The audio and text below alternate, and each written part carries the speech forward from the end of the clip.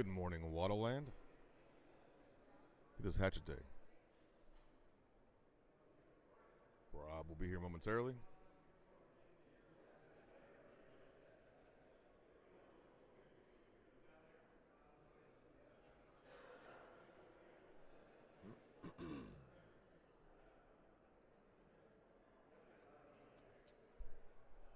We will have one lane today that is one camera down. We have spent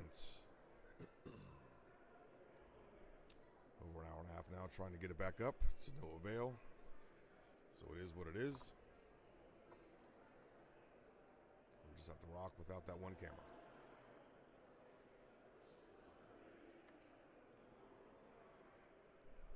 Stand by as we get underway for Hatchet, the 2022 World Championships.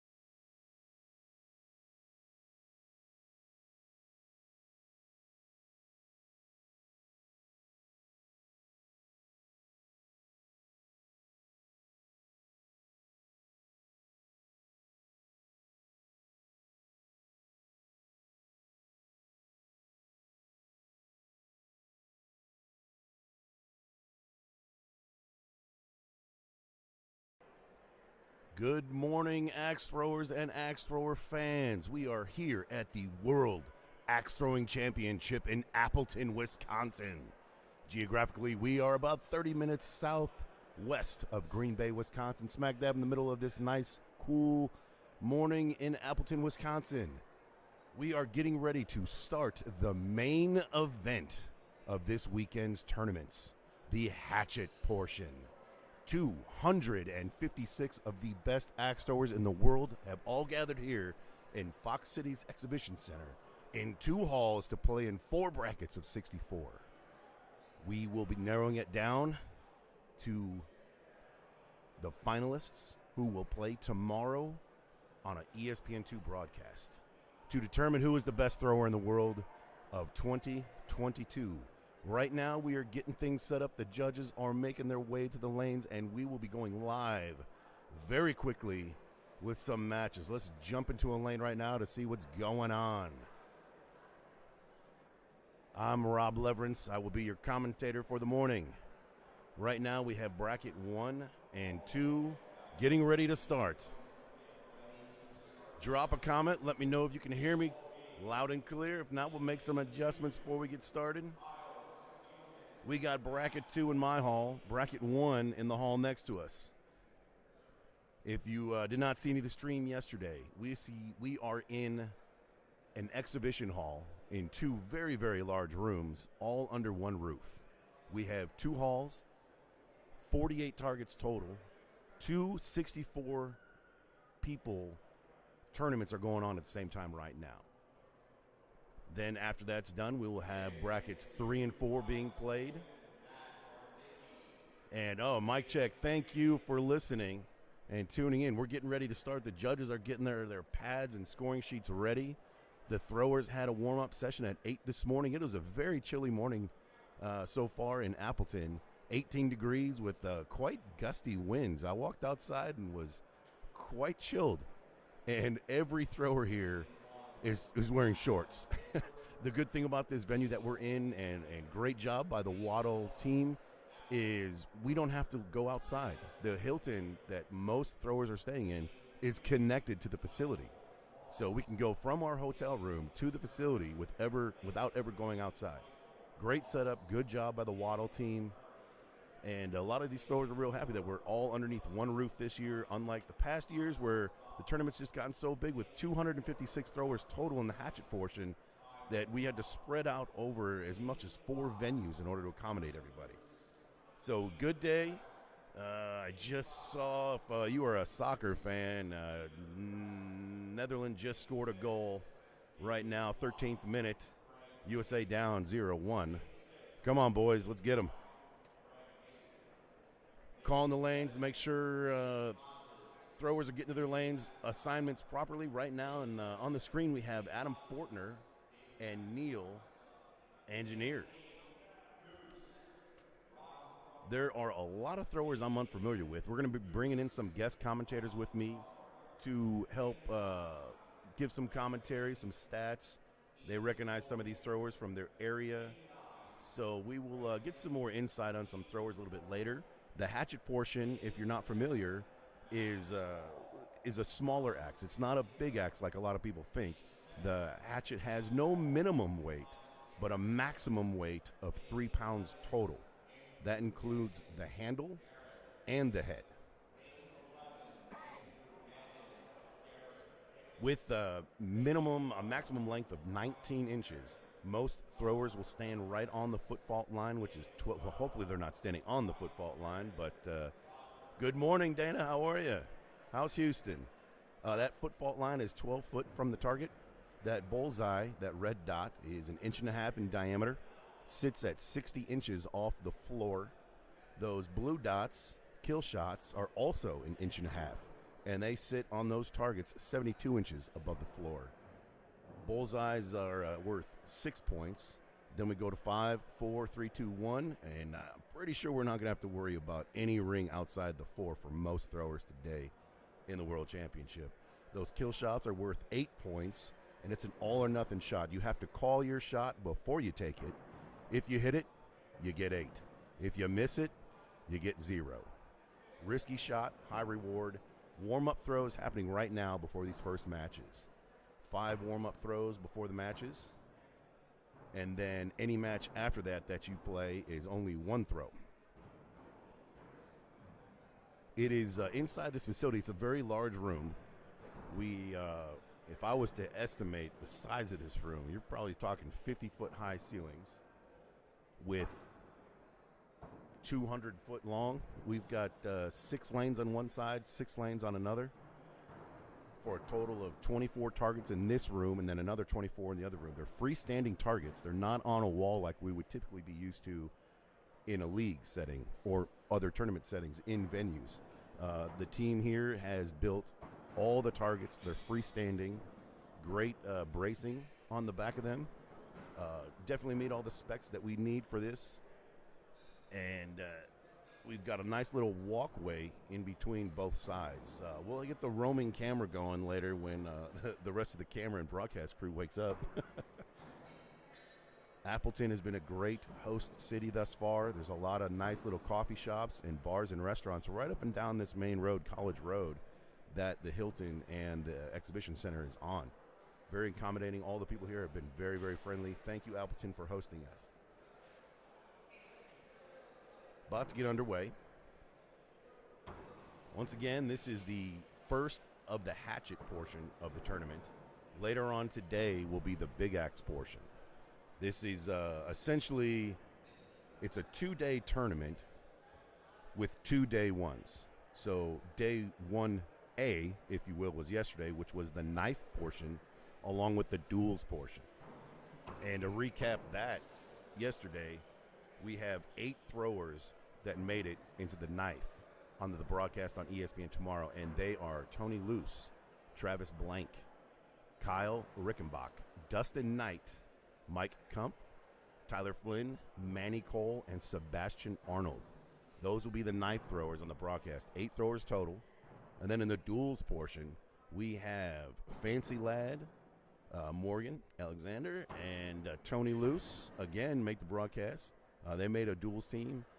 Vin Crescenzo and Kyle Durant make a duels team. Corbin Decker and Sam Carter make a duels team. Sam Carter, 2019 world champion. And lo and behold, the team to be reckoned with in duels, Brown Johnson, Lucas Johnson, and Hayden Brown once again make the broadcast, kind of solidifying that they are the hottest duel team in the past year. They have made the broadcast 3 times, 4 times. They've done a great job throwing. They had a very, very exciting match to determine who was going to make it onto the broadcast yesterday, the elimination game. It came down to the very last throw, and it was determined by just a mere millimeter. So congratulations to all those throwers.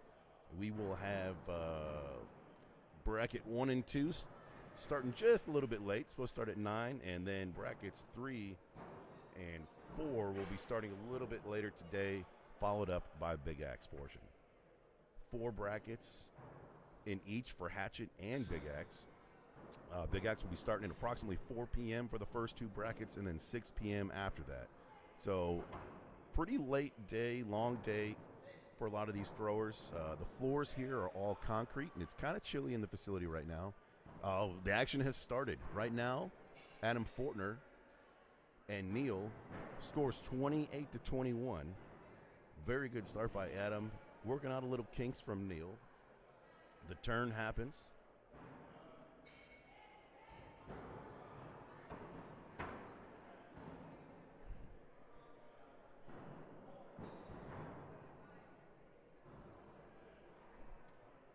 Neil is in the yellow jersey, yellow sleeves representing Farshot.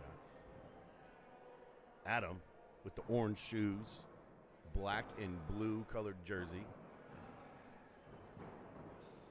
Little side stance is not very common with a lot of throwers. A lot of people will stand square or do a slight foot in front of the other.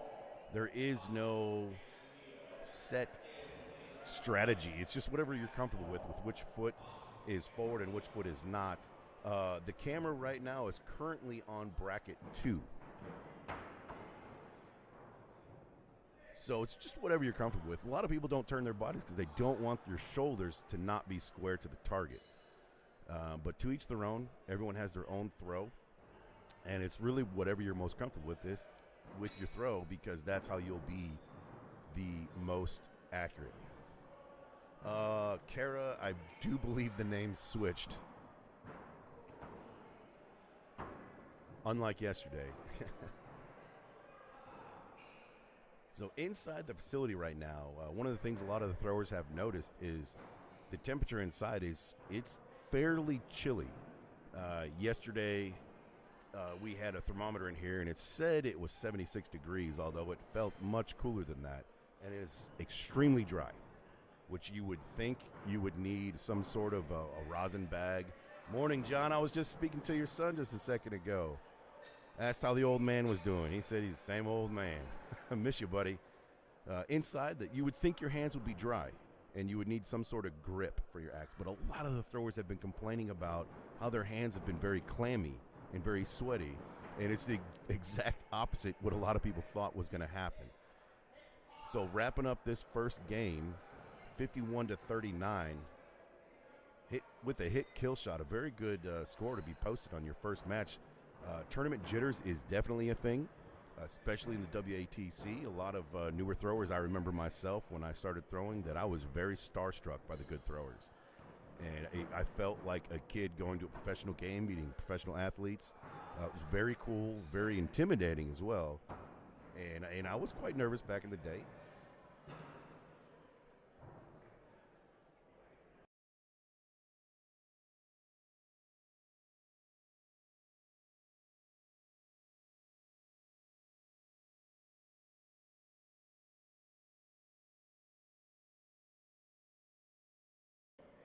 So the format of this tournament is a double elimination tournament, and each match consists of best 2 out of 3 games. One game is 10 throws. You get 10 chances to get the most points that you possibly can, and kill shots are open for 2 of them. You do not have to go kill shots. They are optional. But once again, if you call them, you have to go for them. And if you hit it, you're awarded the 8 points. But if you miss it, you get nothing. It's an all or nothing shot. A perfect game is 64.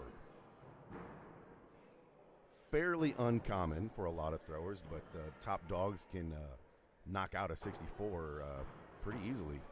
Pretty impressive, the skill set that's come a long way since the target has changed from a bullseye of that whole inner circle used to be red. And now they shrunk it down to 1.5 inches from 12 feet is not an easy thing to do. Little practice, you can focus in and dial it in and smack those bullseyes pretty easy.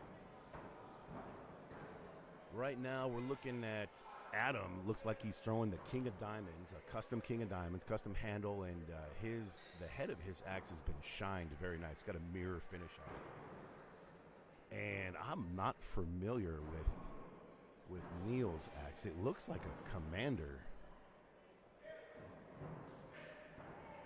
but I'm not familiar with his axe. Let's jump to another lane. Another good start from Adam. Let's jump to another lane and see what else is going on here. Let's go to lane 2. Same bracket. We got Matt Bartnicki versus Kyle Spellman. Spielman, excuse me.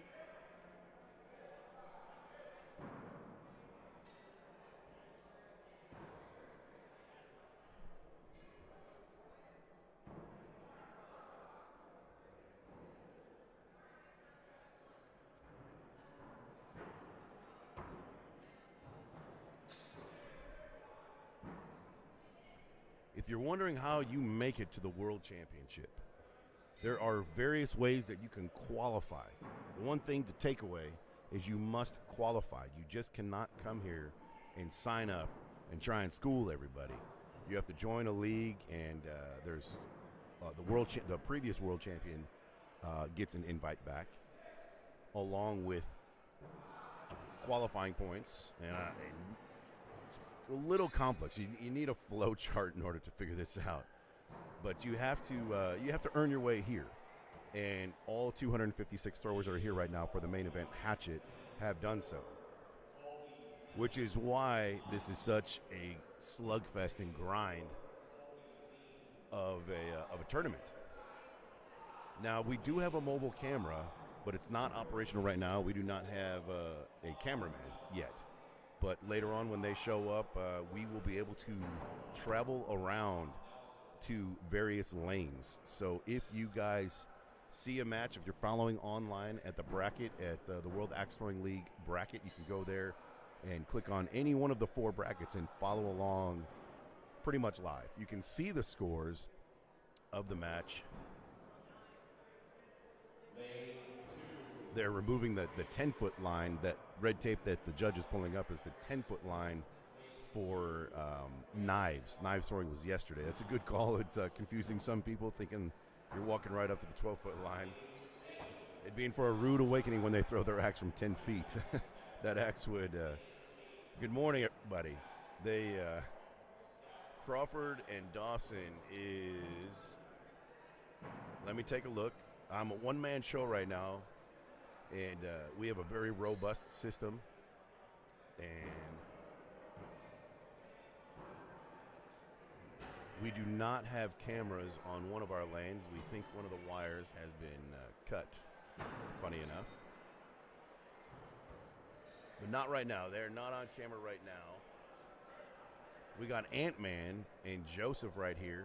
Ant-Man is in the black pants.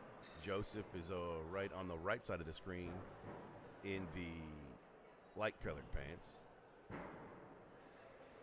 Ant-Man is a fellow Texan thrower. Joseph, I'm not familiar with where he throws.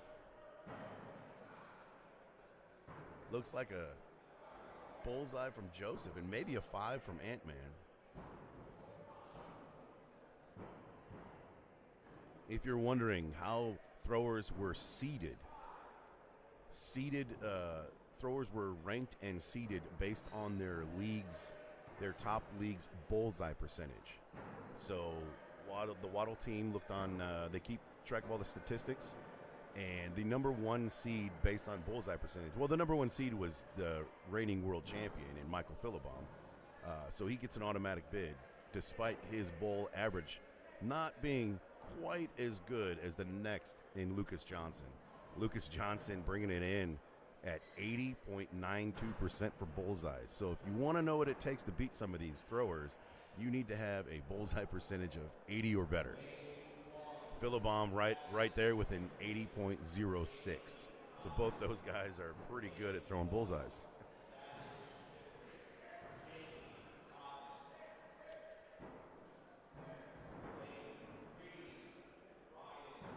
I've seen Ant-Man, an amazing movie, yes. It was much more entertaining than I ever expected.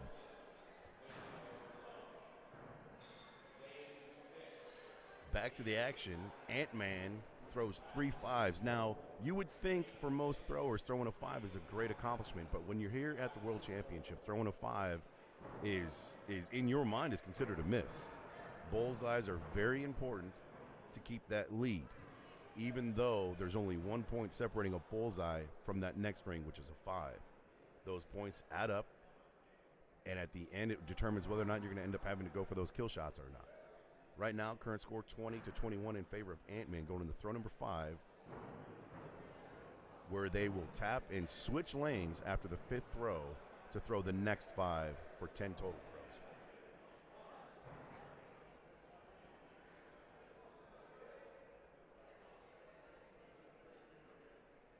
There's the tap. The tap means a lot to everybody. It's kind of like a handshake, a tip of the hat. It's a very honorable thing to do that has pretty universal in axe throwing.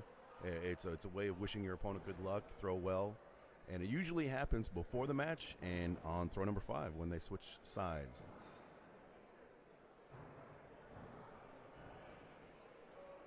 The judge going up to take a closer look. Now, close shots can be second opinion is what it's called.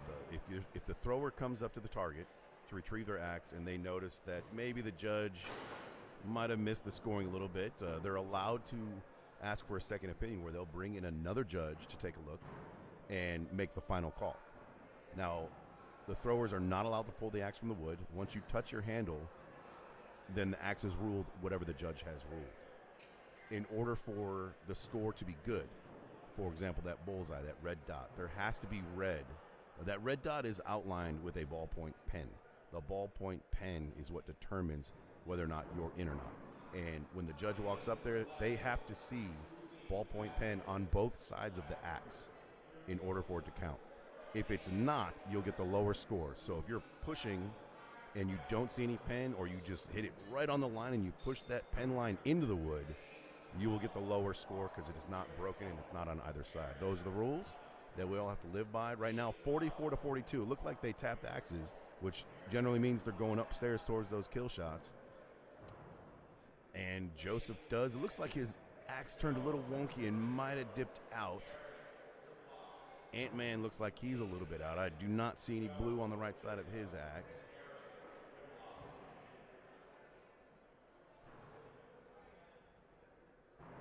Results, 2 misses. Nothing changes going into throw number 10, 44-42. Again, both these throwers are going to be going up.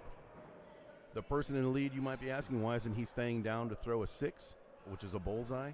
Well, the answer to that is, unfortunate drop from Joseph. The answer to that is you would only end up being up by 8. So you can't win. It's a matter of taking it into your own hands. So most of the time, the book would say if you're up 1 or 2 and your opponent goes up to try and catch up, then you're forced to go up, as if you want to win. Some people stay down, but that once again, you're taking it out of your hands and putting it in your opponent's hand to win. Slight strategy that a lot of throwers have kind of adapted to pretty quickly. Jamie Todman. Let's see which lane he is in. Do you happen to know what bracket Jamie Todman's in? And I can check and see. Oh, I see him right there. Never mind. He's in lane 1. I think let me take a look. Lane 1. Let's jump over. Ant-Man handled that first game pretty well. So we're going to jump over there in game 2 of the best 2 out of 3. Double elimination tournament. Lane 1 is... There we go. Jamie Todman, Sweet X, a New Zealander. We have 5 people that have traveled from New Zealand. We have a couple people that came from the UK. We have 2 people that came from Hawaii. We have many Canadians here and people from all over the United States.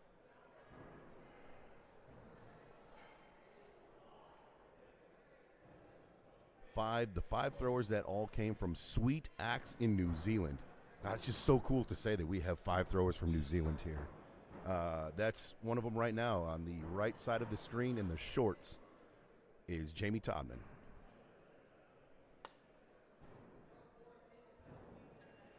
On the left side, Thaddeus, Daddy Shipley. He throws in the Colorado crew. Out there, him and Wes Powell made a great run yesterday in duels. And they nearly made the broadcast. They came up just a little bit short. Thaddeus and I have a long history. We played a lot against each other during the WATL League. And WATL League, if you don't know, is the Quarantine Axe Throwing League. When COVID was running rampant through the United States, a lot of the venues had to shut their doors and to abide by the rules of COVID. And the throwers took it upon themselves with the leadership of our now commissioner, Mike Morton, Tristan Ledberry, and Gavin Cassie. The 3 of them started the Quarantine Axe Throwing League. And what we did was we played, the throwers played virtual against each other over Facebook Live or Instagram Live. And we had, I don't quite remember how many teams. We had about 10 teams. And there was a team in Colorado. Texas had a team. We played a team in Australia, which was pretty cool. The champions of that was a team from the Philly area. No shock to that. Philly is kind of the OGs of axe throwing in the United States. They ended up playing Western Canada. And Team Texas lost to Western Canada pretty handedly. So right now, Jamie Todman, a little bit of nerves. He's shaking it off, a couple of drops. 40-23 going into throw number 8.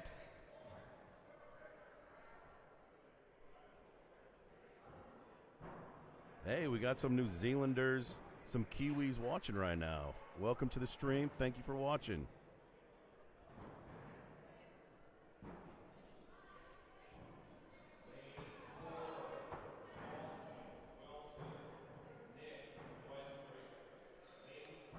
James, very good idea. A lot of these throwers rely.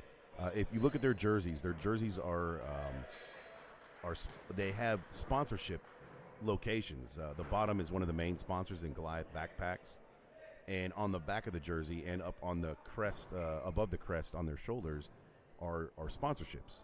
Now, players have to go and hustle on their own to get sponsorships. Those sponsorships are very important to a lot of these throwers because traveling to these tournaments can get expensive. Now it's correct.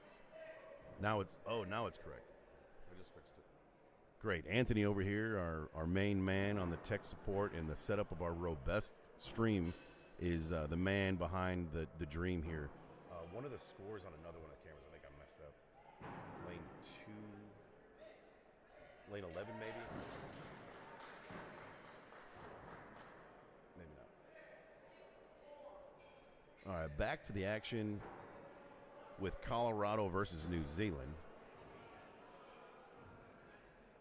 Jamie, he hit both his kills. Nice. Thaddeus ends up taking game number 1 of that match. This is game number 2, best 2 out of 3. Jamie needs to win this one to force a third match, a rubber match.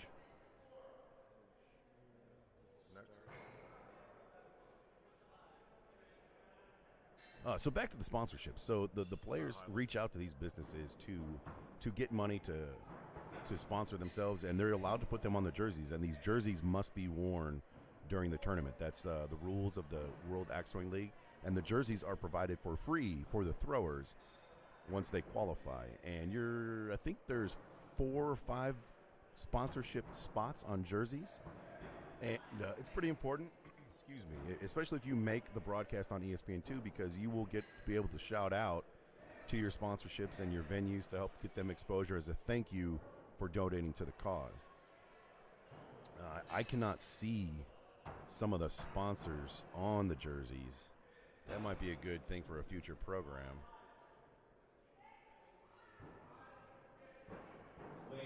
But looks like Jamie's kind of settling in a little bit better. He's hanging in there, 15-16 in favor of Thaddeus. If you're just tuning into this match, Thaddeus is on the left side of the screen now. He is in the jeans, and Jamie is in shorts. I just don't understand. I normally throw in shorts, but it's quite chilly today in Appleton, Wisconsin. But I guess for the folks from New Zealand, our December, which is winter for us, is their summer. So their shorts are probably nice and fresh.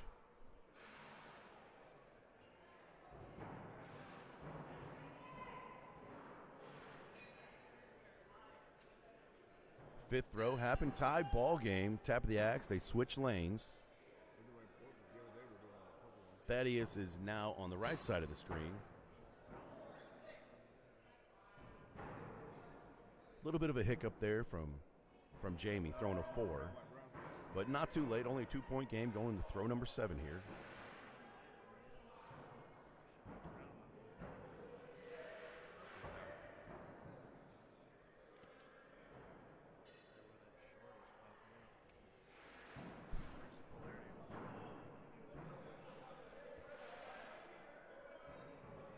Judge get in there very close to take a closer look. I mentioned earlier that the judge needs to see paint on both sides, and he's getting in there nice and tight with a flashlight to make sure this call is correct. And he calls it a 6. Way to maintain there, Jamie. Thaddeus staying pretty pure. 39-37 going into throw number 8.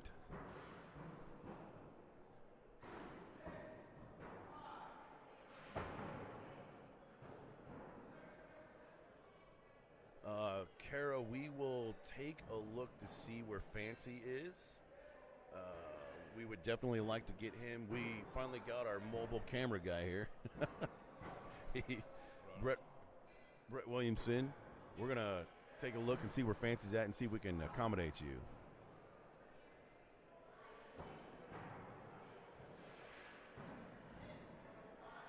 I heard them call him earlier. A missed kill shot from Jamie puts the score at 41-50. Thaddeus agrees to go upstairs with him. 9-point game. There's really nothing to lose here because that kill shot's only worth 8.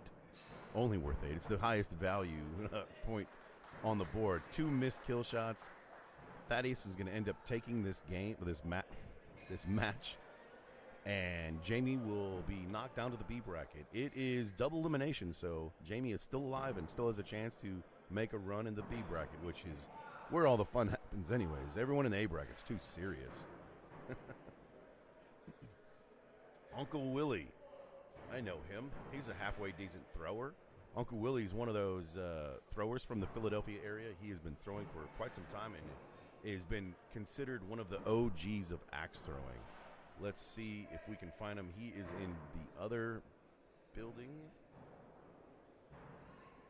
Let's jump to another lane to get you guys some more action. Right now we have Michael.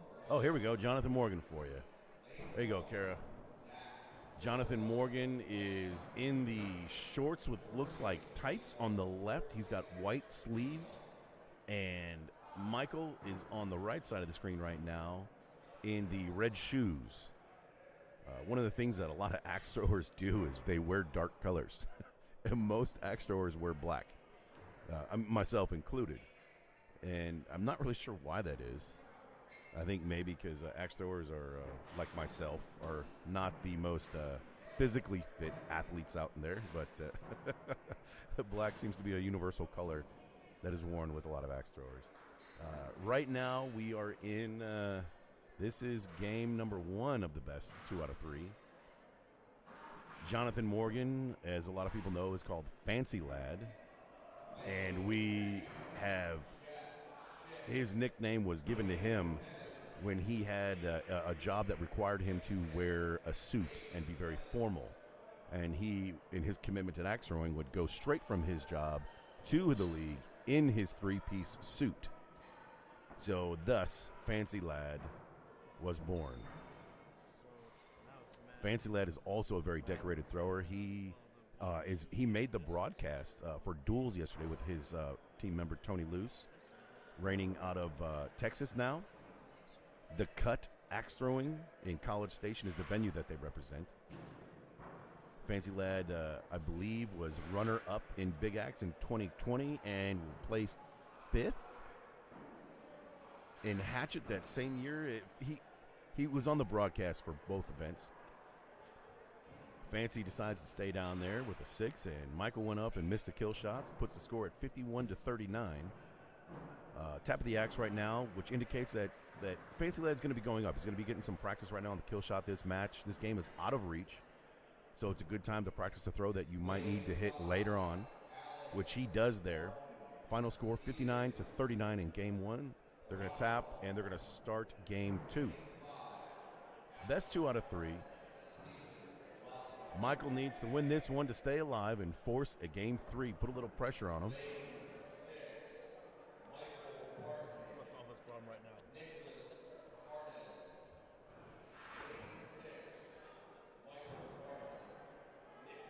I hear Michael Barton called. I'm a little biased. I would like to watch Michael Barton. He's a stout thrower reigning out of the Houston area. I am also from the Houston area. Let's see if we can get him on later. I see that we got David Sycon being called up. Mike Philibom's getting ready to throw. Those are some big names in axe throwing if you're not familiar with them. And the amount of throwers that make the broadcast from Hatchet is the 4. It's only 4 throwers. Yeah, Michael Dolan's not on quite yet. So for the Hatchet portion of the broadcast, there is only 4 throwers that are going to make the broadcast, which means you have to win your bracket. It is not the top 2 like it was for knives. It is only the winner. You have to win your individual 64-person bracket at WATC, packed full of good throwers in order to make the broadcast. There's 4 brackets, each bracket consisting of 64 throwers, which carry the one times 7 is 256 total throwers that are going to be throwing this morning and afternoon.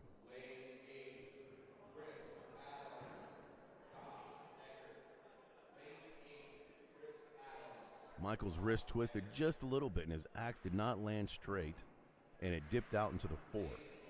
Throwing these axes, these guys are making throwing these axes look easy. It is not as easy as the best throwers in the world are showing us right now. Getting the axe to land at the correct angle is difficult, which is directly related to the distance that you stand from the target. And twisting your wrist will result in the axe landing at a funny angle in a motion as if you were waving like the queen would. Combining those 2 factors is very difficult to get that axe to land correctly. If the axe lands too flat on a hardboard, it will drop. And most people would solve that by stepping back a little bit. Because when you step back a little bit, just a few inches is all I'm talking about, your axe will over-rotate a little bit more and dip into the wood with more of a point. These boards are cottonwood, supplied by Elm City. Cottonwood is a very forgiving wood and very soft wood. You can see right now we're in the opening rounds, round number 2 of this bracket, and those axes are burying pretty deep. That's good for the throwers, can be good for the throwers, allowing them to get full coverage. The max edge on these hatchets is 4 inches. But if you land it at an angle, as we know from hypotenuse triangles, you'll get a little bit more coverage, a little bit more than 4. So you're at an advantage to bury your axe deep. But if the wood gets a little too loose, there is a chance that you will drop if you don't hit properly. Kill shot was called, and Mike ends up smacking that kill shot to bring within 2 points going to 10th throw. Tap of the axis indicates they're both going up, so this is a must hit by both throwers in order to win. If Fancy hits his, the game will be done. And if Michael hits his and Fancy misses, then Michael will force a game 3. And it looks like Michael just barely missed. Fancy missed as well. They're going to take a closer look at Michael's. Looks like they fist bumped to concede the match. They both ended up missing, so Fancy, Jonathan Morgan, will end up taking that, winning in 2 games.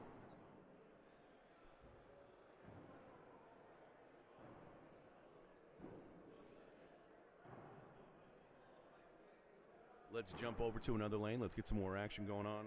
Right here, we got Mike Coombs and Zach Silva. We're in the first couple throws of game number 1.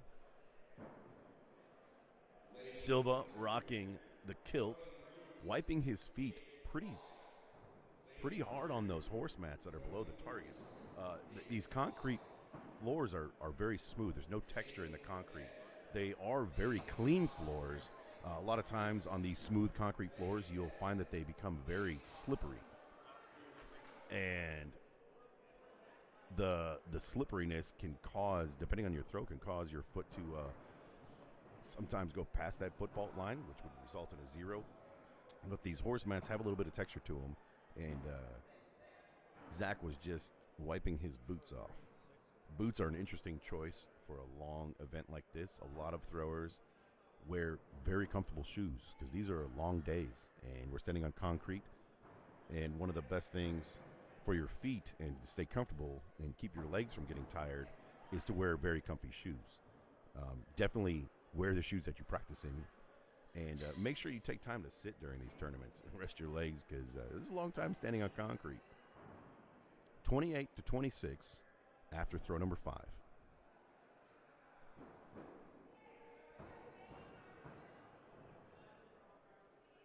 Bullseye looks like dip down for a 4. The call from the judge is a 6-4, which extends the lead to 4 points going into throw number 7.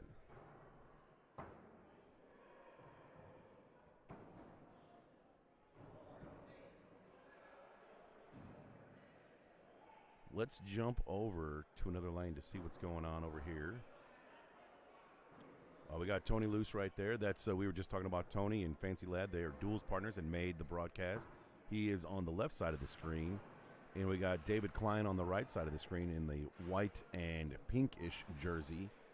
This is the same lane that we were just watching and made the comment about the boards being a little bit loose, and now they're changing them. So we'll jump back to this game in a little bit. Over here, our camera is not working. And over here we got Michael Bond, a thrower out of Houston, Texas as well. He's right there. You see the back of his jersey. He is on the right side of the screen wearing the light-colored pants. And we got Jonathan Qualls on the left side. Not familiar with Jonathan Qualls. If anyone out there knows some of his statistics and where he's from, put a little shout out there in the comments. One of the advantages we have over a broadcast like ESPN is that we can see comments from the viewers.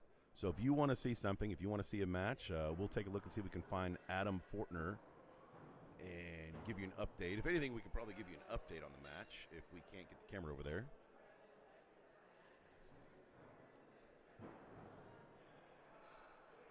Mike, Bond, and Jonathan right now in game number 1 of the best 2 out of 3. Current score 24-27. They switch lanes. Tap axes, switch lanes. Let's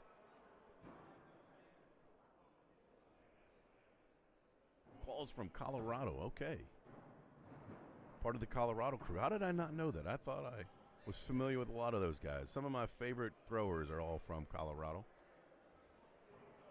And there's no surprise that the competition in Colorado is high, which produces a lot of good throwers. Is you play with who you practice, and the pressure from throwing with better throwers makes you better yourself.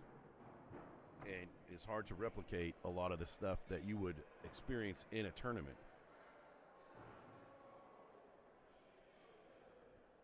Michael Dolan providing us with links. Oh, we're having troubles?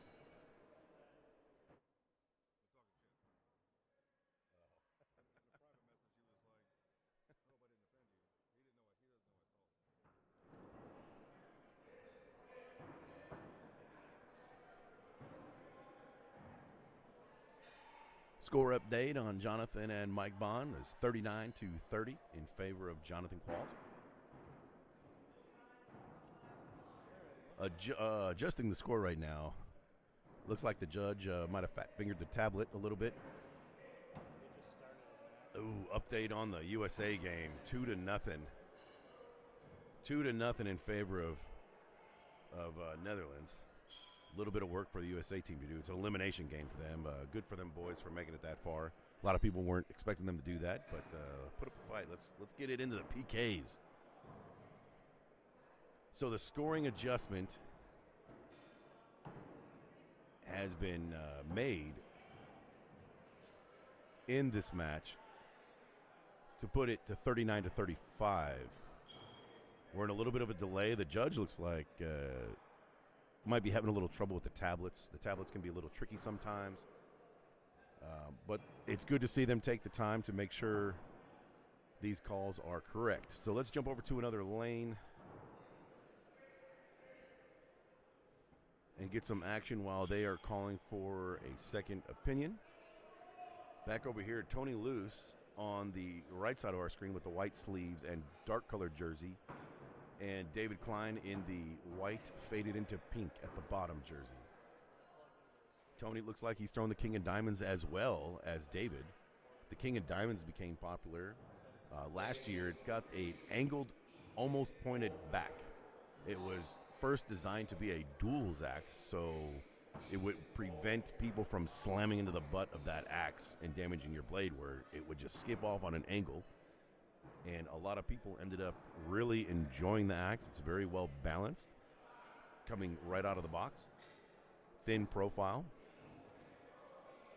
which means minimal work trying to get your axe prepped. A lot of these axes that are being thrown today have been made by WATL. There is the Royal lineup with the Ace of Spades, which is another popular one, the King of Diamonds, the Jack of Clubs. and the Queen of Hearts are the royal lineup is what they call them. Each one of those axes is, I might be misquoting how much. I think they're approximately $130, which the price point is a little high for a newer thrower, but those throwers are ready to throw and designed to throw out of the box. So that means you don't have to pay anyone to profile them or pay anyone to fix a handle.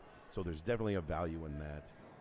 I myself throw a Plum National, and I also throw a King of Diamonds.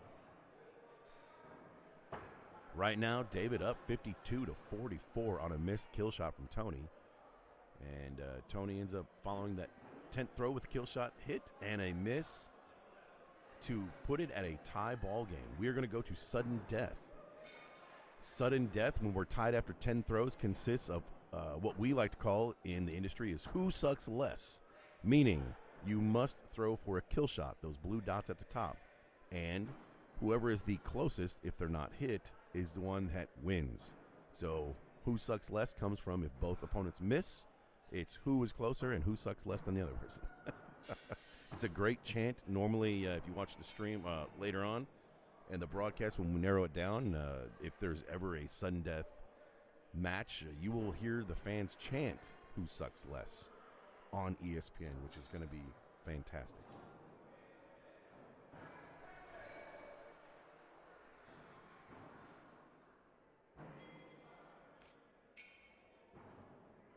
We'll give you a little shot of the venue right here on the roaming camera.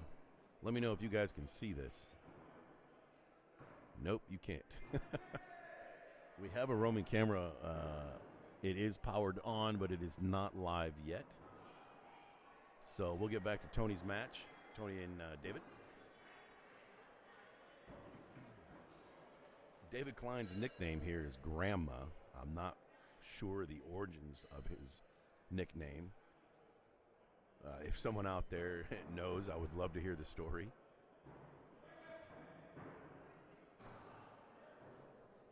Berger, Lacey, and Manny Cole, let's take a look. They're not on camera right now, but I can look over here and see if I can find them pretty quick.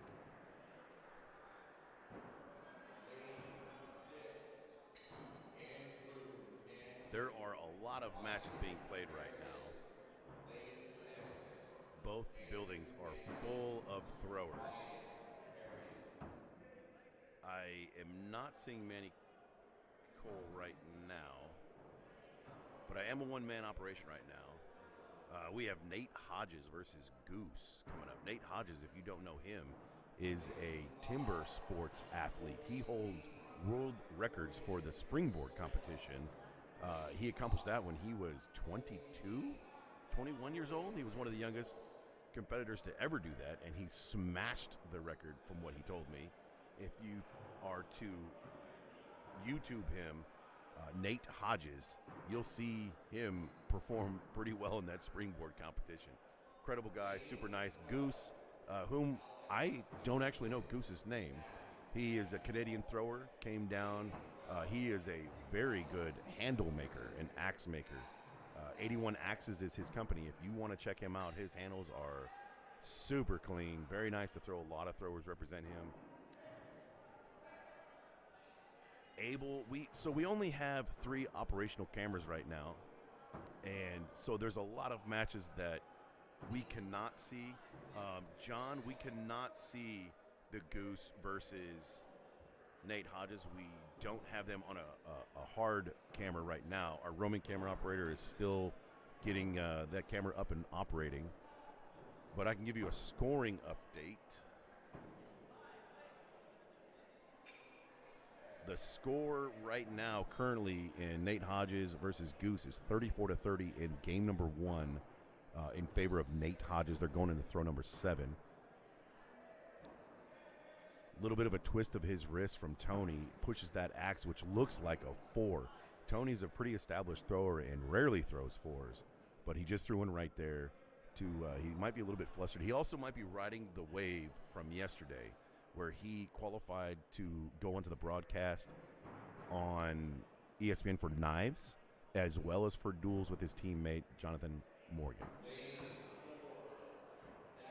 He wanted to make the broadcast again today, but he told me yesterday he's just living high right now, and he's happy as a clam in muddy water at high tide. Trailing by 5 right now to David Klein. Tony on throw number 8 decides to go up to try and make up ground and put a little pressure on David. Going up, going for the kill shot, and it's an all-or-nothing shot, which he misses, so this match is going to be pretty much all but not mathematically out of reach. But a 10-point spread going to the throw number 9 is pretty much solidifying the match. Tony gets up to the line very quickly and grips it and rip it and practices his kill shot, and it looks like he clipped it. And David Klein follows up with a 6. Very solid performance from both these throwers right now. David looks like he's going to edge out Tony. Tony will be knocked down to the B bracket. So let's jump over to another match. Let's see any update on lane 7. Let's try and take a look. Once I get another person over here in the commentating booth, we can do some more with jumping around from the lanes and checking everybody else out. We'll also have that roaming camera up and operating soon. So once we get a couple more people over here, it will be easier for us to accommodate you guys and what you guys want to see. Lane 7 is Uncle Willie and David. They are just starting. So who were you looking for, Riley, on lane 7? That match might be over. Colby Dean looks intense. Let's jump over to that lane if we can.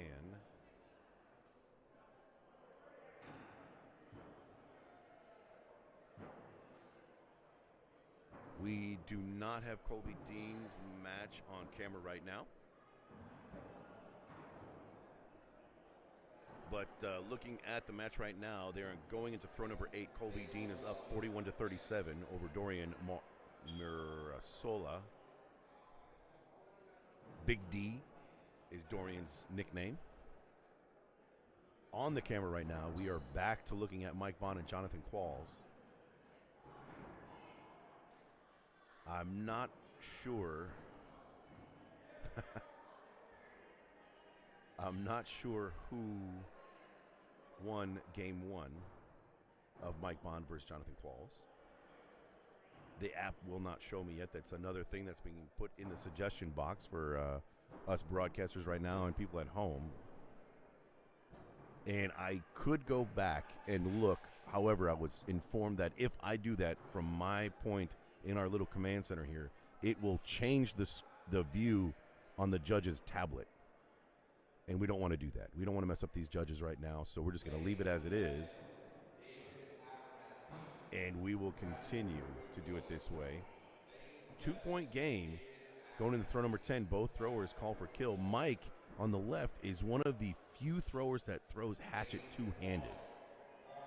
He has told me in the past that he has past shoulder injuries, and it's very uncomfortable for him to throw one-handed, and he will dislocate his shoulder if he does that, even with the smaller axes and hatchets. So he sticks with two-handed, and he is definitely one of the best two-handed throwers I've ever seen. And I think he might be the only two-handed hatchet thrower. Many people throw big axe two-handed still, although a lot of people have made the jump to throw one-handed.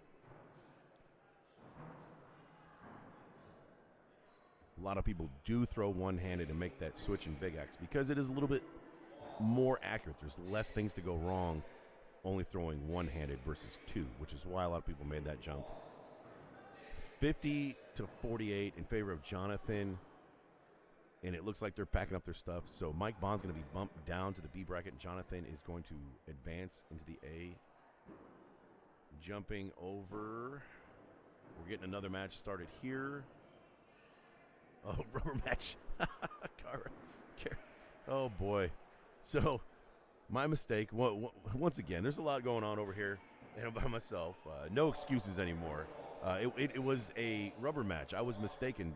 Tony won the first one, and David took the second one. So that forces that game 3 of the best 2 out of 3. And we're back to the action. I'm glad I saw that comment, and sorry about that missed call. 44-46 in favor of David right now, going to the throw number 8. They both called throw number 9, excuse me. They both called kill shots and are going upstairs to the blue dots. A miss from David, wide right. Tony steps up to the line and looks like he may have clipped the bottom, but based on his body language, he missed. And he pulls his axe very quickly. The judge doesn't even go up, so it wasn't as close as it appeared on camera. So we're still at a 2-point game, going to throw number 10. Both have called kill shots. Tony looks like he dipped down to the right again for a miss. And David missed as well, so not the best finish on kill shots for these two throwers. So the score remains 44-46 in favor of David. Now this match is over, and David will be advancing, and Tony bumped down to the B bracket. So we're going to jump over to another lane. Since you're up on the stream, Kara, I just heard Jonathan Morgan's name called. I don't think he's going to be on a camera lane, so if you want to follow on the app, if you can, you'll be able to see that score there. An update on Colby Dean and Big D. It is 33-32 in favor of Dorian. Going into throw number 7.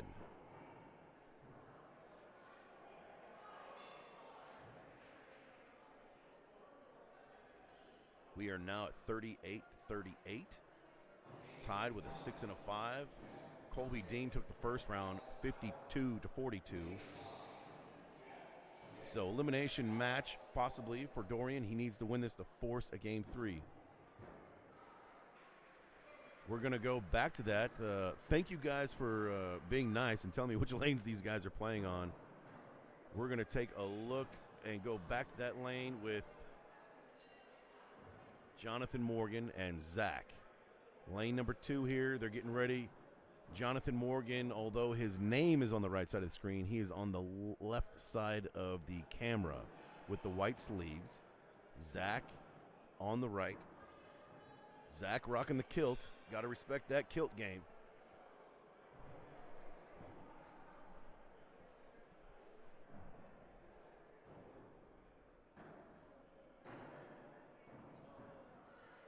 Current score, scoring update, Colby Dean and Dorian's match. This is an intense match. 51-52 in favor of Dorian. He needs to win this game. The last throw, I just saw the score posted. Both called kill shots, and Colby hit his, and Dorian missed. So the final score of that match was 59-52 in favor of Colby. And he will be advancing, and Dorian knocked down.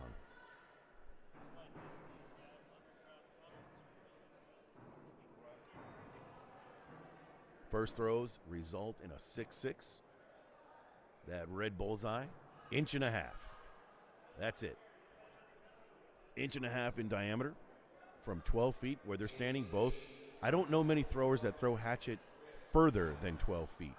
Almost every hatchet thrower gets right up on that line. And the reason for that is fairly obvious, because the closer you are to the board, the less harder it is to hit. So most people want to be right up as close as they can, and they will adjust their axe handles differently. Most throwers have the axe handle lengths at around 17 inches. I personally, I'm 6'3". My handle is one of the shorter handles at 15 and a half. A lot of throwers are at 16, but rarely do you go above 17. Uncle Willie, who was also a very tall gentleman, he was throwing an axe handle at 18 inches for a long time. I think he cut it down just a little bit.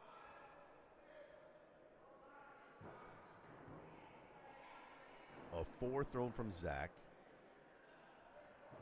but still a tie game because he started with 2 bullseyes. 16-16 going into throw number 4. 5 and a 6 gives Jonathan the lead by 1 going into throw number 5. Garrett says that both Kalamayas were in the same bracket. The Kalamayas consist of Nick and Kendra, husband and wife, 2 of the best throwers in the world that come out of Alberta, Canada, I believe.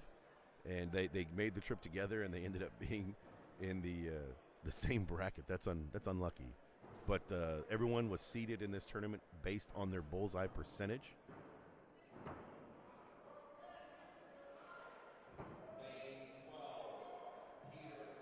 6'4", and he throws a short handle. How short is your handle? 15 inches. Nick is playing Robert Young. That is a match that I would love to see. Robert Young placed 4th in 2021, I believe. I might have the year wrong. It was whatever World Championship was in Fort Worth, Texas. He made an outstanding run out of nowhere. He also made a pretty deep run in Englewood in Oklahoma a couple years ago. This match right now between Zach and Jonathan, a 1-point difference going into the final throws, final 2 throws of this match.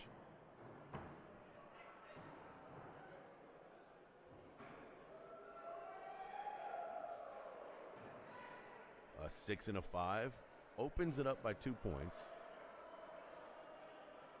Zach immediately pointed up, going for a kill shot, and Jonathan is also going to go to answer and try and close this one out with a hit kill shot.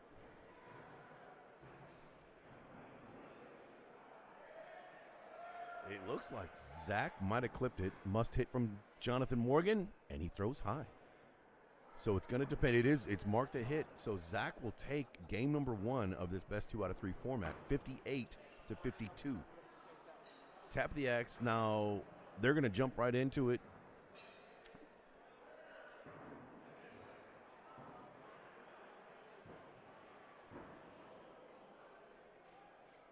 Jumping right into game number 2. The practice throw looked a little lackadaisical from Zach there, which I think is a huge mistake. You have to take your practice throws seriously. You don't want to get a little off, because a lot of times what happens is the next throw, when you're not throwing your actual throw, you end up getting a little bit off. So every throw, you got to throw like it matters. And when you're at home, you got to practice throwing cold, because you'll be coming in these tournaments where you've been sitting around for a little while, and you might not get practice in the later rounds, or you might only get one. So it's important to concentrate on every single throw and focus. Zach ends up coming out with gate with 2 6s, taking the lead over Jonathan Morgan after 2 axes, scores 11-12.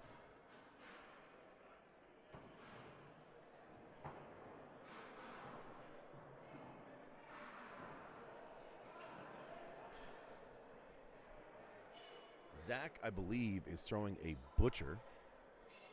Butcher was one of the first WATL axes to be the big square blade that resembles a butcher knife. And it looks like Jonathan Morgan, I'm not sure. I can't tell from my. Kara, do you know what kind of head on the axe that Jonathan throws? It looks like it could be a ace of spades.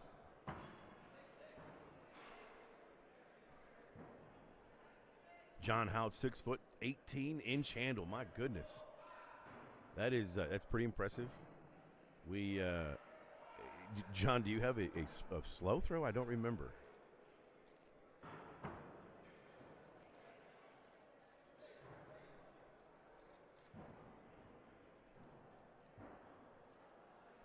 Yeah, throwing up here in Wisconsin right now, throwing cold for sure. If you walked outside, I'm still impressed that there's people walking around outside in shorts, because it is quite windy, and the cold temperatures and the wind create a bad combo for the skin. It's quite blistering, if you will.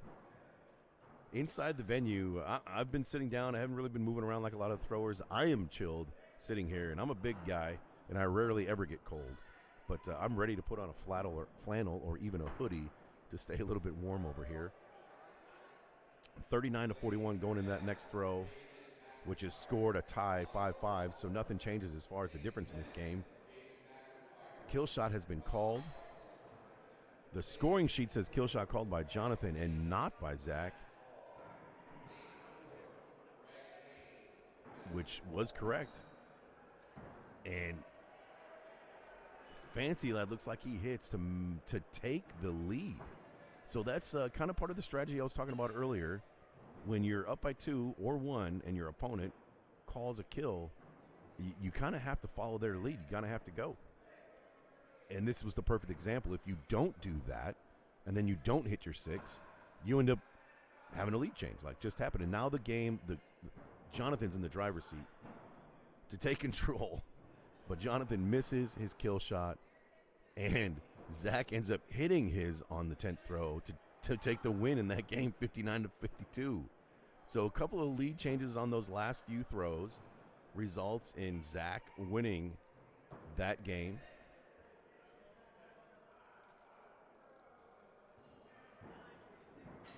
And ends up knocking Fancy Lad down to the B bracket. So Zach takes that in 2. We got Roger coming up and Garrett Pickett coming up on that lane. And next they're checking the boards. Looks like they might have to switch that board. Gotten a little soft and a little loose there.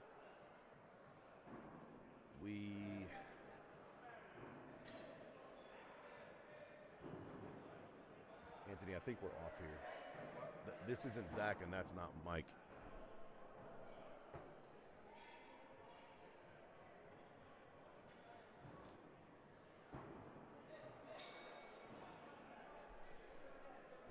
We are experiencing some little bit of technical difficulties. The scoring is not matching up with the games being shown.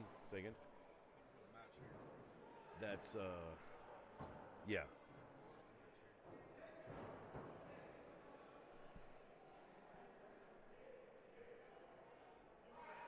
We have, on the camera, we have Mark Marisol. And, I'm having a brain fart right now. Mark Marisol and one of the OGs that throws out of Colorado. Ritko. Joe, that's his name. I think I just butchered his last name. He's been throwing. He's one of the more seasoned throwers in all of the World Axe Throwing League. He has thrown, as of last year, he's one of the top 3 throwers that has thrown in the most leagues in the past 4 years. So pretty committed guy to axe throwing, and his skill set shows. And we're looking for an update in the scoring right now. Let's see if we can get the judge. They are right in front of me. Let's see if I can get a scoring update from the judge.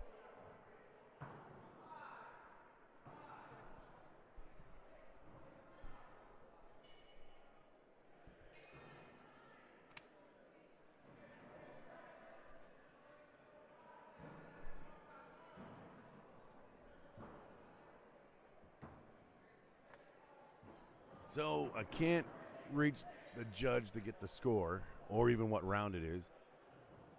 So let's, and I can't see it on our app right now. We're working on some,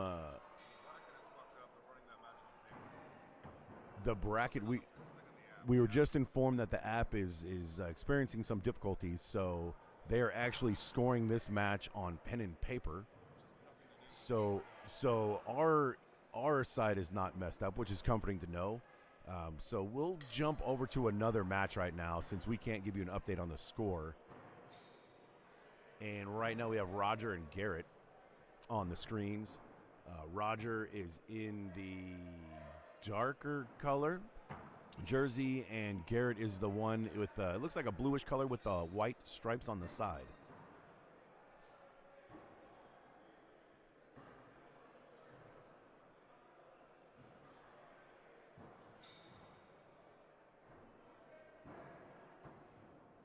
No 6s have been thrown yet in this match, which is a little nerve-wracking coming into the World Championship, but the match is still within 1 point going into throw number 4.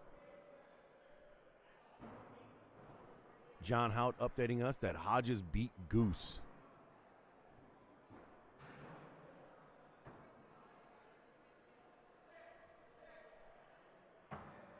I think a little bit of nerves are being worked out right now in this match. Still no bullseyes being thrown. 20 to 18 right now. The match is still close. And throwing bulls is, you just have to throw better than your opponent. Just one better, because all that matters is you win in these matches, in this double elimination.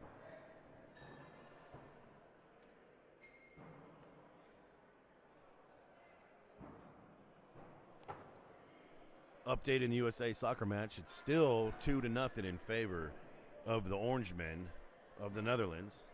Going in the 63rd minute of the match. Let's go, USA. 30-30 now in this match, going to the throw number 7. This is game 1 of the best 2 out of 3 elimination.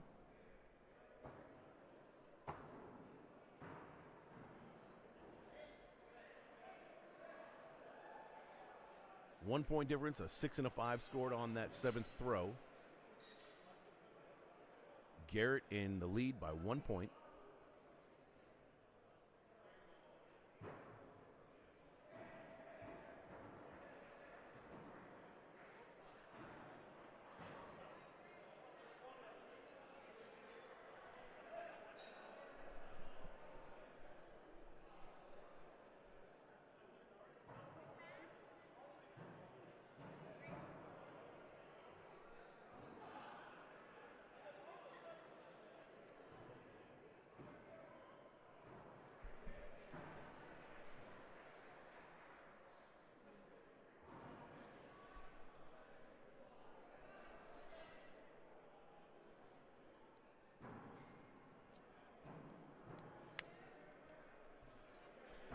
.46 going in the 10th throw. Both throwers call kill shots. If we remain tied, we will go to sudden death in who sucks less. And it looks like, nope, a hit shot. A hit shot from Garrett to take that win in the first game. A must win now for Roger in game number 2 in order to force that third game.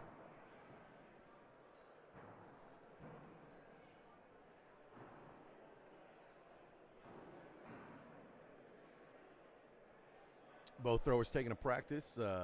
Garrett choosing to practice on the bull. Roger going for the kill. Generally, you want to practice your next throw. The kill shot being a little bit more difficult of a shot. A lot of people tend to practice that. But I'm in camp.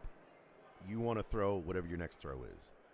So my practice throws are usually bullseyes. And I normally end up missing them. But that's just the theory on coaching and axe throwing and strategy. First throws, couple of 6s. Tie ball game going to the second throw. Another couple of bulls. Judges going and taking a closer look. Marked a 6. So we're staying pure through 2 throws. Going into throw number 3, we're tied 12-12.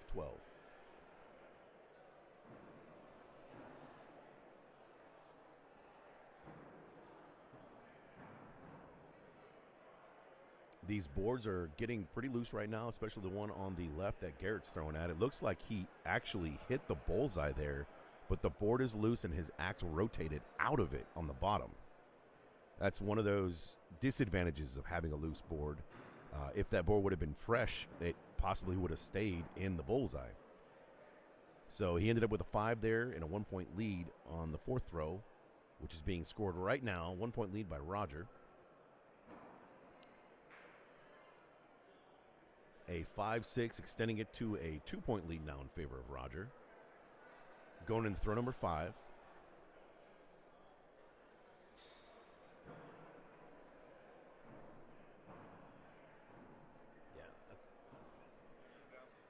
Yeah, that's great. Thank you. Yeah, that's good. I think that's good enough.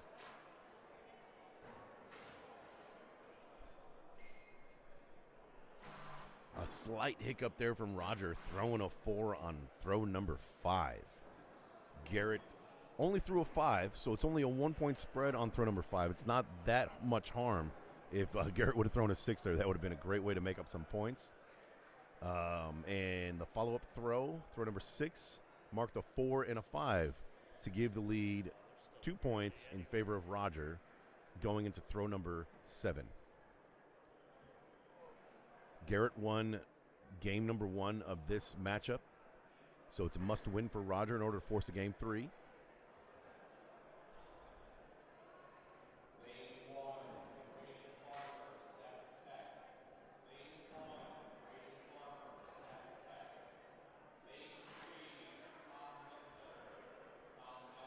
Lane 6.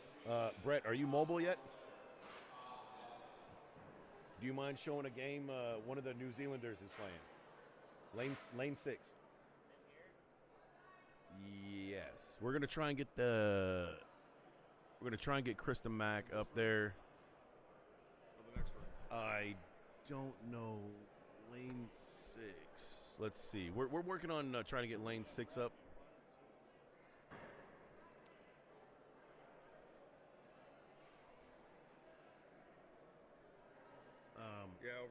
Over there.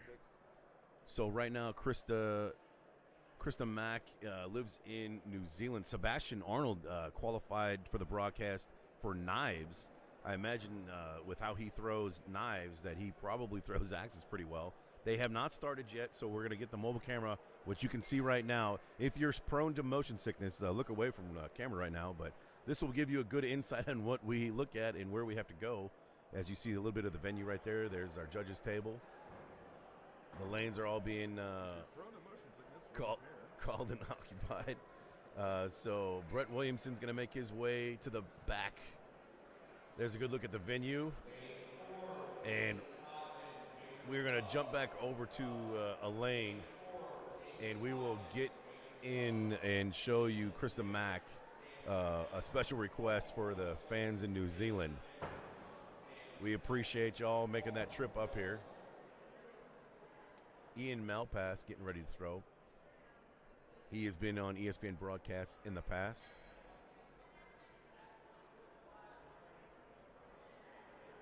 So we are in game 3 of Garrett and Roger, which means Roger ended up winning game number 2 and forced the elimination rubber match game.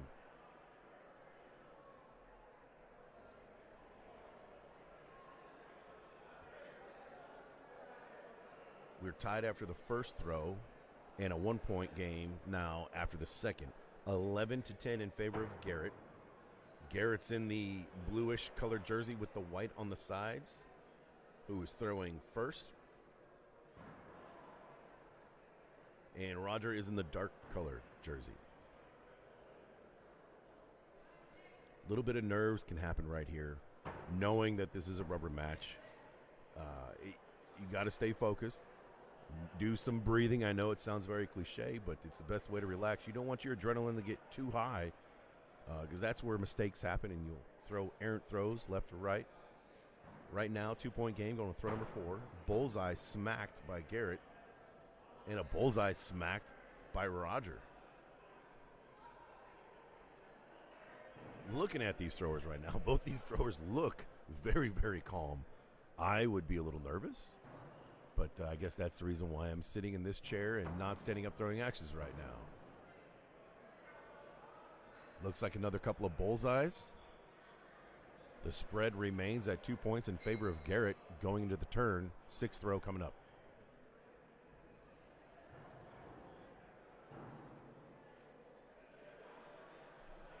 We'll give you a little peek into the roaming camera again. The board changes by the crews happening over there on the Krista Mack lane. So jumping back over here to Roger and Garrett. Judge taking another closer look at that bullseye. The throwers are not allowed to touch the targets. They are told to stay away from the wood, and if they need to pound in the targets to try and get them back into throwing shape, the judge is allowed to use one of the axes to do that, which you see going on right now. I imagine at the end of this match, they're going to end up changing that center board on that lane.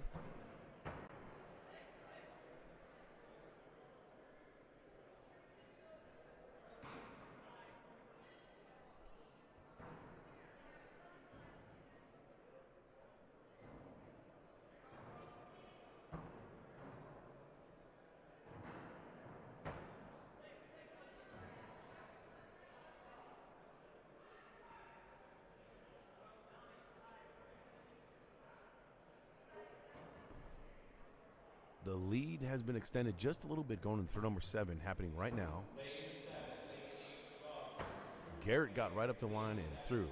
Roger, meantime, was taking a little bit of a breath, a little bit of time. You have 10 seconds to throw after your opponent throws, which doesn't sound like a lot of time when you say it out loud, but 10 seconds when you're standing at the line is actually an eternity.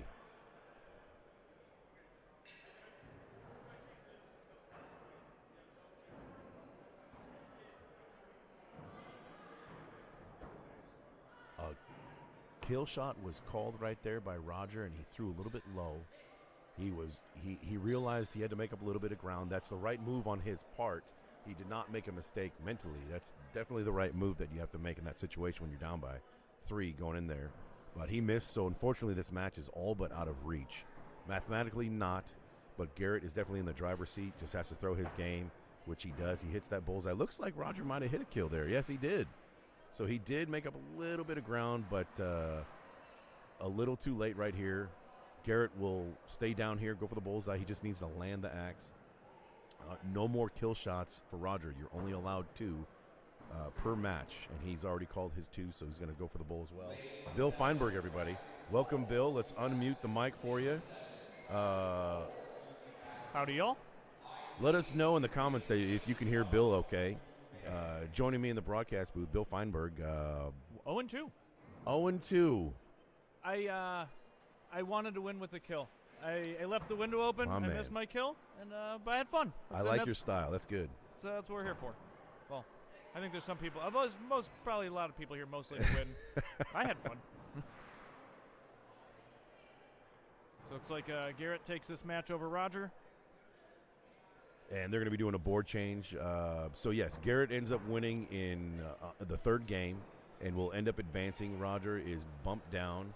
Let's go over. They're not quite ready yet in the Krista Mack game in our roaming camera, so we're going to jump over real quick, take a peek into this match. Braden versus Seth. Don't know who won the first round, but currently. Like Bull on the left, 5 on the right, maybe? So currently it's 18-21, and if you notice on the scoring, there's a drop. A D means there's a drop on that first throw from Braden, which means he's allowed to call 3 kill shots. If you have a drop, you can call an extra one. Oh, I know. So I did it earlier. You're familiar. So that is the rule set. Normally, you're only allowed to have 2, with the exception that if you drop an axe, you are allowed to call a 3rd one. So it looks like Krista, they're warming up right now, so we'll jump over to that lane. And we have been notified that Zach Zeus Crawford and Nick Kay are coming up. That is definitely a match that we would like to see. Not sure, John, you know which lane it's going to be on?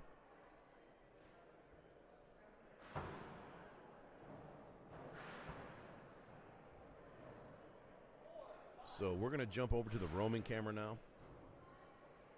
to show Krista right there and Sebastian.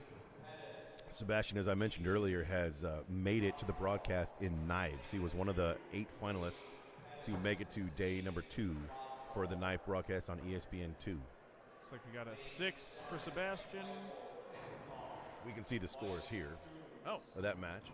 That's what I get for looking at the stream and not the scoreboard. So Krista, I was informed, used to live in Whistler. Okay. British Columbia, the West Coast, and she relocated to New Zealand a few years back maybe. She made the trip with 4 other Kiwis. Okay. I've been to New Zealand. That's a long trip. Yeah. New Zealand is definitely on my bucket list to go. It's got a very high I may not come back factor. Okay. All right, let's see here. Looks like we're 22-20 going into throw 5.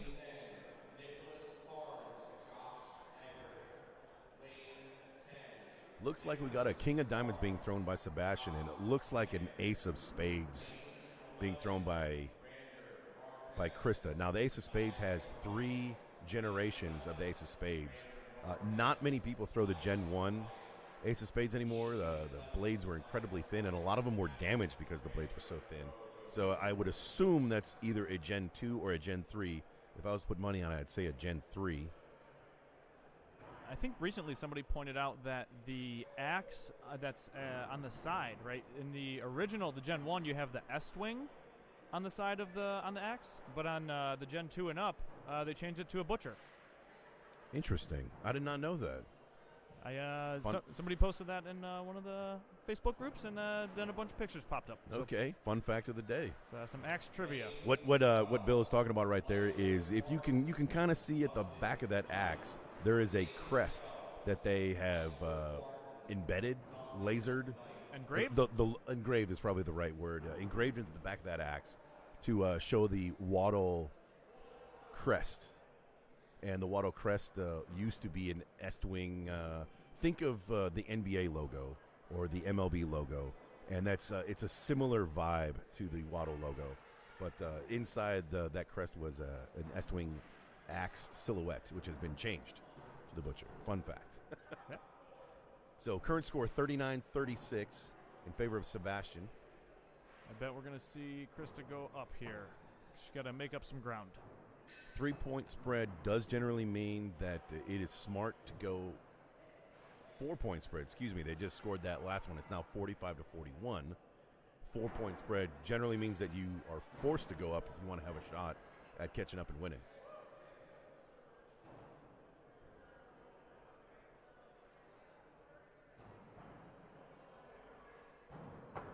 Sebastian stays down. So he hits the bull. Looks like a miss on the left, or at least from the angle that I'm sitting at. All right, so it looks like Sebastian is going to hang on to round one.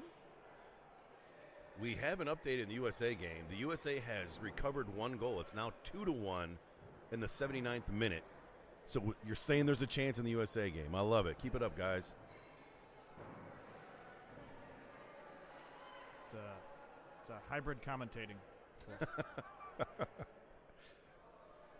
Oh, you know what's going to do it? I'm going to put my rally bandana on. Nice. At the risk of going down a ADD rabbit hole, I didn't know that in soccer, if you get a red card, that you have to play at a disadvantage. Yes. You do not get to replace that player. 2 yellow cards also equal a red card. So it's kind of a big deal if you got a yellow card. And it's a super big deal if you have a red card. But so Sebastian took game 1 of that. This is now game number 2, the best 2 out of 3. Krista needs to win this one to stay alive and force a game 3. The first couple of throws just being thrown. Ooh, with the 5 for Krista. Oh my gosh, I just jinxed the USA team. The Netherlands just scored again, and the score is now 3-1. Why do I talk about this stuff out loud? What are you doing, Rob? I don't have my rally bandana on. I'm putting it on. All right. Oh, man, it's disappointing. 5, maybe a 4 for Krista. Oh, a 4. Ooh, it's going to be a 2-point difference.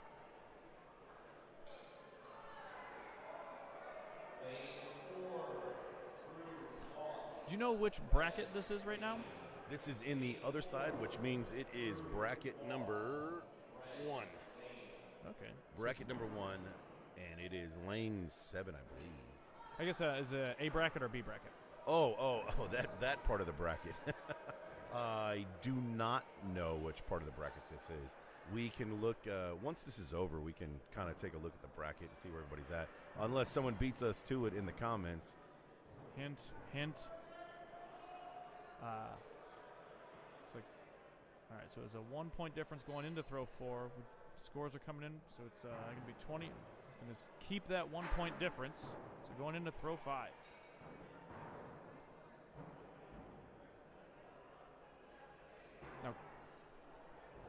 Now, since Sebastian took the first round, and this is a best 2 out of 3, if Krista does not pick up a win here, then Sebastian will take this match.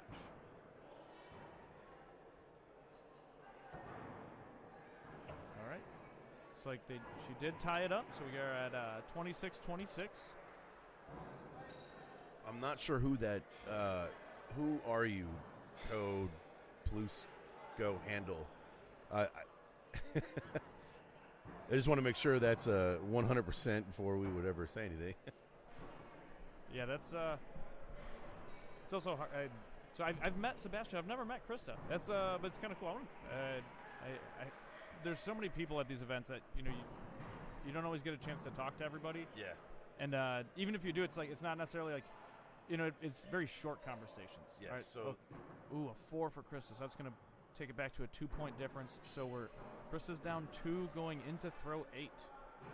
So more to that point, there's 256 hatchet throwers, and I believe there's around 350 unique throwers in all of the events total. Yeah, because there's a lot of people who are only doing one disc. I only did Hatchet. I think there's some people only doing big axe. There's all kinds. All right, okay. Looks like Krista picked up 1 point there, so cut the lead down to 1. All right, so this is where it gets kind of interesting when it's throw 9 and there's a 1 point difference. Looks like Sebastian looks like a 6 from here. Yep, it has been scored a 6. Ooh. So notified that Krista is also throwing pregnant in this tournament. Congratulations to Krista. That's impressive. And family. That's it is impressive. Oh, here we go. 1 point, throw 10. Sebastian stays down. Looks like he hits the bull. Yep, that's a 6. Played it safe. Yeah. At this level, it's really tough to kind of count on or hope that your opponent's going to miss. So I think Krista right there, she chose to stay down there, which a lot of people would say is a mistake, but she, I'm guessing, doesn't feel comfortable hitting kill shots. So knowing your throw is definitely key to moving on. And if you don't feel comfortable hitting that kill shot, then definitely don't go for it. For sure. And if you're like me, where you just like going kill even when you shouldn't. Some people... I did not play smart, but I had the most fun. Yeah. So Sebastian ends up moving on. We're going to jump over to another lane. Good throwing from Krista. Good showing. Okay. We got Jeff Cheese Schick versus Greg Mason here. Sorry, 2 point difference going into throw number 8. It's like a 5 for Jeff. And a 5 for Greg, it looks like. Yep. All right, so that's going to be 2 points going into throw 9. We got 2 kill shots called. Going up on 9 and 10. Or going up on 9. We'll see what happens on 10. Making our way through the bracket, we've got a lot of heavy hitters still alive in the A bracket. It's like a hit for Greg. Ooh, and looks like a miss for Jeff from this angle. Judge confirms miss for Jeff and hit for Greg. So that's going to put Greg up. The match is going to be out of reach. So that's going to, but this is only round 1 out of a best 2 out of 3. So Greg will win this first round. We're going to jump over to another lane right now. We'll go back to that in just a second. We're going to try and find... Nope, they're not on. So back to Cheese. And Greg Mason. With the 60. Sorry. So that perfect score, as a reminder, is 64. You can hit 8 bullseyes and 2 kill shots worth 8 apiece to equal 64. That is considered our perfect game. Doesn't happen too often. Most throwers, well, we'll put it this way. One of the best throwers in the world right now, Lucas Johnson, his bullseye percentage is 81%. And his kill shot percentage is 85%. His kill shot percentage is higher than his bullseye percentage? For his best season of this year, yes. That's amazing. It's essentially the same shot because both shots are 1.5 inches in diameter. One's just higher than the other by a foot. But somehow he squeaked that out. Okay, so it looks like 6-6. All right, so we looks like Jeff's got a 1 point lead going into throw number 3 of round 2. And Greg took round 1, correct? Yes.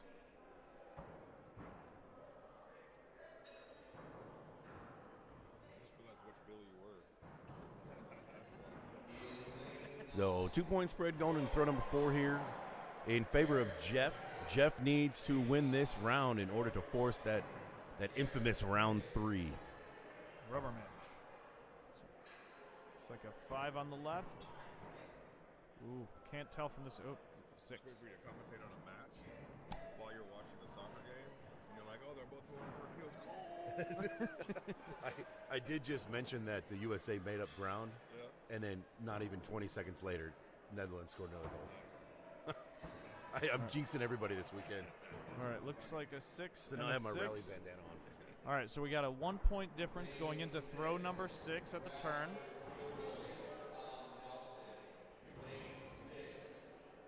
Hey, turn that camera on us real quick. We're going to put the roaming camera on Bill and I in the booth just so you guys can get a look at what we're working with over here. Yeah, because this is what you really want. we're just two sexy animals. And, we're just going to give you a quick glimpse. We're going to get back to the action, and we're just going to wave to you. Hi, guys. Back to the action. Not the right game. Here we go, Jeff and Greg. Okay, so the difference has changed to 2. It's like a 5 on the right. Ooh, I can't tell from this angle.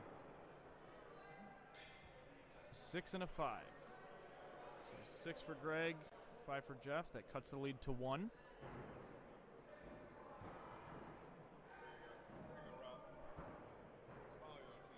Huh? Okay. yeah, we did already. We showed him. Okay, looks like a 5 for Greg from this angle. Oh no, it's a 6. All right, so we are tied. Going into throw 9. Looks like we got 2 kill shots called. So Jeff needs to hit this to go to a rubber, or to have a chance at a rubber match. Or to win this round, rather. Sorry. And he does. And he does. So here's an interesting thing that I think is unprecedented in axe throwing, where Jeff just hit his kill and the other player missed. Most throwers tap and agree to go up again. I don't think Jeff is going up. He did the strategically smart thing and staying down. A lot of throwers have made it like a tradition and a custom to agree to go up on 9 and 10, which personally I don't like. I like the competition, and I will tell people that I'm not going to do that. We can go up on 8 or 9, and if I hit and you miss, I'm staying down. But I think where a lot of throwers get upset is when you don't communicate that with them. Yeah, and they surprise you with it. Kind of a dirty move. What about when? But when not against the rules. What about when somebody goes up on throw number 1? Because I did that today too, and I missed. Really? Yeah. Okay, that's an extremely risky shot with that all or nothing kill shot. So we're now in game number 3. This is the elimination game, with Greg taking round number 1, and now Jeff taking round number 2.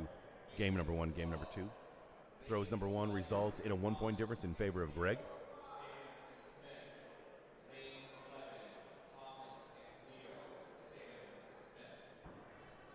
Now, in this Greg and Jeff match, is this A bracket or B bracket?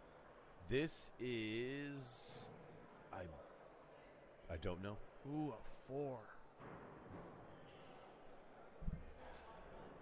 Let's see if we can. All right, so it's a 1-point difference going into throw number 3.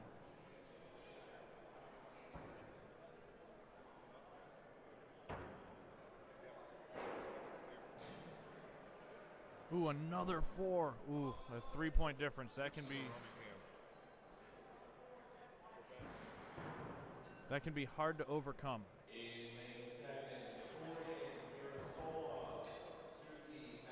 It's like a 6 on the right.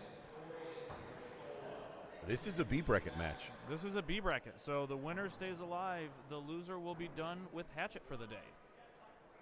And Kara, since you're on this stream right now, the winner of this plays the winner of the Jonathan Morgan and David McIntyre match, which I will try and pull up real quick and give you a scoring update. Oh, we're looking at us right now again. Yeah, I could see 2. It's like that thing when there's 2 mirrors side by side. I could just look into infinity right now. Yeah, not sure the people want to see us. You can switch it back. But Ben wanted to see it. So that was what game were we on, Bill? Here we go. Here we go. An elimination B game. So we're definitely going to stay on this. It's a 3-point difference going into throw 7.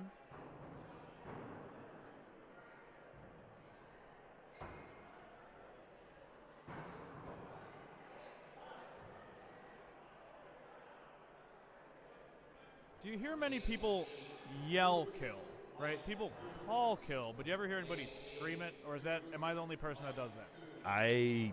Nothing jumps out in my mind, but I really love the fact that you yell kill. That's great. I met Roger at For Ohio. Ooh.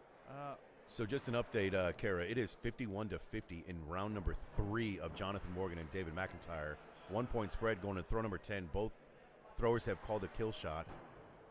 And we're waiting for a scoring update on the app for throw number 10 in a 1 point spread in an elimination game in the B bracket. Oh, looks like a hit on the right. So looks like the lead might be cut to 2. And Jonathan Morgan hits his kill to win 59-58. So he stays alive, and David McIntyre will join us in the bar bracket, rather. The bar bracket? The bar bracket. So Jonathan Morgan advances, Kara. And back to this match, which is the final throws of its 3rd round. Ooh, it's a hit. Looks like it. Ooh, it looks like a miss. He knew it as soon as he threw. And the throwers embrace. And final score, 58-52. Wow, Jeff, as soon as it left his hand, before his axe even hit the wood, he turned around in disgust and knew it was going to be a miss. Sometimes you just get those bad feelings after you throw, and he knew right away. So Jeff is Dunsky. He's joining us in the bar bracket as well. We're going to jump over to another lane. Right now we have Braden and Ryan Chilson. Ooh, and Braden with back-to-back drops. Looks like he took advantage of that 3rd kill that you get when you have a drop. Went up on 8 with a miss.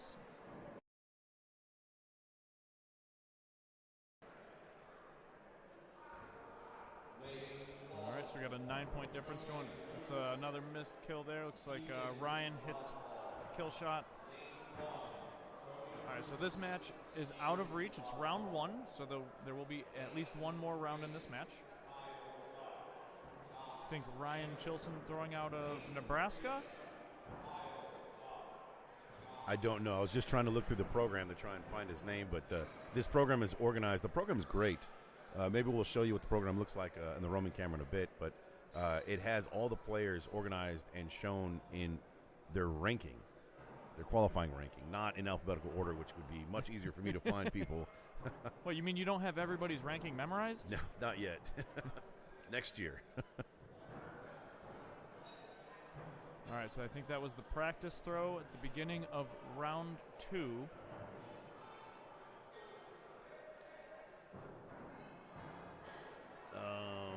Oh, no, another drop.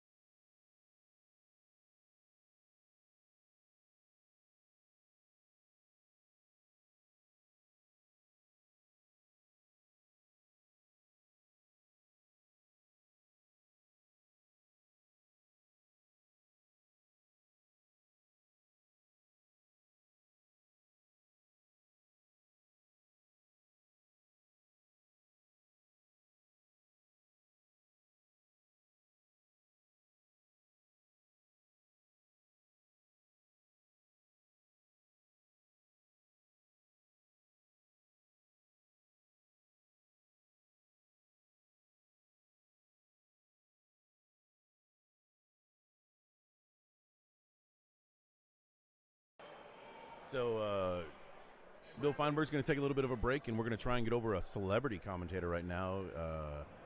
We're going to try and get him. And we do. We successfully, that is, brought him down. I will let you recognize the voice and have him introduce himself once he sits down. One of my friends. We have history. I just looked over to my right, and I see Michael Barton is wearing horse blinders on his glasses. Pretty impressive stuff. Helped to keep him focused. Welcome to the broadcasting booth. John Bradley, how's everyone doing? John Bradley in the house. What is up, folks? So we are here at Worlds 2022. Get right in that microphone, John. Get right up in there. Oh, yeah, I'll get right in there. So one of the crazy things is I hate his blinders, not because he's using them, because I think they're duct tape. It is. He crafted. He took black duct tape and crafted his horse blinders. Will on his someone own. with a 3D printer please make this gentleman some blinders so he looks clean and classy while he throws so well? Final score in the Netherlands, United States 3-1. Good run, boys. It was a great effort this year. Hopefully, we'll make a better run in 4 years. We are the youngest country in that, so I think we did pretty well. Ryan up by 5 points. Going into throw number 9. Another kill shot hit by Braden to make up a little bit of ground. And a 5 thrown. So we got a 3-point game. But Braden, did he drop? Oh, he did, so he can go for that third. He has another opportunity to gain 2 points here. So Chili called. It looks like I see the blue. He hit. And what does Chilson do? He hit. Oh, wow. That what is an ending. Beautiful, guys. What an ending. Stout throwing results in a 2-point win by Ryan over Braden.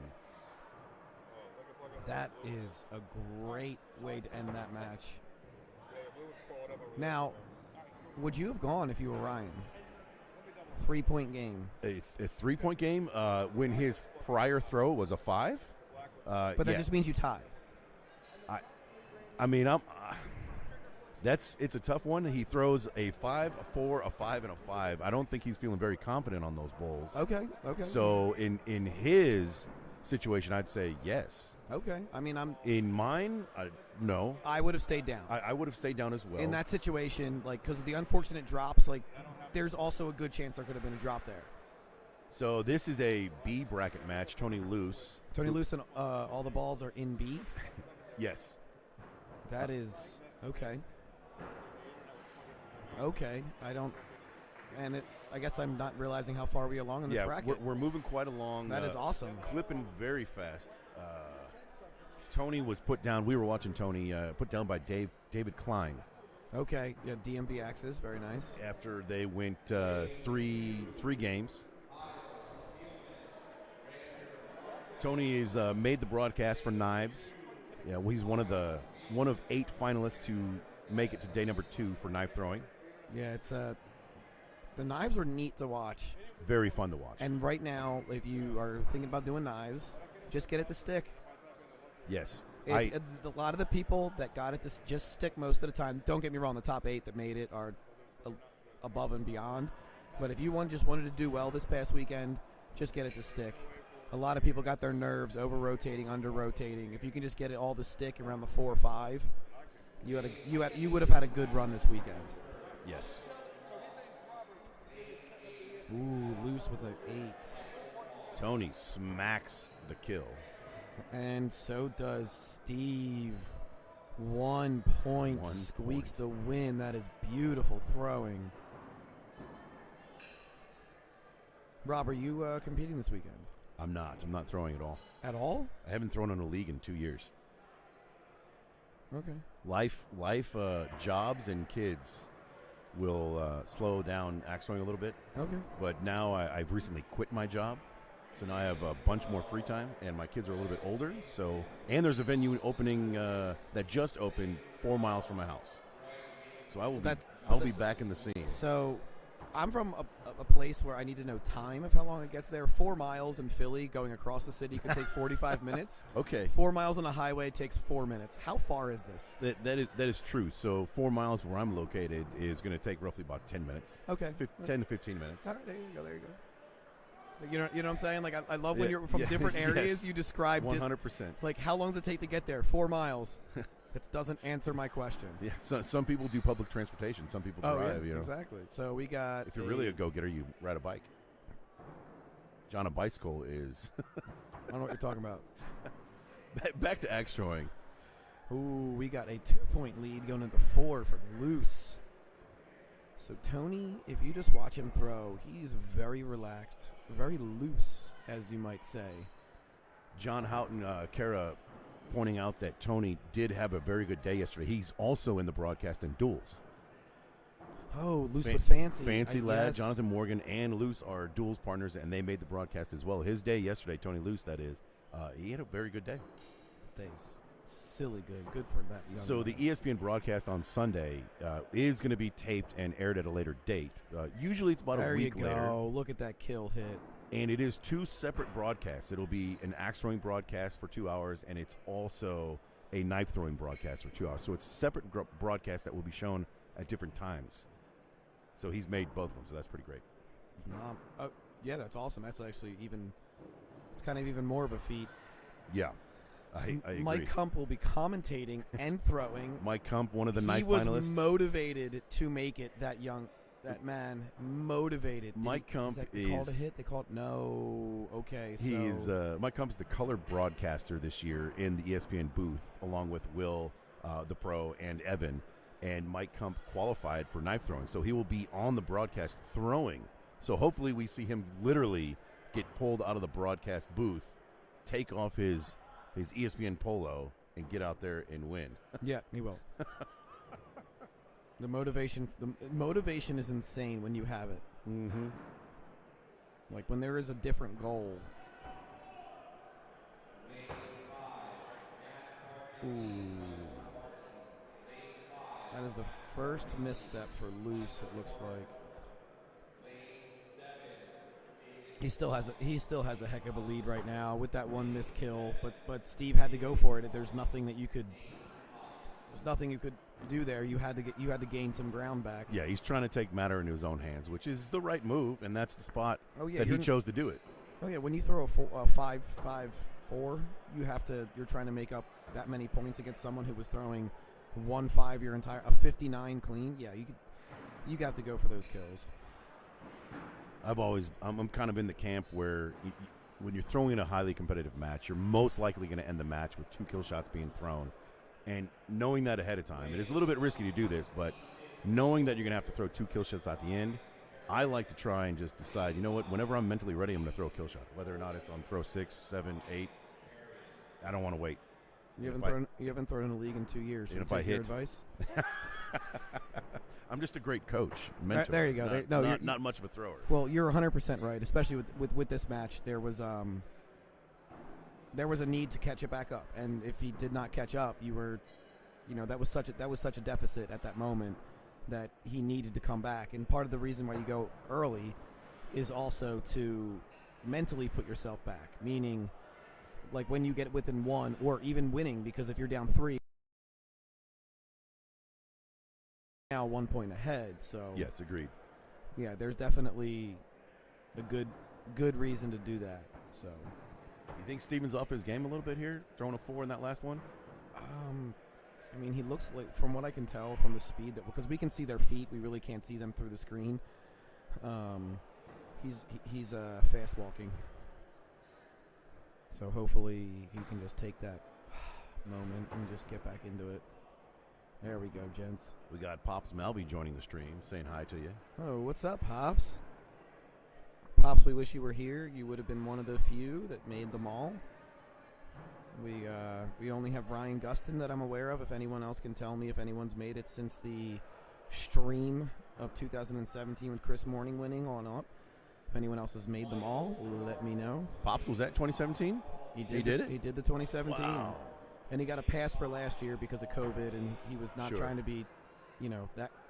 And a man of his stature trying to go to an event with this many hooligans. Sure. I think hooligans is the correct term. So tie ball game at the turn. Nice. Steve was able just to recover from that one bad throw. Because sometimes please go look at the photos from these streams. You really can't tell the vastness of the space. So what you're throwing at just looks different. It's all 12 foot. It's measured out, the correct difference from the floor. But it's just crazy how much different it looks because the ceiling is like 30 feet tall. So there's a look at the venue right now. We have the freestanding targets. Okay, there you go. And you see the high ceilings and everything, and it's a very look at the doors far away and how much the doors are like a normal size door you would go into a venue hall, and then just look at how they triple to go up. So, John, I want to ask you a question here. Did you throw yesterday or today? Yeah, mm-hmm. I threw yesterday. So, one of the things that bothered me in 2019 with the freestanding targets was it messed with my eyes and depth of perception looking past the target. Both call kill. Good luck, fellas. Did that happen to you at all on throwing on these targets? Yes and no. Okay. Yes, in a few practice throws, but once you get those in, you're like, oh, okay, I got this. So it's one of the things that a lot of throwers aren't used to because most of the venues do not have freestanding targets. Most of them are on walls. Nice. We got a double hit. 2-hit kill shots. All Good right, throwing. we're within 2 going into throw 10, round 3. This is for to stay alive or go to the C bracket. Must hits from both throwers. Oh, I don't know who that is. that's Tony. And that's definitely a hit. Tony's looks very, very close. Looks like Tony's conceding and knows it's a miss by the hug. Nice. Congratulations. Oh, no. I was wrong. Wait, that was a hit? No, it's good. The judge. So a lot. Hold So on a second. I think they might be changing it. as these are drawn at home, there is a distinct red pen line around everything. They might not have filled the blue all the way to that red pen line, so they can make that distinct. Call. Yes. That's why that might not have looked clearly good, but if you walked up there could be there could be very obvious red pen. Yes. John Hout is asking me if I know anybody that's had a drop on ESPN. He said maybe you would know. Nope. What John Hout is referring to in that comment is John Bradley dropping on ESPN in the U.S. Open 2019. 2019. I definitely did. I think other people have since, but there will not be anyone more iconic. Because I think I'm the only one that did it in just a straight hatchet, and it was very confusing. All right, so we got On the right side of the screen in the red jersey, we have Rander. On the left side in the shorts, we got Kyle Spielman. We are not sure who won the first round, but we can see. Let's try and take a look. Rob is not so good with computers. Please hold on. We will get you all the information we can. While that statement is very true, what we cannot do is go back and forth because it will change the look on the tablet, and it messes the judges up. Oh, I thought you could just scroll up and down on that screen to see if there's any information. Yeah, we're going to do that. Okay. As soon as I find them. All right, we're on throw number 3. Rander is doing what Rander does. There you go.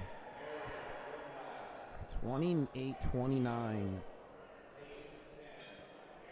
Man, we are getting to a point of these tournaments that is absolutely bananas. It is just when you come in these doors, you have to be hot and heavy every time you walk in. 62s or better.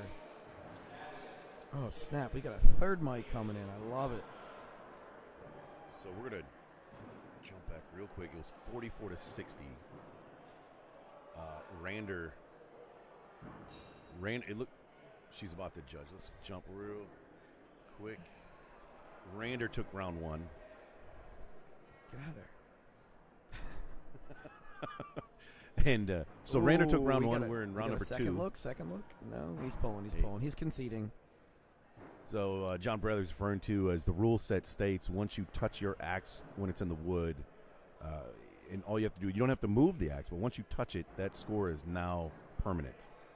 Yes, you can't. Yeah, if you even barely glide on it because you accidentally want to pull it, but then you looked again.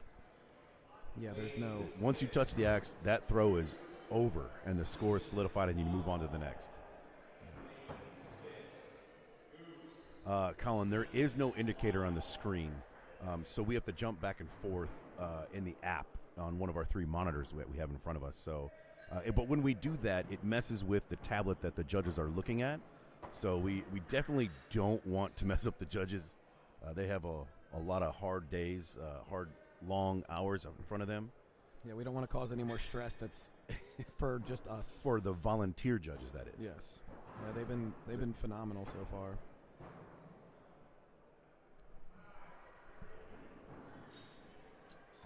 That's one hit. Ooh, we got a miss. Ooh, Rander is one of the few using grip tape. I don't understand it myself. I do understand it in theory, because grip tape can be a great thing. Yes. But for myself, I do not like it. It just causes too much grip. I think Shane Shep might be another thrower. He does. And it's hockey tape. It's sticky. No. His is dang it, I forget the name of the brand, but it's like it's for like tennis rackets. Oh, that's the same stuff I use, because I throw in Houston, so it's very humid, and it's a dry grip tape, so it gives you the feeling of like a pool cue that's wrapped. Yeah, it keeps your hand from sticking. Yeah, and like I think just maybe there just hasn't been one yet made for me. I love the concept of it, because if you have something that makes it more consistent in no matter what weather you're in, that would be phenomenal. Now, what do we got here? Who's right in front of us? I see some Crocs. Lane 1 is right here, Colby Dean and Alex Everson. Oh, yes. Dang, these matches are stupid. Did you guys catch the Philibom double 63 to 8 overtimes? No. Who was that against? I have no idea. O'Donnell, I don't know. Wow. The words I heard when I was told the story was Philibom almost went out by going 63-63 and hit 9 kills in a row. So, speaking of Philibom, he's playing right now Chris D'Onofrio. They are Chris, we apologize if we said your name wrong, Mr. Dorito.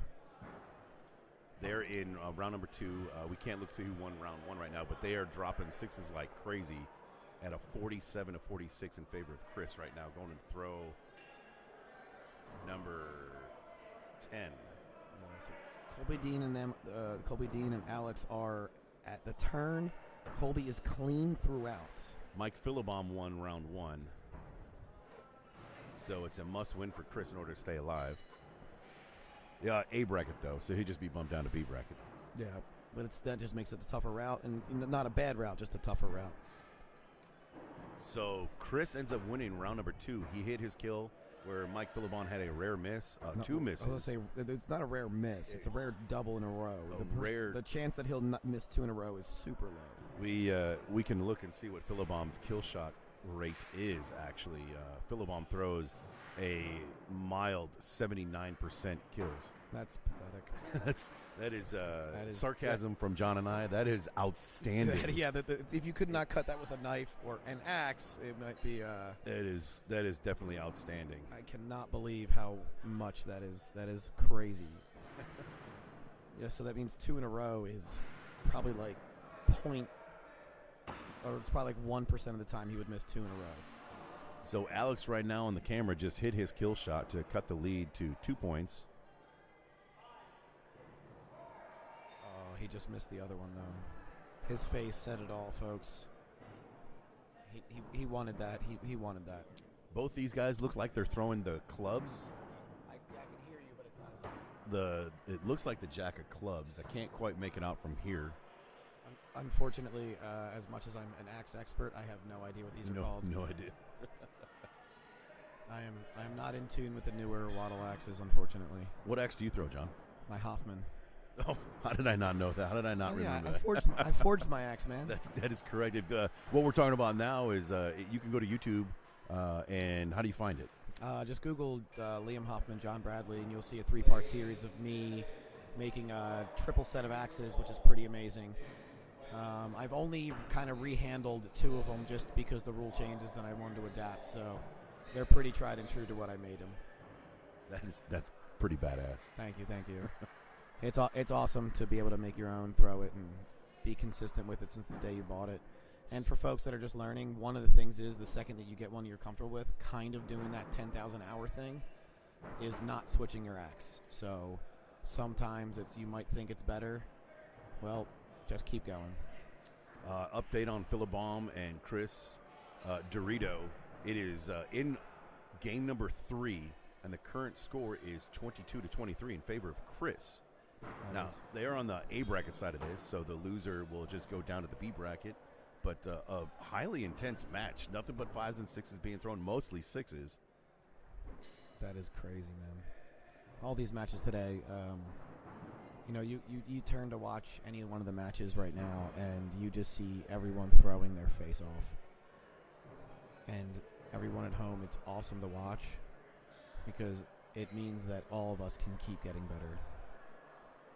So the World Championship here, you have to be a qualified thrower in order to be here. It is not an open where anybody could just show up and sign up for the tournament. You have to earn your spot here, which is why... Can you flick over to Mark Rander real quick? Which is why it's such a slugfest.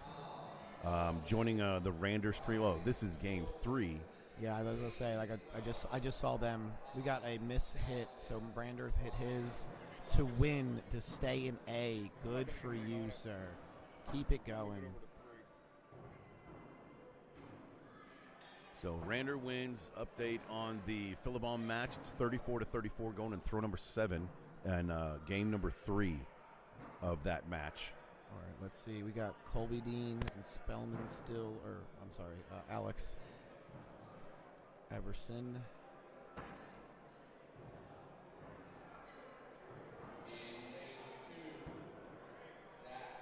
There we go, gents. We'll give you another shot right now of the venue. Our roaming cam is pointed out towards the crowd and all the targets. This is what we're throwing in right now. Great setup. Everything was built just a couple days before the tournament started. Great job by the crew.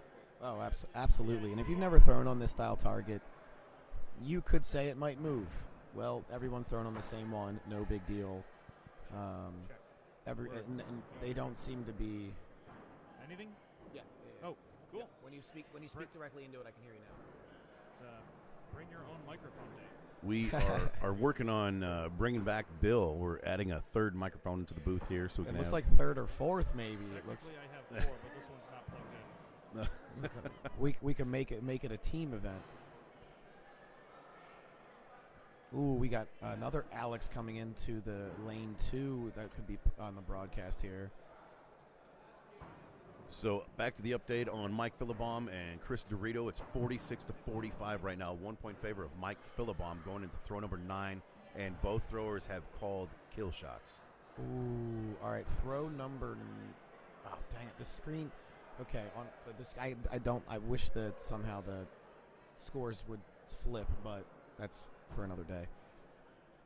Philibom and Chris both missed their kill shots on throw number 9, and the score remains 1 point spread going into throw number 10, with kill shots being called again for throw 10.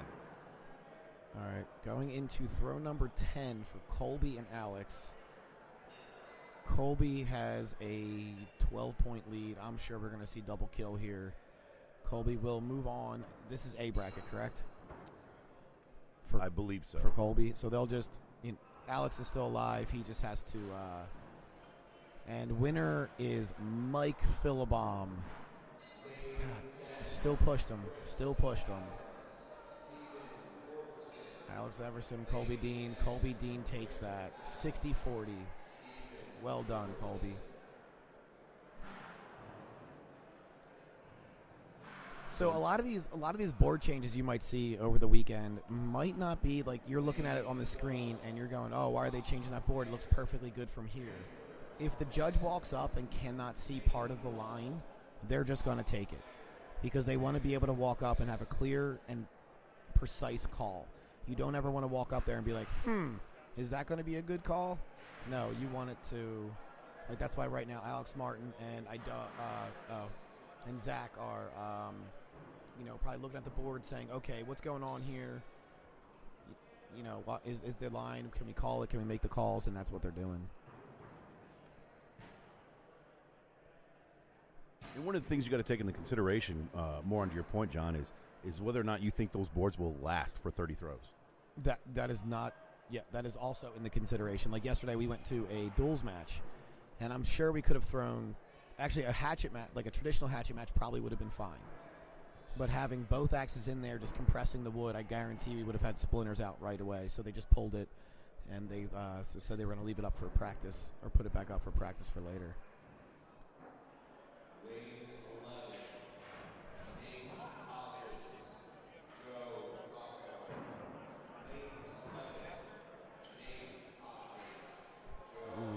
these guys are in their practice throws, I'm assuming. Speaking of strategy here, John, in practice throws, are you camp practice your kill shot, or camp practice your bullseye before a hatchet match? Down, up, down, up, down. If we have five throws, down, up, down, up, down. And if you have one, bull. I agree with that. That's more important. That is the most important, because you have basically 8 to 10 chance on bull. You have 1 for kill. If you don't need to go for it, that is the ideal. I agree with that 100%. Now, it's if you not just for everybody, if you just came out of a match and you need that regroup, I 100% understand that you would go for the kill just kind of as a reset. But in general, I want to know how the bullseye is, how do I feel about it, and just move on. I agree with that. Where we have a Josh is playing right now? Josh Eggert and Rander Marquez. Yeah, they're getting ready. They're doing a board change over there right now, so we'll keep you updated on both of those matches. Okay, so that's lane 2? No, that's lane 1. Okay, all right. This is lane 1, that's lane 2. Yep. So these guys are cruising along. Josh Eggert, Mountain Axe Works. If you look at his axe, it's probably something modified and shiny. He loves the polish.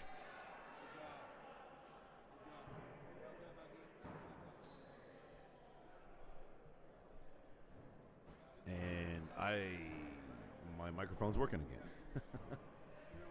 And now my microphone's not working. My microphone's working, but my headset's not working. So you guys should still be able to hear me, I think. Someone give me a thumbs up or a yes, you can hear me. And we've got... no, we can't. Alex Martin, 16-16, going into throw number 4.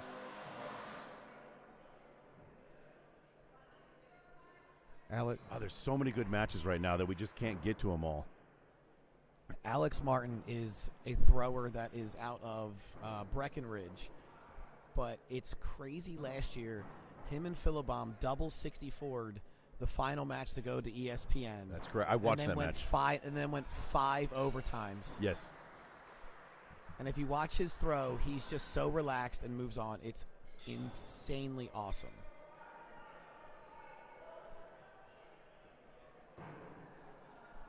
Ooh. I don't know.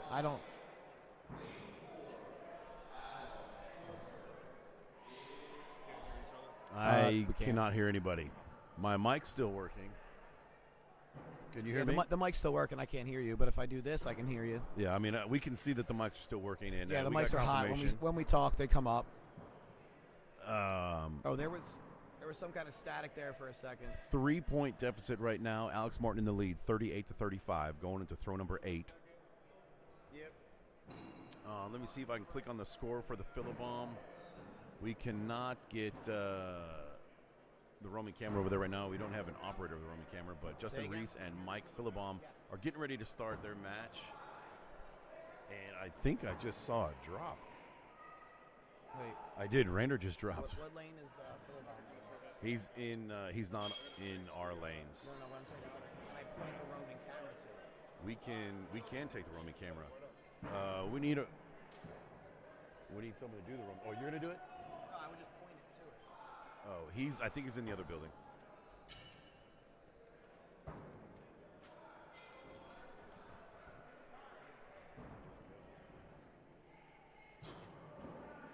What, that? You want to take it?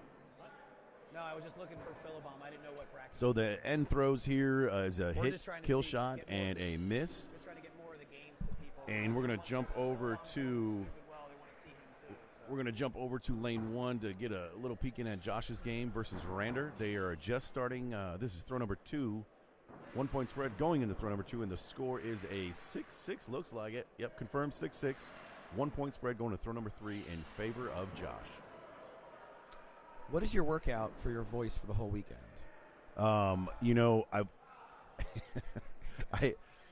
Ever since I was first invited in the booth with ESPN, I've been doing a little bit of studying on voice work, commentating. I like to Google the I can't remember what they call them, but the lists that celebrities and musicians have in their rooms. It's called something.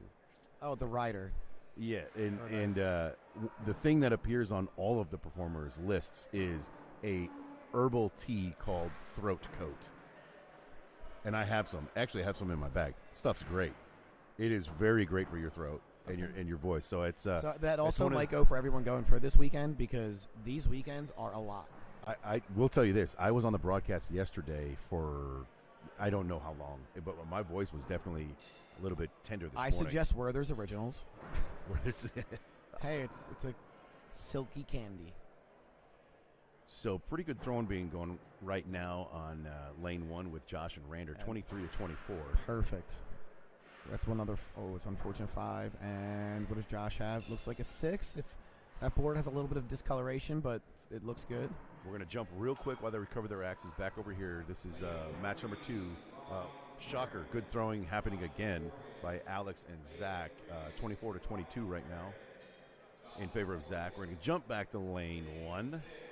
So we still have a good amount of matches. I'm not sure how close to noon we will start for the next bracket, but we are cruising along here. There's a lot of matches, so just I think everything's going super well. They just keep the lanes full and it keep moving on. One of the things I've noticed today that I did not notice yesterday with knives, which knives are different than axes, obviously, but what I'm talking about is the impact on the boards. Duels, you have 2 axes hitting the target at the same time. And a lot of throwers were hitting bowls at the same time. But I noticed today there seems to be more board changes than yesterday.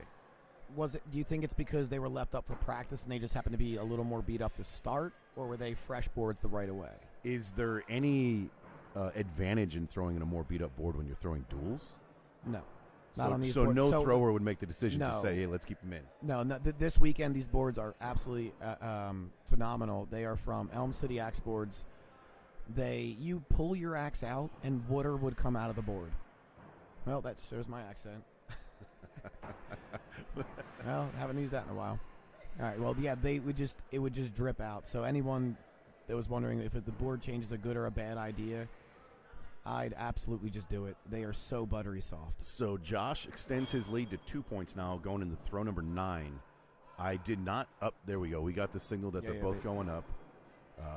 There was a little bit of lag in the scoring in the pad, but traditionally you would go up here. Yeah, I thought Josh kind of did like a very close to the chest, like pointing up.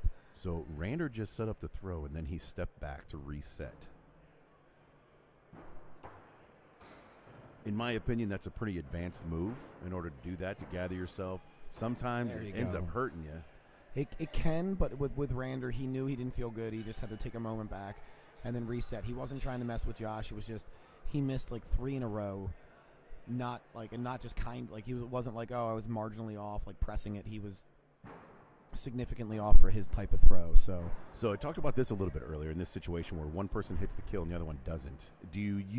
Are you camp agreeing to go up, or it's okay to stay down like Rander just did?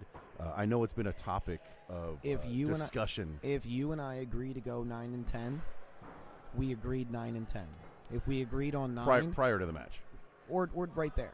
Okay, sure. Like if we agree on 9 and 10, we agree on 9 and 10. If we agree on 9 but don't say anything about 10, that is fine to stay down on 10. There is nothing wrong. Josh did not have to go up on 9. He did not need those 2 points. Rander did. So if he stayed down, Rander, the best case scenario, he just tied him to going into throw 10. They both would have went kill. So if you agree 9 and 10, don't back out of the agreement. There's nothing in the rules though that right, but that I mean, says but I'm saying don't be that person. Yes. No, what I'm saying is like if you say yes, but what I'm saying is if you only agree on 9, like if you both go, let's go up on 9, but don't say anything about 10, then there's no, not saying no issue. There's just nothing for it. Like that's it. I agree. There has been a topic of that's been a big topic of discussion. Now there also is not, and correct me if I'm wrong, there's not a rule that says who has to call their shot first. A lot of people believe that it's the person ahead, but it's not. I'm not 100% sure, but if you see someone standing behind the 12-foot line not getting back the throw, they're deciding what's going on and trying to see what route they're going. Go back to that call. All right, so we have a second being called in this lane. In a scored tie game. Yes. So we're going to see. Now, this might not look visually right, but the red line could be there because of. Oh, no, they're measuring who sucks less. But they marked it as. Right, no. Oh, they're in overtime, so they're it's not being. Yeah, they're in overtime right now. So they tied the bottom with the 6 and 8. That is that was the tie throw. So this is the who sucks less that they're measuring, which brings up another topic of discussion. In this situation where they both look relatively close, we can't quite see the one axe because the head is blocking the kill shot. But how do you feel about two? So the device that they use to measure. We are at a point right now that I hope in the rule changes for next year, they at least at this and the major ESPN tournaments, you have to hit to win. I agree with that. I would hope that eventually we get a hit to win, because in this scenario they're going to go millimeters and microns, and there is no way you can have one squiggle of a pen line to it's just so close. Let them hit it. So right now the judges have a small metal ruler that they're using. Yeah, it's a slide rule, and I don't even know if it goes that small for this particular And I just saw throw. Matt come over here and grab a caliper, and he's going back to the so board. He's going to use the butt end of the caliper. That is Matt said right there, going in there, and he's going to the use other end, Matt. The other end. It has a male and a female thing come out. So he's going to get a closer look. And this is one of the points that John was just saying is these calls in this kind of stakes of a tournament it's so slim and a minimal margin of error. And you can't always get an accurate measurement based on the wood grains popping out of the wood. And what John was getting to was we'd like to see a person win a match based on hitting a shot rather than who sucks less. Yes, and that doesn't need to apply for league, because you just league, unfortunately, might be disparities, and people just are still new and working on their throws. So you want everyone to still have the ability to win and still not need to stand there for 12 hours throwing. But this particular tournament is the best of the best. So someone's going to hit it within 2 throws. So one of the things I was talking about with Ben second throw would have been faster than that measure. Agreed. So please, this is just let's hope for next year. But one of the normally in the past we would have seen them both foot fault and just rethrow. However, the rules have changed a little bit now to where you can't do that. Have they changed for this tournament? Yes, it was changed in January. Just no one has really realized it. Oh well. So that is a thing, and is it because you foot fault? We were advised. Too soon, John. Too soon.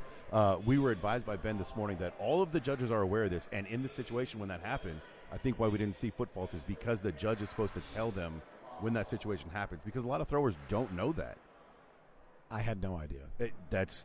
We had a conversation with Ben this morning, and they were well aware and educated their team that that's one of those things that when the situation happens, you have to realize that as a judge to let the throwers know so no one makes a mistake and pulls their axe and ends up having to lose the match. Yeah, that'd almost be as bad as losing in a world championship by a worse throw that might have happened in 2018. Whoops! I got that rule changed. That was what I'm referring to. Is John and I were throwing against each other in 2018 in Chicago, the World Championship, and we were in overtime. And the rule set at the time was even if you called kill, whatever you hit on the board, you still got. Meaning, if you miss the kill and land in the 1-point zone, you get a 1, or if you land in a 2-point zone, you get a 2. And John and I both went for kills. We both called them, and he hit a 1. And you hit a 3. No. I threw low, and I hit a 2. No, you hit a 3. The one you could just touch the black line. It was the old 3. Okay, well, I threw worse, but scored a higher point. Yeah. And I was awarded the win, and I did not celebrate that at all. Even though me playing you and beating you was like my Super Bowl, I was not. It was a very confusing moment for sure. So after that rule had changed and went away, so those kind of growing pains wouldn't happen anymore. We will get a Philibom update in 1 second.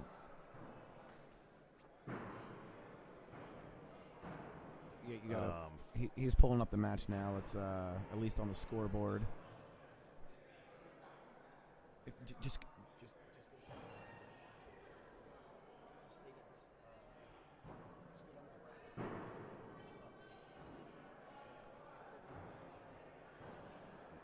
They must be changing boards. We do not have an update at the moment. They are in a different room.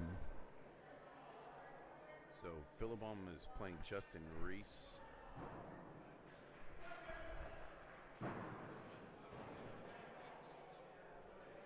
Okay.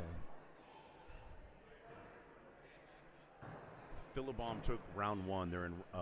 Philibom took game one. They're currently in game number 2 of the best 2 out of 3, and it is tied 16-16. And we had mentioned that there weren't many 4s thrown in that match before with Philibom, and Justin Reese just threw a 4 right there. But that just ties it because Philibom threw 2 5s. And unfortunately, I spoke too soon. It's 21-22 going into throw 5. Philibom up by 1.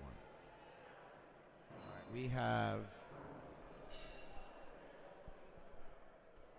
Rander taking 55-54 with Josh Eggert. We're getting a new game here in lane 1.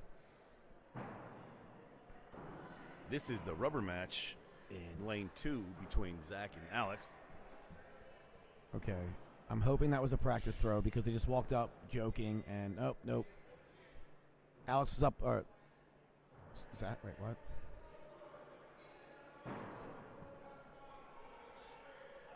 So Zach won the third match. 49-39. Puts Alex down to B.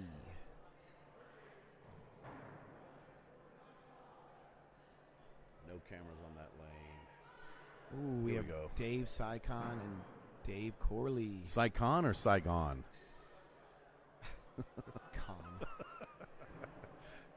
David Saigon. Some might recognize him from a lot of the ESPN broadcasts. He in the has past. made every single one he's ever tried for. That is a very impressive feat, sir. So we are going into throw number 6 at the turn. Sycon. Oh, okay. They switched the camera switched sides. Are 29-27. Only one misstep by Sycon in that one.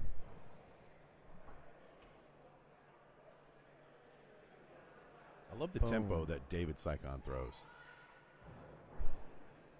It just kind of gets up to the line and goes with it. Yeah, well, it's methodical more than just like gets up and goes. He cruises along, walks up, and throws. It's not a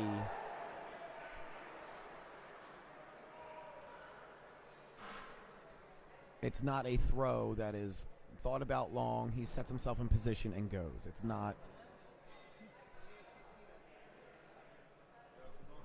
Are one of those working? We got another celebrity commentator coming up. I was gonna say, I'll Mike. All right, I'm signing off. I'm gonna go get ready for my brackets. Thanks, John. Good luck, bud. So joining us in the booth right now, we'll see if you can recognize his voice before he introduces himself. Update on the Philibom, 52-44, going into throw number 10 in the game number 2. Philibom took game number 1 against Justin Reese. Philibom hits his kill shot to win and stay pure in the A bracket. Hello, sir. How's it going, Rob? How are you? I'm doing just fine, Mike. How you feeling today? I haven't lost yet. That what Mike's referring to is he hasn't played yet. Well, that's one way to talk. One way to put it there, but To each his own, right? A strategy. yeah, I got to brag about something.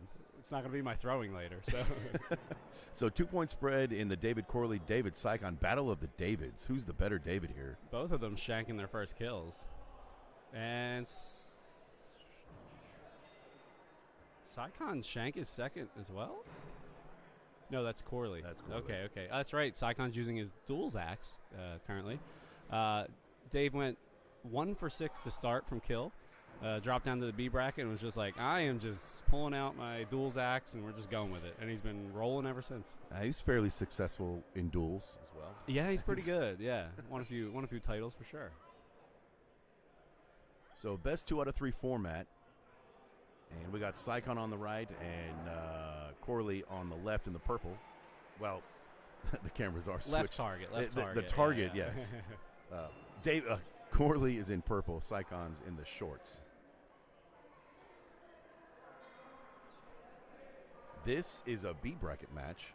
Yes, sir. So the loser of this, with it being a double elimination tournament, will be joining us in the bar bracket. Meanwhile, the winner will keep battling through a very rough tournament in the B bracket. Yeah.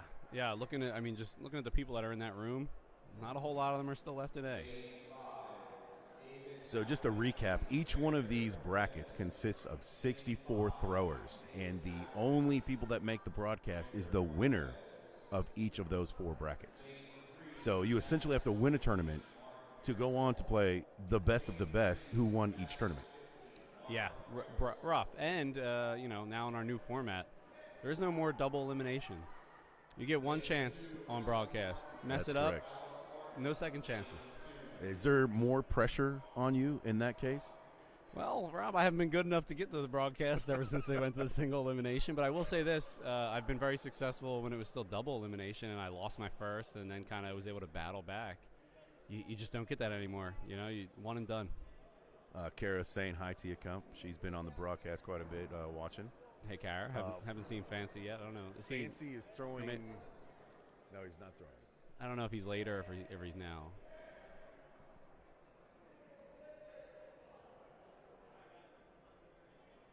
We're still tied up in this battle that David sees. Throw number 5 coming up. We got Michael Barton versus Jonathan Morgan. Okay. So they have not started yet, Kara. They're getting ready. We'll keep you updated on the scores. We can't get the camera over there. The fancy lad versus the fancy blinders. As Mike Barton is a big fan of horse racing, apparently, and started copying some of the horses. Has some blinders on. Mike Barton crafting his own horse blinders out of duct tape. Yeah. And fastening them to his glasses to help keep him focused, I guess, just like they would. Yeah, and we'll have to look in the crowd, see who his jockey is. How did he get to the match, more like? Yeah, well, somebody whipped him in the right direction. So 2-point spread going into throw number 7. 30. David took a closer look at his axe, but since he pulled it, that score is going to stay. I think he looked like it might have been a 6, though, when he pulled it. Nonetheless, marked a 5. Going on to throw number. Oh, this is throw number 7. Yeah, and right before the turn there, Sycon throwing a 4. I didn't see it, but never good.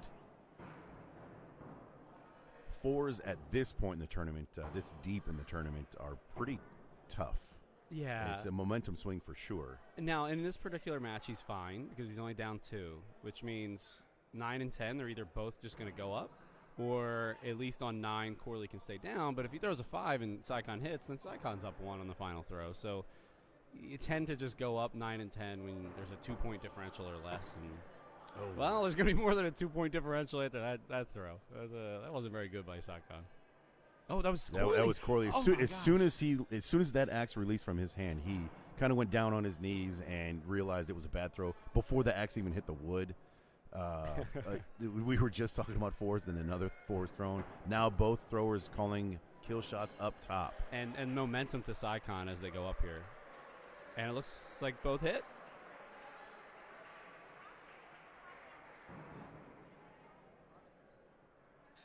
Yep. All right. So tap of the axe indicates unofficially that they're both going up. You have to signal to the judge with either verbal or pointing to indicate that you're going up. So that has been a mistake that some throwers have made in the past by tapping and just going when you have to tell the judge. Looks like another 2? No, Nope, Sycon low right, I think. So we're going to go to a 3rd, I believe. I believe Sycon took the first round there. Yeah. Rubber match. Only one stays alive. You get some practice throws in. Sycon, of course, hits in practice. There's no better thrower than the practice throw after losing a round. We've been talking about practice throws, Mike, and I'm just wondering insight from you. What is your strategy on a practice throw when you only have one practice throw? Do you go bull? Do you practice kill? How does it work in your brain? Very much a feel thing. If I haven't been throwing kill well, I want to go throw a kill. If I've been really good on bull and I'm like, this is going to be a kill match for sure, I'm going to practice kill. Like, bull hasn't been good, I'll go bull. It's very, very feel and just something to keep myself loose. Sure. And then I'll break into my routine once the match starts. But yeah, just kind of like to feel it out. I mean, not too serious of a throw.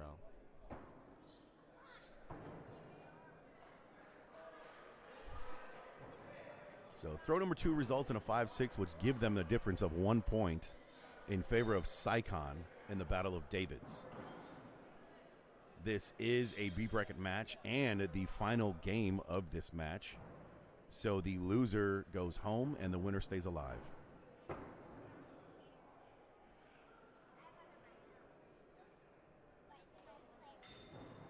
For maybe some newer viewers, might not know David Sycon that well. 2-time runner-up in the World Championships.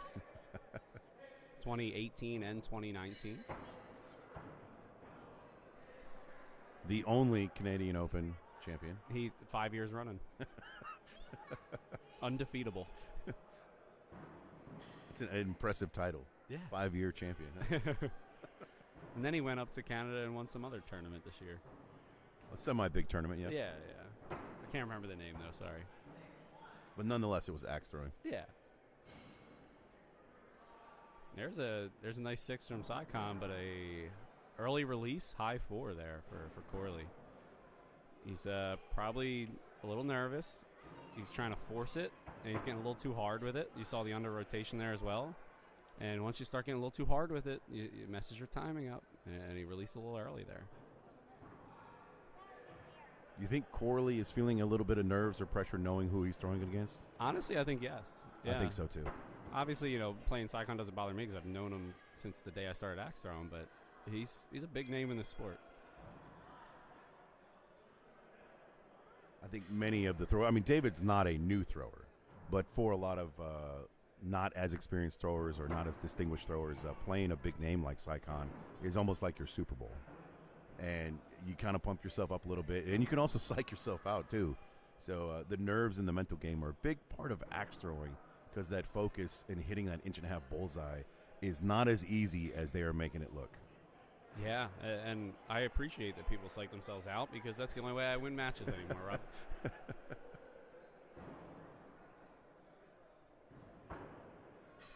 All right, throw number 8. Sycon up 3. Wants to really keep, I believe he got that bull. That's a big bull because up 3 you can stay down. Yep. As long as you hit a bull, you're going to stay up at least 1 on the final throw. Even if you miss and hit a 5, worst thing that can happen is it's tied. Yep. If Sycon's feeling really, no, he's not. Okay, he's staying down. I was going to say, if he's feeling really cheesy, he'll go and go up, but he didn't do it. So, David, the broadcast will be single elimination, but it will still be best 2 out of 3. And we're going to see a hit in 6, so Sycon will stay up 1. They're both going to go up. Sycon hits to advance, missed, and you better start praying. Wow, John Hout pointing out that Hayden beat Nick Kalamaya with a total score in 3 rounds, 180 to 179. That's brutal. Sycon hit that? Or is he low? Did he short it? Hard to tell from our angle. Ruh-roh. Oh, yep. Staying alive. Great comeback there from Corley. Coming back and go 6-8-8 on the 8-9-10, but just not quite enough. So Sycon stays alive in the B bracket. We're going to jump over to another match. I believe we have Alex Martin again over here. We do. Versus Eric. We're in round number 2. Current score 51 to 43. Michael Barton and Jonathan Morgan are currently in game number 1, and it is 41 to 41. We don't have them on the stream, but we can keep you updated on the scoring. They are going into throw number 8, game number 1. Yeah, for them, a perfect front 5.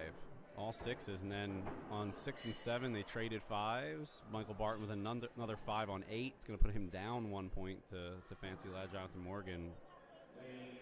Looks like they're going to go up 9 and 10, though.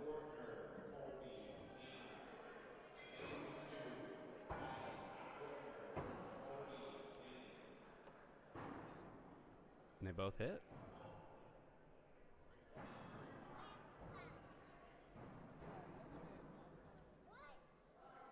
Jonathan Morgan, 55-54 to Barton, final throw.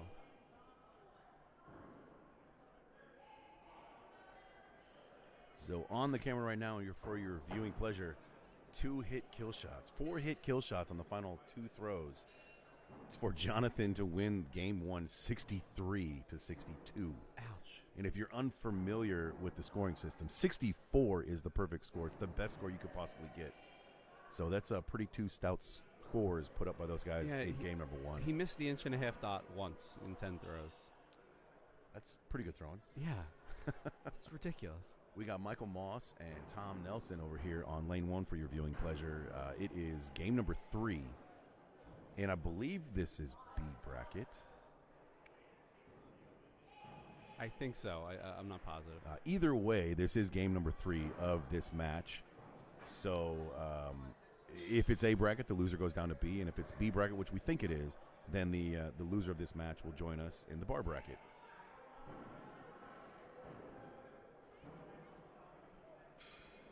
Oh, John Hout saying that Uncle Willie is still alive. Waiting on the winner of John Depke and Tim Haggard. I think it might be time to recruit someone to be our mobile cameraman right now. Oh. Because we're whittling it down, and we're starting to have some powerhouse matchups that I know I would like to see. So we're going to try and find somebody. I don't know who that person's going to be. Do you want to be the mobile camera? Just While Rob's getting that set up, in this Mike Moss and Tom Nelson match, we had a second opinion there and just a confirmation of the call. It ended up being a 4 for Tom. So it's going to tie them up at 16 going into throw number 4. Let's see what happens after that long break for the measure.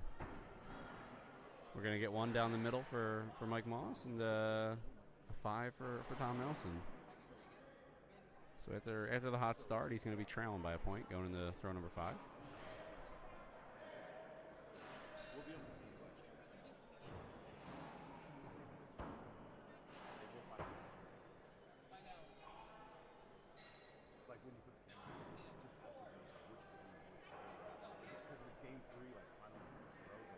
And seeing some updates here. Tim Haggard knocking out John Depke. So Depke will not be appearing for Hatchet on this broadcast like he did for the last one. So we recruited Jessica Renner to take the mobile cam, and she's making her way. Look at that. She's making her way backstage to the other hall. So the other hall is where Philibom is. So we're going to make sure we get some cameras on some of those big matches coming up over there. Yeah, Rob, I was just saying, Tim Haggard took out John Depke.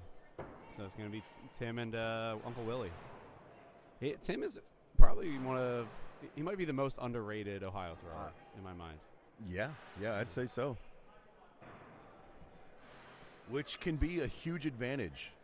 People getting comfortable when they play you. Kind of like that. Uncle Willie knows him, though. I don't think he's going to come in soft. We'll see. I don't know. Will's one of the most unconfident throwers I've seen today. Yeah. So coming up to these final throws, an unfortunate 4, but not a lot of harm done there because Mike threw a 5. It's only 1 point difference on that throw to bring it to 2 points. But Mike forcing Tom to go up, right? He was that 2 point differential. Did he get it though? Oh, staying alive. Rob, I just realized that match is literally right in front right of us. in front of us. We can't see anything. I was like, why is Rob looking up? So, if you're just tuning in, the command center where the broadcast booth is, we have 3 large monitors right in front of our viewing, so we can't really see anything going on live. We're looking at a computer screen where the cameras are on, seeing this match. And the final throw of this match results in a missed kill and a hit from Michael Moss to win 57-49 in game number 3. So Michael Moss will stay alive. and keep battling on. We're going to jump over to another lane to get you guys some more action. Jonathan Morgan, Michael Barton update. They are in round number 3, game number 3, 6-5 after throw number 1 in favor of Fancy Lad Jonathan Morgan.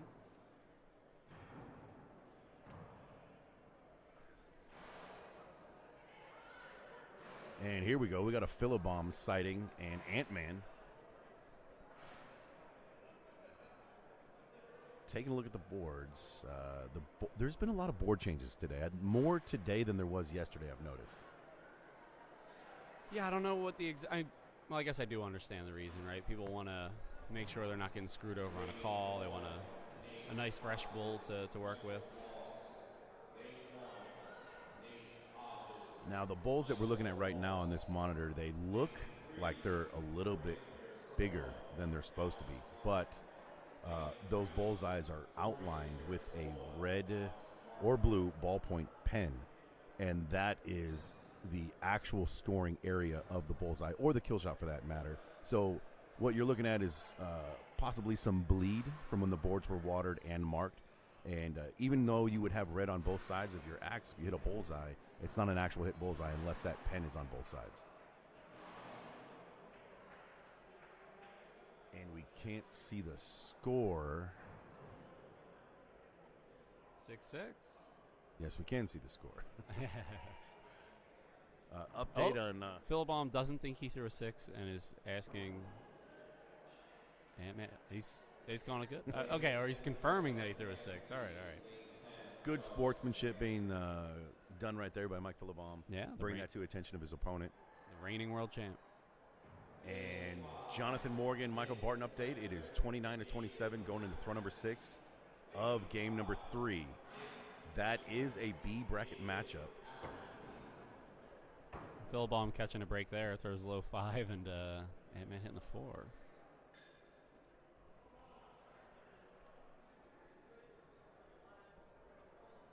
Philibomb now a Texas thrower. Yeah. We got him. When you coming to Texas, Mike? I don't know. Nice weather. I need to find some like hip Austin company to work at or something. Maybe I'll move down there.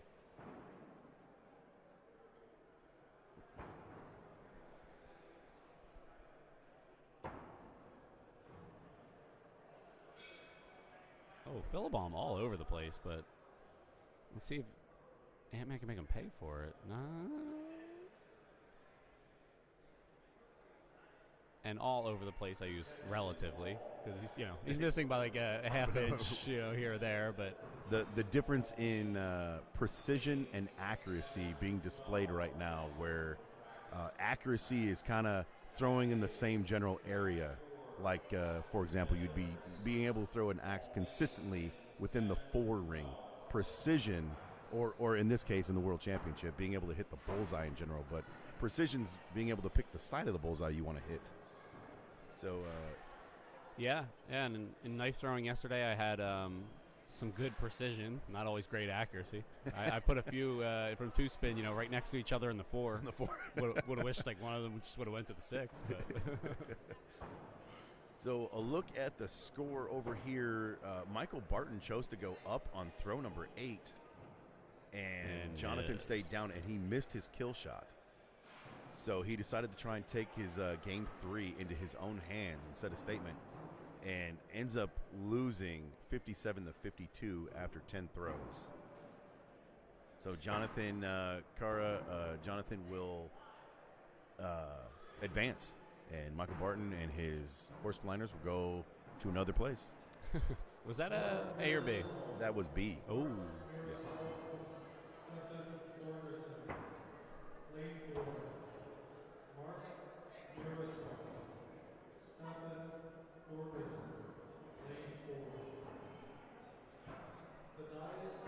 Current score 38-36.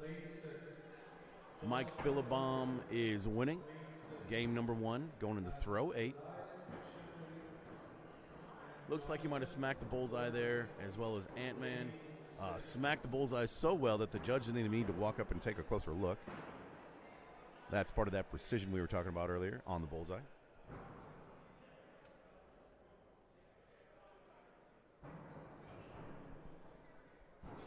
Ant-Man his home venue, I believe, is Dringer in the Fort Worth, Dallas area.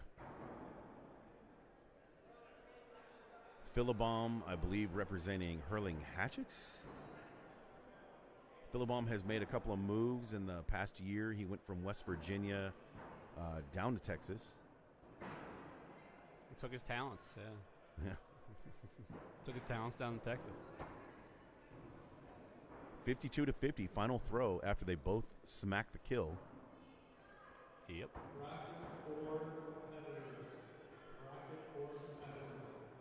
Well, it doesn't matter. Philibom hit, right? It looks like it. Yeah. Well, they both hit. Wow, good ending for that match. That game, rather. It's a good time for Mike to be slipping around the bull, right? When you can still take it on a couple kills. He threw 4 5s there. He went 50% bull, but if you're going to hit both kills and it's a match where you can do that, go for it. Yeah.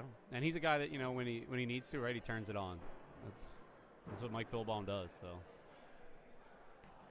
And last year he did it better than anybody in the whole sport. Very true. So they're underway in game number 2. Philibom took game number 1. This is an A bracket matchup.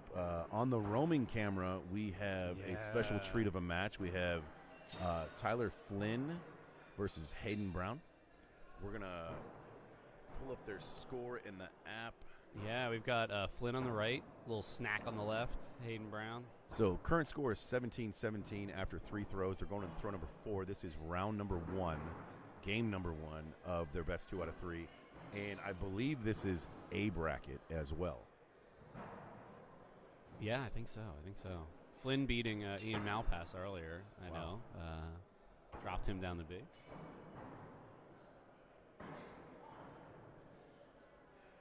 Tyler is quietly probably top 2 or 3 in the sport at everything. Tyler Flynn is joining you tomorrow in the knife broadcast. I think he went clean through B, I believe. No, he was. I'm sorry, clean through A. I apologize. Yes, he was A. And he is looking closer at his axe for a second opinion. Ella gonna wave the flag for the second. We're gonna jump back to our where's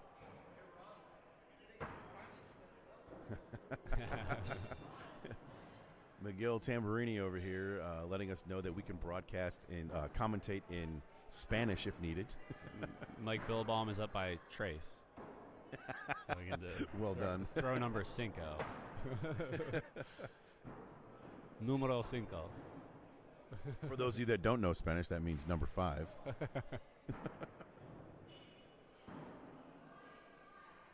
Philibom, would you say it appears he's getting hot? Does he ever not be hot?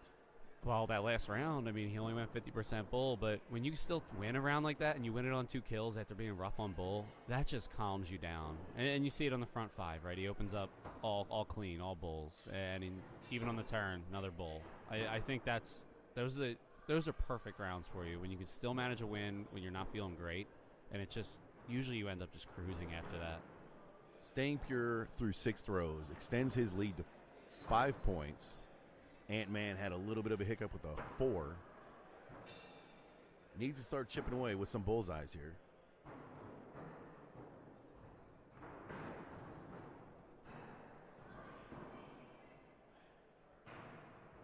Which he does. He chips 1 point back.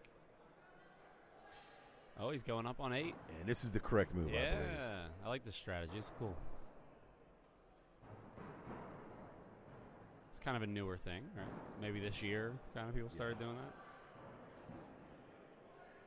But Philibom hitting the 6 and kind of making a statement there. Let's see what we got. Is he over top? No. Doesn't get the penetration. He's going to hang it over. Oh, you're going to take a look. Yep. So Ant-Man throws a butcher, and sometimes landing those butchers, you throw them because you could get more coverage if you could bury in the wood. But if it's a new board, you don't get as much as you think. And landing a butcher flat on a new board is, some would say, is not smart because there's a potential of a drop there. Yeah, and when you tip it, it does not give you the blade coverage of like one of the rounded blades. No.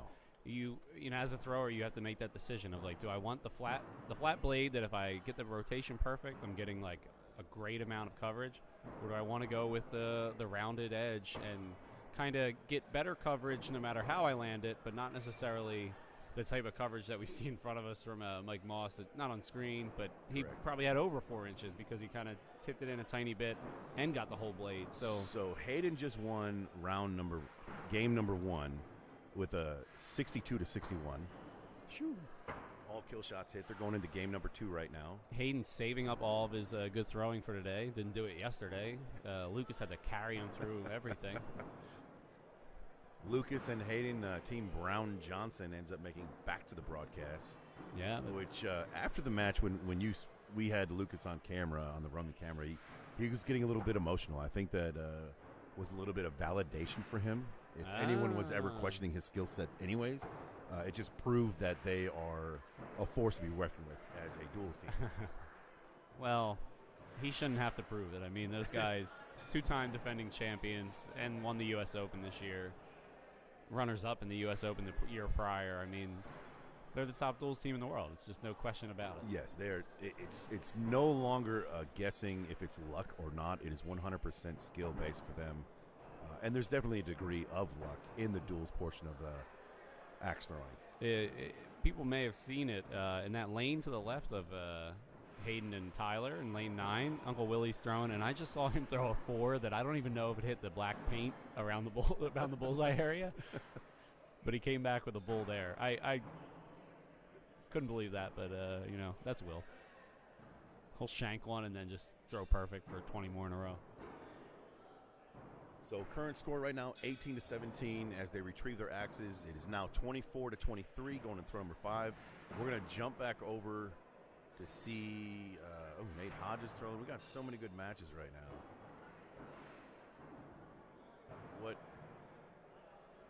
Okay, let's go back to the Roman cam.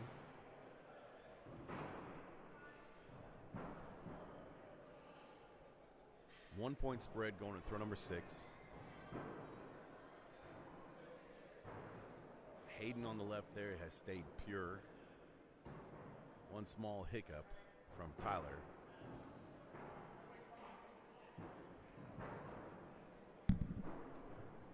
That was me bumping the microphone.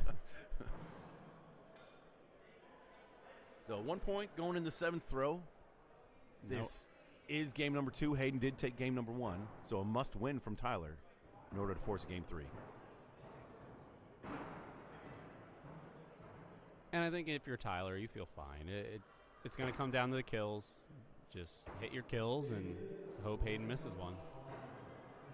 Do you think Tyler puts any pressure on himself as far as these big broadcast tournaments? Tyler is no doubt one of the best throwers in the world and has won many, many tournaments over the past couple years, but he hasn't made an ESPN broadcast. Do you think he puts a little extra pressure on these big tournaments where ESPN's involved? I do wonder. I know he's run into some bad luck with just people throwing ridiculously well against him, but maybe he has just kind of had nervous matches. He, before making it for Knives, had missed out on 9 TV broadcast matches. 9 matches he could have, if he won, he would be on the broadcast, and he lost all 9. Which is pretty incredible based on how many tournaments that he has won and how successful he's been in the past couple years. Yeah. But, finally got the monkey off his back. Yes. And maybe he's throwing with a little bit of that today, where it's just like... So Hayden went. He's 64. Hayden just threw a perfect game, which is what it took to beat Tyler's 63. 64-63. This is kind of what we were just talking about, where just rude. It's 64 being that perfect game. 63, just one little hiccup, throwing a 5 instead of a bullseye, and Hayden ends up winning that, sending Tyler down to the B bracket. Hayden throwing lights out right now. Yeah, if you're Tyler, you don't feel bad about that. No. You throw a 63, it's like, well, that's just the way it goes. You can't do much more. You can only do one more, actually, 64. So. So Nate Hodges, his axe is getting a closer look right now, whether or not it's a bullseye. Mike, do you know who Nate Hodges is? Have you YouTubed him? Yes, I do know who Nate Hodges is. Have you seen his videos? Oh, yeah. Nate Hodges and I have played in Big Axe. In Atlanta. Yeah. Well, maybe there, and then also Angrywood finals of 2020 That's with right, Nate and I. Yeah. So Nate Hodges, for you that don't know him at home, I suggest that you YouTube or Google his name. He is a timber sports athlete. He is like a real lumberjack athlete where he, when I met him, he showed me the video of him breaking the record for springboard when he was half the age of all of the other competitors, which maybe that's why he did it, but he smashed the record when he was only in his early 20s. Pretty incredible stuff. I highly recommend you seeing the springboard competition, which is really fun to watch anyways. Yeah, those that don't know it, springboard in timber sports is where you take your axe, you chop a little out, and then you're getting the board with like a little bit of piece of metal at the end. You're shoving that in, and you're hopping up and jumping on top of it to chop more. Add another board you climb up on, and then break a piece of the log off. So you have to be good at swinging an axe. You have to have some strength and balance. And and some sand in your stomach. And no fear of heights, I guess. Maybe on the first board it's not scary, but on the second board you're good like 8 to 10 feet up there holding the sharpest thing that you've ever seen in your life. Pretty impressive for those guys that do that. And Nate knows how sharp it is because he told me a story and showed me the scars of when things went a little awry one time. Really? Yeah, he was doing some practice out in the woods, maybe like a mile or two out from the road or where he had parked, I think, and had an accident where he had a ricochet off the log and nearly took half his leg off. Like he chopped I think clear through the calf and wow. Yeah, and he had to then I think walk like a mile back to get in contact with the people. legend of Nate Hodges just gets even bigger. 44 to 43 right now, going to this next throw. This is right in front of us. So Nate is in the dark colored jersey, if you can't read his last name on the back of his jersey. And Michael Moss is in the blue and shorts. Looks like a stock butcher. Did he take some weight off the back of that? Perfect kill. It's kind of hard to tell. Yeah. The handle has been shaped just a little bit. No, it looks like he rehung it. Looks like he rehung it. But it's not a laminate. It looks like it's just like a regular handle. And we are going to be going to a who sucks less situation right here in front of us. 57-57 was the final score of regulation, 10 throws. So right now we are going for kill shots, and who is closest if they both miss? Ooh. Just off. Oh. I don't know. So we're going to take a closer look. This is one of those situations where it looks like they both. I think Nate has this on, even if it's not in, I think he's close He'll enough. definitely be closer. Yeah. Oh! Judge taking another look.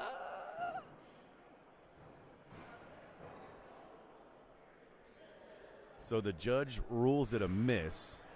However, he is closer. Or as we say, he sucked less. He has sucked less. Mike, how do you feel about the who sucks less in this type of tournament environment where the misses are, we'll just say, less than a quarter of an inch each? Good question. I think if you're getting a second opinion on who's close, if it's not obvious, you walk up there and within 2 to 3 seconds you can't tell who's closer, rethrow it, in my opinion. Because it's agree. if the difference is that small that you have to get the caliper out to tell, just rethrow it. This is nobody wants to lose that way, and most people don't want to win that way. And it's not what the crowd wants, it's not what the throwers want, it's not what anybody wants. Correct. So let's do what everyone wants and rethrow. I may have notoriously done that in 2020 Worlds with Colby Dean. We had one in our third round, I think, for the TV match. And we had one that was super close. They couldn't tell, and they were going to get a second opinion. And just decided to maybe step across the line and double fault and make sure we were going to throw a second one. Not allowed anymore, but you know Not what? allowed anymore. At the time it was, and yeah. We just did what we thought was right as the throwers, and the crowd was happy with it. So right now we have pulled up Fancy Lad, Jonathan Morgan, and Thaddeus Daddy Shipley. Jonathan Morgan won the first game 60-59. This is now game number 2. They're on throw number 4. and it is a 3-point spread in favor of Jonathan Morgan. Yeah, Fancy looking to become a double broadcast earner here. He's already in with his partner Tony Luce for duels. Correct, which is the same thing he did 2020 when he played Zach Crawford in the Big Axe Championship. Correct, yeah, he made it for Hatchet and Big Axe. And I don't know what place he got, but he did make it on the broadcast for Hatchet. Yeah, and speaking of his partner Tony Luce, he's already a 2-time appearance. Made it into both disciplines yesterday in knife and in duels. Yeah, so he had a good very day cool. yesterday.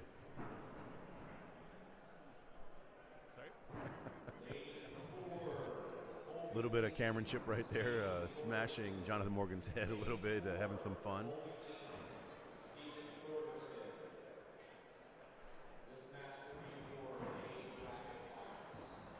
Some people coming up to the broadcast desk to talk to us while we have headphones on. I don't know what. I think is practice underway for the next brackets? Oh, is that what they said? I don't know, but I don't recognize them being that in this bracket, so maybe. Oh, yeah, I better. Might be Better time for you to find go my get axe some and do the thing. some practice in. All right, well, it's been fun, right? Mike Kump, thanks for joining me over here. Yeah. Well, good luck. I'll go 0-2 very quick, and I'll be back. So just an update right now on the Jonathan Morgan doing a little shimmy right there. He posted another 6. It is currently 47-43 in favor of Jonathan Morgan in game number 2, in which Jonathan Morgan won the first game.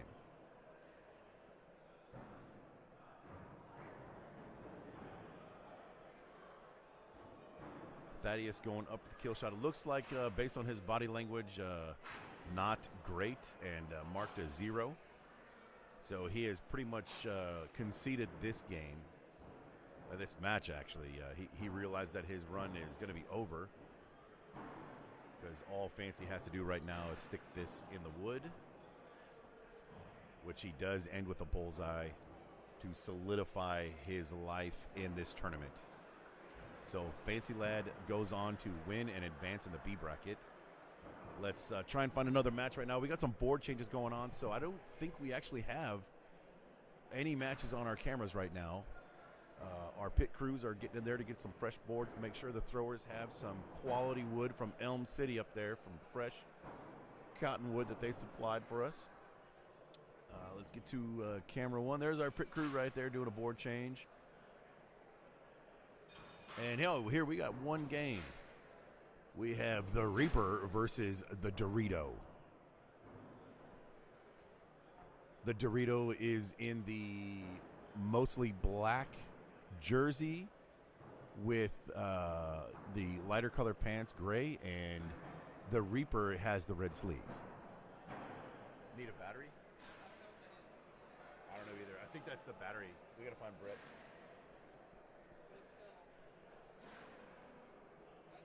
I don't know.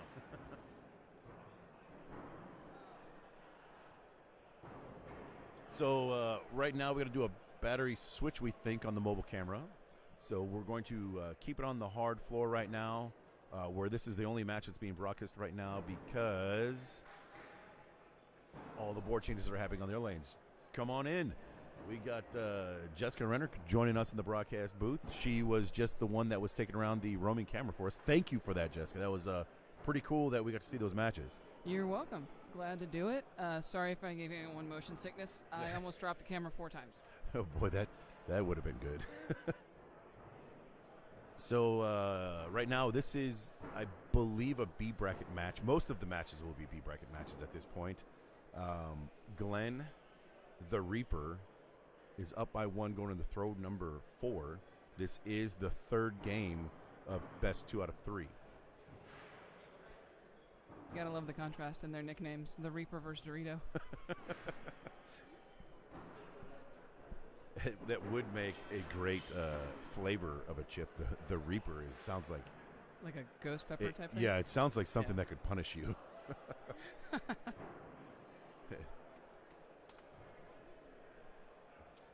Who doesn't want their snack foods to hurt, right?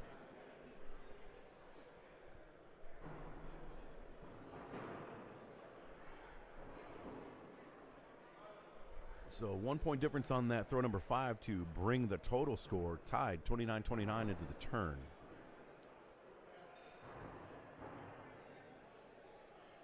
Oh, yeah, we really are getting down there. Yeah, we're in both of whittling our it morning down. brackets. So let's take a look at the bracket. We'll give you guys an update. Looks like Colby Dean and Steph Thorgeson is in the A bracket finals, and they're playing right now. We'll give you an update on that as soon as we're done looking at the bracket. We got quite a ways to go through the B bracket still. In this bracket, let's take a look at the other bracket and see who is left. This is the Philibon bracket. I imagine he's still in the tournament, maybe. Yeah, Philbaum and Hayden Brown, they might still be playing, actually. They're playing right now. That's Yeah, where we they're need that on camera. one of our camera lanes. Oh, they are. Yes. Let's take a look. Let's jump over there real quick. So right now, this is lane. We'll jump back to this match since it's an elimination match in game number 3. After this throw, a bull And a bull. and a bull, so they're gonna stay within 1 point. Let's take a look. They're just all good matches right now. No, we don't have that. I could have sworn. You want to take that over there? Who do you want to be responsible for that? Right now, GTO, we are finishing up the first 2 morning brackets. So most of what you're seeing is the B bracket games. We have a few A1s left, but nothing major at this point. We started at 9 a.m., so we're pretty well winding down on things, at least with the morning brackets. All right, so we're going to try and get that mobile camera over there to the other hall to get some of these big matches up, like Mike Philibon and Hayden Brown, who's been steamrolling the bracket. We're going to pull up their score so we can at least give you a scoring update. And right now they are in game number 2, and Philibon is up by 1 point. Glenn puts up a 62 Good Lord. to win. Good score. I want to flip over real quick to see who won round 1. That's a bold move. It is. I'm waiting till they post scores. So what I'm referring to right now is in the app in front of me on the computer screen. If I flip the scores to look to see who won round 1, it will mess with the tablet that the judge is using. So I don't want to do that too often. So round number 1 went to Hayden Brown with a 64. Of course it did. Of course Drops it did. a 64 in game number 1 against the defending champion, Mike Philibon. That's frankly what it takes. That is what it's going to take to beat him. So Because he's not going to make mistakes. So right now, Hayden is down 2 points, and he calls a kill shot. Throw number 8, kill shot. It's that is a very much a Lucas Johnson strategy, and their duels partner. So I'm not surprised that that's the same decision that Hayden. It could be Hayden's strategy that Lucas took. Oh, I've definitely stole it. It didn't work for me today, but I definitely used it. So we're waiting for that score to be posted. Mike hit a 6. Mike Philibon hit a 6 there, and Hayden missed his kill. So an unfortunate miss on this game, but Hayden was trying to take that into his own hands there. He's down by 8 points, going to throw number 9, and he's used one of his kill shots already. You only get 2 kill shots per 10 throws unless you have a drop, then you get an extra. Then you get an extra. Just 1 extra. So if you have 2 drops, you do not get 2 extra. No, but it's still good to average, 4 points on a drop and an extra kill versus Sure. 6? So with an 8-point spread and already have 1 missed kill shot, this individual game is pretty much all but lost for Hayden. And Mike just needs to land them in the boards to pretty much solidify this win. And they'll be going to a game number 3. Or a rubber match, as you might call it. The rubber match.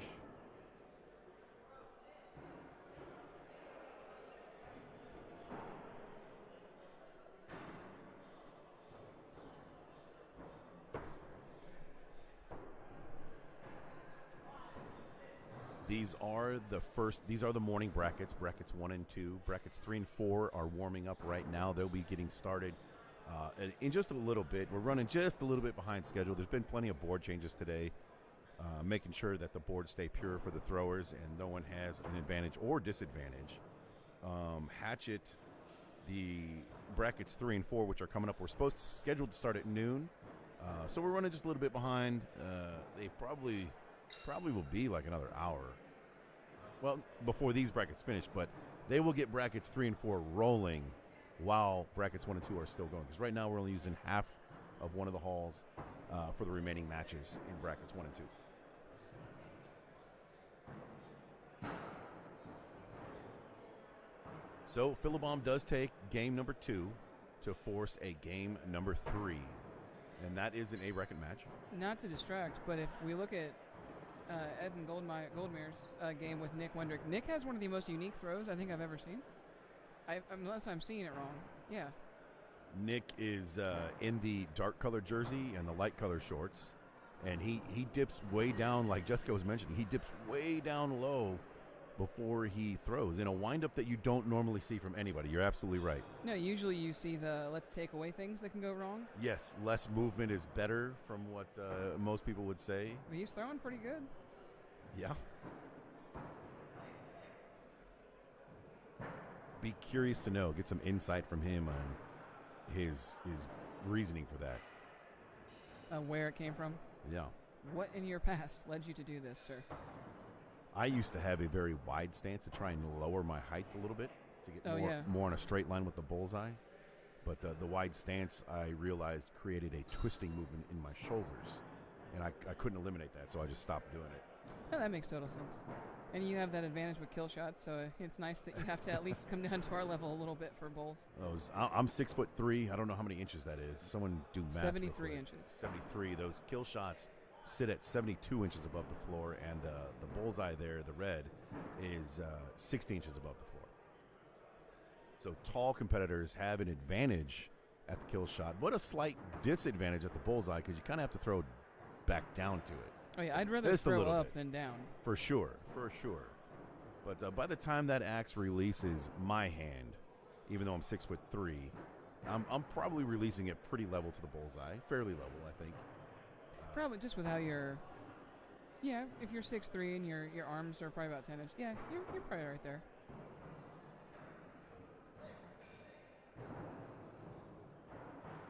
Not quite sure what's going on in Philibom and Hayden.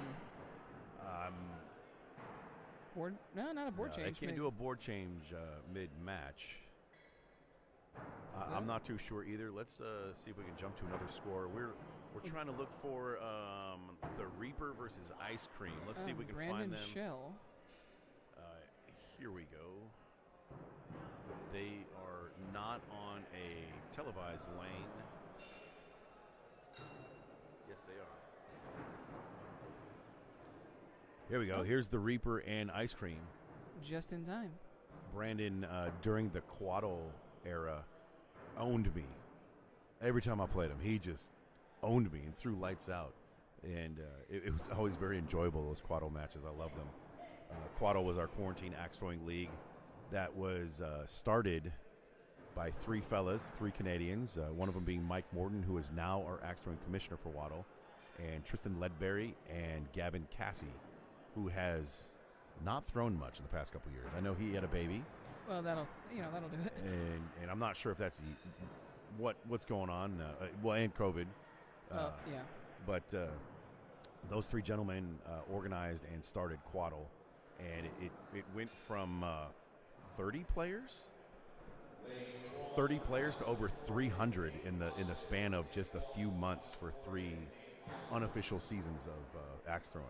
Oh yeah, those that last one, that summer one, that was massive. Yeah, it was huge. Fun fact about me throwing in Quaddle during the summer: summers in Houston can be very rainy. Really? So I had to. There was a couple of matches I literally threw holding an umbrella. I would hold a big golf umbrella in one hand with my phone in it, and I would throw. I wrecked one umbrella from that too. It's at least it's only one umbrella. So we're waiting for this match to start. Let's try and get you guys some updates on some other matches.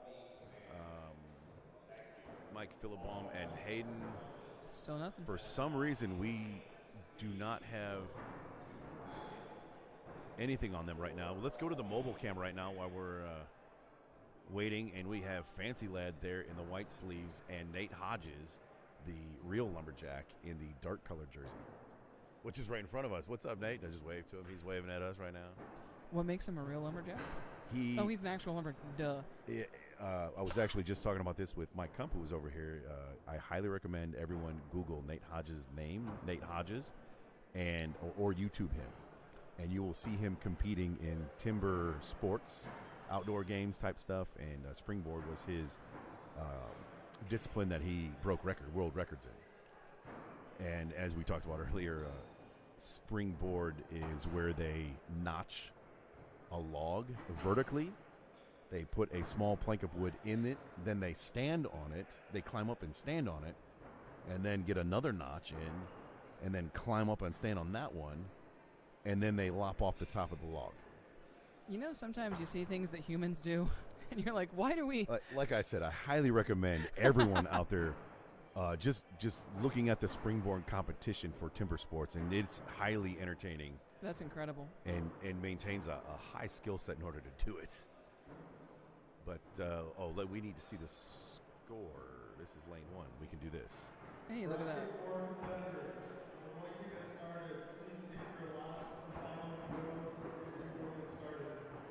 Couple clean bowls. Bowl on throw number 3 to keep the match within 1 point.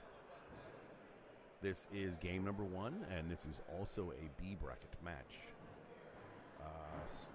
There we go. They just, for some reason, we had a very long delay in the Mike Philibom and Hayden Brown match, which is the A bracket finals. I believe so, yeah. And it is in the game 3 of that match. And right now they're on throw number 3 with a 1-point spread in favor of Hayden Brown.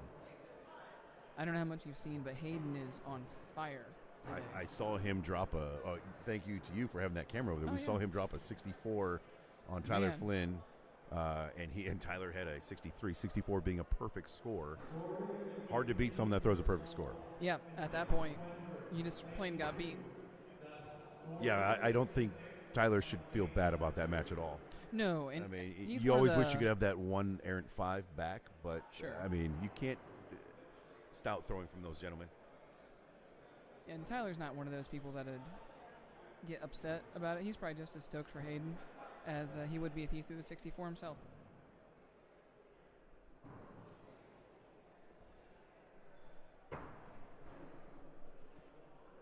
So scoring update on Philibom Hayden Brown is still a 1-point game going to throw number 5 in favor of Hayden. It is game number 3, which is the final game of the best 2 out of 3 of this match. Loser goes down to the B bracket, and the winner stays in the A bracket to wait to play the champion of the B bracket. It's not like the Knives portion. If you were watching Knives, there is not 8 people that make the finals, which would have been the A bracket winner and the B bracket winner. It is only the person that wins the bracket. Win or go home. That's it. Win or go home. Each bracket has 64 throwers in it for a total of 256 throwers. Large tournament, a large gathering of qualifying throwers for the World Championship, meaning you just didn't get a spot. You had to earn your spot here.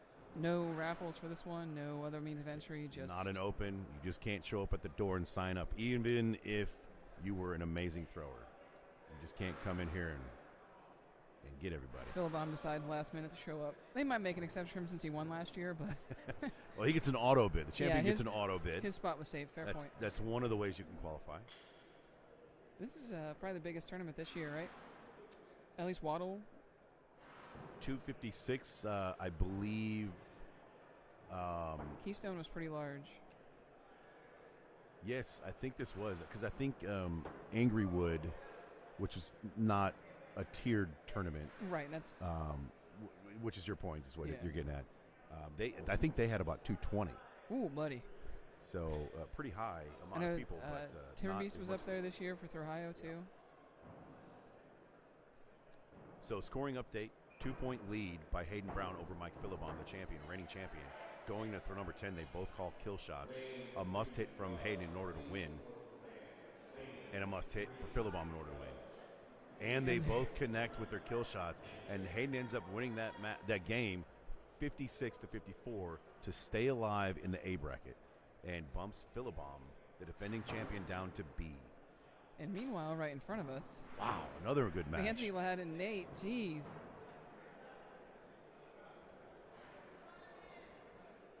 Oh, Justin Reese still going over there in that bracket. Reaper and Ice Cream still going. When did I put it? I just missed it. I blinked. I just blinked and I missed who won this match, but we can double check that. David, if you can find someone, we'll put you together a parlay maybe, but I don't know if Oh, he wants to bet? Who do you want to bet? Tell us your bets. Are we going to... Well, we still have a bet. I need to send Mike $10 or something. Or, bring him some cans of beer back? I can do that. So let's jump over here real quick. 52, it was done. Jonathan Morgan won the first round of the match right in front of us.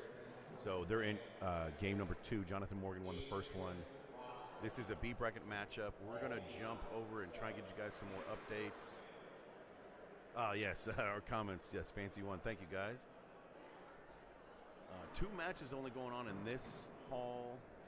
We got some board changes. I can hear the screw guns on the background. We're definitely getting ready for the next bracket.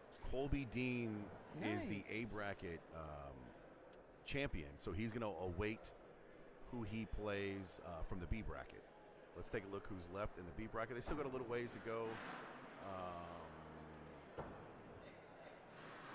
Yeah, we got a little ways to go in the B bracket, so we'll update you more when that thins out a little bit. Meanwhile, in the other bracket, we are looking at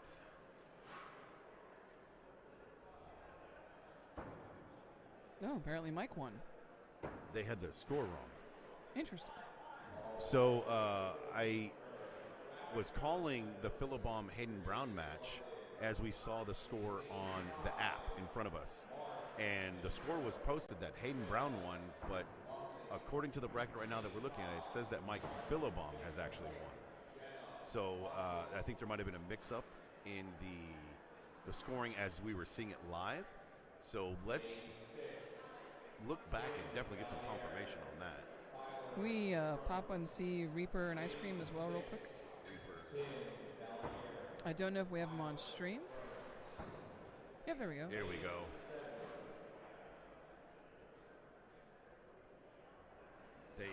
So they must have had that backwards in the scoring card at first. So the app definitely shows that Mike Philibom won instead of Hayden. There was a mix-up in the scoring, and just to get that corrected, so Hayden Brown is now on the B bracket, not Mike Philibom. Philibom is the A bracket. He's the only one remaining in the A bracket. Yeah, I would argue he's the A bracket winner. So I was trying to look for the word. I was trying to reach for the word. I was going to say A bracket champion, but yeah, it's not technically. Anyways, he's the only one remaining in the A bracket side of that, awaiting for someone to come out of the B bracket to play.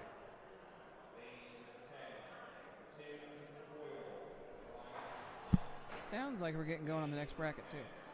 Hearing a lot of games get called. Yeah. So we're going to have more matches. I think most of the camera matches will be the earlier brackets until it's done, and then they'll bring over the brackets into the camera lanes. So we'll stay with these for right now, and we will keep giving you updates on the bracket as we learn them. Kevin Green and Zeus both. I think that's close to a finals game too over there.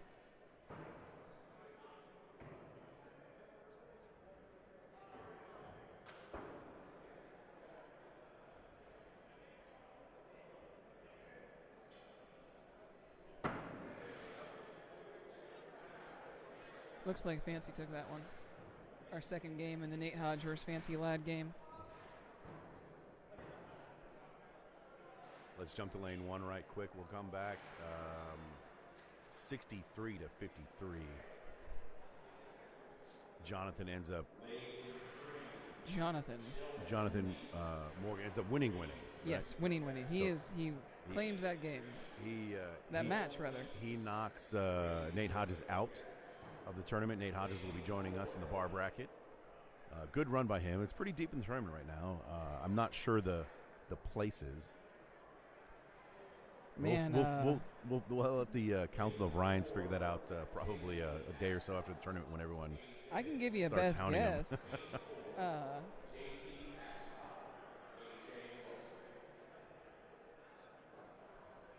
For anyone playing along at home who wants to try to figure it out, all you have to do is count backwards from the final game of B bracket.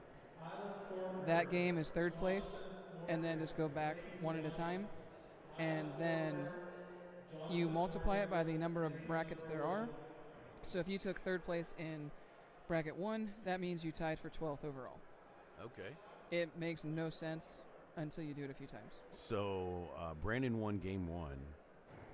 Brandon Ice Cream Shell won game 1. We are now going up on throw number 10, 45-44. We were talking about the Reaper's nickname when he played Dorito. Yes. How would you like some Reaper ice cream? Man, that sounds like a really interesting contrast in textures and flavors. So, yeah. The nicknames getting kind of creative with some of our last throwers. I'm not sure. I've talked to Brandon about the origin of ice cream. Yeah. And I just can't remember. Update on Hovermeyer. I know his better half is watching right now. Maybe if you're listening still, give us an update. Brandon ends up winning by hitting his kill, and he stays alive.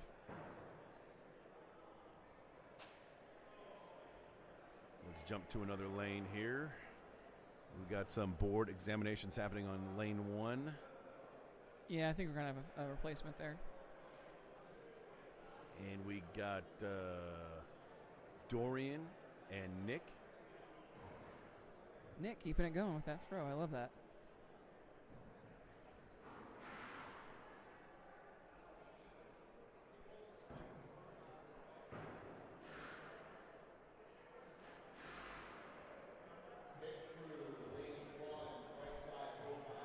Tied. Oh, nope. 38-33. All right. We had Dorian Big D take the first match, 52-51. So game 1 went to Dorian. Must win by Nick here. Pretty important shots coming up. You got to maintain this fairly hefty lead at this late in the tournament. 5 points with 3 throws remaining. That's one of those leads. It's very easy to get complacent and think, oh, I don't need to worry about bowls. Yes, you definitely don't want to get comfortable because you could easily chip away a point or more, point or 2 in this situation on just a couple throws. Well, yeah, and if you're up by 5 and you lose 2 points, suddenly going into throw 9 or 10, you got to hit a kill now.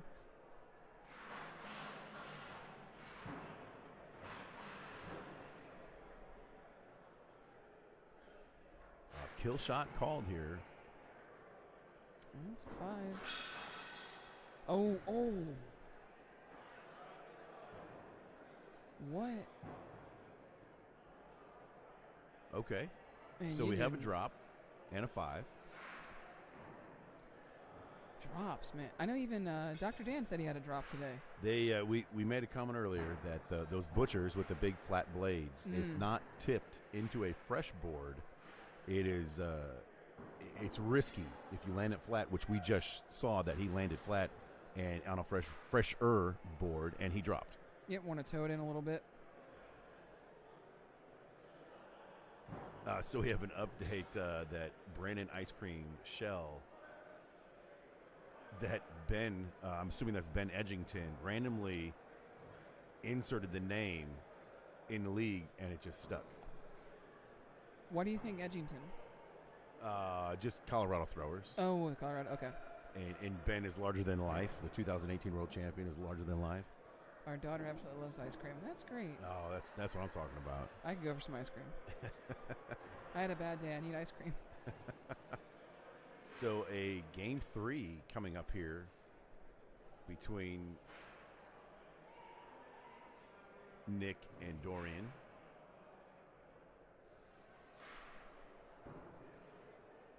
Do you think his legs get tired? I mean, I don't know. I started throwing a very heavy hatchet. And after about a month, I stopped getting tired.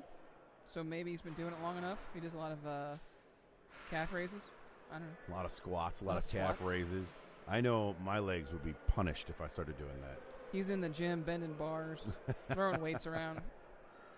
We're talking about that deep squat ish, like a leg lunge almost, just Yeah. stationary. Because In his windup. like Russo, he squats. This is, I love it. It's like he's picking something up off the ground Yes, before he throws. So unique, and he's doing really well with it, which is great to see too.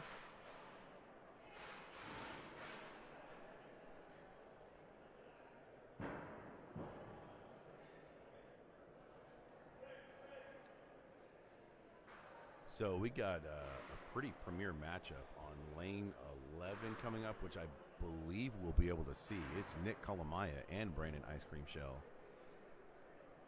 Two pretty stout throwers who have made their reputations in axe throwing are pretty stout. Nick recently coming off of a championship win in Fargo. He won. He beat Lucas Johnson and Dustin and Zach and Russo. A pretty Whole stacked field up there. a concise throwers. I think it was 48 throwers total, maybe. And Nick went on the win. He beat a bunch of very, very good throwers. Yeah, I think that, not that Lucas has had a bad year, but I think Correct. we've seen a lot of people rise to the challenge this year. Nick drove from, I believe they live in Alberta. And I think the drive was like 16 hours. Oh, my God. 16 plus hours. And Kendra had stayed home, so he drove by himself. And yeah. That's a lot of podcasts. And I don't know if you saw the trophy for far throw. But Yeah. but the trophy was like 5 feet tall. Yeah. So yeah, it's good that he drove, because then he put it in the passenger seat and put the seatbelt on. And took pictures at random places on the way home. Hey, precious cargo, man. Precious cargo. So we're going to stay on this game in this lane. It is the rubber match. It is game number 3. So whoever wins this keeps going, and whoever loses goes to the bar bracket, which doesn't exist. It's not actually a thing, but I mean, it's what we call it. if you want to hang out in the bar later, I'm cool with it. Like, But your tournament life, it will be done when you go to the bar bracket, and you get to enjoy some libations. may you rest well in Valhalla. Brandon Ice Cream Shell and Nick Kalamaya have started. They're on throw number 4, and the current score is 18-16. We will jump over there we'll go back and forth from this game a little bit. After this next throw, we'll jump in that camera and go back and forth. So Chris, and for anyone else that just joined, we can't promise anyone's game specifically will get on stream. We do have 4 cameras up and a roaming camera, so we're doing our best to jump around throughout the day. Right now we're on the later bracket, or the earlier brackets finals games, so we're kind of focused there. And as we get into the afternoon and into the second brackets, third and fourth bracket rather, we'll be sure to jump around and hopefully get as many people as we can. Yes, Chris, the current setup that we have is 4 hard cameras, which only 3 are working right now. And we do have a roaming camera, but there will be so many matches being played at one time. It will be very hard to get that roaming camera around in time to see a match. So once there's the field has been thinned a little bit, we can take we'll take requests now, and if we can do it, we'll definitely try and accommodate you. But right now we only have 3 lanes that are operating with the cameras fully, so we got to stay on those. And plus, it's really scary to carry that camera out there. So It is a very expensive roaming camera. I heard the price. I don't know if I should say the price out how loud. many figures? 6. Oh my God! No. No, I'm sorry. I didn't mean to say 6. No. Okay. I'm very. That was way too much. I was trying to balance it out earlier, and it flipped backwards, and I was like, "Oh man!" But you saying that makes me think. Let's just put it this way: the tripod that it's on is not as robust as it should be. Yeah, fair enough. But Fair enough. nonetheless, back to the action. We got a 47-46 game right now between Brandon and Nick, going into throw number 10. They both call kill shots. The elimination game right here, game number 3, which you're viewing, is 45-44 on the 10th throw, which is going up right now. And it is a hit and a miss. So Dorian will end up winning. Let's jump over to Nick and Brandon real quick. Brandon's over here on the left side. Nick is in the shorts. And this is the final throw of game 1. Nice kill there. Which this is Yes, that's Nick. Nick connected. Nick rocking the Ukrainian flag? I think so, yeah. That's what it looks like. I did not know those were his origins. I didn't know that. I didn't know that either. Kolomaya, I guess Kolomaya, that is... Yeah, when I that say makes it to sense. myself. Yep, definitely Ukrainian flag. Love that. So Nick took round one with a 62. 62 to 47. A little bit of overkill, but you know. Now Nick is throwing a hatchet that you don't see very often anymore. It is a half hatchet. I believe he's throwing a plum, I believe. But nonetheless, it's a half hatchet. Yeah, that's definitely a plum half hatchet. And it is on an 81 axis handle made by Goose. Do you know Goose's real name? No, I don't. I don't know. That's how awesome Goose is and how much larger than life he is. He has one name. It's nickname. It's There's Goose, Cheese, and one guy from the Cleveland area named Fred. And they're like Cher. If anyone doesn't know why it's called a half hatchet, it's because it is hatchet and a hammer. Very good description. If you can't quite make that out on the screen, it has a hammer head on the back. At least I'm pretty sure that's why, and I'm going to be really embarrassed if it's not, since I make axes. I think you're correct. I bet somebody could fact check us out there. Oh, man. Wait, we don't want to know Goose's name, do we? I mean, I know it now, and I can't get it out of my head. Thank you, Kara, for letting cheerio. us know.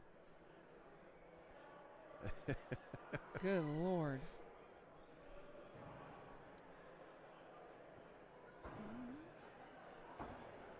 Hefty throwing being done by Brandon and Nick right now.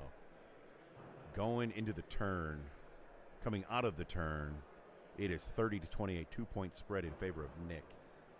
And let's see if we can get a scoring update. Who's throwing? Man, you're going. Imagine you throw a 28 and you're still down by 2 going into this throw 6. Yeah, we have Fancy Lad right in front of us in lane 1, which we will jump to right now to see if we get a quick update. They are in game number 2, throw number 3. Fancy Lad in favor by 1 point. And then another pair of 6s before we jump away. Oh, roofing axe. Yes, thank you. Adam Fortner won game 1, 63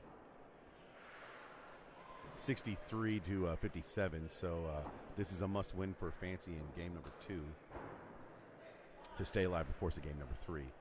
This format's best 2 out of 3 in a double elimination tournament, meaning just to break it down a little bit for some people, that means you play best of 2 or 3 games. And if you lose those games, which makes a match, you go down to a B bracket and you're still alive because you've only been handed 1 loss at that point. If you lose again when you're in B bracket, then your tournament life is done and you go to the bar bracket like we've been talking about. Or if you make a run, you get to play twice the number of games to make it to A finals. Michael Dolan in the house. Hello, Dolan. Welcome back. 2 kill shots hit on throw number 9 to push it to 3 points. Both kill shots being called again. Nick, a pretty comfortable lead, but he has to hit this in order to win, which his body language indicates he missed, and Brandon comes back and hits it, and that's why it was a must hit for Nick, because if he missed and Brandon hit, he would force a game 3. 61-56. Nick didn't miss by much there. No. He did not miss by much. He's throwing pretty well right now. Tap of the axe, they'll get it going here. Game number 3. Meanwhile, I don't think they're practicing. Right into it? They jumped right into it. That might be a practice. I stand corrected. They did practice. That or they just really did not like those things. Jumping back over here to Fancy Lad and Adam real quick. Adam did win the first game and is currently in the lead by 2 points going into throw number, 9? Throw number 9. Yes, throw number 9. So big throws coming up here for Fancy. His tournament life is at stake right now. Kill shot being called by both players. I think Fancy called first and forced Adam to go up with him. Looks like 2 hits. 2 hits. Wow, Yep. Good throwing. We will stay on this game real quick, and we'll jump back over to Nick and Brandon, because this throw would determine whether or not they play another game. This is for some of the marbles.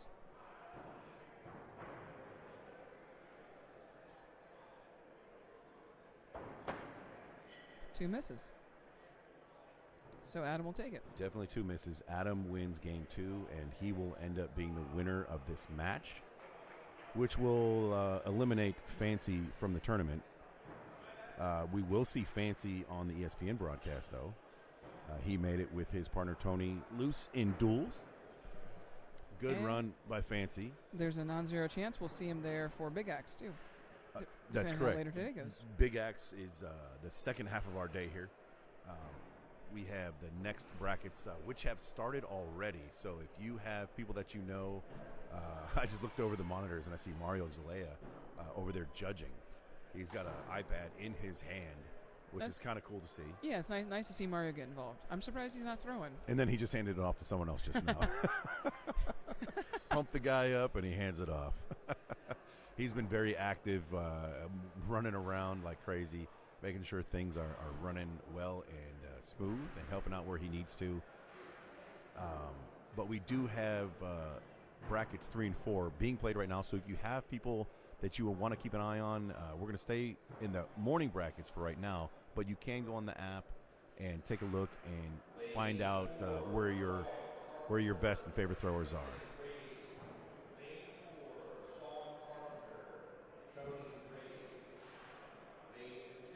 Are you throwing Big X, Jessica? I am not. During the time of qualifiers, my technique was not where it needed to be to qualify, so I didn't bother trying. Okay. In hindsight, I should have. Yeah, my massive hatchet has forced me to up my Big Axe game as well, or allowed me to, rather. Yeah. And I'm throwing a lot better now than I was then. But nope. Ashley Dawson here.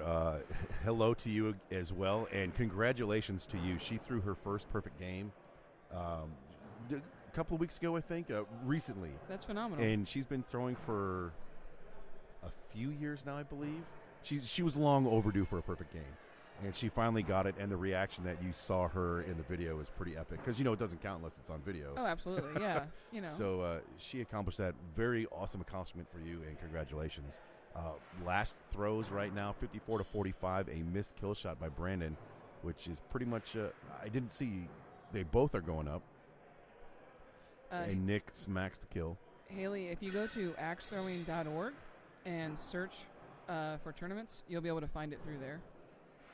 Once we get Anthony back over here, we'll have him drop the links in the chat. That way it will be streamlined for you as a viewer to see the brackets.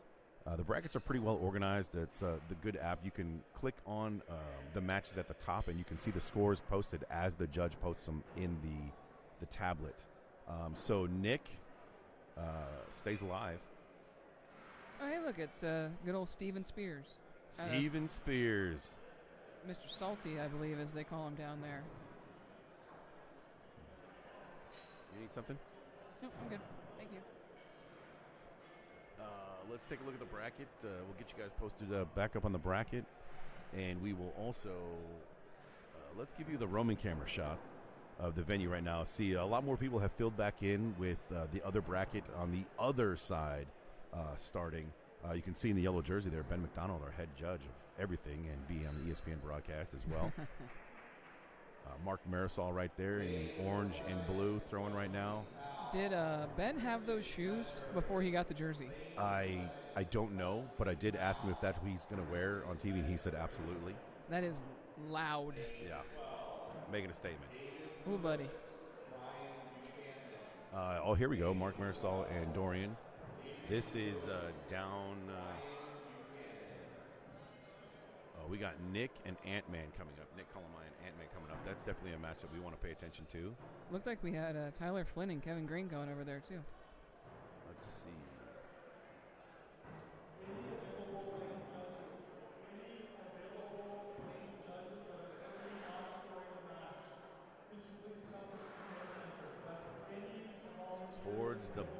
towards the end of the B bracket, we're getting there. We've got this match that's being shown live right now, and Mark Marisol and Dorian, and the winner of this plays Adam Fortner.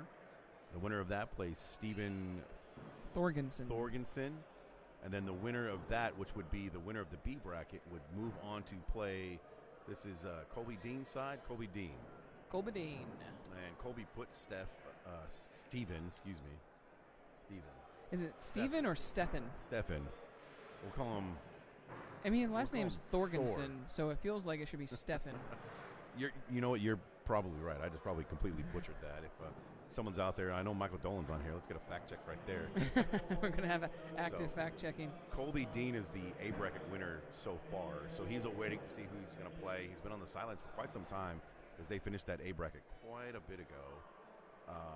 And on the other side of the bracket, we have Ant-Man versus Nick Calamaya and Tyler Flynn versus Kevin Green. And those are on lane 11 and 10. So we got lane 11. And they're getting underway. Let's get back to this one. This is game number 2, which means... Not sure. I'm trying to check to see who won game 1 for you guys.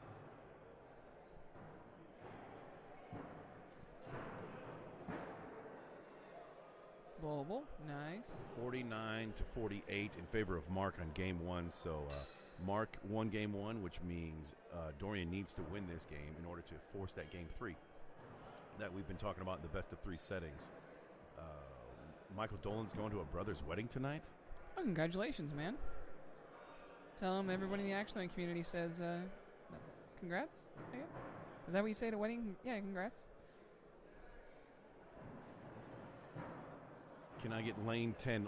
Lane 10 is the cameras are not working on lane 10, so we can't show you anything on that. We can definitely we can give you updates.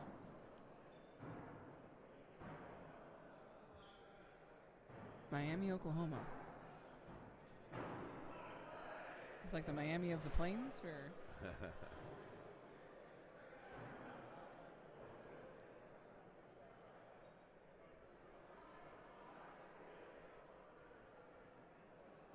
Oh, here comes the flashlight. Getting a closer look. Will we see a card? In order to get a better look, they'll bust out a flashlight to see if that ballpoint pen outline of the bullseye is on either side of the axe blade, because that is the only way you will get a bullseye, is if that ballpoint pen marking is on both sides. Looks like we did have Kevin Green beat Tyler Flynn. Wow. That's a nice job, Kevin. That's a big win for him. Oh, yeah. Oh, yeah. I think I met him for the first time at the regional they had there last fall. And that dude has just exploded. A lot of good throwers out of that venue.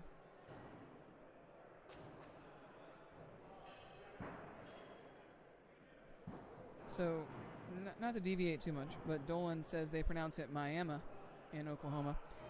Where I'm from, a small town called Delphos, Ohio.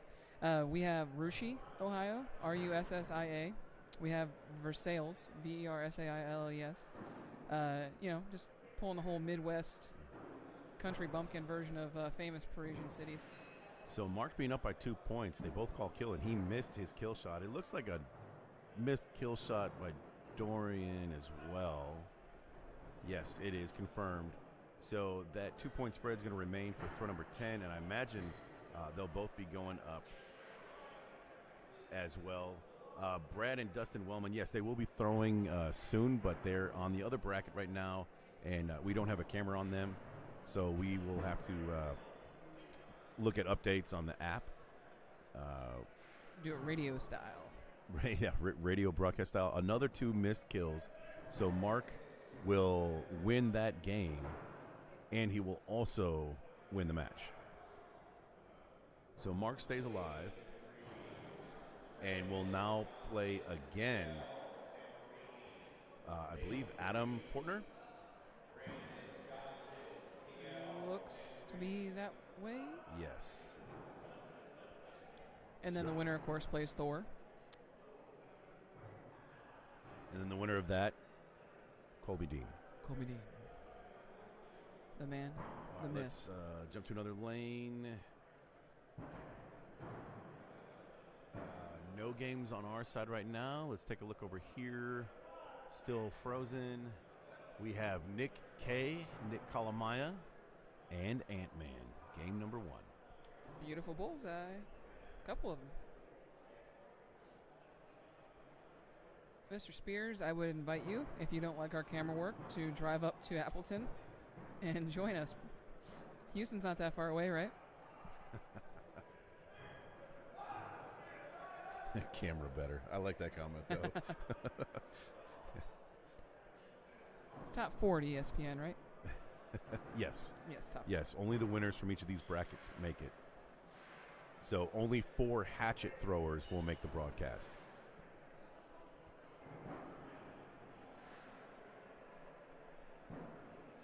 Tied up 30-30, man.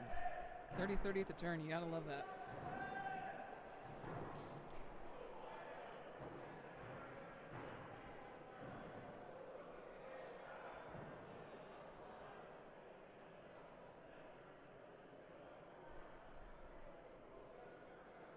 So where we're waiting at in this bracket right now, the winner of Ant-Man and Nick K will face off against Kevin Green.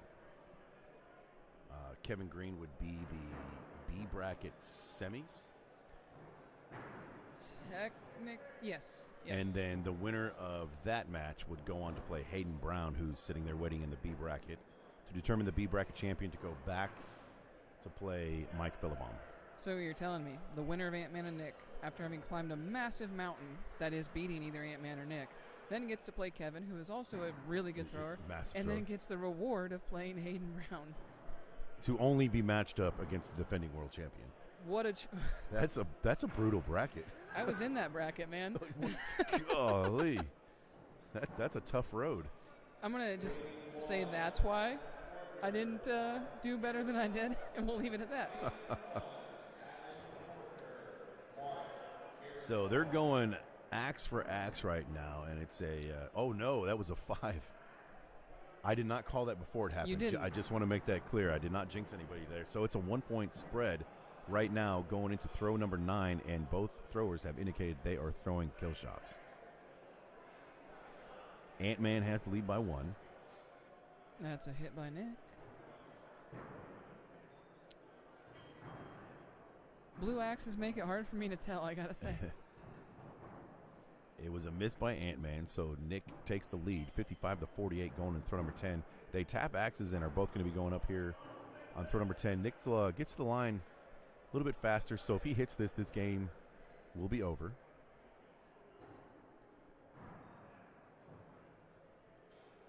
Oh, there we go. Which it looks like he just smacked it right in the middle, and Ant-Man followed up with hitting one as well. But a little too late for this game, but we'll be going to game number 2.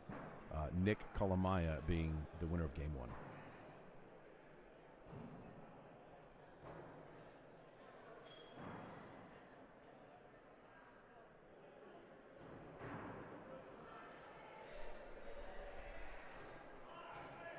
Spears, I will try and do that match for you. You want to see Schaefer versus Lucas Johnson when they're throwing. We currently don't have anyone to operate the mobile camera, though, so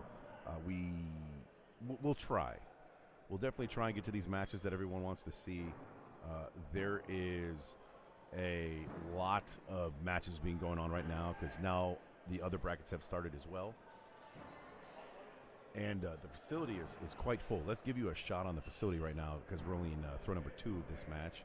And you'll see all the people that have joined us in here. We got a little walkway in between both sides. There's targets on either side of the room. And in between is that path, that walkway that's roped off. And quite a bit of people. So getting that tripod around is not going to be easy as well. But we'll get there sooner or later. And so, Barbara, we just don't really have the cameras on their lane right now. It's pretty early in their bracket. So since we're using these these brackets that have cameras on them, the lanes that have cameras on them, rather, we can't pull newer games onto those just yet. Just for those joining us and watching us requesting these matches, we only have 3 operating cameras on some lanes, and we have a total of 24 lanes. So there are way more games that we cannot show to what we can. But we will definitely do what we can, and we will keep broadcasting the lanes that we do have. And eventually we'll get that roaming camera out and running. So are we saying next year we're going to do Spider Cam? That'd be awesome. 1 point game going to throw number 5. The front half of this match, once again, pretty stout throwing.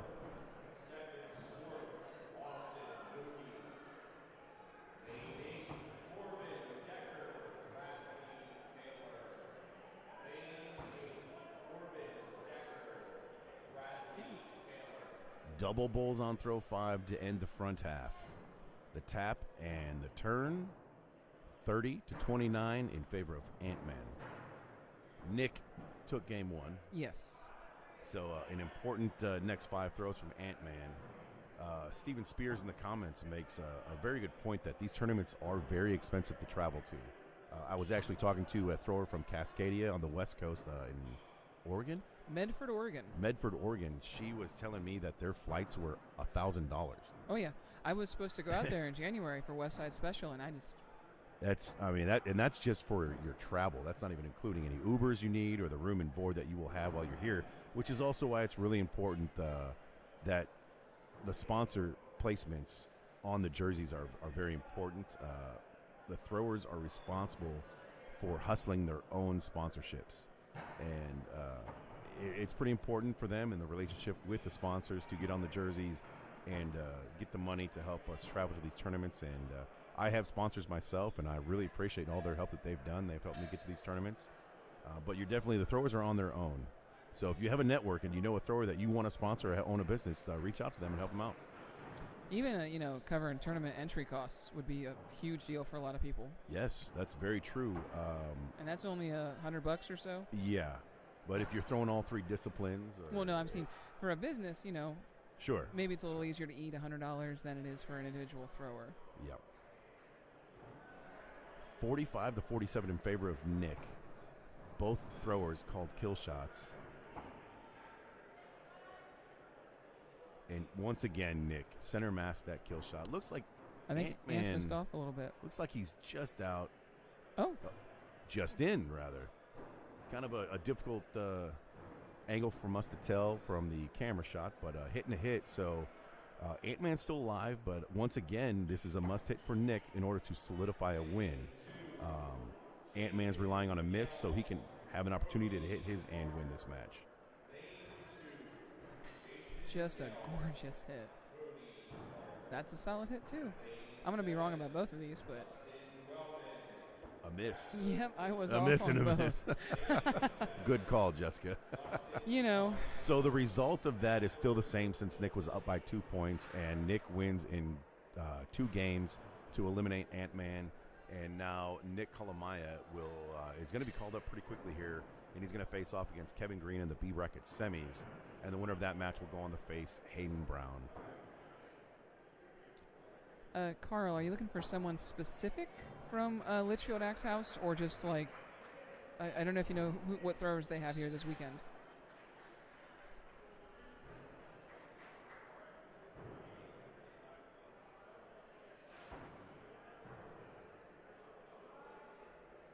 So this is a B bracket match, semifinals match right here in front of us. Mark Marisol in the orange and blue jersey, which is one of my favorite jerseys I think I've seen. I think the color combination of that is pretty great. And Adam is in the orange shoes and black jersey. They're definitely one of my favorite lighter color jerseys. The Lazy Axe ones for sure. The winner of this will move on to play Thor in the B bracket championship.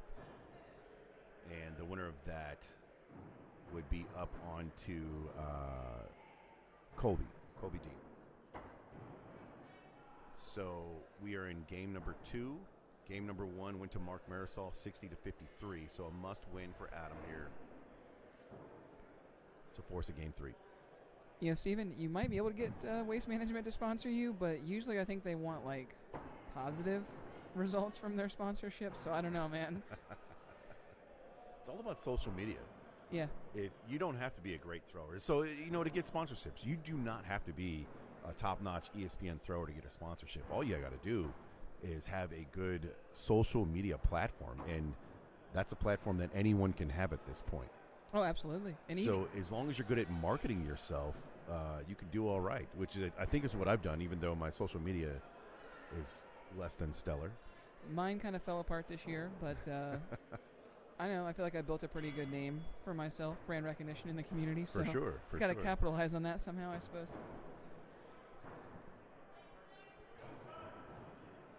Yeah, even one of my earliest sponsors, it wasn't even financial. It was just, hey, will you let me throw for free here, just so I can get practice in. That works. I don't remember who I was talking to, but he had a sponsorship with a barber. Oh, And their barber. Not everything has to be a monetary sponsor. Like, he was getting free haircuts. absolutely. So, I mean, that counts for his. I think his deal was a free haircut, 1 or 2 a month for a year.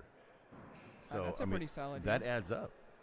I mean, so Dude's haircuts aren't too bad, but I would take free haircare for a year or two. That would be- yeah. I have no hair, so I've been lucky enough to not have to go get a haircut. Every once in a while, I will get my beard trimmed, yeah. and it's nice. I like that treatment. Everyone deserves to be pampered a little bit, Rob. You know. All right, what are we looking at here? 40-39. Adam on top. And Mark calls a kill shot on throw number 8. So maybe it's not just a Hayden Brown thing. It's a unique strategy to try and change the pace. You don't see it very often when in that situation where the score was only a 1 point difference. Yeah, 1 point difference Yes, at that yes. point. It's a pretty bold move, but it is definitely a flex, if you will.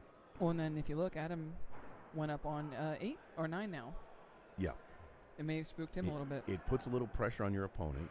It is a kind of some would say a risky move because it's an all-or-nothing shot. If you miss, you get a 0. But right now, maybe it worked. Who knows? Well, I feel like if you're in a close game, you're not super confident on your 6s, and you're like, you know what, this is going to come down to a kill anyway. Why don't I just go for it on 8? John Bradley and I earlier were talking about a lot of these games. So Mark Marisol is going to win, and he's going to end up going on to play Thor in the B bracket finals. John Bradley and I were talking about that these matches at this point are all going to be determined mostly by 2 kill shots. Oh, absolutely. And most of the time they'll happen on throw 9 and 10, with the exception of sometimes on 8. But the point that I'm getting at, trying to land this plane, is when you're mentally ready to throw that kill shot, you should throw it. Oh, absolutely. Regardless of if it's on throw whatever, 2, 3. If you're ready to throw that kill shot, knowing that you're going to have to hit one anyways later in the match, grip it and rip it. Yeah. That's my book. I mean, if you need to start the game with 2 kill shots, if you throw a warm-up kill and you just nail it and you're like, let's see what happens. Why If not? you know the game's going to end Yes. with kill shots. Yes. Maybe not a first round move. Yeah. But if you're ready and you're confident and you know you can hit it, I say do it. Yeah, why not? You're going to have to anyway. Which is, I can't kind of think that's the camp that Mark was just in right there. He decided on throw number 8 to go for it. So this is Looks like our scores might be this is not correct on the scoring, and this one looks to be, though. Nick Colomaya, Kevin Green in the B bracket semis.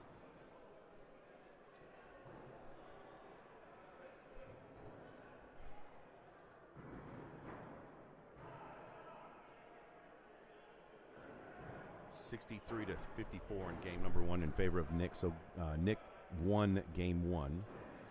With another 63. I'm trying to recall, and I don't want to go back and look through the bracket, but I don't think Nick has lost very many game 1s. He's been on. And, I mean, that definitely puts you in the driver's seat and control of the match when you win game 1. Yeah, sometimes I actually like losing game. I don't like losing, but if I lose game 1, I don't mind it so much. Sure. Because then I feel like the other person expects to win game 2, and that might make them a little complacent. Or maybe I'm just grasping at straws. Who knows?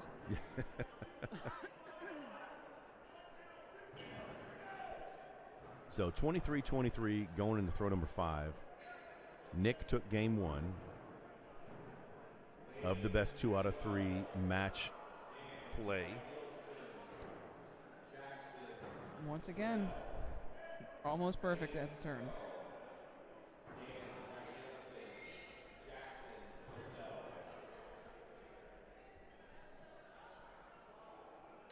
Looks like Mark Marisol is getting ready to throw in front of us. And they're waiting on a board change? No, we do have the remote cam if you weren't switching to it for some reason. Oh. 35-35. Going into throw number 7. And Kevin edges him out to take a 1-point lead on that throw.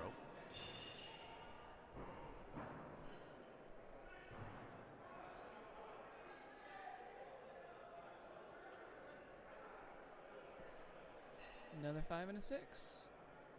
Just keep it on, keep it on. And they trade right back. So this is Mark and Thor in front of us. We'll go to that right after these kill shots attempts by Nick and Kevin.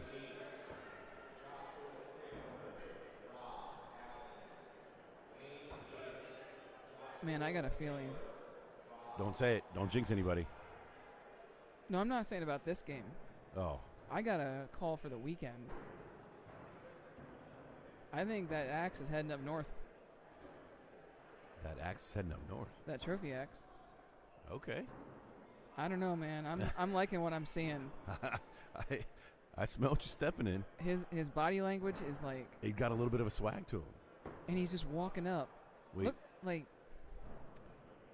I think it's going there. Wow. 62-62. Good Lord. We're going to sudden death, which is in this format of play with the rule sets is who sucks less, which means whoever, if they both miss the kill shot, whoever is closest to the kill shot wins.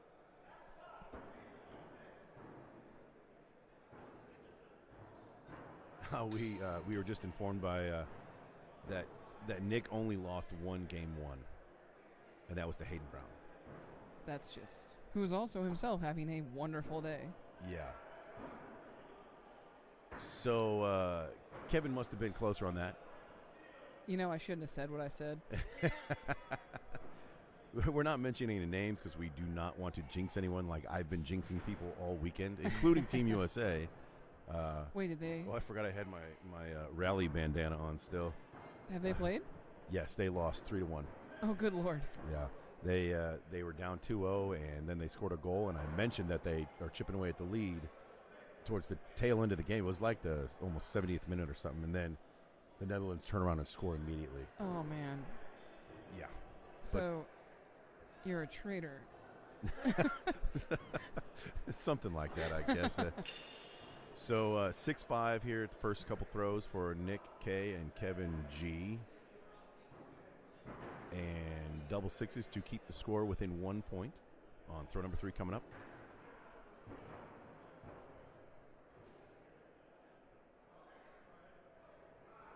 Yes, I had the game on here. Oh, you did? Right in front of my face on my iPad. Hey, I'm not judging. Yeah, while I was doing commentating and stuff. I'm checking college football scores while we're talking here.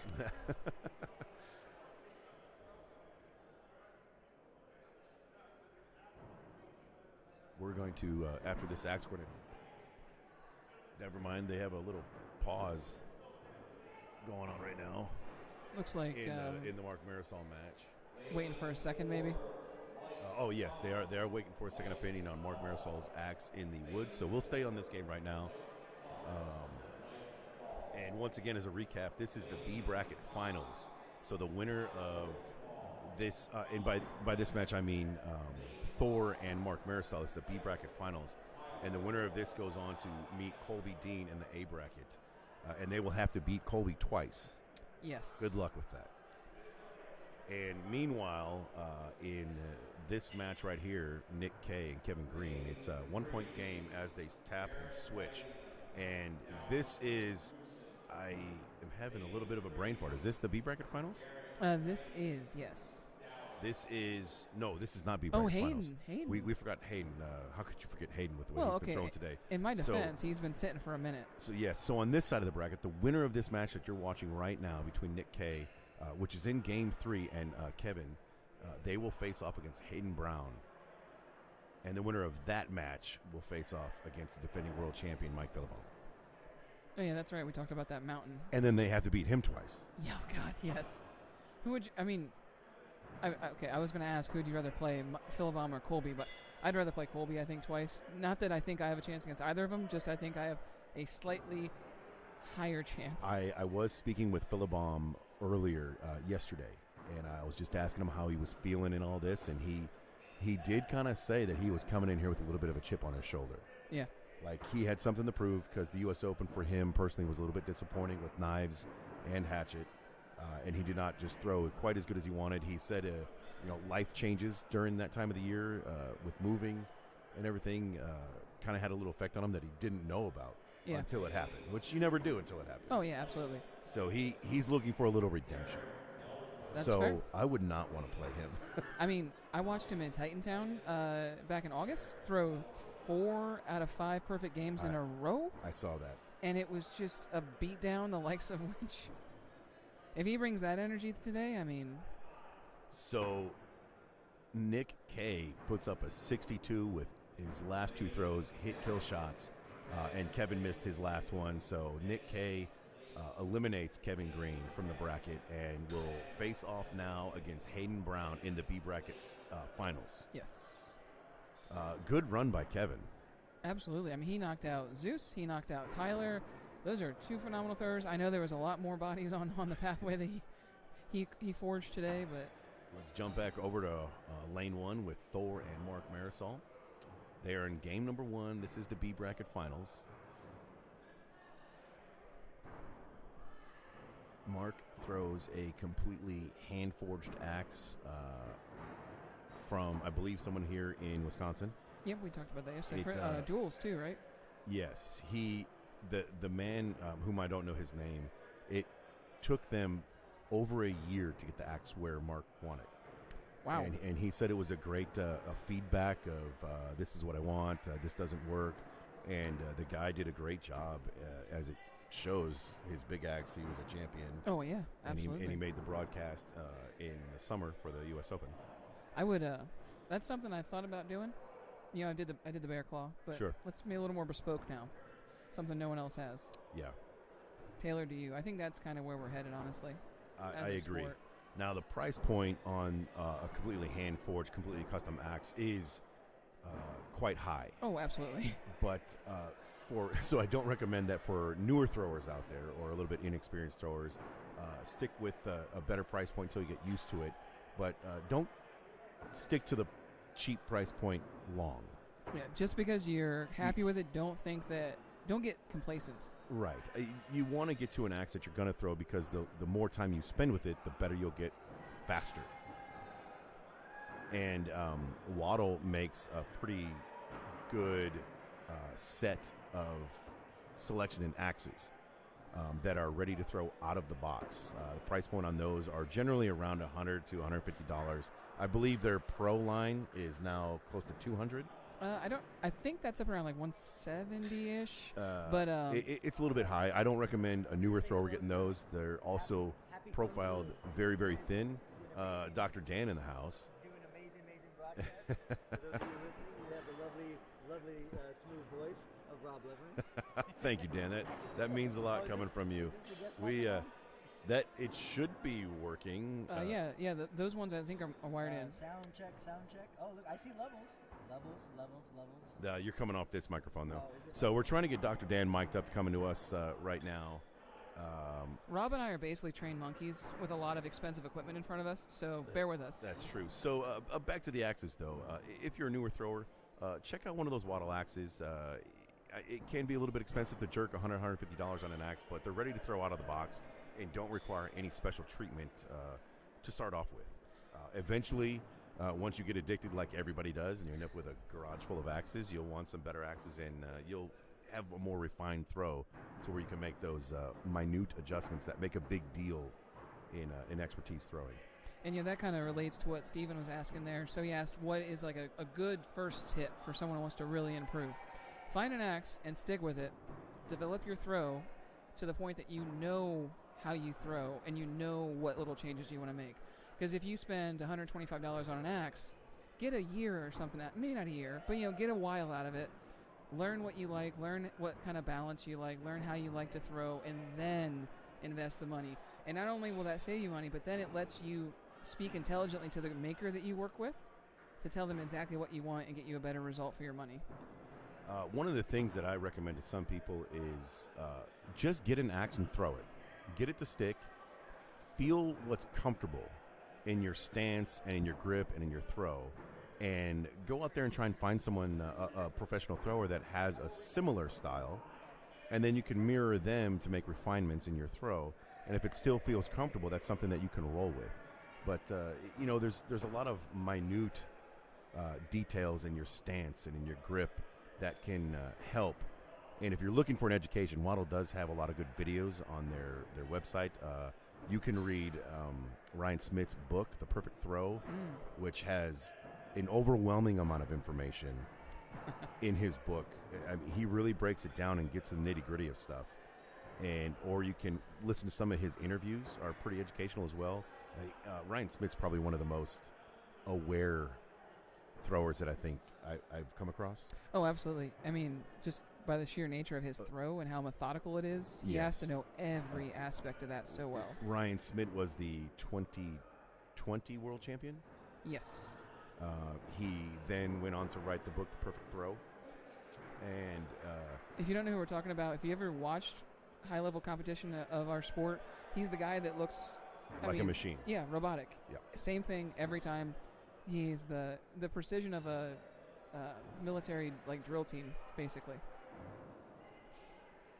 Okay, Stephen, I see what you're saying now. One of the things that I used to do, Stephen, is with the WATL app, you can go through the bracket like we've been talking about all day. You can see what scores are in the bracket.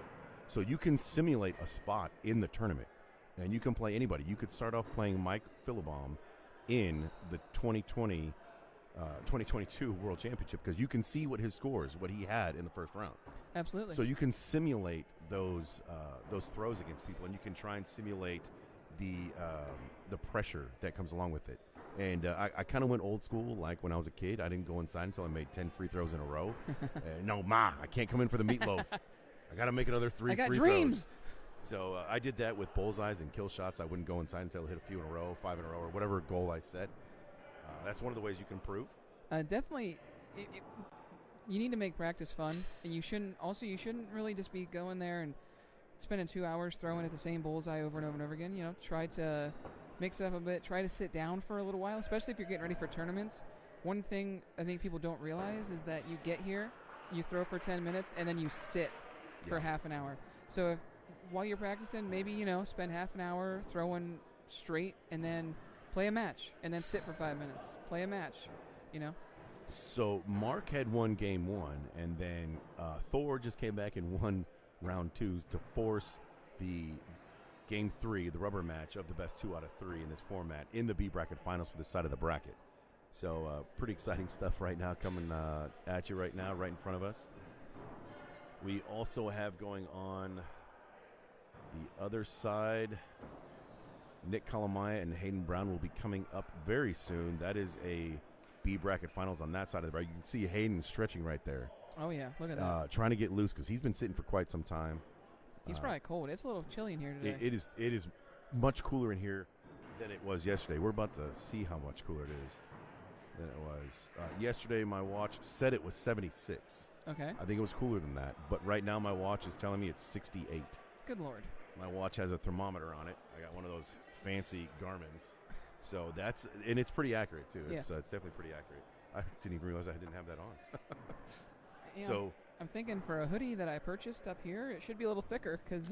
Right. So 68 degrees in this big building, and it creates a little bit of problems like dry skin, dry hands. Although a lot of people are complaining about clammy hands. That's just the nerves. Yeah. But outside today, well, no wonder why it's cooler. Yesterday was about 40 degrees in Appleton, and today when I walked out the door, it was 18 with a very heavy wind. So definitely much cooler today in Appleton, Wisconsin, which is where we are being hosted. Let's see. We are sitting outside. I should have checked before I refreshed it. We're sitting at a balmy 22 degrees with a real feel of 8. Oh, Lordy. What's the Single temperature? digits. My goodness. 8. So you live in Ohio? Yeah, I'm back in Cleveland now. I was up in Saginaw for 6 months or so. And So, excuse me. no, go on. You're fine. The people of the North, do you guys, like I live in Houston, and it's extremely hot and humid in the summer, and we rarely will actually have temperatures above 99 Yeah. actual temperatures. But when you throw in the heat index, Oh, yeah. it is 110 to 115. So when someone asks us what's the temperature outside, we generally would say, well, it feels like 115, like it's 115 or 110. Do people do that with wind chill up here? Oh, absolutely. So right now, you wouldn't say it's 22 degrees. You'd say it's I'd 8. probably actually say it just like how I just did. Be like, oh, it's Okay. 22. But actually, Gotcha. it feels like 8. I gotcha. Our next job is going to be on a TV station for the weather. Hey, you know what? I've been doing design work for about 10 years. Maybe it's time to change industries. Steven Spears in Houston, Texas asks if 8 degrees is even legal. In Wisconsin, I believe so. In Texas, I don't know. So we got a 3-point spread, 1 point gain on that throw to bring Mark Marisol up by 3, 48 to 45. Thor's got to think about going up here, which he is. He called for a kill. Yep. I didn't see him signal it, but he's definitely doing it. Might have been a quick, just like in Little, the zone. Yeah. Oh, he hit it. Finger guns up. So Finger nice guns. connection from Thor there, hitting that kill shot, and he might have made up 3 points, which he did on a 5. Taking a closer look, it looked like Thor told Mark to call a second opinion. Oh, yeah. I mean, and we've talked about that before. It's that sportsmanship. Sportsmanship of axe throwing, which I actually think that's where scoring should go, is your opponent should score it for you, and if you disagree, that's when you call a judge over. I can see that for leagues. I don't know if I'd like that for tournaments so much. True. At least not Worlds and U.S. Open. But, shoot, someone just asked. Oh, yeah. So whoever asked about Mirasol's axe, yeah, it's a fully custom forged. And when we mean, so when we use the words custom and forged, the axes that WATL makes are tailored to throwing. So they were designed specifically for throwing.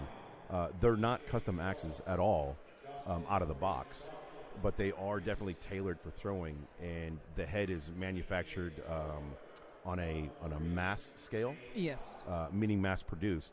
And Mark's was literally forged in a fire and then pressed with machines and hammers to the shape that he wanted, a completely customizable, worked on by one person at one head at a time. Think of it. You go to the store. You want to start taking up golf. By a blacksmith. Yeah. You go to the store. You buy some golf clubs. You get really into golf. You go to a golf store and have the clubs fit to you, right? And that's what Mark did there. He just ground up, fully designed the axe head himself with the blacksmith he worked with. Yes. So I know that Mark Marisol and Gary Dater, another lazy axe thrower, they have forged axes from the same fella that he did the same. There's only I know John Bradley has a hand forged axe that he did with Liam Hoffman. Yes. And I think there's one other guy now that's starting to make hand forged There's heads. the Kyle Durant's doing it. Yes, But also, Kyle's doing it. Not what we're getting at is it takes a lot of work. Oh yeah, yeah. It takes a long time. It takes a lot of work, especially to get it to the point where you want it. Thor and Mark, we just tied 61-61. We are going into sudden death. That was sudden death. Mark did My win. apologies. Mark did win. Sorry for that spotty camera work. So Mark wins the B bracket championship. Great run by Thor. What? 61-61. Those are great scores to be put up in a third round. Oh, absolutely. Yeah. Congratulations to Thor for making a deep run. That's pretty memorable. I know me being highly competitive, I always would nitpick and say what if and what could have been. But that's one of the ways that I try and help improve myself and learn and move forward into the future with future tournaments. I used to have a not hard time, but I would get too into how I did, and I would do statistical analysis on how I performed on throw 4. And then I realized it was driving me crazy because I was just too focused on one little thing. So Mark Marisol was the winner of the B bracket. It's now going to be facing off against Colby Dean, who's been sitting for what seems like forever. Let's go to the lane real quick. The roaming camera, it's got a good angle on Colby warming up. There's a rule. Colby right there in the blue shoes rather. He throws a jack of clubs, and this is to determine Colby is A bracket and has to be beaten twice by Mark in order to lose. Like, he has to lose twice. Well, when we say twice, we mean 2 matches, so 4 total games. At least, because this is a double elimination tournament, which means Colby represents the A bracket, which means he hasn't had a loss yet. And Mark Marisol is representing the B bracket, which means he has lost once in the double elimination. So Mark has to beat Colby twice in order to hand Colby those 2 losses that will eliminate you from a tournament. So they're getting started right now. Colby's been sitting for a while, and one of the rules that we have is if you've been sitting for more than an hour, you can get some warm-up throws, which is why he was just throwing practice and Mark wasn't. And Mark's had plenty of practice at this point, throwing 3 matches in a row. 3. Oh, yeah, 3 matches. A lot of perfect games, too. Let's get back to Nick Kay and Hayden Brown. They are finishing up game number 1. A flashlight busted out. A second opinion. No, that was the first ruling. Hayden takes a closer look. Looks over at Nick. If you guys are looking at the app at home, there might be some slight discrepancies in when we report stuff just because, streaming is what it is. There's some delays sometimes. Second opinion being called. So Hayden thinks that he might see some pen on the other side. The board looks not completely brand new, so sometimes that line can get a little bit askew. Sometimes some of that wood grain can come out a little bit, so it can be difficult to see every once in a while. So now, with the rule set, second opinion is perfectly allowed according to the rule set, and another judge will come in and give their opinion, and their final call is the final call on that individual throw. So it was ruled a 6. So it's 54-53 in favor of Hayden. I'm actually surprised Hayden didn't go up there. That could be ooh, man, that 1 point. That could be big. So a must hit in order to solidify a victory by Hayden, and it looks like Hitting it? it was ruled a hit and Nick miss. Wow. So Hayden takes game 1 of this best 2 out of 3 B bracket finals. Hey, there's a game 1 that Nick lost. There we go. We talked about it. We jinxed him.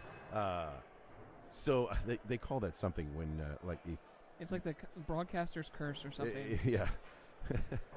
So the winner of this will end up going on to play Michael Philibom.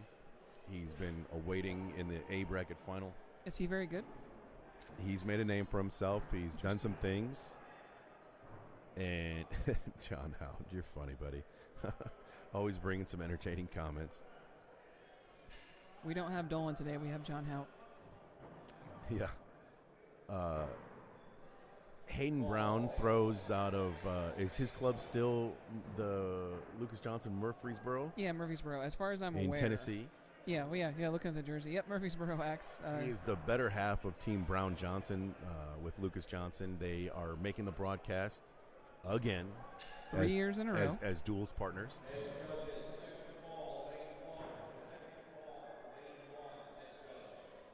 Nick Kay coming out of Alberta. That goat on the back of his, or ram, whatever, on the back of his jersey keeps catching my eye. Very intimidating.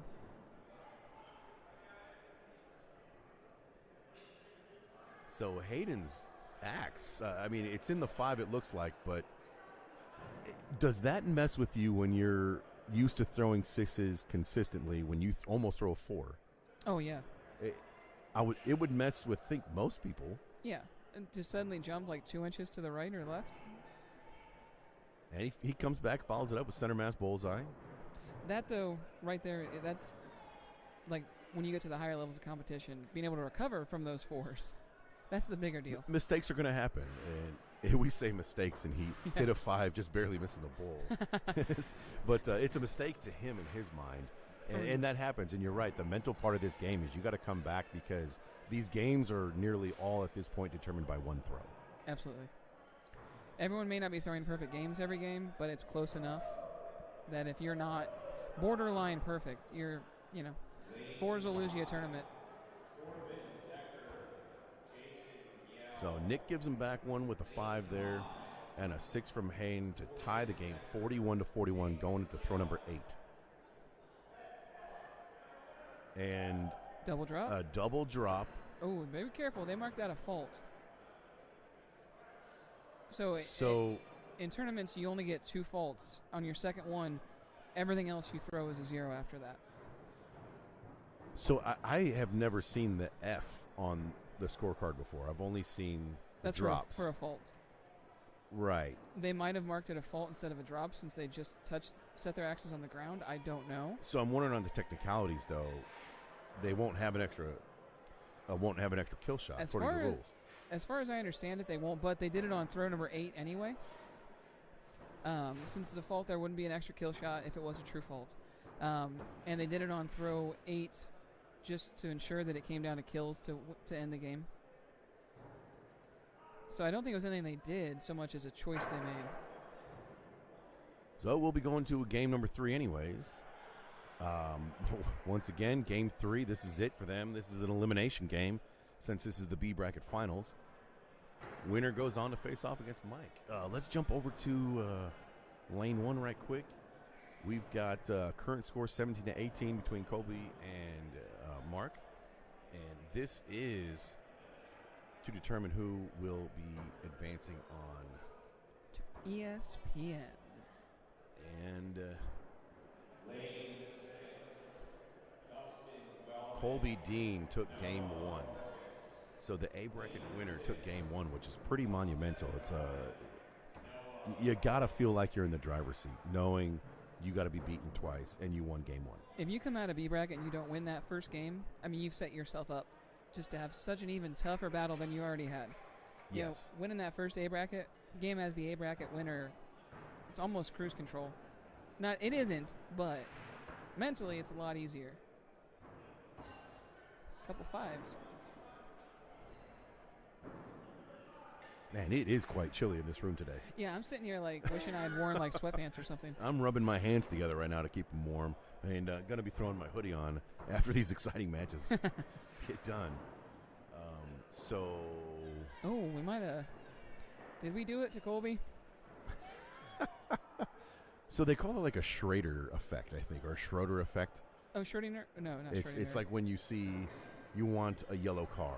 Yeah. And all of a sudden, all you see is yellow cars, even though there's no more ratio of yellow cars. But in your head, it's a psychological thing. So I think that's actually what happened. So it's not right that now. we're actually ruining their chances of winning a world title. It's just that. It just appears we are. Okay, good. I can live with that. So back over to Hayden Brown and Nick Kalamaya. 1 point difference going in throw number 5. We're going to be going bouncing back and forth pretty quick here because these matches are pretty important. This is the B bracket finals for them. Winner goes on to play Mike Philibom and has to beat him twice. And on our other lane right now, we have Mark Marisol in the orange and blue versus Colby Dean. And Colby Dean in the blue shoes is the A bracket winner. It's like a hit for Mark. Miss for Colby. So game 1 went to Colby, and game 2 went to Mark. So now game 3, Colby wins this. It's done. He goes to the big dance on Sunday. If Mark wins this, it forces another match of best 2 out of 3. Yes. And that will be their finals. Let's jump back real quick since we're on the beginning of these over to the last little bit of Hayden Brown and Nick Kalamaya. I'd expect nothing less from these two. 41-40, I mean, third game, best of 3, of course. Yeah, I'm betting this one comes down to kill shots. bold prediction there. I would love to see them just stick to bowls. Why not? You know, if we really want to see the throwers take it in their own hands. Never mind. My idea was shot before I even said. I'm glad I didn't say it. I was going to say they can do a who sucks less and step back and throw.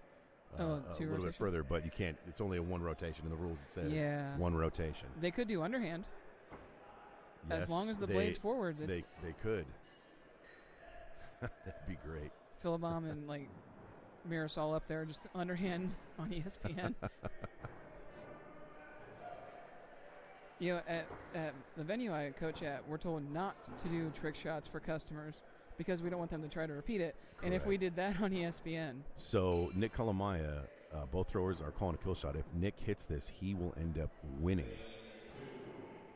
He steps back and resets, which some would say is a very advanced technique to just take your time and breathe, while others say it messes you up, which also gave the opportunity for Hayden to throw first. Nick comes back, I think the upward swing of that axe is going to save him there. and they both hit. Yep. They both hit, so the score stays pure in that, and Nick ends up winning 63-61 to take out Hayden Brown And get the ultimate prize. and to go on to face Mike Philibom from the B bracket, Philibom being the A bracket.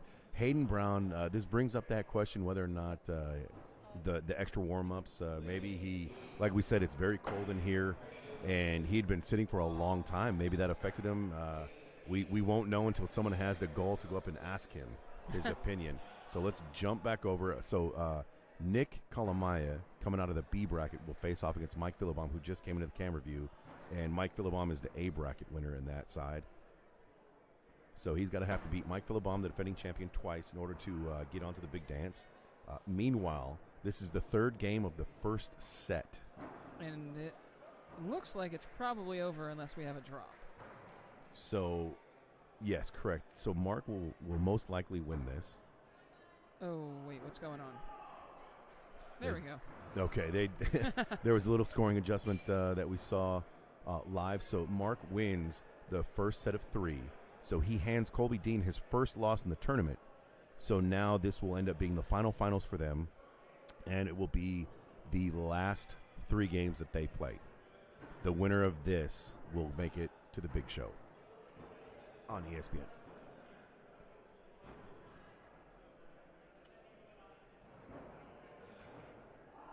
I don't want to miss these matches.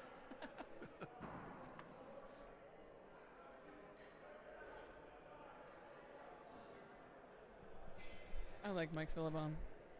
He throws axes and doesn't afraid of anything. So we are going to get a board change going on. We got board changes on both the lanes that are having cameras. I'm going to go take a quick break. I'll be right back. And I'm going to entertain you while he's gone. So yeah, just got some board changes going on. It's been overall a pretty good weekend. We're going to try to jump around while Rob is away. See some of the other games, see what we can see here.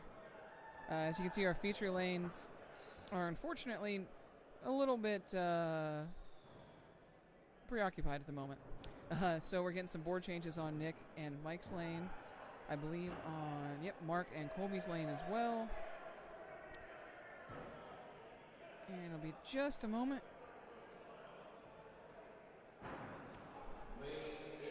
See if I can find some other scores for you guys. In the meantime, anybody have any requests on scores real quick? I can try to get you something.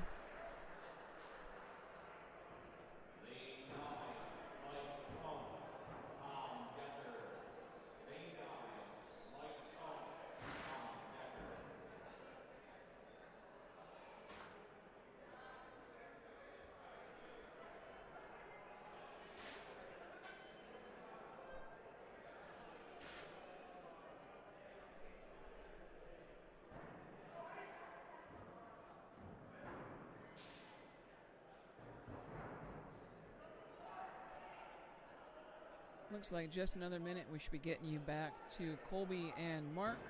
Looks like the board changes are done. I believe water has been happened. Other Allen, yes, lots of 64s today. Lots of 64s.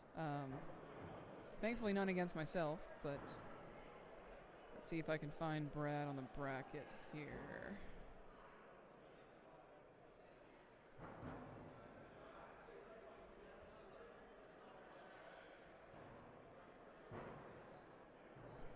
Bear with me. I'm navigating a computer screen that's about 6 feet away.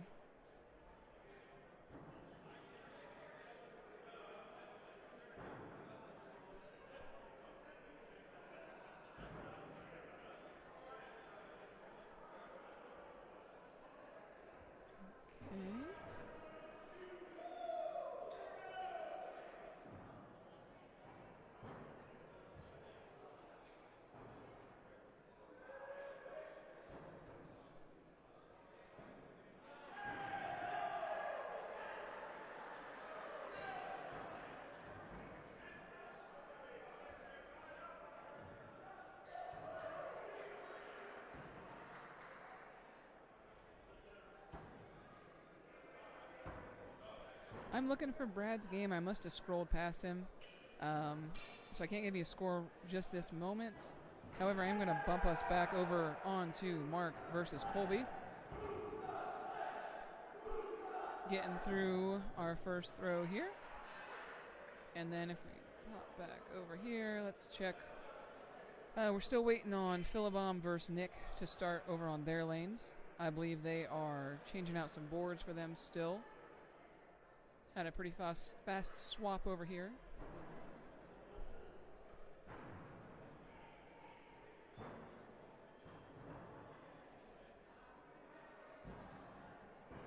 Alrighty, 5-5 to start off with. You know, throws like that really show you how these guys made it this far in the tournament.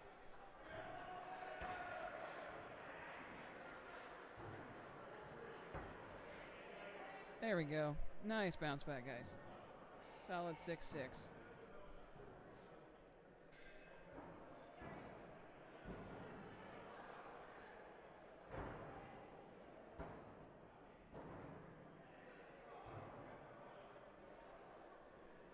Let me see if I can find Sam Carter real quick.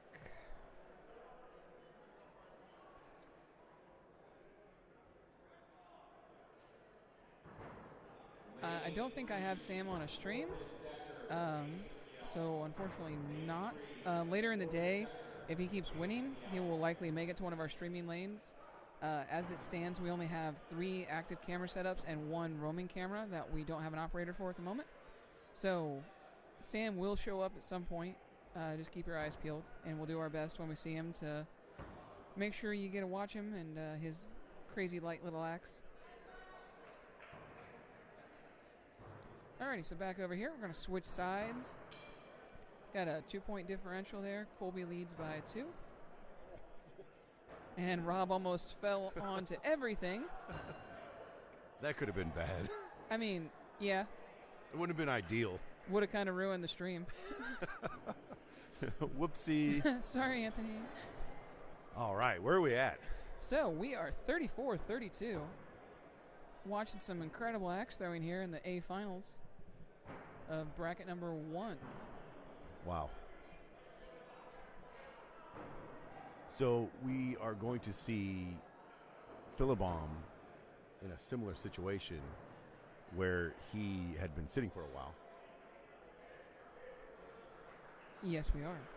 As soon as they finish what I assume is building new targets. Board change, I believe. Yeah, let's jump Yeah. over there real quick.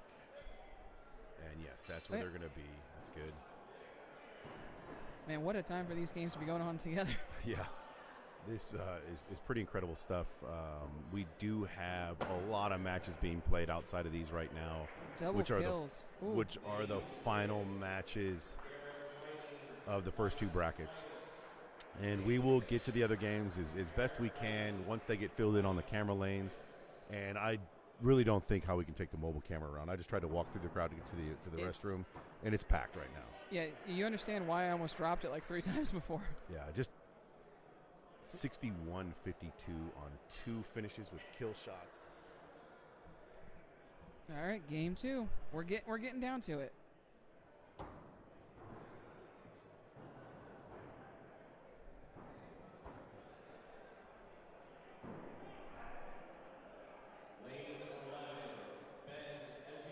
All right, here we go. Warm-ups are done. Axes have been tapped. Boards have been watered. Let's see if Colby can seal it with a win in game 2.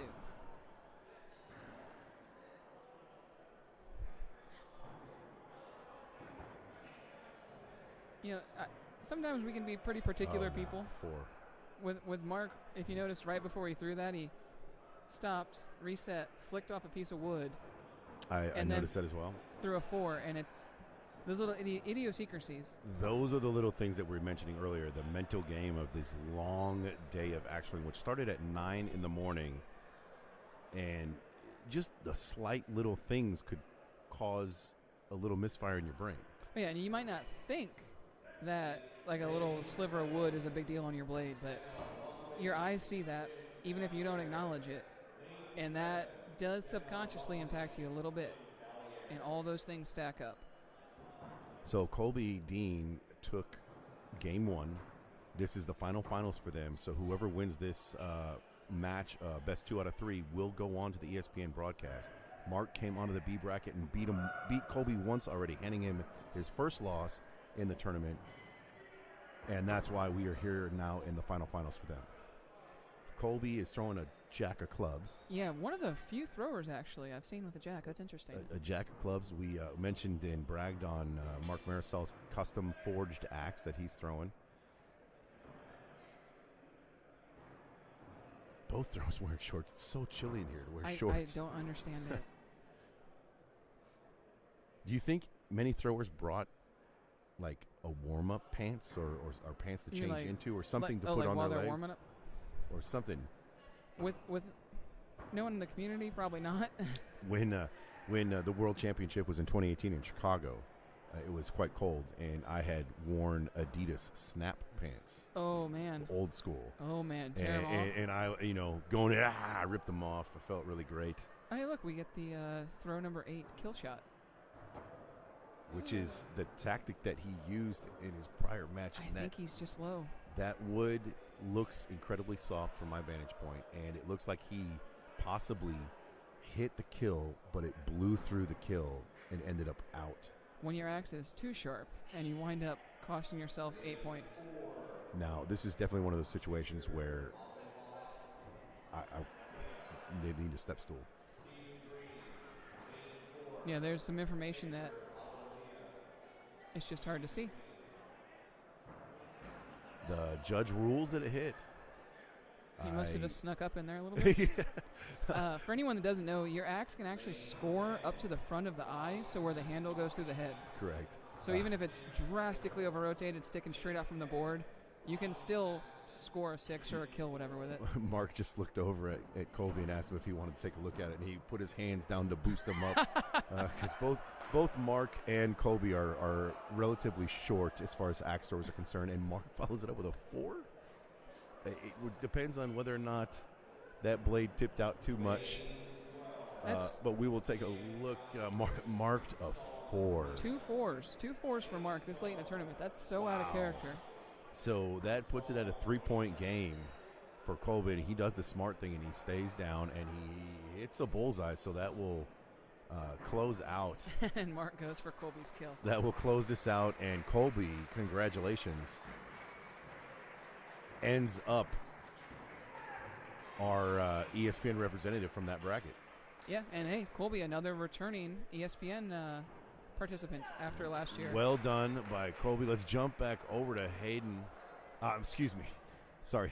Mike Philibom and Nick Kay in the finals for their bracket.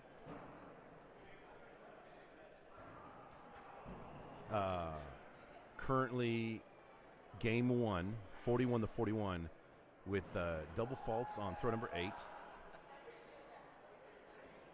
And Looks like double kill. Looks like a double kill hit.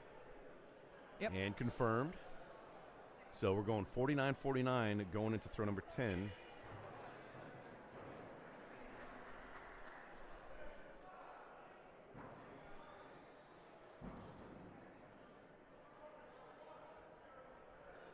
Ooh, I think he's just to the left of it. Up and to the left. Maybe up and to the right. And that had to be on purpose. Nope, hit miss. Oh, I'm seeing that.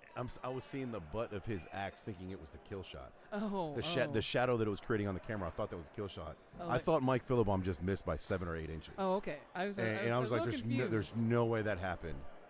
That would be a huge flex to intentionally miss by an eighth of an inch. That would be.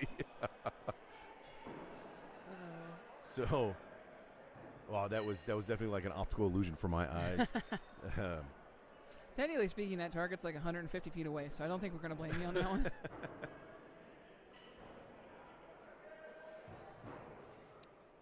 We do have Sam Carter. Looks like he's going to be playing Steve Messerschmidt soon. Okay. Looks like that's on might be on one of our camera lanes out there. That's going to be a heck of a match to watch. Oh, yeah. So Mike Philibom, once again, is the A bracket champion. A bracket representative right now. So Nick has to beat him twice. And Philibom took that first game. So a little bit of pressure now being applied to Nick from Mike Philibom. Unintentional pressure. Oh, yeah. Because they're both just completely good guys, and I don't think they would ever flex that at all. They might playfully mess with one another, Sure. but yeah, never intentionally, never malice. Situational pressure. Love Piano. Yes, there is a bracket on axethrowing.org.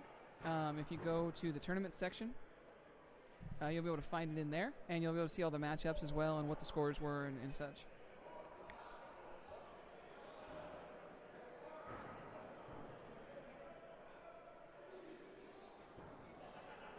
Colby, I believe, is running pretty hot right now. He won the prep tournament that they had in the Houston area.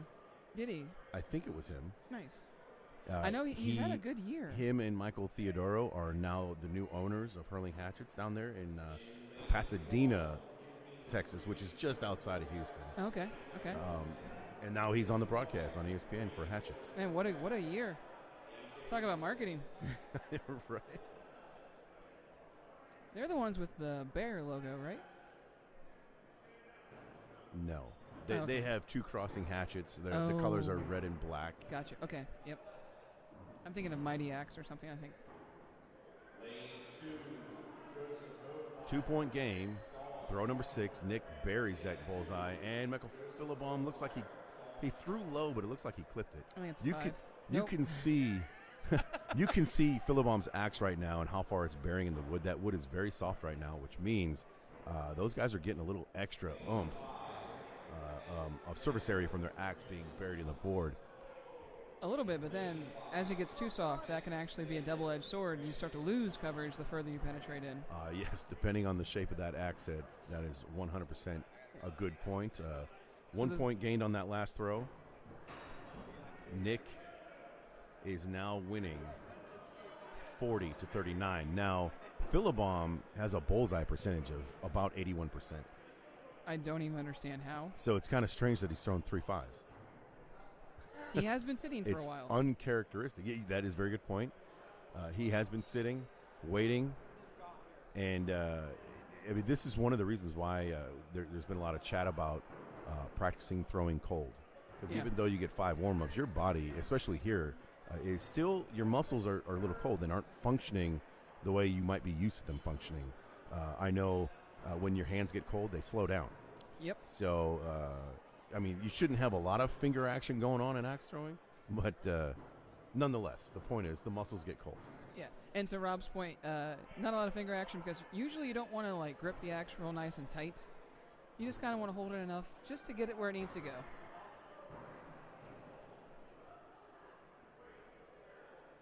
Miss, and Philibom waits. This is it. Philibom stepped back to wait to give Nick a undistracting chance at hitting his kill shot, which is a great sportsmanlike thing to do. And Philibom connects. So Philibom, the A-Brack representative, will defeat Nick and end up moving on. Congratulations to Nick for that outstanding run. He was throwing fire. Absolutely incredible. And just ran into the buzzsaw called the defending world champion. Oh, yeah. You know what? If you have to lose to somebody, you never want to lose, but Mike Philibom's not a bad one to lose to. I imagine this tournament for Nick K, even though he didn't get the result he just wanted, is going to be pretty memorable because of the route he had to take and the just sheer skill level of the throwers he had to beat. Well, and he can unequivocally say now he is one of the best 5, at least, tied for the 5th best axe thrower in the world. Like, of everything you do in your life, think about being the 5th best in the world Correct. at something. It's definitely something to be proud of. Yeah. Great day for him. Great performance. And we will start jumping around to some other games here in just a minute. Got a lot of good ones up on the queue for today. So this is our Alaskan thrower, and I was talking to her last night about how to say her last name. Oh, Sophie, yeah. Yeah, and I wrote it down again because I already forgot. Do we need to call her over and have her say it on stream? No, because Okay. it's complicated. Oh. You won't, even when she says it, you're going to be like, what is it, this? She's going to go, no, Okay. it's not. Because the pronunciation in her language is just slightly different than English. So Fair. But it is like it is said ba, Bogosh. Bogosh? Bogosh. Bogosh. Like, phonetically, I have BAU dash GAUSCH. Bogosh. It sounds like Bagosh. Right, but Bogosh. Interesting. Sophie Bogosh. I think she would have said that was wrong. Because you're saying more like gosh. Bogosh. Bogosh. Yeah. Little I more, think that was pretty a good. little more guttural. Yeah. Well, But it's Cyrillic languages are like that, so. Yeah, very, very much. She throws out a Frosted Axe in Alaska and made the trip all the way down from Alaska along with Robert Young. Yes. Is there another thrower from Alaska There that is you know a of? third thrower. I talked to this fine gentleman the other night. I apologize, I don't remember your name. It's been a crazy week, as you can imagine. Let's see what kind of action we got going on the lanes. We see a lot of matches going on in the distance, but none of them. We do have one right here on the camera. We got. That's definitely not supposed to say Mark Marisol. Nope, that's definitely Sean Carpenter. So we might need to bring over our tech team That's right. to get some things updated. So bracket 1 and bracket 2, the two morning brackets, just came to an end.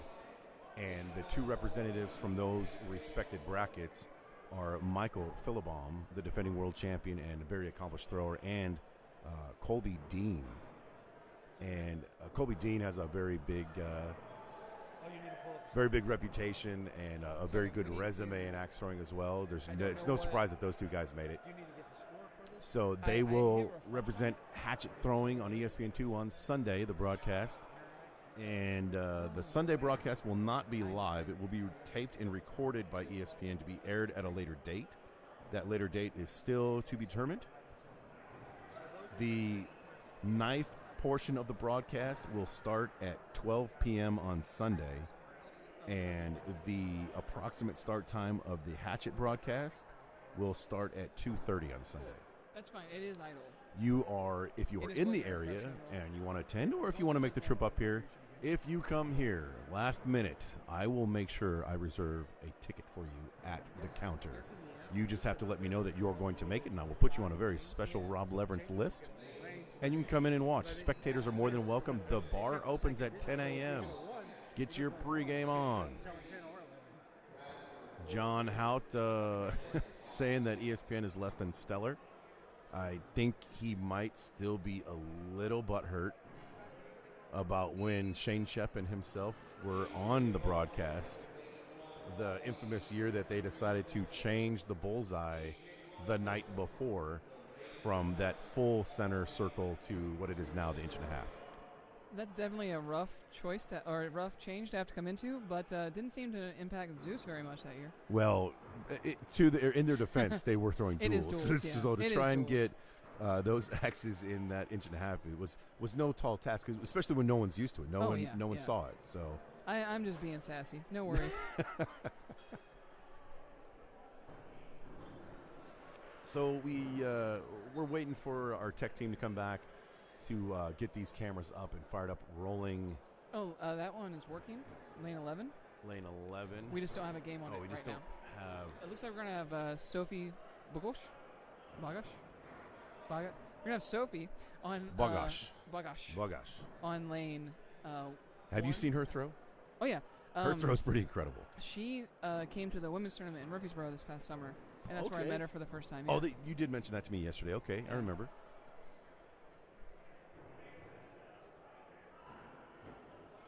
That should be the lane here in just a moment. John mentions we had a great after party that year. Yeah. That's funny you mentioned that, John, because I got onto my plane, my transfer from Chicago to Green Bay just on Thursday, and the host of that after party happened to be on the plane. Shane Shep and Ashley were sitting right behind me, and we had reminisced about that we played a series of social games, and John and I were captains. Oh, God. And we drafted people. So, we went back and forth like you would in grade school. First pick, second pick. And John and I will say, we were a bit intense. Yeah? Yes, we were very intense, in-your-face kind of captains. It's a little competitive. We held people to very high standards. So, you know, those after-party games, they get intense. I even had someone tell me that they would never play games with me ever again. You know, okay, so... And I did mention to him, with that kind of attitude, you wouldn't make my team anyways. Oh, God. So I did just happen to see Sophie's name spelled out on the back of her jersey. Uh-huh. And, what? Yeah, that's exactly what we were talking about yesterday. It doesn't... What it looks like is not how it's said at all. And it...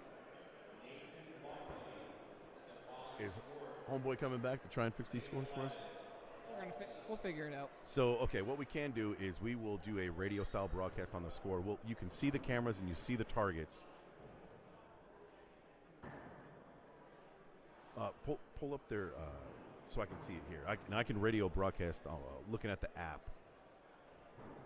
And we'll keep it on this lane for right now until we get a little bit better adjustments made with our screens.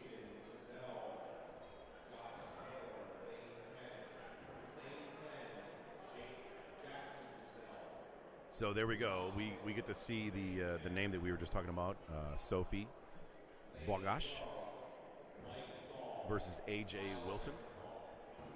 We've got A.J. Wilson is a no-show.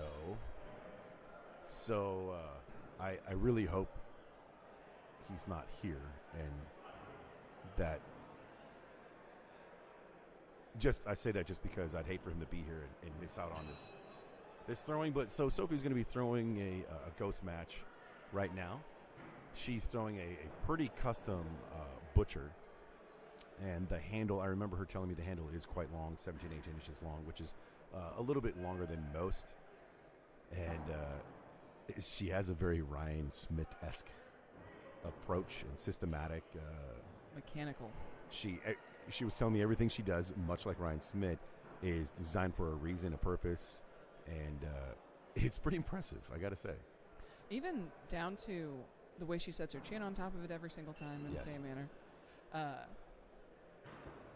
But she's also, I believe she competed in college-level gymnastics. Gymnastics, yes. Yeah, so being arguably a professional athlete already, it makes sense she would carry some of that prep work over to our sport as well. Sure, there's got to be that kind of discipline needed that most professional athletes have that separates them from a lot of people. She did tell me yesterday that she does not practice as much as she used to. Interesting. And to which I responded, how much do you practice? She said, well, now I only get about 40 throws in a day, which I'd be lucky if I got 40 throws in a week. I don't have time, but she said she was practicing approximately 400 throws in a day. Good Lord. Well, college athlete, I mean. 400 throws is about what you would throw in the entire tournament. Yeah. So she'd be throwing a marathon. Yeah, say realistically, that's a marathon. So I think a league is roughly 420 throws of regular season. 280. So a tournament. Yes. Well, 280, and then you figure minimum 6 people, double elimination tournament, best 2 out of 3. Maybe that's where that number came from. Yeah. So let's see. So Light Source, I can see their game. We just don't have a camera down there, unfortunately. Let's get back to here.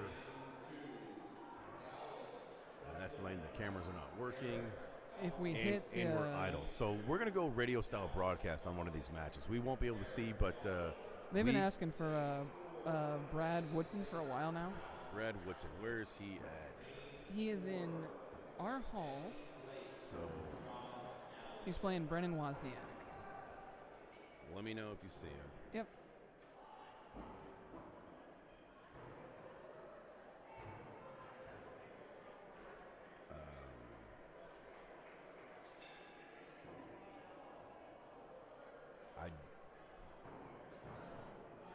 Here we go. Okay, so they're just finishing up game number 1. Looks like Bradford. He took game 1. Bradford won 57-48. Had a kill shot on throw 10. Brennan missed his.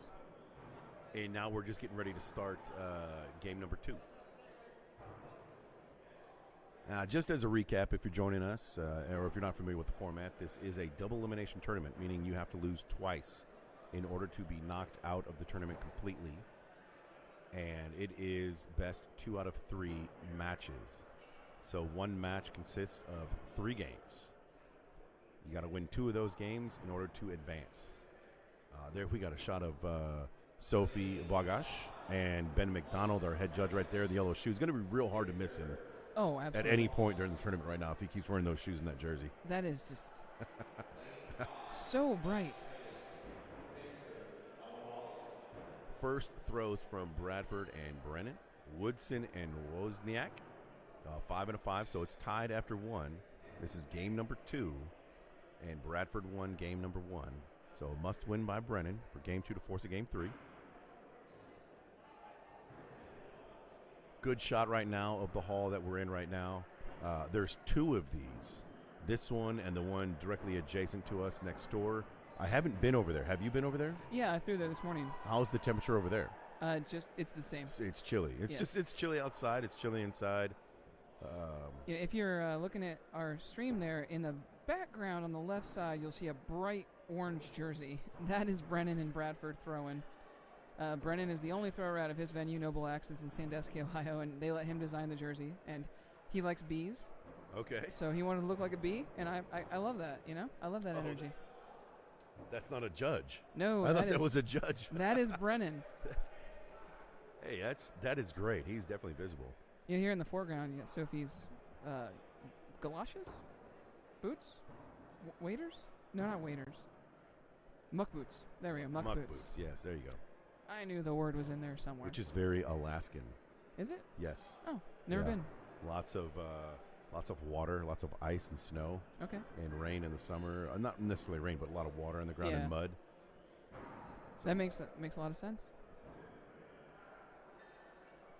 Ben has done. he's got a lot of steps in. He's just walking around. Yeah, he has to show off them shoes. Right? Although he's been standing in about the same spot. But he shimmies a little bit. So we are now 22 to 22 going into throw number 5 between Bradford and Brennan. This is game 2. Bradford won game 1. Bullseye on throw number 5.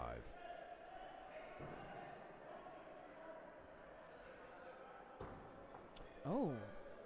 For those of us watching wondering about Sophie, she just had a drop. Hers is a ghost game, so kind of inconsequential, but you still hate to see that when you're warming up. Yeah, good practice. Now, that board was just the board that they played the final on. So that was changed very recently. Yeah, so that's a good board.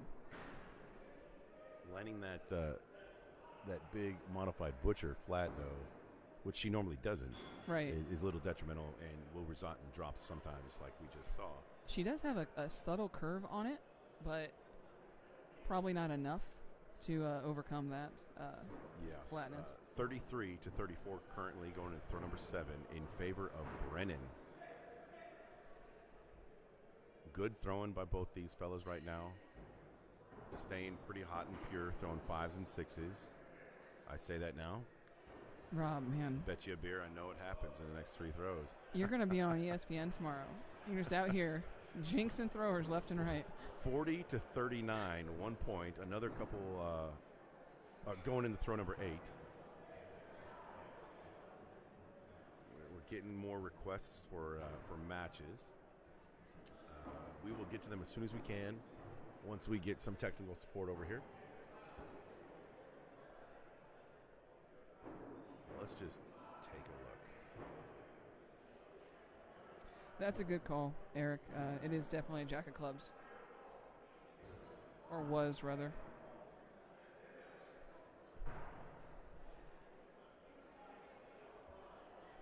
Oh, jack of clubs, not a butcher. Sophie's axe. Because you see there's material above the eye. Oh, they just took off the material. Yeah. Okay. Yes, okay. To make that hook. Bad read on my part. Oh, you're good, man.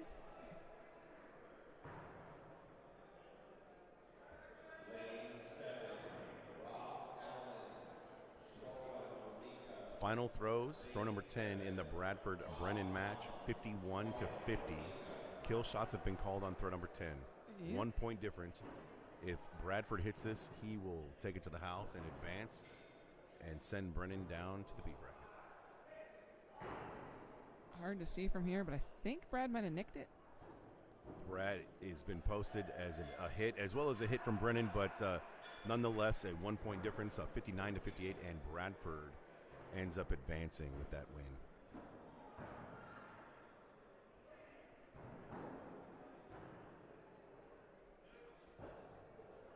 All right, we're going to troll around for a minute here, find some other games y'all are asking about.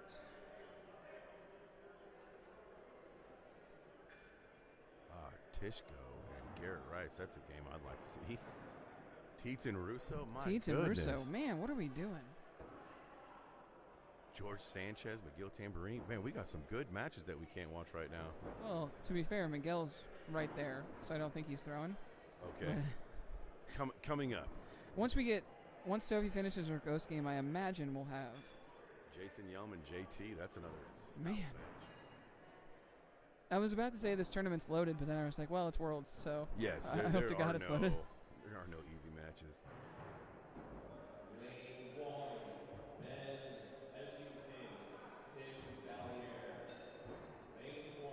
Ben Edgington knocked down to the B bracket in the first round.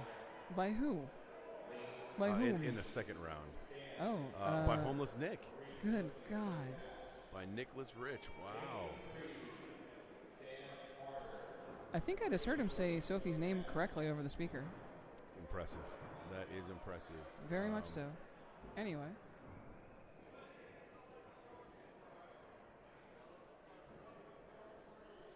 Looks like we got Ben rolling up to lane 1 here. You know if Anthony's throwing? I think so. I think Brett is as well. So we are in a stalemate with the technology here because Jessica and I don't know how to fix the software. But I'm going to give it a shot. And cameras when it goes awry.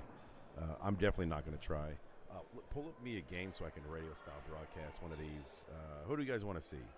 Who is the last comment game? Vale? Vale's throwing? Still, maybe. Try. These are the two tabs we're using.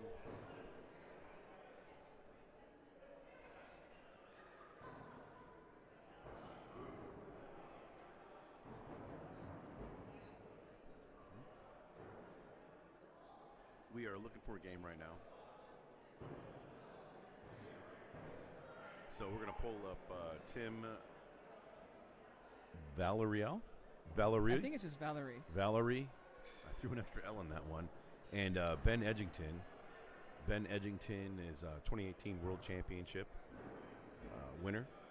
Tim, I'm not familiar.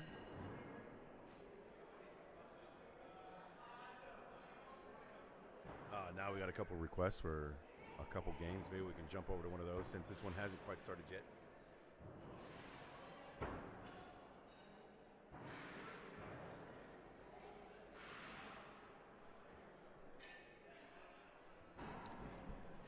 Pardon that pause. I had to put some eye drops on my eyes. The venue is very, very dry, and I can't keep my eyes lubricated.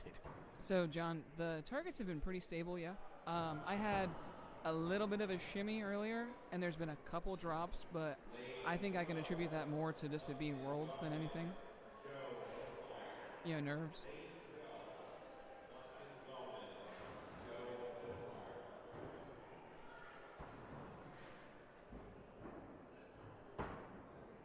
We're still looking for a game.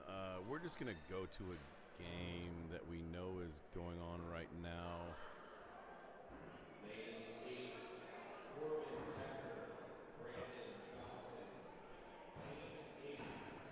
Jeb. Oh, here we go.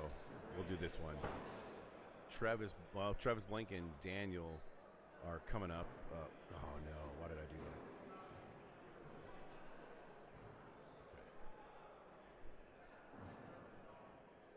We need a little technical difficulty sign.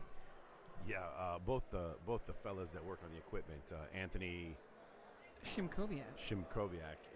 they're currently throwing, as well as Kyle. No, excuse me, Brett Williamson. Yes. They're both throwing in these brackets right now. So just bear with us, please. We're doing the best we can right now. And keep the comments coming.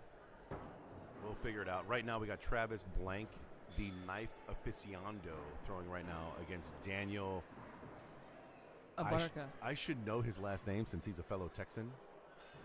And I don't know. But Abarca, I think it's Abarca, but I don't know that for sure. He throws in Waco at Waco Wax, and yes, we Waco Wax Company chiming in lane 11. We don't have access to the camera right now, so I'm going to have to do a radio style broadcast. Right now, they are at 18-18 after 3 throws, which means they've hit all bullseyes thus far. Going into throw number 4. This is game number 3. Best 2 out of 3. So the winner of this will continue to stay in the A bracket. The loser will be bumped down to the B bracket. And we do have cameras. We just don't have the actual live updated scoring. Oh, this is them right here. Oh, Yep. Okay, great. Yep, so they're on screen for you now. So we do have a match for you. There you go. We're doing things. And we will oblige. John Howard, I am Texan via Chicago. But I call myself a Texan via Chicago. How long have you been there? Since 2005. How old are you? My goodness. I'm allowed to ask. You want my social security number too? You're not allowed to ask me. I can ask you. I that. am 41.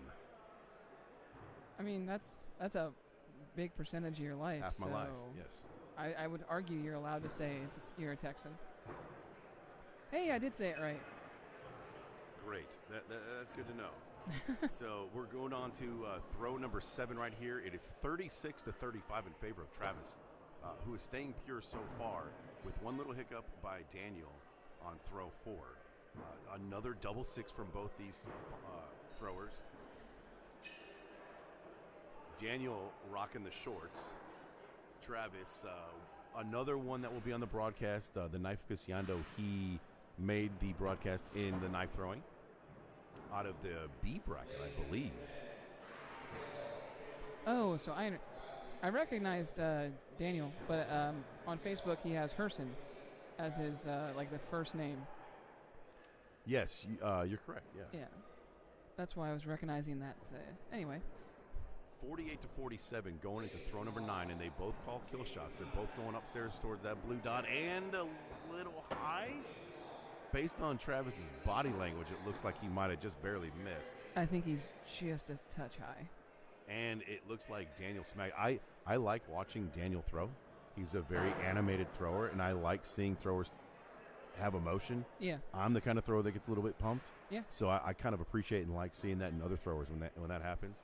Oh, believe me, if I ever win anything, you're going to hear it. So currently we're sitting at a 1-point spread going into throw number 10. And you can see Daniel doing some spinning and jostling around and moving around and waits for Travis to throw to see if he was going to hit. And it looks like Travis connects.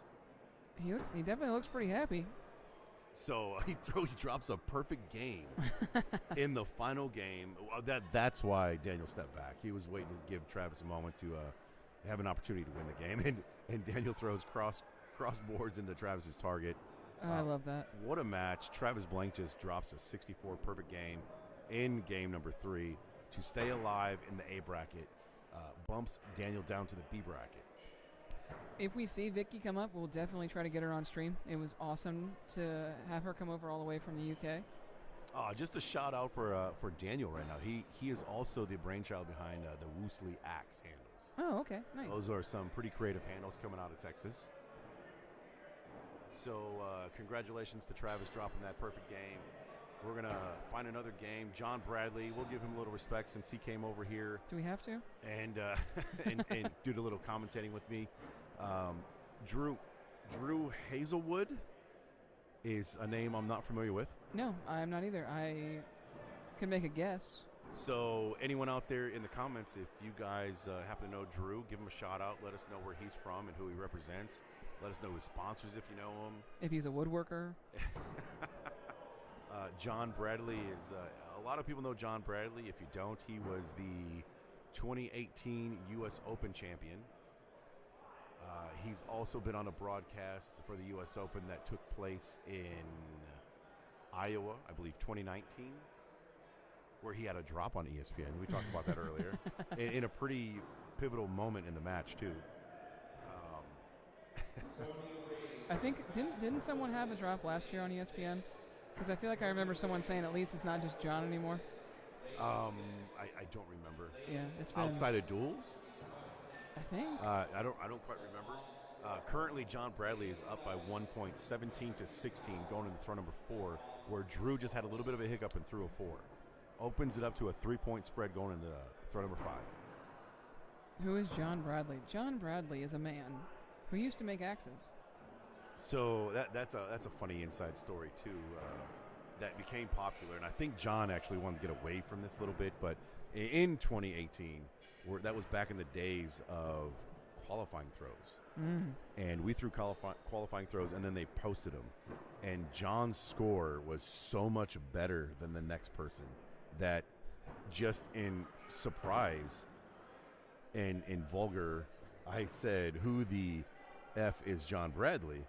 And because I didn't know who John Bradley was, and John Bradley was literally standing right in front of me, and he slowly raised his hand, and I was like, "Wow, man, that's unbelievable throwing." So that's where that old saying has come from. John Bradley saved 4 kids from a car fire. Yeah. What a hero! 2 4s thrown in a row by Drew, which opens up the lead by 6. In John Bradley's favor in this rubber match game. So Drew putting up a fight to force a game 3. Just so we're clear, on our actual stream lane, that is not John Bradley and Drew Hazelwood. That is Jamie Hine and another thrower that I did not have a chance to look at. Yeah, and Ben Edgington. So we'll put it on the overall view instead of the camera until we get another one that we can call, which I think we can call this one. Yeah. But we'll stay in the final 3 throws. A strategic move by Drew, who called a kill shot on throw number 8 and ended up hitting, and John ended up throwing a 5 for a 3-point difference. So he made up a little bit of ground on those 4s that he had earlier, Drew did. But the spread is still 5 points going into throw number 9, which Drew had a missed kill shot. So John Bradley is going to end up winning this. 1 throw to go, 11-point spread. And we'll join lane 1 here. So this is Ben Edgington. We can watch this game, and I will have to call it radio style because we do not have any scoring being posted yet. Looks like a couple 5s.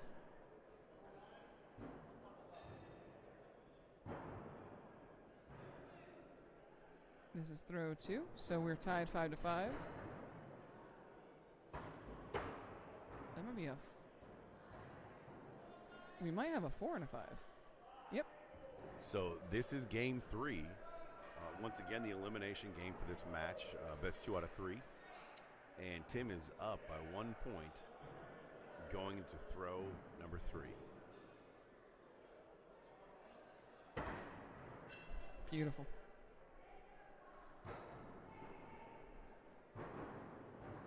We can't get over to lane 6 right now.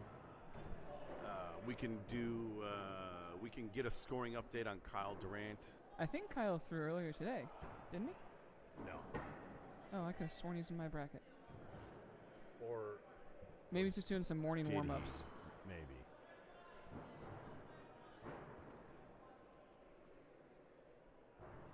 (21-22) coming in this next throw, the 5th throw in favor of Tim still. With a Bull? and a 5-5? Pretty close. Close enough for the judge to have to come up there and take a close look and bust out the card. And a flashlight. Oh, man. The flashlight card combo to help them see if that blade of the axe has broken the ballpoint pen outline of the red bullseye. This is probably going to be a second. 6-5 is the call.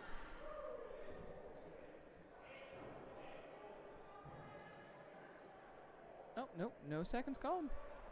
I can see some splinters coming out in the bullseye on the right side of the lanes, which is also the right side of our screen. That's where Tim is currently throwing at. That one's probably going to have to get swapped out after this.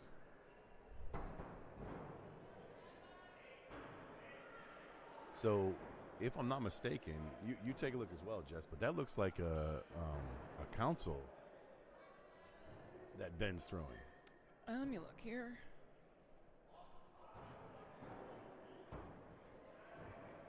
A flying. I think it is a modified Flying Fox. Is that a flying fox? Yeah. So when he pulls it out, we'll be able to tell for sure. It looks like it has a little bit more of a dip of a beard than a flying fox would normally have. But the end of it, the butt of the axe, definitely looks like a flying fox. Well, but then it's also pointed on the back. So it could just be a custom job. Completely custom. Well, I know there's some manufacturers out there. Oh, okay, I can see the point now. I couldn't see it from my angle at first. Yeah. There are some manufacturers out there that will make similar designs to other designs with some small modifications like that. So 43 to 42 going into throw number 9, where both kill shots have been called by the throwers.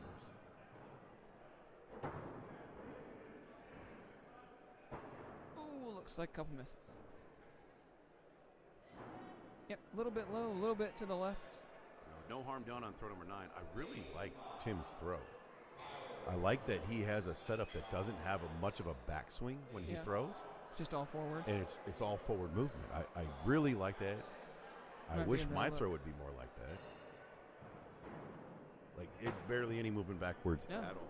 You know, we briefly talked about earlier avoiding things that can go wrong. And he just hit his kill shot to win and eliminate the 2018 world champion from the tournament. 2018 world champion goes 1-2. Wow.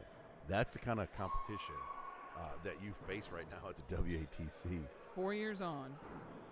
Hey, everything's broken. Okay, can I have one of these chairs? Yeah.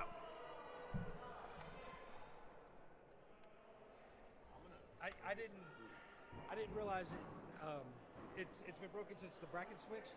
Yeah. So, do you ever work in? Bear with us, folks. We're going to get, hopefully, our scoring fixed here.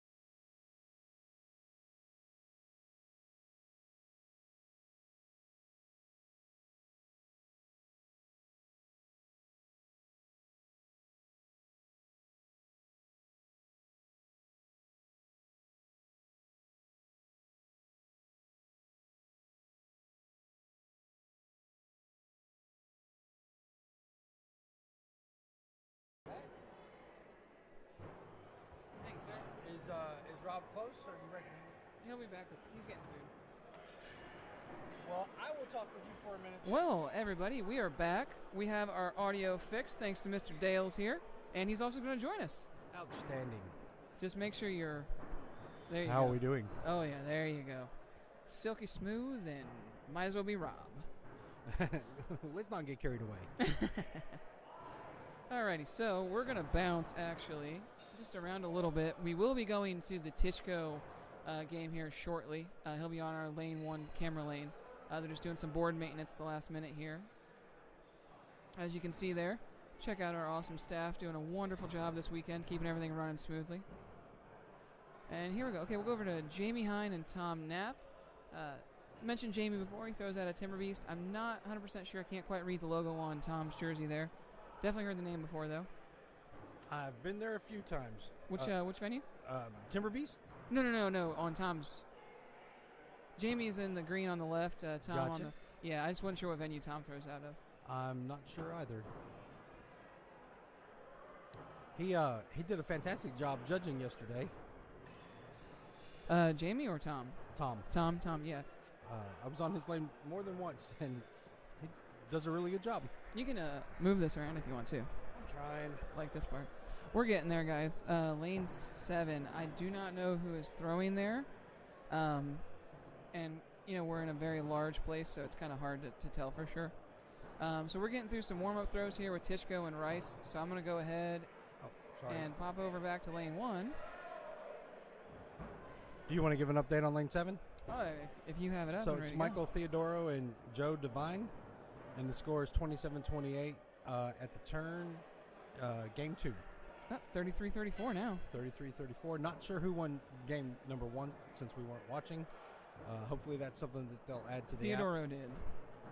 How'd you see that? So, Oh, you can't do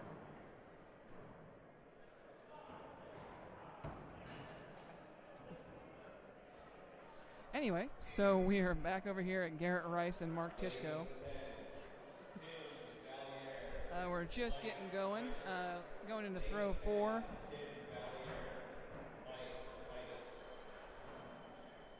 Tishko's up 18-14. Ooh, that looks like that's a rough 4 from Rice.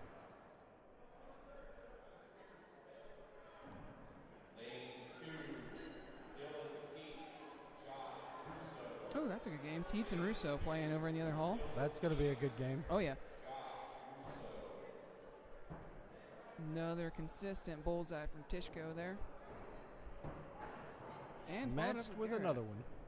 Seen that a lot today, Seen that a lot today. I mean, you would expect to in this room. So, Robin, there are actually. So we have 2 venues, or 2 halls here. So I'm going to switch to the roaming camera real quick, and you'll see this is one of our halls that we're in. We have 2 of those, each with 24 targets, so 12 lanes. What that means when we say lane 7, could be in either one, so we just kind of guessed. The other game in lane 7, TJ Schultz and Brian Hotz, is in game number 2, or number 1 rather, and they are tied 37 all going into throw number 8. Over here we got Mr. Tishko with another 6, and another 6. And speaking of Mr. Tishko, I see Mr. Tishko himself just in front of our cameras out there. Nice to see him at these tournaments supporting Mark.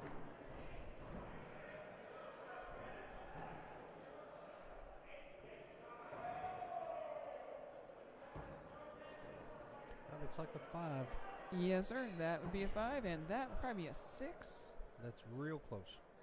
And then I'm going to keep you updated on the Brian Hotz and TJ Schultz situation. Currently tied 43 all, going into throw number 9. I expect we'll see some kills. They've not marked it in the app yet. Now, with those kind of throwers, I would be shocked, frankly. I agree. Yeah. We have seen one here on lane 1 with Garrett, though. And it looks like he hit another that. 5 and a hit kill shot.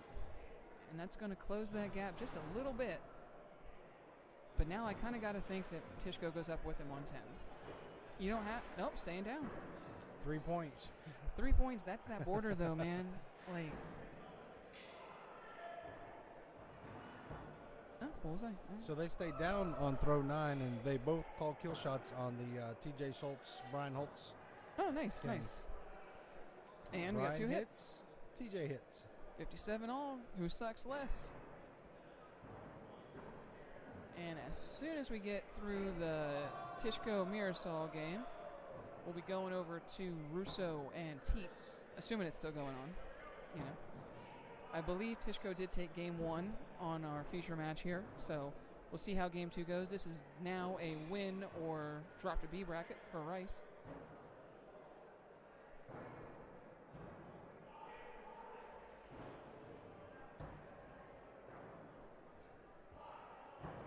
And 2 bulls start off with. Nice, strong start, fellas.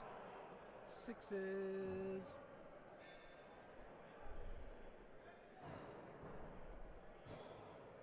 And John, I was going to say, if you're up by 3, that's that borderline of you're actually up. And if you're down by 3, you're definitely down. We've talked a couple times about if you are up by 2, you're not really up. If you're up by 1, you're not really up. Yeah, you just have to assume that your opponent's going to hit that kill shot. Yeah, it's that classic, you have to win it. You can't expect your opponent to lose it for you. That's a good way of looking at it. Thank you. Alrighty, let's see what we got here. Oh, did we have a Brian Hotz won the Who Sucks Less on game 1. fantastic? We on to game 2 over there. Meanwhile, over here, 6-6. Tishko, 1 point deficit to Garrett Rice, doing a great job throwing some consistent 6s. That's a mouthful. So that's 3 times fast. Consistent 6s, consistent 6s, consistent 6s. Regular 6s, regular 6s, regular 6s. Speaking of regular 6s, there's a couple of them. Well played. It's like I've done this before. Alrighty, we've got our first couple throws in Brian Hotz and TJ Schultz. TJ takes a 2-point lead after throw number 1, a 6 and a 4. Meanwhile, over here, we're looking at a 29 to a 30 with Tishko and Mr. Garrett Rice. And that's at the turn, so they're going to swap lanes. Lane 10, I might be able to, but I can't make any promises. Now, our cameras on lane 10 are unfortunately kaput at the moment, so we're going to have to stick here on lane 1. We do have some other units around, just nothing we can easily move right now. No spider cams today, unfortunately. Did you throw in Hatchet earlier today? I did. How'd you do? Well, let's just say I'm commentating for a reason now. Have you thrown yet? I didn't qualify, so there's always that. I kind of wish I had. Sometimes it's just an honor to play. Yeah, oh, yeah. It's been great to be here. Great to see everybody. Great to see this absolutely incredible venue that they've built in a hotel. Yeah, so I got here Monday morning, about 1 o'clock in the morning. Yeah. And helped build some of these targets. Not a lot of it. Sure. But just helping Anthony set up and stuff. It was amazing to watch them throw this together. Have you guys been to Worlds before, but for some reason couldn't make it this year? This feels like an evolution for us as a sport. I 100% agree. Yeah, this feels like, not that what we've done in the past has been bad, but it's felt a little still like backyardy almost. Like we're hanging out at a venue throwing, right? This is purpose built. This is an incredible endeavor. Everyone at WATL did a great job. So back to our games. We have TJ is up by 4, 29-25 over Brian Hotz now. And on our main game, tied 55 all going into throw number 10. Who you got? Tishko. Yeah, I'm taking Tishko. I love Garrett. Don't get me wrong.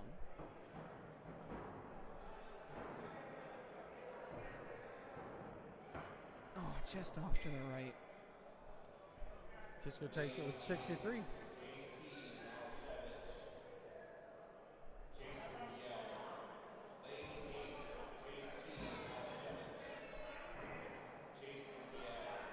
Alrighty, that'll do it for that one. I'm going to try and pop us over to see if we can see Mr. Teets and Russo, which we can right here. So it looks like we're coming into Russo leading 47-46. Game 1.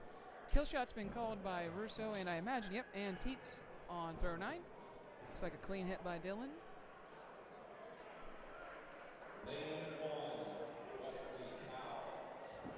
And, think that's in, right? That's really close if it's not. I think he caught the corner. Also, sort of belated, but congratulations to Dylan and his lovely new wife, Chrissy. They got married very recently. Cute young couple. Yes. Chrissy's the source of the as far as I can recall. The first time I've ever heard it was at regionals in Orlando a year ago. She definitely verbalizes it in a very unique way. It happens a lot now when people hit sixes or kill shots. Let's see. Looks like we had 2 misses there. 2 misses there. So Russo takes game 1 by 1 point. Bracket 3, lane 6. Give me just a moment for you. Real quick before I pop away from this, TJ Schultz currently leads 47-42 in game 2. He did take game 1. That's going into throw 9, and Brian has called a kill shot. Thank you very much. We're going to stick with this game for just a moment longer till it wraps up, and then I will hunt down bracket 3, lane 6. Which throwers specifically are you looking for? That'll help us a little bit too. Oh, perfect. Right as I asked, you say Brett Williamson / Billy the Kid. Yep, we'll get there in just a moment. Brett Williamson is the MVP this weekend. Brett Williamson handed me like a multi-$1,000 camera and just didn't even bother to say be careful. He had his hands in everything that happened here. He brought in tools and people that's wonderful. And helped build all these targets, and then half the technology back here is his and the other half is Anthony. So it's just amazing what those fellows have done to make this happen. John, I could show you Sean Howe, but I refuse out of principle. Not because of him, but because it's you. That didn't sound very friendly at all. No, I love John. I wouldn't be jokingly mean with someone unless I knew them. All right, so back with TJ and Brian. We're on throw 10. Brian did hit his kill on throw number 9, which brought us to 52-50. And then they both went up on 10 and hit, and that means TJ takes it 60-58. And Brian might have taken game 1, actually. Yeah, I don't recall who took game 1.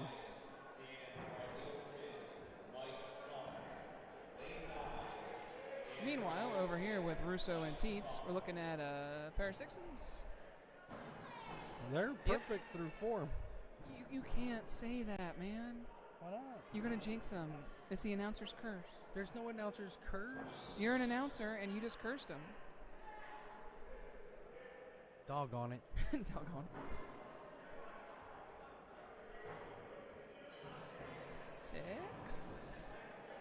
6. Broke the curse. Hey, the curse is not over. No, until throw 10. No, broke it. They got 6s now. All right, I just fine. won't say it again. I'll reluctantly give you that. I wouldn't say mad, John. Livid. Trick or yeet. Perhaps. That was a there year must be ago. a story.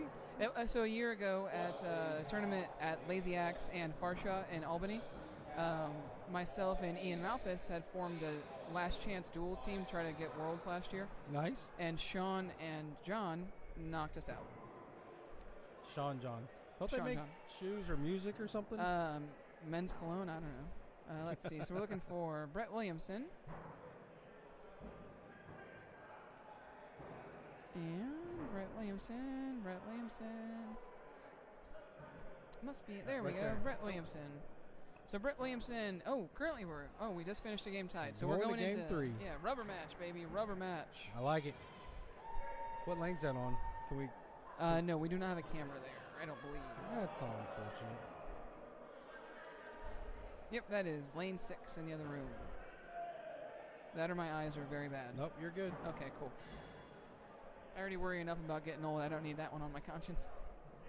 Meanwhile, back over here, the curse has struck, and Mr. Russo has thrown a 4. What do you have to say for yourself? I didn't say anything about perfection after the curse was broken with 6s, so that's not on me. Curses are finicky, is all I'm saying.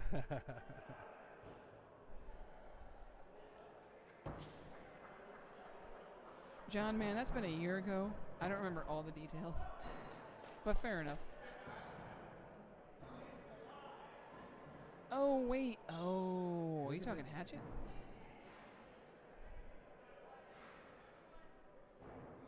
Alrighty, so we're going to finish up Teets and Russo, and then we're going to jump you back over to lane 1 where we have Wes Powell and McGill Tamburini, who will be throwing down here in their first match in A bracket, or second match.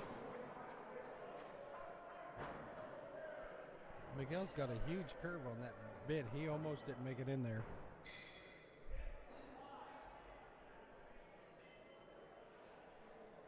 Yeah, that's a nice vintage plum of some kind. Looks like Wes is throwing a similar. I agree. I have such a hard time telling the plums apart.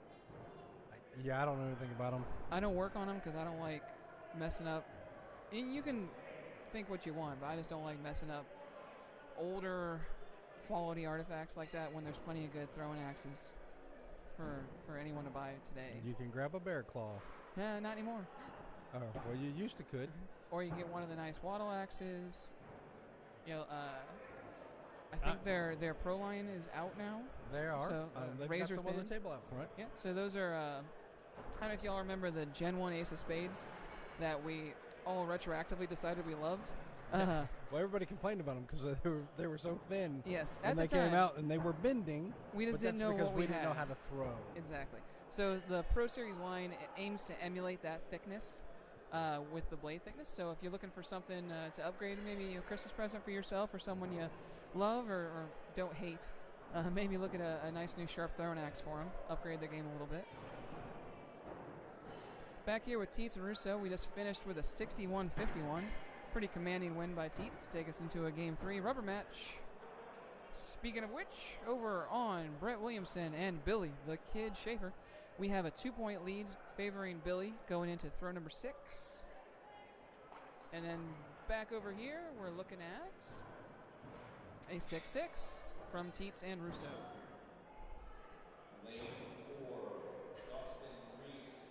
So looking out here, looks like Teets is throwing a King of Diamonds. I think Russo's throwing a modified plum.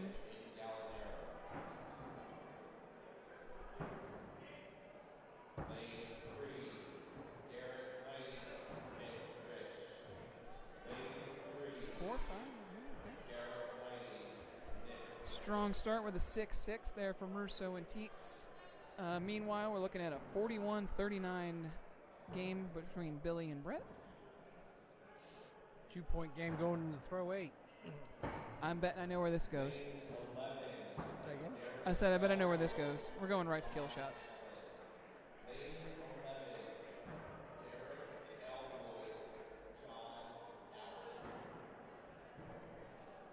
Row number 3 with Teets and Russo. That might be a 5. That's a 5 for Mr. Teets. Can't quite tell for Josh there. Just so you know, if you're watching the stream, I think they're both good. Things might be a little flipped there. Russo is throwing the all-black axe, as you can see when he grabs it. Teets the stock head King of Diamonds. I don't know what his handle is. It might just be a straight-up stock King of Diamonds. I believe I see a WATL sticker on it. Oh, and on our other game, looks like Brett hit his kill and Billy missed. So everybody went up on 9. Brett hit, Billy missed. So now 6-point deficit. Looks like Billy has called on throw number 10. I don't believe Brett has. Unless they did 9 and 10, Brett will stay down. Oh, yeah. I wouldn't blame it at all. I like to offer 9 and 10, but if my opponent does not wish to do it, that's fine. I just will not offer it again that same game. Yep, Brett throws a 5 and takes it and the match 58-55. Nice throwing by Brett there. Nice throwing. Billy did hit his last kill, though. Billy did hit that so last kill. 58-55. It's, losing with a 55 stinks, but it's not the worst thing in the world. At the end of the day, you still threw a solid game, which doesn't help dull the pain, sure, but looks like we got a second being called over here with Mr. Teets and Russo. Russo having his axe inspected, pulling out the card. See if we get the flashlight.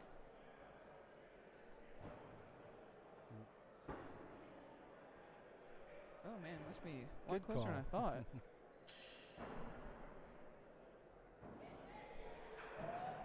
Judge calls a 5. Alrighty. What I've seen a lot more of this weekend is the seconds will explain to the judge why they called what they called. And I even had a thrower or a judge explain to me yesterday why they called.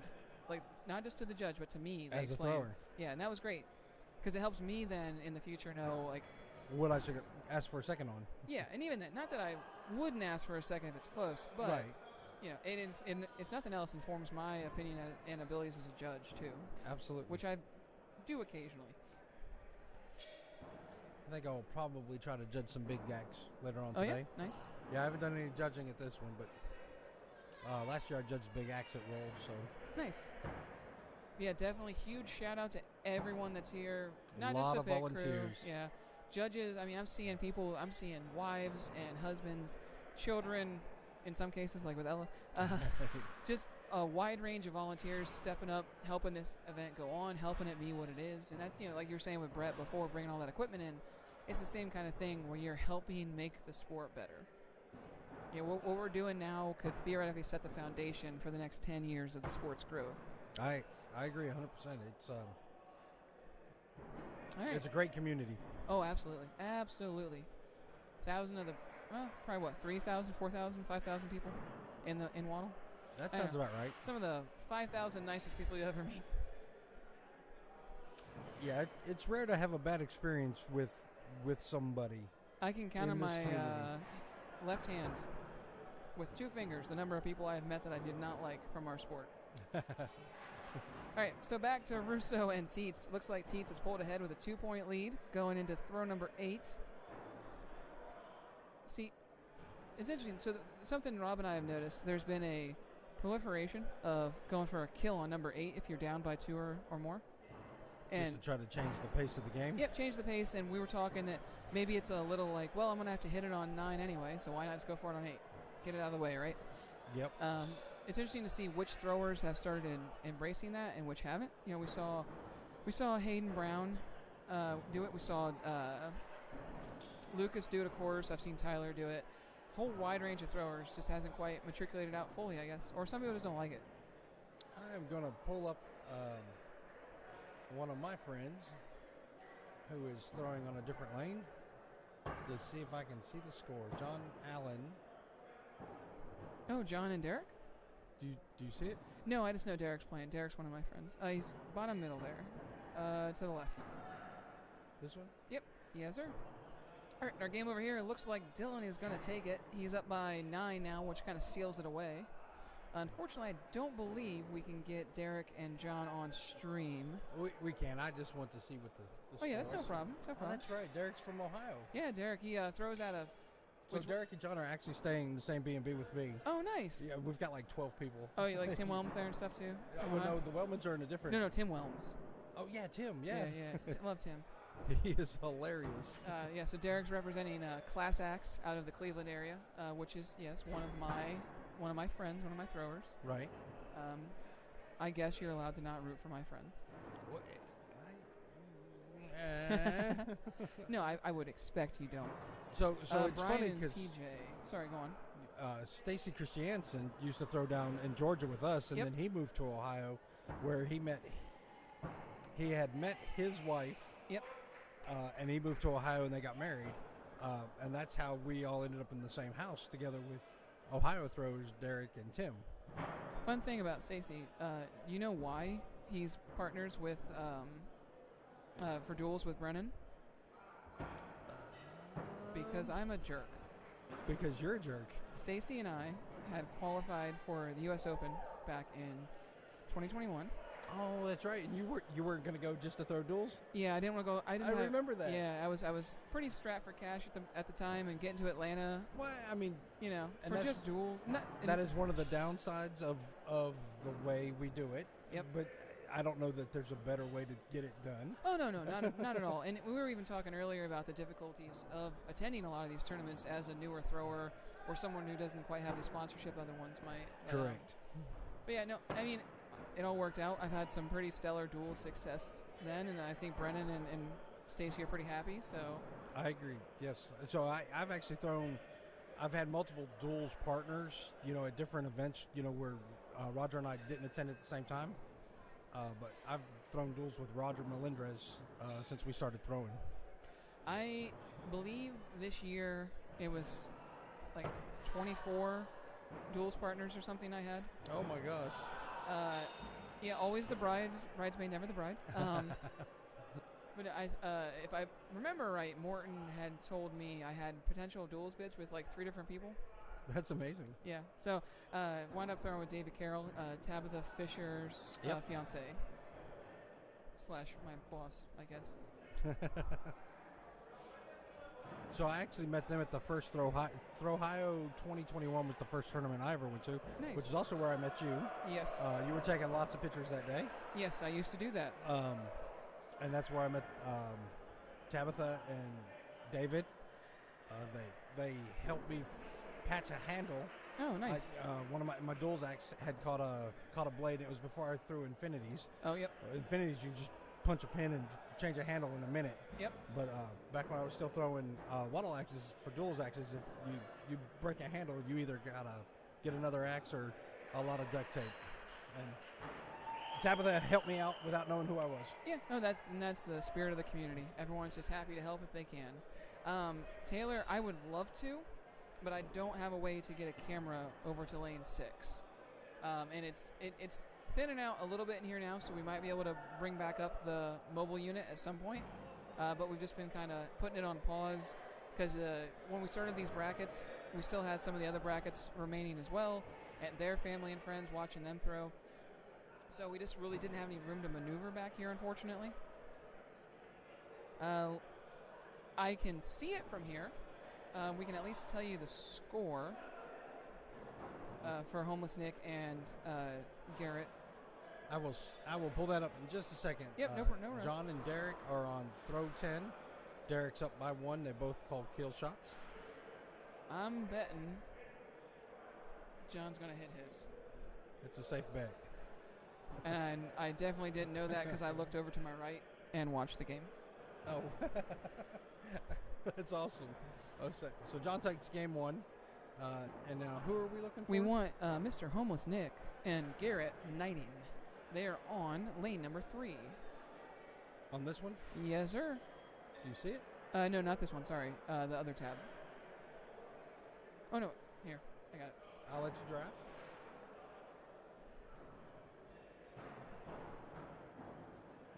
Some of these names. Looks like we have, again, I wish I had a camera I could show you this. We're looking at 6-4 in game 2 between Garrett and Nick. I do not know who won game 1. But I can tell you what, from this angle, looks like they're throwing pretty intensely. I wish I could show you. It's had a 6-5 call. Garrett did take game 1. I can confirm that now. Garrett took game 1, 50-48.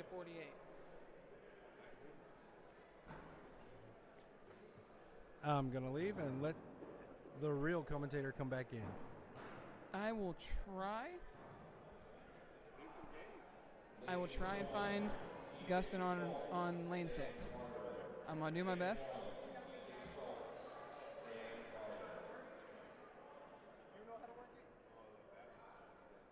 All right, so Gustin and Vale are currently tied at 11 each, going into throw number 3, game 1.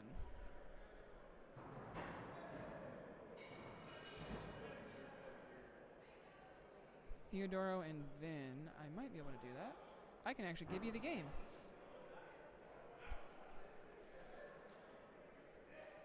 So yeah, we're going to have Vin and Theodoro here. At some point, I will try to jump over to Sam Carter's game as well. And I'm going to keep you updated on the Ryan Gustin and Vale Cook score. So currently we're going into game 4. Gustin, after throw 4. Gustin is 23, Vale 22. You're very welcome, Tanya. So here we go. Looks like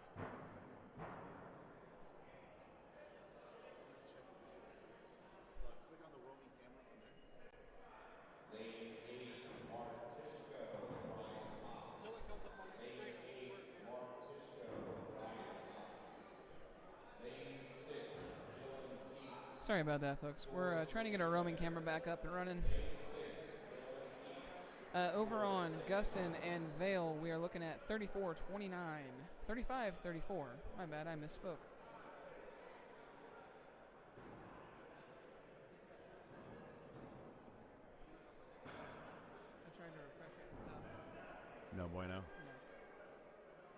that, Vin? Yes. Is 11. 11. Alrighty, folks. We are back now.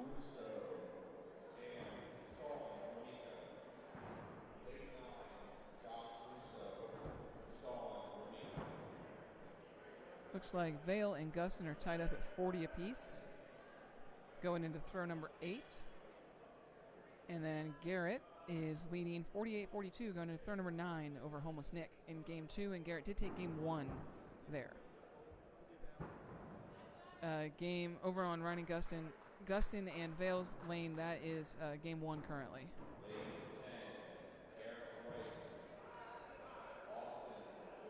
Looks like a solid 6-6 there, maybe? Maybe Theodore got to 5.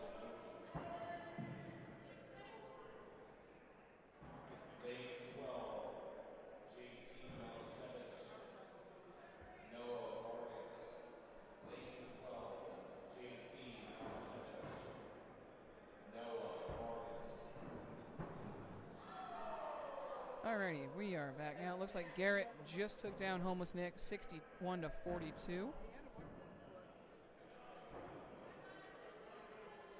yes? What about it? You say you need a microphone? Oh, no. So he had a microphone that he had connected to that camera. Oh, yeah, lab mic. Remote Yep. camera. Rob's going out on remote. Yeah, but he doesn't have the microphone, so we can't hear him. Well, that's okay. We'll just sit here and say nice things. Alright, so we got Vin. And we have Theodoro. Theodoro currently leads 31-29. 31-24. He trails, actually. My bad. They hadn't quite updated the scores there yet. Back over on Derek, Aximus Prime, Elwood, and John Allen. They are 51-49. Game 2. Throw number 10. Kill shots have been called. Derek hit his on 9. John, remember, won last game with 2 kill shots to end it. And he misses on 10. Derek hits. Takes game 2 with a 57. Wow. Going to the rubber match. What a finish. I wish y'all could see it. We're going to jump from Theodoro and Vin real quick to our roaming camera where we'll see nothing.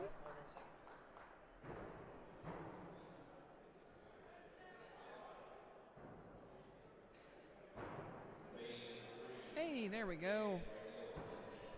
So yeah, we got Mr. Tishko there.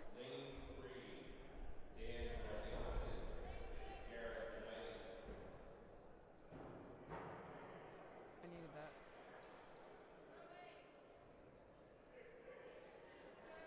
Someone just asked for an update. Oh, sorry about that. I was going to pull up this score. Oh, yeah, Tishko, and that's a good call. We can do multiple tabs. I can get it if you want. I got it. Oh, you know what you're doing. Apparently not. No, that's good. Hit the tournament.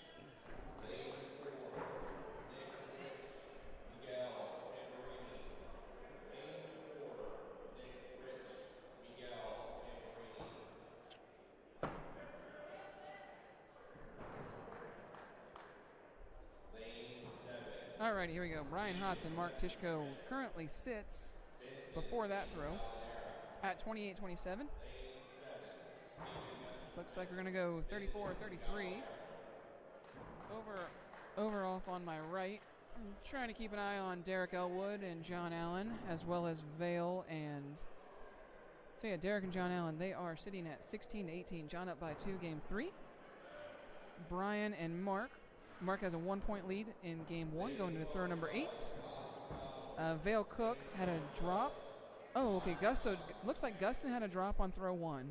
And Vale, being a very sportsman, yes, dropped intentionally on throw number 2, while Gustin threw a 6 that tied them up, and now we are sitting at 12-11 on throw number 4 in game 2 for them. So back on our Tishko game, it looks like Tishko leads by 2, 46-44. Kill shot's been called by both on throw number 9.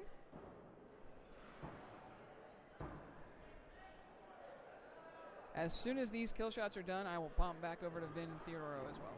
It looks like it's missed. 2 misses? Yeah, uncharacteristic miss from Tishko and Hutz. So we'll go into throw number 10 and see what they do. I'm going to try and show George and Dylan. It's just going to depend on kind of where they fall. We have a camera roaming around, and we have a couple cameras on lanes around the venue. But I can't promise anything right now. So in the Tishko and the Hots game, looks like our throws were thrown, and our scores were called. And that means Tishko will take game 1. So we're going to pop back over to Vin and Theodora. Looks like, we just had a very exciting game come down to 51-51. Vin took that one, so Vin will take game 1 over there, and they'll move on to game 2. Meanwhile, we're going to check in on Derek and John. Currently, John leads by 128-27, going into throw 6 of game 3. And then on our Vale Cook and Ryan Gustin game, Vale leads by 2, 36-34. Kill shots called on throw 8. They're probably going for 3 kills here, I have to imagine, just because they have it open with to the them. drops. And then I'm going to bounce quickly while Theodoro and Vin are just starting, just to show you lane 1 here. We do have TJ Schultz and Sam Carter coming down to throw 8. TJ leads by 1 point, 42-41. Interesting axes here. You got TJ throwing that crazy, back-guarded duels axe he has. Him and his brother use. Love those. And then Sam throwing like an ultra-lightweight fox. I saw Sam throw a tournament with an axe head that was attached to a hockey stick. Yes. We did that at Show Me State, the first time I used my max weight hatchet. Nice. And it was like a minimum versus maximum kind of thing. It was great. So over on Vale Cook and Ryan Gustin, Vale hit on 8 and 9. Gustin missed on 9 and on 8 and hit on 9, and then missed on 10. So Vale is going to go ahead and take that one, 52-42. And that's going to give him the game win as well. Back over with Brian Hotz and Mark Tishko. Brian leads by 2, 12-10. That is game 2. Tishko took game 1. They're going into throw 3. They are, yes. Over back with John Allen and Derek Elwood. Derek must have taken game 2 because we are now streaming through game 3. Yes. Tied up at 28 apiece. Pop back over here. We're going to see TJ Schultz, Sam Carter tie 55 each. Let's see what they do in overtime. Why are they not chanting "Who sucks less"? Because we've evolved as a sport and left some things behind, unfortunately. I didn't know about that. No, I'm not saying it. It's not that anyone actively did it. Just, I guess that wasn't Who Sucks Less. I guess as as things grow and evolve, they become a little bit less vocal. I was going to say ad hoc. But, So Theodore and Vin, we are in game 2. Vin did take game 1. And it looks like we're probably going to be within 2 points of one another. Yep, 29-27. Throw number 6. We're going to switch some sides here. John, if you give me a lane, I would happily try to find him for you. Scott Brindle, I do not know when he'll be on. Roman Cam, let's see where Rob's out. Yep, back on Tishko and Hotz.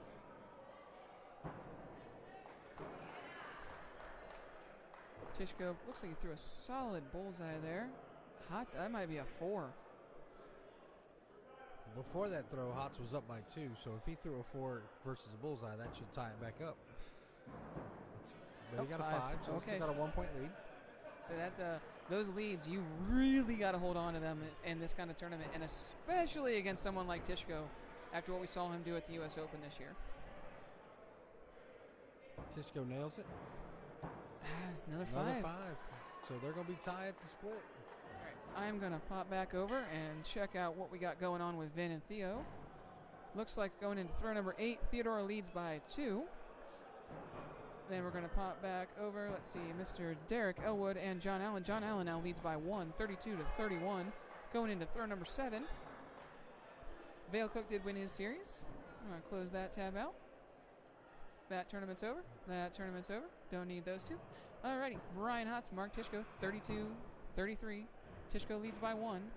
That lead has slowly turned into a deficit these last few throws for Brian. And then Derek and John still sitting at 32-31. Although I believe I see that throwing happening right now, so we should get a new score update. Yep, there we go. 38-36. John now leads by 2. Back over on our main screen, we have 47-45. Vin just missed a kill shot. Did Theodoro hit his? Nope, miss. That's going to take us into throw number 10. 2-point lead for Theodoro. Vin took game 1. Maybe I'm too excited because it looks like we're going to get a second. Nope, no seconds Pull there. the axe. No seconds allowed. Take what you get. And we're going to jump back here. Rapid fire style, red zone. What we got here? Lane 1, 48. 2 kill shots called. I didn't quite hear what she said. I think she said hit. Oh, yeah, hit. Ooh, don't say it. Do not say what you're seeing on the screen right now. I will not. Well, I shouldn't have said that because I cost them both. If I had stayed away for a second longer, we might have seen a 64-64. But instead, we get a 56-56, and we're going to go to who sucks less. Overtime, baby. With 2 throwers like this, with Sam and TJ, you wouldn't expect anything less than an overtime in a Game 3 at the World Championships, you know. Sam, a former champion himself back in 2019. I think Sam took that one. On the John and Derek match, John's up by 1 going into throw 10. Both called kill shots. Oh, and they both hit on 9, too. That's awesome. They did both hit That on is 9. awesome.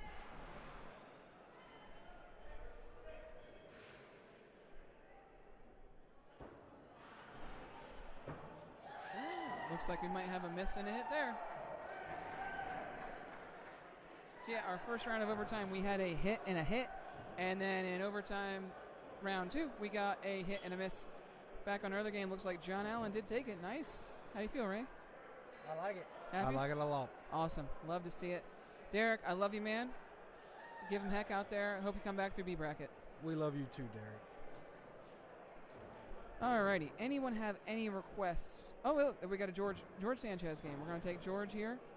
So we are in game 2, George versus Dylan Teets. I do not know who won game 1. Give me just a moment and we will figure that out. What are we trying to figure out? Who won game 1 between George and Dylan? I just didn't quite see where they're at. Okay, I see him now. I just need to wait for 1 minute. Okay. Is that Garrett? Garrett Knighting and Dan Benilson throwing.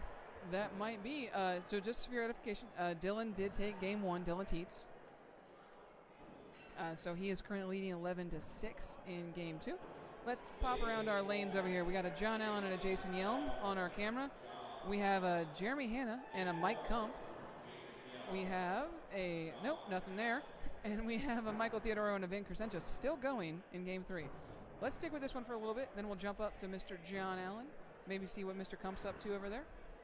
Meanwhile, on our non-streaming lanes, we have Dylan Teets at 16, waiting on a call on George Sanchez's 3rd throw. They must be calling for a board change because I don't see any axes sticking in the board. No, on so if you do happen to see some flags on our streams, the checkered flags represent a second. They need a second, and the orange ones represent a board change. Just a nice little thing. That's someone a for really good idea. Yep, the judge just hold those up, wave them all around.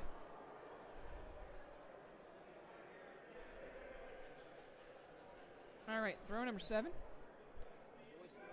We are 36 for Theodoro, 35 for Vin Crescenzo. Going to take you real quick around the venue. We have Dylan Teets sitting at 16, George sitting at 18. Popping some of our other lanes, nothing there. Lane 2, we have Jeremy Hanna, Mike Kump, still waiting on a board change.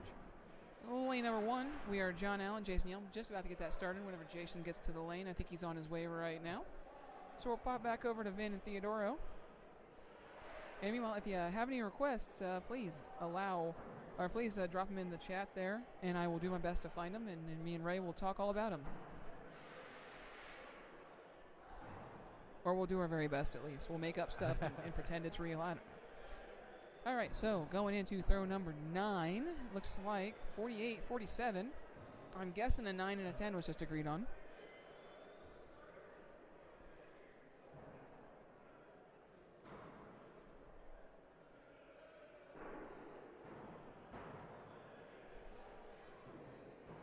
Hit. Oh, yeah, hit. Nice. And that does remind me, before I jump away real quick. Yep, we're not going to leave this game stream-wise. We're sitting there at 56-55. That's a little too much drama to avoid. but I am going to check on some of our other scores. Dylan Teets, George Sanchez currently sits 35, favoring George to 34 to Dylan. We will have Dan Brindleson is sitting at 6. Garrett Knighting is sitting at 6. That is game 2. Looks like in the game over here, Theodoro pulls out a 64 to beat Vin's 63. We didn't commentate on that one, so it still worked. Exactly. See, if you mention it, it goes away. All right, that's great to see. A little bit of a hug there. Right up next to the camera. We're going to switch off of that and bring you back over to nothing at the moment. We're going to go roaming cam, see what Rob's up to. Oh, look, we got Miguel Tamburini, and we have Nick Homeless Rich. We're going to find that score in just a moment for you guys.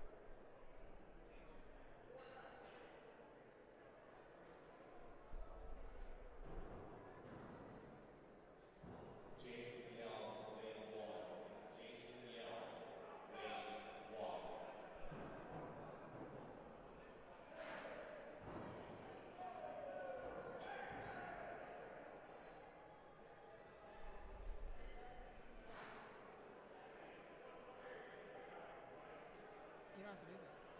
Do you? Oh. I tell you what, guys. Ray might be the smartest man in the world. We've been sitting here clicking back and forth, jumping around, trying to find all these scores. We forgot, or I forgot rather, that there is a convenient scoring tab on the app that you can access through the host site, so we can see all the wonderful scores through the entire tournament. So if you have any questions, please let us know. We will try to find a game that you're particularly interested in, or if you have a thrower that you know is throwing right now, let us know. We'll see if we can find their score. To that regard, looks like Brindleson and Garrett Knighting are sitting at 36-35. I'm going to go ahead and try to find Miguel and Nick Rich. Looks like I see it there. Yeah, Nick Rich is sitting at 34, and Miguel Papi Tamburini are sitting at 33. Oh, now 39-39. Okay, that one just got tied up. Nice. Austin Lukey, I know I just saw his name. He is currently 51-51 against Garrett. It is round 3. Looks like Garrett had just hit a kill shot to tie it up. See a couple drops there with Nick and Miguel. Let's see what that's going to do for our score. Yep, tied at 39. They had a drop, so they're going to go kill. Settling it out on 9 and 10. Taking it up top. Not letting it get decided by a little miss of a bullseye. I think Nick and John Allen did that to go into. They dropped on 8s. Yep. And then went up on 9 and 10, which is what put John in the B bracket. That's not uncommon. Speaking of John Allen, Roger Melendrez yelling somewhere. We just heard a real loud John Allen yell with a Jason Yelm yell. That's who we got here on lane 1. A couple 4s to start off with, which you can see why they were excited, right? So 4-4, throw 2, game number 1. We will be back to this game in just a moment. We're going to pop around and see what else we have. Kump and Hannah has started. Kump leads 12-10 currently. Let's see, we got nothing on this lane, and then we got nothing really remaining on this lane. So we're kind of, you can see we're winding down now, folks. We're getting to the end of the day. Things are getting a little bit slow. We're going to do our best to keep you updated. Again, if you have any requests, please drop them in the chat. Be happy to find whoever we can. We can open up a tab for the bracket 3. Oh yeah, we'll get bracket 3 pulled up here in just a moment. Get you all the scores that you care about from across the axe throwing world, or at least from across Appleton, Wisconsin.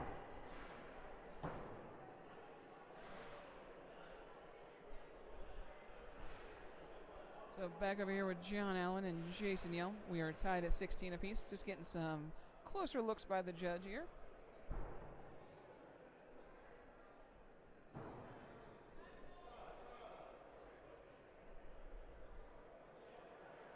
Looks like a 21-20, and I am going to jump us back out in just a moment to our roaming cam, where we'll be able to have a great look at George and Dylan. And that is Michael Day as their judge.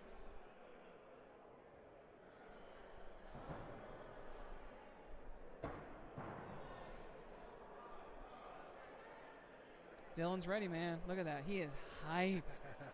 He has no idea. We were talking yesterday that using that roaming camera is like the WWE backstage cam. Absolutely, man. So Dylan Teets played right into that. Well, I'll tell you what, when I was walking around before, in between being terrified that it was going to break at any moment, yeah, it felt really cool to look at that viewfinder and, remind me of when I was a little kid in the 90s and just watching wrestling Monday nights. Anyway, let's find George and Mr. Teets. So it's going to be on this tab over here. No, I just wanted this is all. Oh. But that's okay. This works too. Dylan Teets, 35. George Sanchez, 33. I don't know with how Dylan looked there. Maybe not the case after that. Nope, definitely a 5 and a 4. So 40 to 37. Pretty safe lead there. But I would still expect to see Teets go up at least once.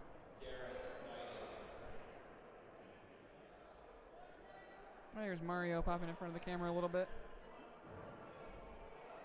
You say even the Canadians who are down here, they're wearing the jackets. A little bit cold, a little bit chilly in here today. That's okay though.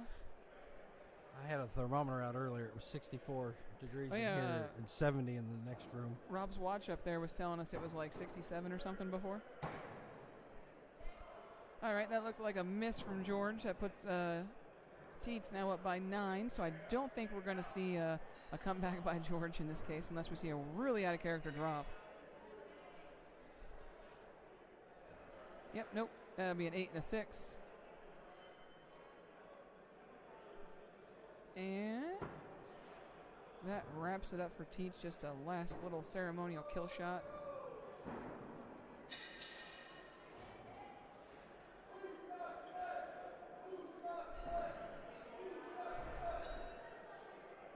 I don't know what lane that was on, but we're going to go Right here. We're going to jump here. Yep, 56-56. Who sucks less? Just in time to see the end of the game. Let's see if they hit those kill shots. And if they don't, will they fault or will they just let it stand? So the judge gave instructions when Jason Yelm was throwing against Brandon, the last guy that was sitting over here. Yep. That they're not allowed to do that. I've seen it a bunch today. Really? Yeah. I know it's for sure not allowed on broadcast. And that's very much a time constraint. Absolutely understand that. Right. All right. So I did not see who won that one. A little busy talking there. Jason wasn't happy with his throw, so I'm not sure if that was an indication that John won or not.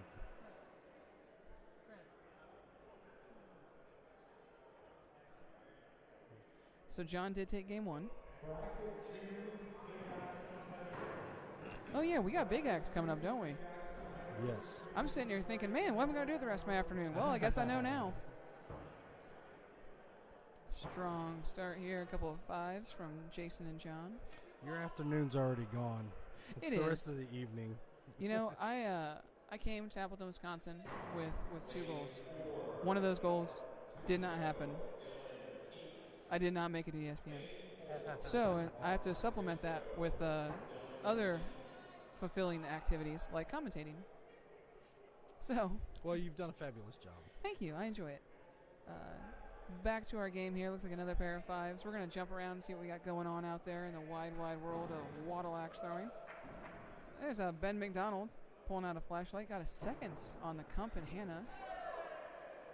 That was a pretty quick call.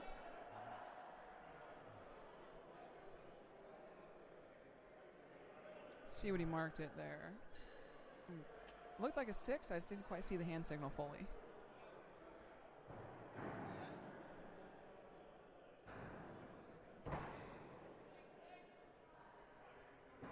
Gonna get those scores. Looks like Kump's taking a look. Yep, changed to a 6-6. That'll give Kump 12. And Jeremy Hanna sitting at 11 going into throw number 3.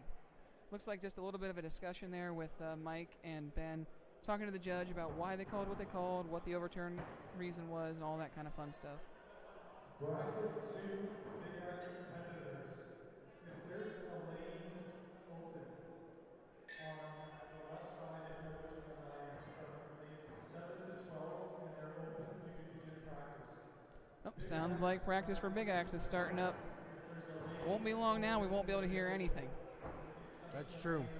Coon, coon, coon. All right. Did you watch Game of Thrones? I did, yes. Yep, Tyrion. Beatles. Goon, goon. All right, throw number 4 with Kump and Jeremy. We have a 1-point lead to Mike Kump. Tell you what, it's nice to see him back out here after a little bit of an absence from the competitive circuit. And I believe he will be on stream tomorrow on not on stream, on ESPN itself, actually, with Rob. That'd be awesome. Well, that'd be good. Yeah. Well, and here's the thing. Mike is competing in knives. So I have to wonder, are they going to mic him during knives? That'd be cool. Oh, yeah. How awesome would that be? Be kind of like a mic'd up thing they do for some other sports. Mic'd up Mike. Yeah, mic'd up Mike. There you go. Oh, there we go. There we go. There is a bit, I tell you what. Let's see. Looks like Rob is walking his way back down the court here. If y'all want some motion sickness, looks like Mr. Simkoviak is in front of him. So he'll probably be back over this way in just a moment. Is he still in? Simkoviak? Yep. I have no idea, sir. You have a mouse as well. I didn't want to take it if you were using Oh, it. no, you're fine. I'm sorry. Why can't you just understand what I'm thinking? I'm working on it. Alrighty, so looks like after the turn, 6-5, Kump takes a 34-33, keeps a 34-33 lead. And then I'm going to pop us back around to a few different lanes real quick. Let's see what's happening over on lane 1 with John Allen and Jason Yelm. Ooh, exciting finish. Miss. Glad we didn't have to watch that. Going to lane 3. Or Game 3? Game 3. So, lane 3 is open, funny enough. Actually, no, it's not. That's where JT and Garrett currently sit. Would you like your chair back, sir?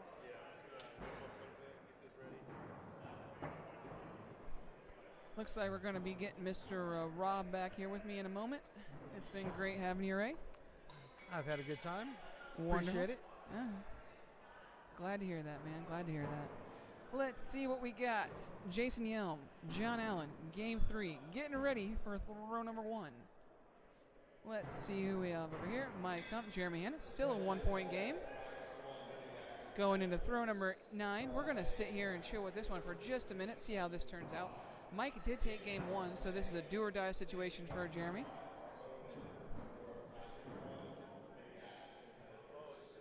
And that is a rough time to see a 4. Yep, so that'll stretch it out to a 2-point lead. I imagine Kump will probably still match him if he wants to go up, go down, whatever he wants to do. Yep, Kump's that kind of guy. He's not scared of a little challenge. And plus, 2-point game. You're not up.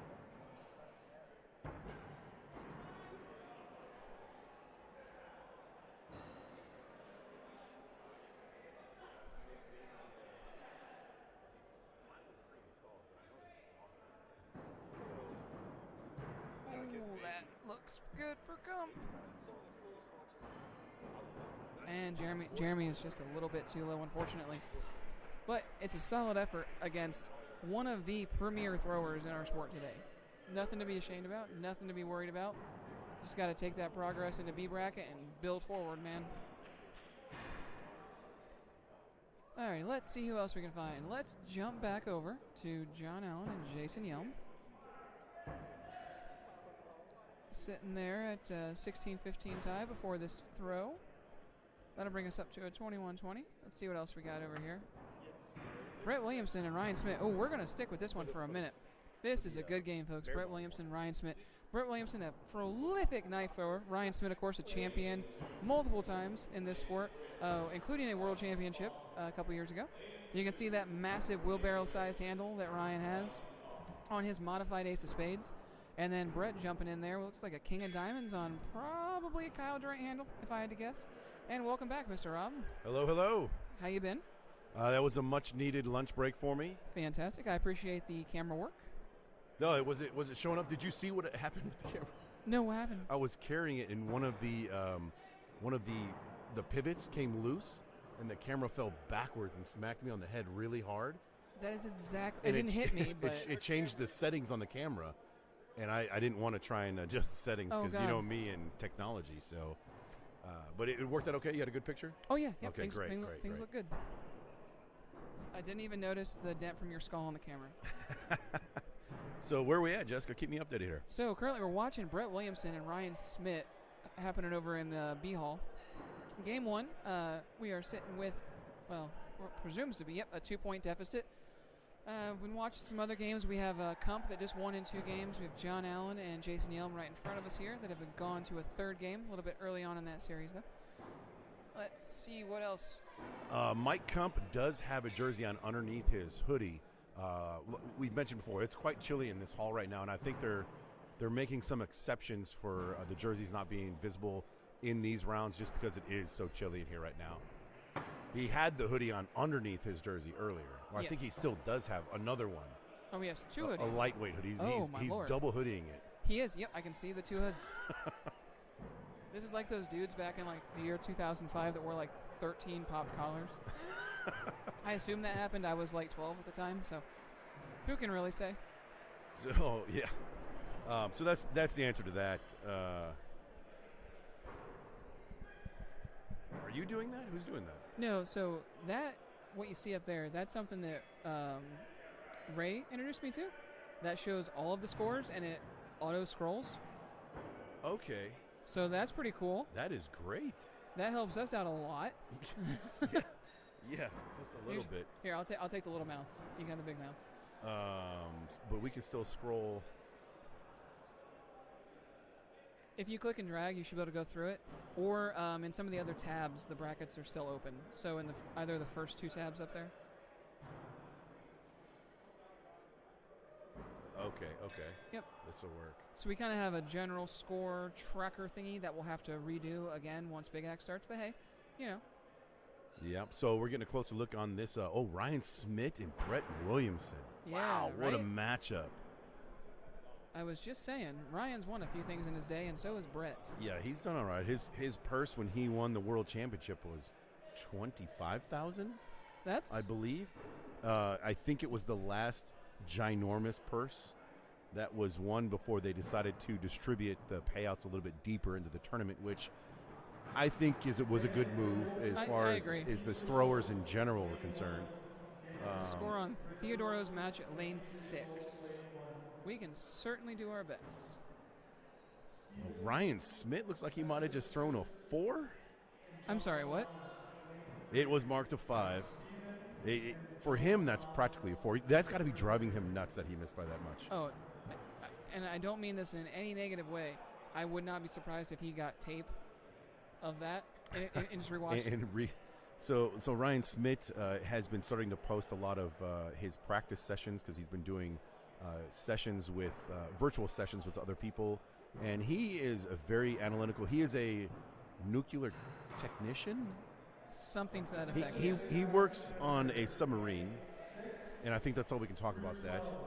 But he's a very analytical guy, a very logical guy, and he likes to analyze everything that he does, especially when it comes to axe throwing. So we are by no means knocking him. We're actually complimenting him. Absolutely. By the work and the effort and the knowledge that he has brought to this sport. Just real quick, so Aiden, I did not see a game for Theodoro currently. It may not have started yet. If we see it, we'll certainly let you know what the score is. Big Axe will start soon. We're starting to set up some warm-ups for that right now. I believe that's going to start. What time is that, Rob? Big Axe is scheduled to start at 4 p.m., but we are running a little bit. We're running a lot of it behind. Not too bad. Once we get half of this hall finished, pretty much halfway through the bracket, or a little bit more than halfway, they'll open up the other lanes on the other side. Oh, it looks like Big Axe practice. Yep, Big Axe practice is happening. Wow, look at that Big Axe. That is sexy. Which one? Rudy. That's like a giant fish hook. We're going to have to get that on camera later for sure. That looks like it might. I'm worried about breaking that thing. I know it's steel, so I'm not going to break it, but. So his axe sweeps down. It looks like a giant fish hook. If you've seen Moana, think the Rock's hook. Very good description. That is exactly what it looks like. It's a really creative axe. And the handle looks completely customized too. His last name is, what is it? Ruddy? Rudy? Ruddy? Daniel Ruddy? Daniel. Maybe. I know there's a Daniel Ruddy out there. Okay. Well, that's the guy we're talking about in his axe. We'll get that on later just because that thing's beautiful and we have to. Let's see, Valen Lucas. Moving on to game number 2, and Ryan Smith and Brett Williamson.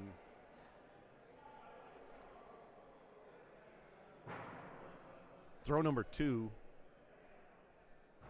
results in a 6 and a 5. So 1 point game going in throw number 3.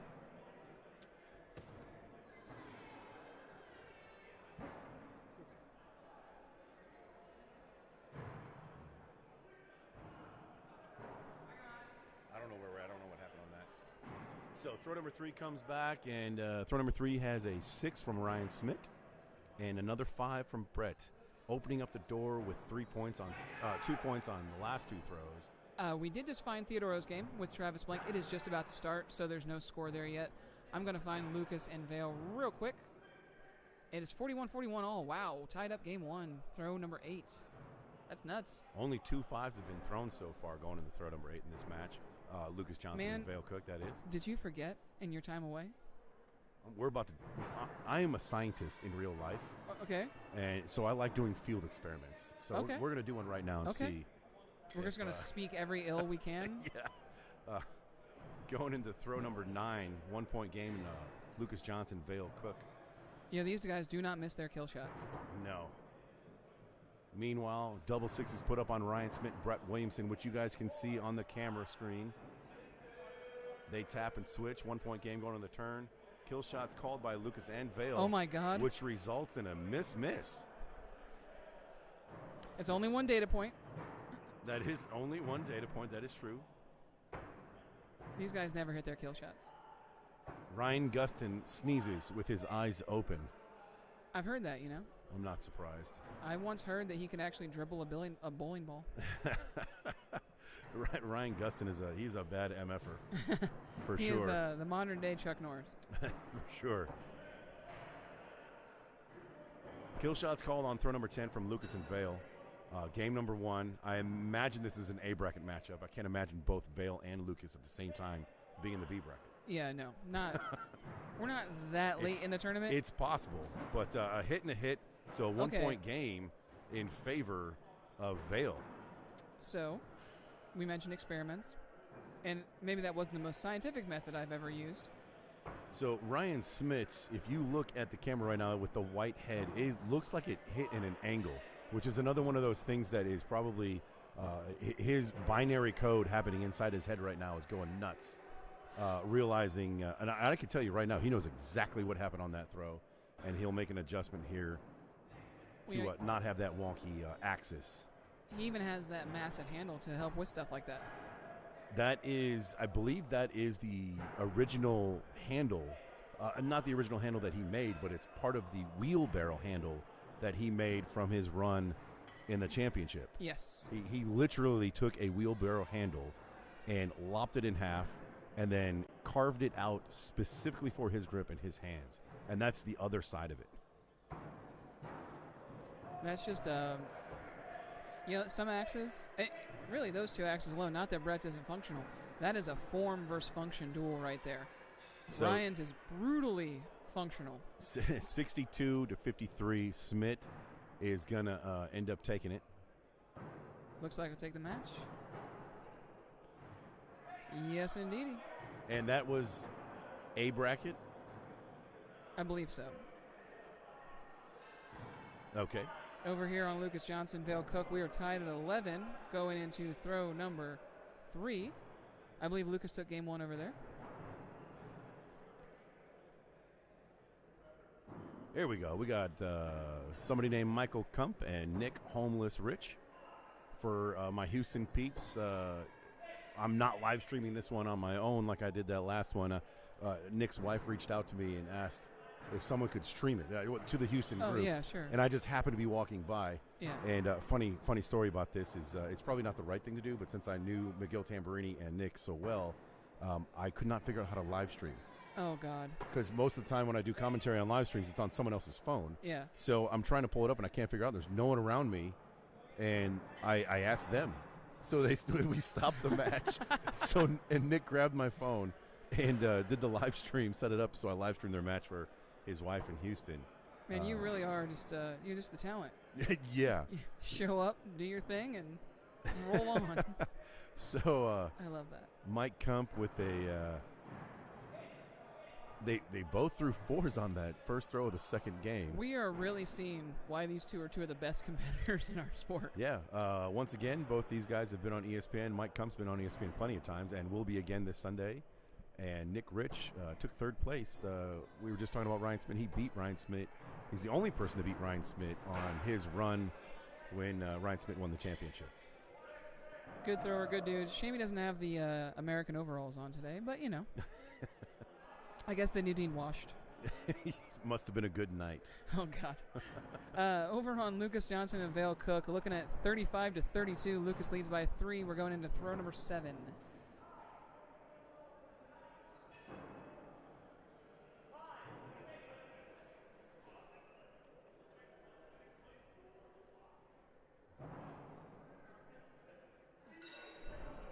Finally had like 2 good throws in a row from those guys.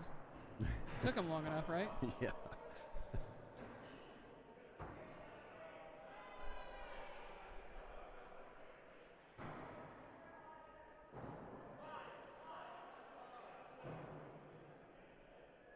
So we are curious to see. Mike Kump's going to be in the broadcast booth on the ESPN. He's the color commentator on Sunday, and he has qualified to be on the broadcast for knife throwing. He's one of the 8 throwers that qualified. So we're anxious to see how they present Mike Kump, whether or not he will be pulled literally out of the booth, take off the headset, and get down there and take off the ESPN polo and get out there on the floor and win a championship. Is he supposed to be there the entire day? Yes, he's broadcasting both knives and axes. So then he'll have to go back into the booth, depending on the outcome of his match, because there'll be more than just semis. Oh, yeah. Because there's 8 throwers and knives instead of true. just 4. And right now, he has proper motivation to do well. Yeah. Because how great is that going to be? Oh, yeah. Regardless of what he does here, you have to have him mic'd up. Yes, I agree. Oh, man. We have a current score of 53-52 in favor of Lucas Johnson in game number 2. A kill shot was called by Vale, which he hit on throw number 9, and then they both hit kill shots on throw number 10. Lucas stayed down on 9 to win 61-60 to force a game number 3. Actually, yeah, I'll say something. Like whatever their number. Back over here, Kump is going to call a second on that throw. He probably thinks it's a 6, maybe thinks it's a 4, who knows. Yeah, so that's going to give us a 45-42. If that gets overturned, that'll narrow that down to 2 points with a 43-45. We'll see what Ben decides. If nothing else, it should be an informative ruling for us. Lucas and Vale are going to a rubber match, game 3 of best 2 out of 3. They're underway right now. Vale starts off with a 5 after hitting 2 kill shots in a row to just barely lose by 1 point in that second game. Lucas comes up with a 6. There's no surprise that the scores are posted with a slight delay because Lucas does take his time to set up and throw. He throws much slower than most axe throwers would. He fully utilizes that 10 seconds. I don't mean Very 10 much. seconds from saying throw 2. I mean 10 seconds from when your axe hits the board, then he will throw. And you will get to stand there and watch him beat you. So we got a 2-point game right now on your screen, 45-43 in favor of homeless Nick, in which Is that 2 misses? it is very close. Nope, 2 hits. The judge moves in, 2 hits.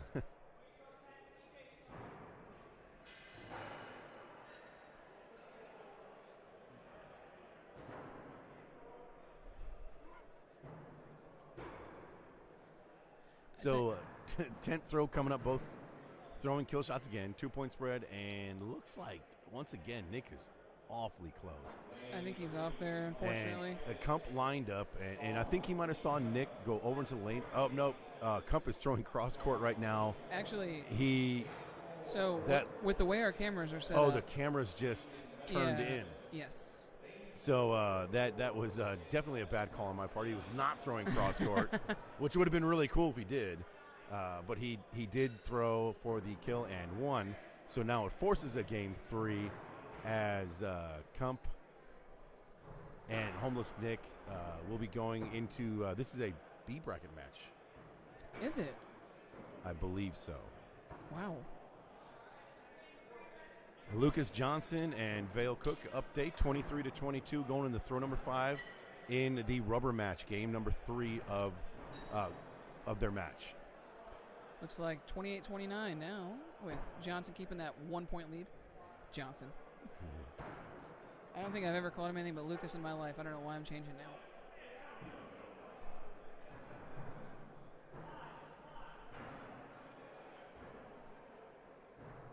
Two rubber matches, one being radio broadcasted with Lucas Johnson and Vale Cook, and then we got the rubber match with Homeless Nick and Mike Kump. You think Kump pulled his pants up as like a rally? I mean, there's really no explanation behind what he does. I guess maybe it might make him quicker. 'Cause swift on his feet. They weren't up before, right? I don't think so. He did play a match against a fellow over there, and his pants were like that. Oh, so I don't know whose pants were like that first. it feels very Kumpian to copy someone like that. Kumpian. Kumpian. I like that. Verb. No, adjective. Whatever. Something like that. Some English thing that no one knows anymore. Yeah, so we talked earlier about that. I believe his name was Mark, who had the really like bouncy throw. I believe so, yes. Kump. I guess I haven't watched him throw in a while, but he has a very like almost lunge type throw. Yeah, he's got a pretty good lean, and if you've never stood next to Mike Kump, he's probably about 6'4", 6'5". At least. He's a very tall guy, and he leans way over on that left foot. By the time he releases the axe, he's probably throwing it from 8-9 feet possibly. Probably, and if you look, he even starts with it back. So all he has to do, we were talking before about Tim Valerie's throw, where there's no back and then forward movement. Yeah. Same with Kump, it's all forward movement. He's primed and ready to explode.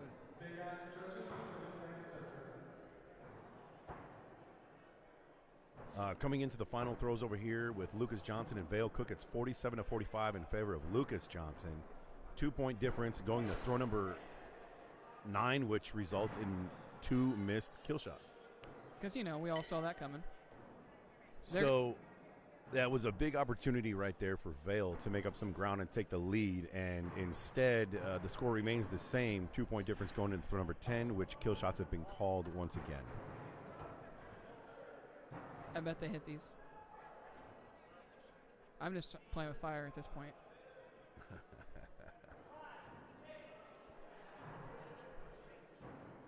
Yeah, I think it's probably pretty obvious. One of the things that makes Kump so good is how well he does under pressure. And his personality, I think, is... Oh, there you go, 55-53. I guess they do hit kill shots. Yeah. Oh, wait, it's the opposite of what I said again. So Lucas Johnson will end up taking the match against Vale Cook, which he'll stay pure in the A bracket, and Vale is handed his first loss and down to the B bracket. Yeah, so Kump, I think his flexible personality and the way he moves after he throws, stays loose and stuff, I think that, everyone has a thing that makes them so good. Like, Philobama's just lights out focused. Lucas is unflappable. Kump, he's like jelly. I don't think you could rattle the guy. Yes, I agree. Yeah. I think he almost embraces that kind of stuff. It's all the silliness, and there's a photo from Worlds 2020 of him sitting with his mask on because of the COVID, and his headphones on, his hoodie up, and it's like the most calm I think I've ever seen him. Yeah. It was very non-Kumpian. So, John, we have an update on your son's game, Sean Hout and Daniel Abaraka. I don't know if it's that much R, but it is currently 52-54. A kill shot was hit by Sean, and Daniel decided to stay down on throw number 9, so it's still a 2-point difference going to throw 10. Sean won game 1 in this match, so both players throwing kill shots on throw number 10. Meanwhile, over here, it looks like Kump missed on number 9. They both called on 10 again, and Nick did hit. Can't quite see what happened, though. It's a little bit past my screens. We might have a hit by Company. Yep, a hit and a miss, so we're tied at 46. Going into throw number overtime. And Daniel hits the kill shot along with Sean hitting it, but the score remains the same at 2-point difference, 60-62. Daniel wins, forcing a rubber match game 3 for their match. You know, I'm going to go ahead and say that I think Nick is a little closer. Yep, just a little bit. Yeah. And now rolled his pants down. So it's just his game time uniforms on. So the rally is over. How long do you think it takes for everyone to do that now? Roll their pants up? Yes. Well, do you count Capri's as rolled up? Because I guess I'm already copying in that. I don't think I'd count Capri's No. as rolled up. Let's, I think, the lane that Sean is on, Sean and Daniel, the cameras are a little jacked up. So since they are in game 3, I'll continue to do a radio style broadcast on that one. And I just clicked on a button I wasn't supposed to, but we're going to come back to these lanes and find a match.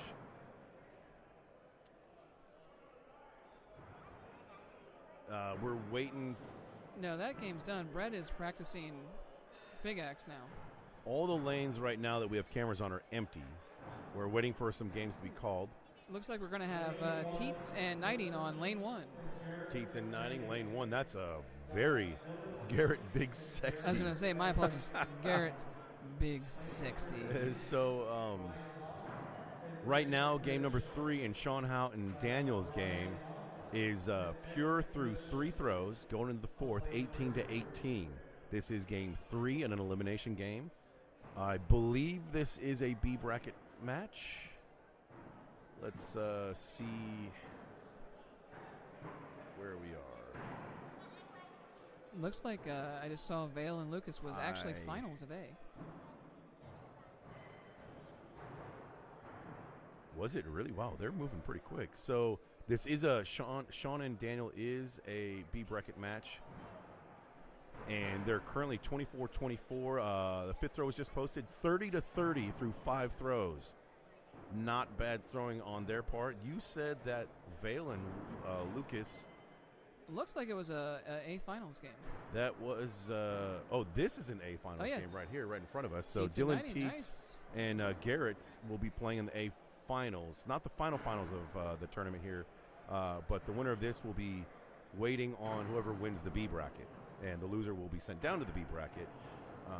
Meanwhile, back on the Hout Daniel game, we have another 6 being thrown by both throwers for a 36-36 going to throw number 7. And we are waiting right now. Let's get another view on the room, which is right here in front of Garrett and Dylan. This is what the venue looks like right now. Oh, look, if you look there at the bottom of the screen, you'll see one of those flags I mentioned earlier. So the orange flags again, that is a board change, which is why that one's out, because we need a new bullseye on our left target here, the one closest to the camera. And then there is a check mark flag that means second, in which case Ben or Tabitha or Bailey or any number of well-qualified judges will come say hello and then explain to you what you did wrong, in my case. Absolutely. A couple of hiccups from Sean right there, throwing 2 5s in a row versus Daniel's 2 6s. So now Daniel is up by 2 in this Game 3 matchup. And kill shots have been called for throw number 9. And these are big throws right now. In order to win these matches, they have to hit these shots. In order to stay alive, Sean needs to hit his kill shot, which he does, and Daniel misses his kill shot. So interesting strategy here once again. We don't know whether or not they agreed to go up, which it looks like they did. So Sean's going to be going up with Daniel on throw number 10, even though he doesn't have to. It's honor, right? It is one of those things. Sean is a John. How old is your son, John? I don't know. He's one of the younger throwers, premier throwers for the Youngbloods. He's definitely, I want to say he's in his late teens. And a hit kill from Sean to post a 62, and a hit kill from Daniel as well to get a 56. So Sean will end up winning that B bracket matchup in 3 games to stay alive. Let's see, George and Steven. That might be in the other.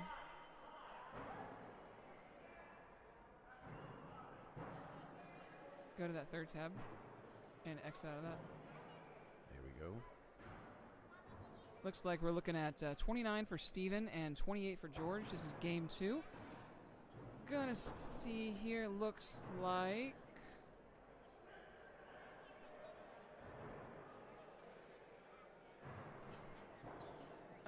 Steven won game 1 60 to 54.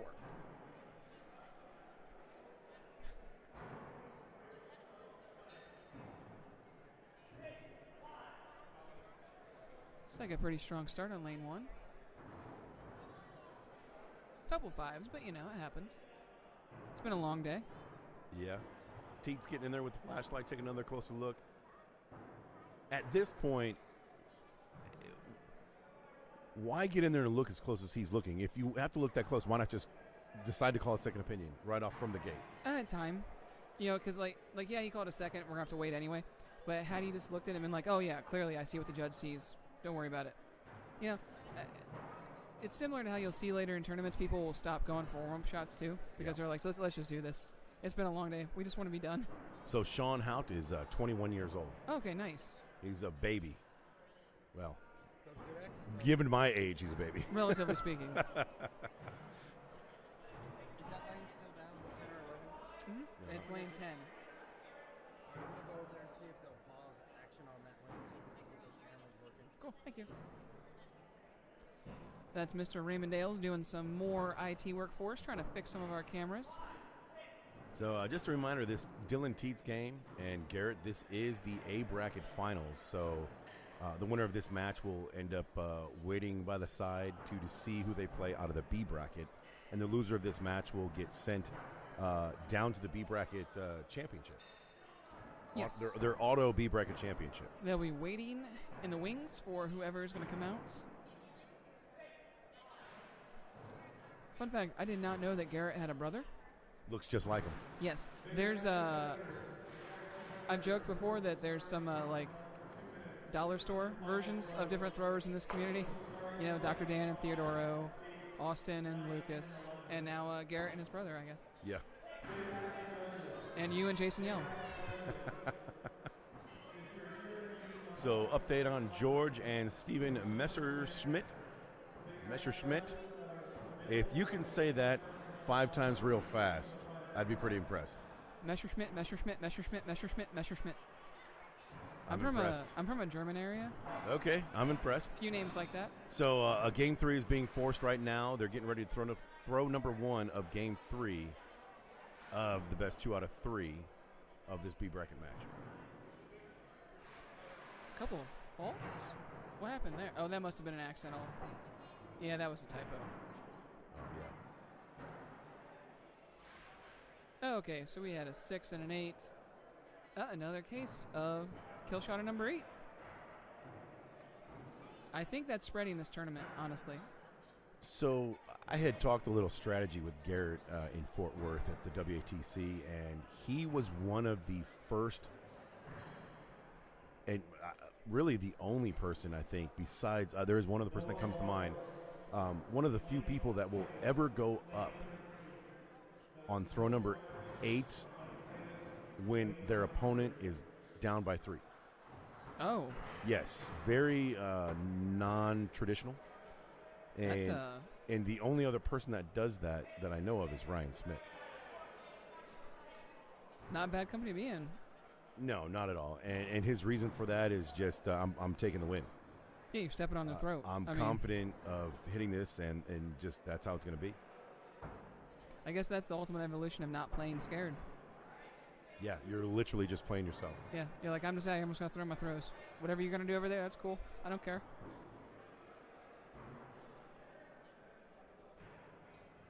We have an incredible talent, Rob. So they're moving on to game number 2. This is going to be a no practice, jumping right in. Over on the George Sanchez and Steven Messerschmidt, we are tied 18-18 after throw number 3.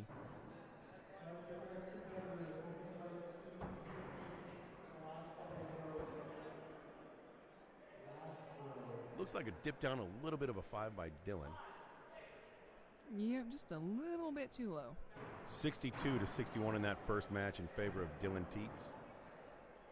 Dylan was in Fargo with me and the rest of the crew, and when we threw outside for the championship, he was on the broadcast throwing outside, and his axe was, he throws it so light, his big axe that is. Yeah. He throws it so light that the 18, 19 mile an hour wind gusts, I say gusts, but it was sustained wind, was moving his axe. We could physically see him having to play the wind, just like a kicker in the NFL.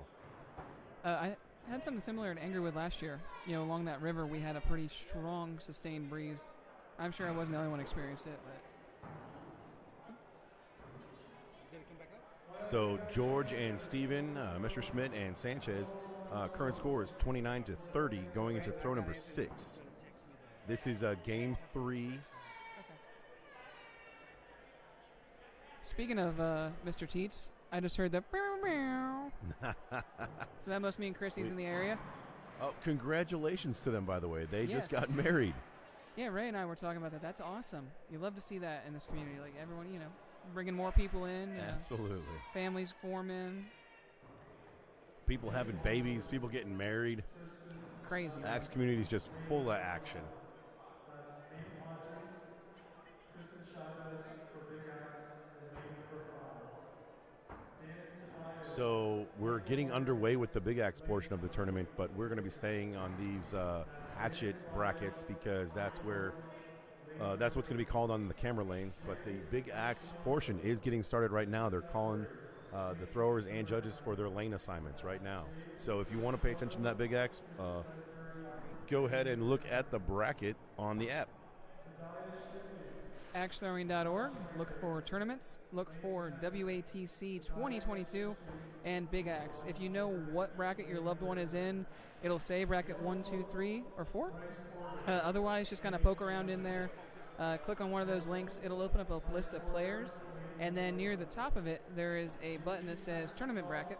If you click on that, it'll actually let you see matches as they are ongoing. You'll be able to see when games come up and stuff. Now back here on lane 1, we got a 46-46 tie. 2 kill shots called on throw number 9. Looks like 2 hits. Yep, 2 hits. That'll take us to 54 all going into throw number 10 in game number 2. So I want to see some sudden death. I've seen a lot of it. It's been great. There you go. And we're going to get it. So they tied. Going to go to sudden death, both hitting their kill shots. Stephen Messerschmitt is up by 2 points over George Sanchez in going into throw number 10 after 2 hit kill shots on throw number 9. Both players have indicated they're going up. This is the third and a 64 perfect game onto a 62. They both hit the kill shots again. Great effort by George, but a little too late there. And Steve posts a 64 perfect game to win that match and stay alive. Tiny, we'll look at lane 11 in just a moment. Ace, so it's we call it the app. It's the World Axe Throwing League website. So it's axethrowing.org. You'll be able to find any kind of stat you want for the Axe Throwing community, for World Axe Throwing League events on that page. If you open it up and you go up top for the tournaments button, you'll be able to go in and see the World Championships for this year and find whatever thrower you're looking for. So it is axethrowing.org is where you want to head.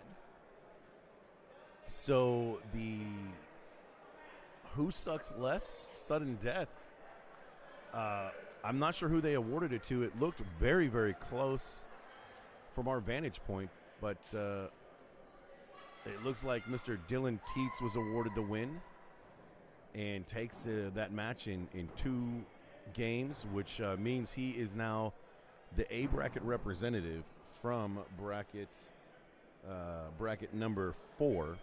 So he will wait on the wayside to see who wins the B bracket. Meanwhile, we have Homeless Nick coming up right now, and they are in the second game. Homeless Nick won the first round, first game 52-50. This is a B bracket matchup. Once again, best 2 out of 3. So if Nick wins this, he will eliminate Brian, and if he loses, will be forced to a game 3. They start off a little bit of a hiccup from Brian, a 4 versus a 6 for a 2-point spread going into throw number 2. Not that big of a deal so early in the rounds. 2 points is generally what the matches will be within towards the end this late in the tournament. So you have some making up to do, but as long as you post a 6, which he did on his next throw, along with a 6 from Homeless Nick, you can start chipping away at the lead. So just stay pure, throw your game, and you can stay within striking distance. So 2-point spread going into throw number 3 in favor of Homeless Nick. The Ryan Gustin, which lane is Ryan on? He is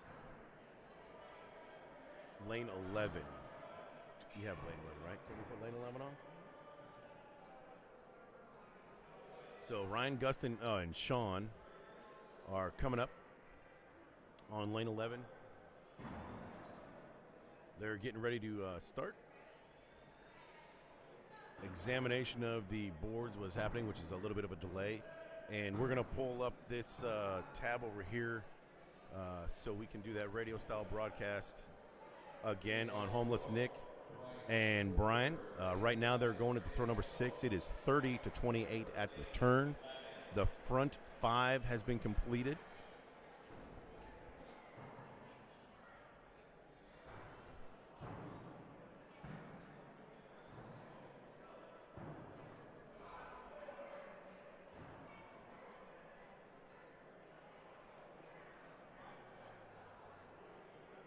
Brian and Homeless Nick are in the B bracket, so this is a pretty big game for both these throwers. One is fighting to stay alive. The other one is trying to force another match.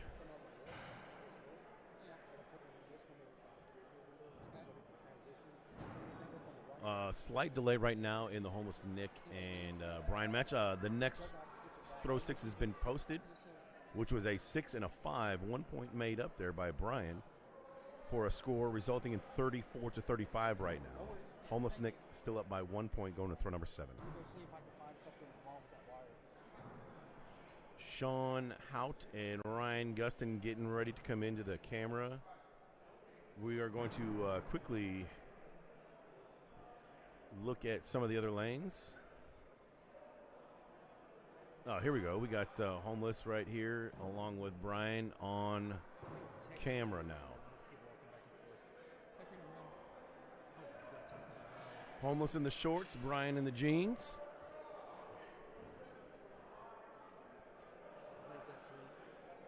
Okay. 45-47, extended once again on that last throw. 1 point difference. Nick checking with the ref to make sure what the score is, and he goes upstairs to the kill shots with Brian.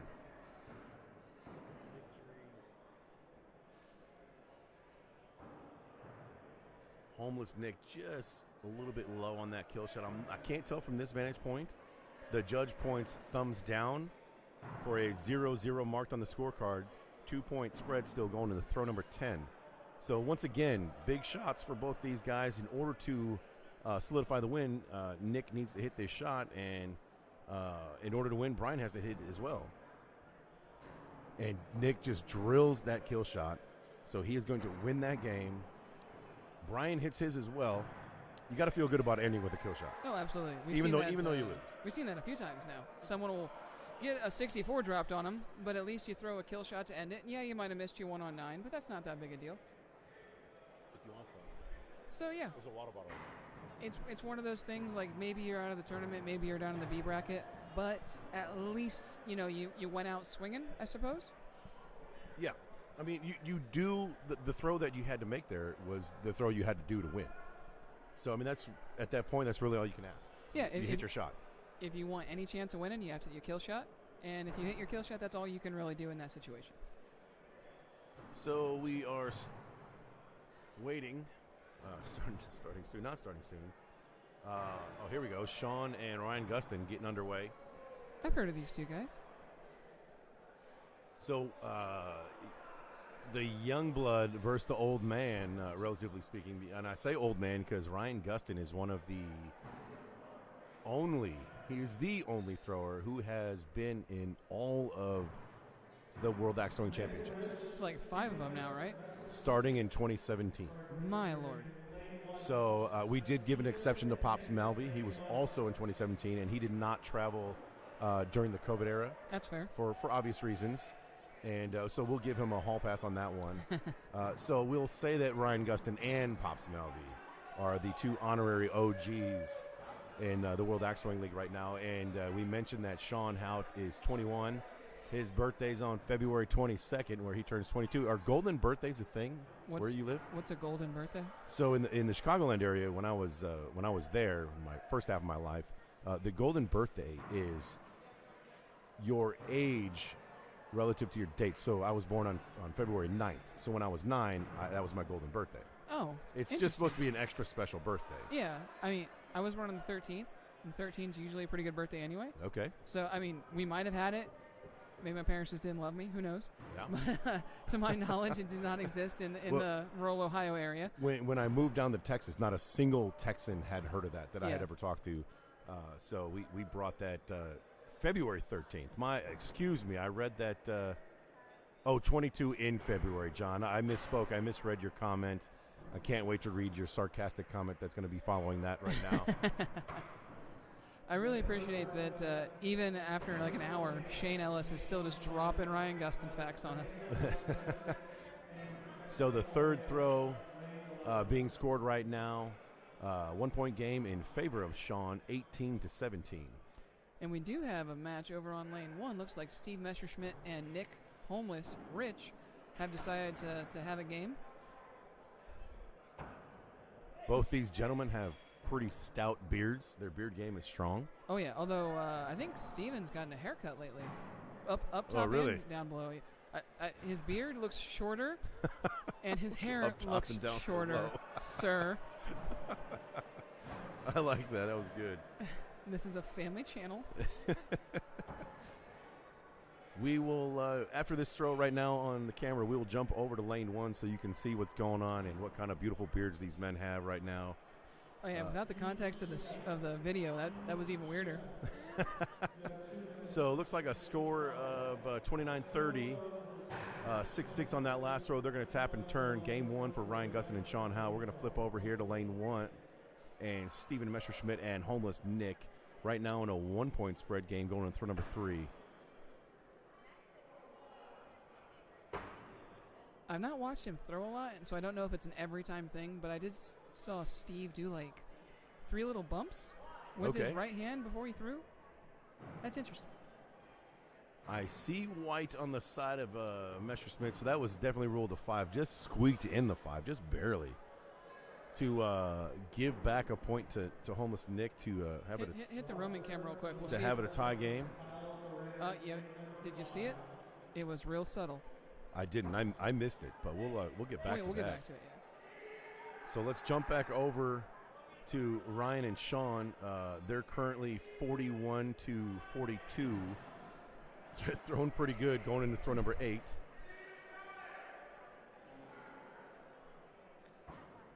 Ryan Gustin made a really good run at the U.S. Open this summer. He came up 1 game short of making it to the broadcast, I believe. He won that a few years ago, didn't he? Or no, I'm thinking of the Arnold. Correct. Yeah, at the U.S. Open, he had a very emotional last match. There was a lot of stuff going on. He actually had a small little pocket, not pocket, but about the size of a CD. Let me date my age right there. But a small disc, a pocket fan that folded up that he would use and put his hand in front of it to dry his hand off because he was clammy in Minnesota.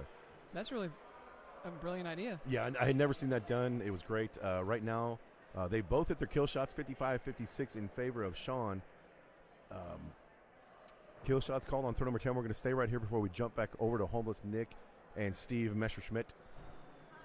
Brett Williamson, everybody. Anthony Shimkoviak. I smile every time you say his last name because I still haven't gotten it yet. 2 kill shots hit for a 64-63. My God. Dropped by both these gentlemen. So Ryan had 1 hiccup, and it was on throw number 1. He threw a 5. And Sean stayed pure for those 10 throws for a 64 perfect game. Sean takes game number 1 of that matchup. We are going to jump back over right now. We got Homeless Nick and Steven Messerschmidt Got something special brewing here too. in a 41-40 coming into this next throw, which was scored 6-6, so 47-46. Going into throw number 9, I imagine we're going to hear a clink of the axes, and we are going to see them go upstairs. And you saw them point up just now. We'll stay right here for right now, and we're going to go. Nope, nothing yet. Homeless Nick hits his kill shot. He drills it. Steven Messerschmidt also follows up with a hit kill shot. Absolutely gorgeous throwing. So right now we're standing at 55-54 in favor of Homeless Nick. Going into throw number 10, the final throw of game 1.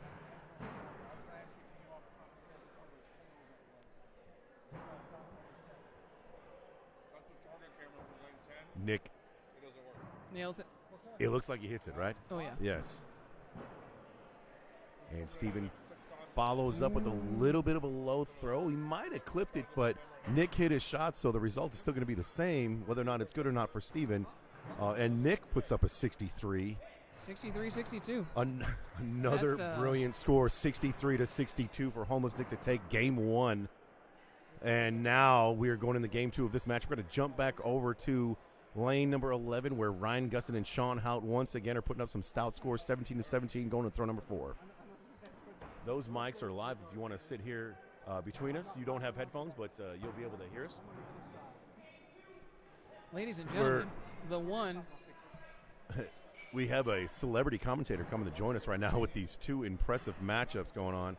Does this mean I have to be nice to him now? We have another 5-6 posted by Gustin and Sean to bring it within 1 point, 23-22 in favor of Sean. We're going to jump back over to lane 1 to see what's going on. Their first throws of game number 2 are going on. Homeless Nick took game 1. We had her off until a minute ago. We got back to Ryan Gustin and Sean Hout. John Bradley, I don't know if you've been watching these matches going on as you were walking through that crowd just now, but we saw just now we saw a 64-63 posted. Then we saw a 63-62 posted. And now we're on pace to continue that.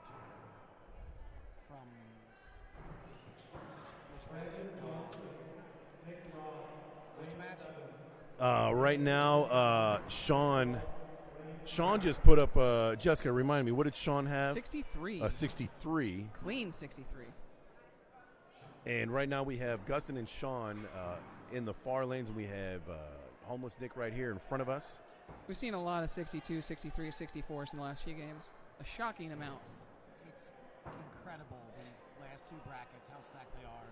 When you get to the top 8, top 5, top 3, it's just incredible throwers. It's not just someone turning it on for the day. These are the throwers that have been doing it for a while and keeping up the heat. It's awesome to see. Let us know if you can hear John Bradley well enough in the comments. Give us a little feedback just so we know that our technology is working properly, and we can hear from the brilliant John Bradley.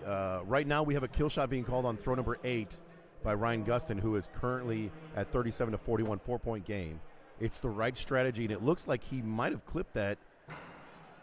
Sean throws a center mass bullseye, and it was a hit kill shot to make up a little bit of ground on throw number 8 there. And it was another one of those throw number 8 kill shots. Starting to be a common strategy when you got to make up some ground and try and have a pivotal momentum shift. So now we're going into throw number 9, and Gustin calls a kill shot again along with Sean. Yeah, when you're in this situation, I would have just gone to 8-9, just because you hit that one, just keep that rolling. There you go, see? Right in the groove. Wow. Nice. These throwers are rolling right now. This is just. So we got one more throw to go on this lane. We're going to jump over here real quick, get a quick score update. It is going to the 6th throw, 1-point game in favor of Steven. Back over here for the final throw, throw number 10. We got one that can go kill, and he did not call. They're both staying down. Bulbul. He knew what he had. He only needed was a 5. No matter what, there, just take it. 4, and he just pushed overtime. Good comeback from Gustin. Definitely strong rebound from that 4 on 6. So 61-59 final score. We can't hear JB. We're going to take a look at the microphone Is that on? Okay. We are, so Sean Hout posts that 61. He will continue to steamroll people. We're going to jump back over to lane number 1. And both these throwers drop their axe on purpose so they can have a possible extra throw at that kill shot. Homeless Nick and Steve are tied 33 to 33. Nick throws a little bit high, and Steven follows up with a miss that he is extremely disappointed in. It's about an inch and a half wide to the right, to the outside of the kill shot. Maybe I gotta talk into it. We have to get right up next to ours for them to hear us. Yes. What I mean, No, I know. I'm saying I'm basically deep throating this mic. We need a mic check from the comments. Can you hear John Bradley talking now? all right, we just had a double kill called. We're going into throw 9. We got homeless. We got Steve hitting his. There we go. Now I at least can hear him. Can you hear him, Rob? Yes, I can hear him just All fine. right, there we go. Just had to crank it up a little bit down there. All right, this is. Will Nick go? There it is. That's the throw you need to do.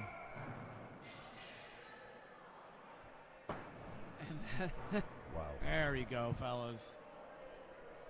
That is a 1 and a 2 right there. If anyone is. Oh, they both had a. Oh, they both dropped. They went dropped. spicy. They did. They went Yes, they did. spicy. Good for you guys. Oh shit. I mean, it's spicier when you drop on throw 1.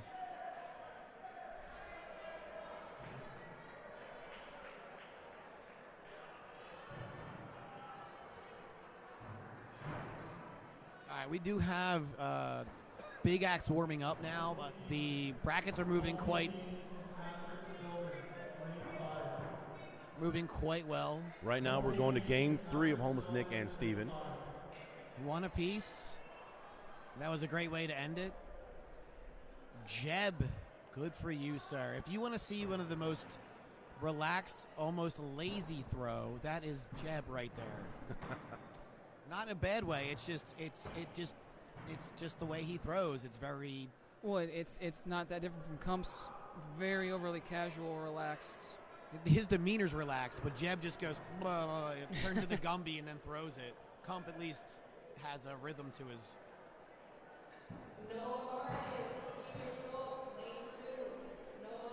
So just a little recap on the brackets. Lucas Johnson is sitting in the A bracket finals right now, awaiting who he'll play. As we move through the B brackets, we have Jeb versus Sean Hout right now. And then we have Joe Devine and Ryan Smith on lane 12. We can take. I will take the mobile camera over there right now. So these two throw identically. Joe stole his from Ryan Smith, and he's the only one that's been actually able to make it a good throw.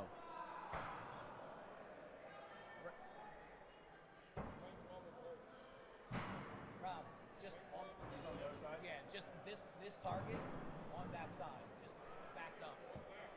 I'm gonna go to his. Yeah. I think John just about died. All right, I stole Rob's mic so I can hear myself when I talk because it's kind of weird because you don't know if you're shouting not. Rob went out to be the man on the streets earlier, and it worked out pretty well. Yeah, so with this match, I hope to see a lot of cool things because Joe definitely took his Ryan Smith's throw, and a lot of people have, and Ryan Smith has the most hard throw to physically emulate, replicate. Yeah. Yeah, all of his little movements, everything down to. So many things have to go so right, and when it does, it works amazing. And when it doesn't, it doesn't. I've seen him try to teach it to other people who just get frustrated thinking that they just, like, you're not going to learn it. You know, it's like trying to learn Chinese today and speak it tomorrow at the UN. It's just not going to happen. Right. Yeah, you're learning something that's so far-fetched from a normal throw. Speaking of that, it's more like a rhythm than a normal throw. Ooh, there's Jeb. Sean Hout. That's a. As soon as As soon as it stops moving, it's almost sickening watching it because it's like I too much hesitated. swimming. I hesitated to turn it on from fear of motion Here you sickness go. for some people, Yeah, but go for it. It's up. All right, watch these two gentlemen. They have the same throw.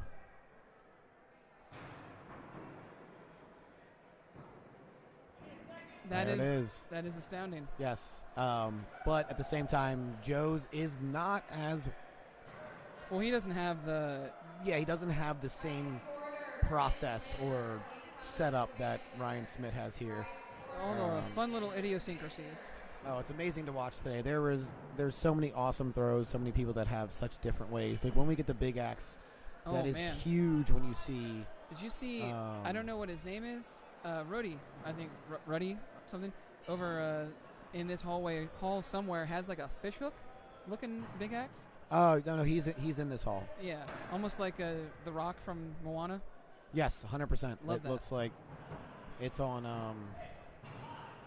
the front of Larry the Cable Guy's hat all the time. No. No, it's a bigger. It's more like a shark's tooth, or like something like you said, something you see in Moana. You a big Larry the Cable Guy fan? Of course. Oh. He's if you can get over his accent, all of his jokes are actually really ridiculously funny. Oh, I was a big Blue Collar fan back in the day. Oh yeah. Yeah. Ron White's sober, in case you're wondering. He's sober? Yep. Is he okay? I think he's just old. Oh, that's fair. Or aging. Yeah. And he doesn't. He would like to keep his body in one piece. That's understandable. All right, can we figure out how to? I don't know. What are you looking for? How do we get the score for Joe? Here, I got you. Coming in, we're gonna get the score for this one. Since we have it up. Does Joe Devine have Appleton Axe on it? Nice. All right, so it looks like 35-32 with Smith leading going into throw number 7. Yeah. And that might be Green Bay Axe. I think they might be owned by the same people. I Okay. don't know. The logo looks. Very similar. Yeah, like MN, like all the MNs and all Deet and a couple other ones are all owned by the same. Oh, or okay, interesting. Piggybacked by the same. Any chance we get a big axe? We are so far along in the Hatchet right now. They are putting all the finals because we only have 4 to 5 throwers left in each. They're trying to concentrate everything and get the big axe started in all the other lanes, and we're just going to live stream from here until we find a winner. But once we get down to one lane, the other lane will have some of the big axe matches coming up. Yeah, if you've been with us all afternoon, you know when we transitioned from the morning brackets to the afternoon brackets, there was that weird little situation of we wanted to give you games, we just couldn't because they weren't on our camera lanes. Same thing right now. Won't be too much longer. Probably within the next, 45 minutes or so. Maybe an hour. We'll be wrapping up these Hatchet brackets and getting to Big X. Let's see these kills go. Kills called. Smith's going for his 60. Looks like 2 hits. We're too far away to tell, but it was just Smith was out of. He had the match. He would have stayed down. It's a game. Yep, double hit. It's a gameplay. Well, not gameplay, but you got to play smart today. You want to win. There's genuine money and prestige on the line today. This isn't a league night where it's, let's all go for kills. We don't have to. Divine clearly needs to read Smith's book. That's good. Oh, man. You know, Tyler gives a copy of his player card to everyone that beats him. Smith should just give a book. The book is a good read for anyone that actually does want to read it. It is the perfect throw. Yes, perfect throw. It's by Ryan definitely Smith. worth a read. It's available on Amazon. That the last time I saw it, that's where I got it from. A couple of people sitting at my venue were like, "Should I read this?" I was like, "You need to be in league before you read this. It's a little too far advanced for somebody just coming in the door." But it gives you a lot of great tips and a lot of great things you can work on just to get started in excelling in the mental game and just how to make your throw more consistent. So Colin asked earlier, will ESPN be live tomorrow? No, it will not be live tomorrow. It'll be live. It'll be streamed in a week or so. I don't know if we have know a date, all the actually. semantics. Before it used to be on the Ocho, which was ESPN.com. Yep. We will attempt to find someone that knows a little more, or just ask Rob when he comes back because he is an ESPN commentator. Or That's true. Him and Kump. I don't know what he is. Just he's ESPN. Either way, I'm sure WATL will blast it out on all their socials, so will WKTL. So just pay attention there if we don't get you an answer today, and I'm sure it'll come up soon when it's going to air. We're going into the off season, so kind of bereft of content anyway. Yeah, we have like a month of just relaxation. Everyone gets to go spend time with their family. All right. Unfortunately, Joe threw a 5 on throw 3, so Ryan and Joe are all tied up. So they are in where we are currently sitting. We are in the second axe hall. Where they are throwing right now is the first axe hall. I don't know why he had to do the mobile. We could actually. Can I see that? Yeah. Some of our cameras aren't working, and I don't think there's cameras on that lane. No, yeah, it's one lane over. Okay, yes, you're correct. And the 11 cameras over there have broken. Okay, well then, we will do our best, folks. Yep, we're kind of coming across the finish line on fire and sideways here, but we're going to make it. Sean, go to World Axe Throwing axethrowing.org, and that will take you to the... If you look, if I might cut in, if you look at the top of the page, look for tournaments, and then click on tournaments, look for WATC 2022, and then whatever discipline you happen to look for. If you know what bracket your loved one is in, they're 1, 2, 3, 4. They should be labeled that same way in the player portal, so you can ask them, and they should be able to tell you what bracket they're in. You can click on that. It'll bring up a nice list of competitors, and then across the top, you'll see players, tournament brackets, and lanes. If you click on tournament bracket, you can scroll down, see all the games that have been played in that bracket, what the scores were, and what games are currently being played. And if it asks you for a venue, it is World Axe Throwing League. It's, correct. Yes, it should be just under World Axe Throwing League. If you need a different venue, you're probably not in the right spot. If you need a different venue, you should probably know what venue you need and know how to find what you need, I'd imagine. No. Well, in this case. Well, I mean, if you go to a tournament for, like, Throw-Ohio. Other tournaments, yeah.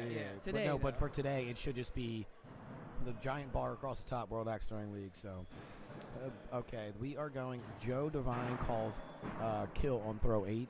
We've seen a lot of this today. Somebody trying to come from behind, make up those points because he's down by 3 to Smith. I did a throw on 8 earlier, just because I was like, well, I'm gonna have to do it on 9 anyway. There you go. That is a good. Now this is where the strategy comes in again because they're both going kill. Smith does not necessarily need to right now, but he wants to keep his lead, so he's going to go. And Joe is just trying to keep himself in the game and kind of relevant right now. That's a good. I can't see Ryan's shoulders in the way. Did you see who happened to call first? I did not, but I'm assuming Smith did, to be honest. Yeah, I was just wondering if we have a miss and a down, so Ryan is going to stay down and take round 2 with his perfected throw that was tried to be emulated. A little bit high on that kill shot attempt over there, or I guess that one attempt. Yeah, out of reach. Good throwing all. Absolutely. Sucks to lose, but losing with anytime you lose with a good match, you don't like to lose, but you're happier about. You were within 1 point of Ryan Smith going into the turn. I mean, that's. Yeah. All right, so we are back. We have TJ Schultz, Noah Vargas. We are still going. This is still B bracket of the 4th. Yes. 4th bracket if you're following the brackets at home.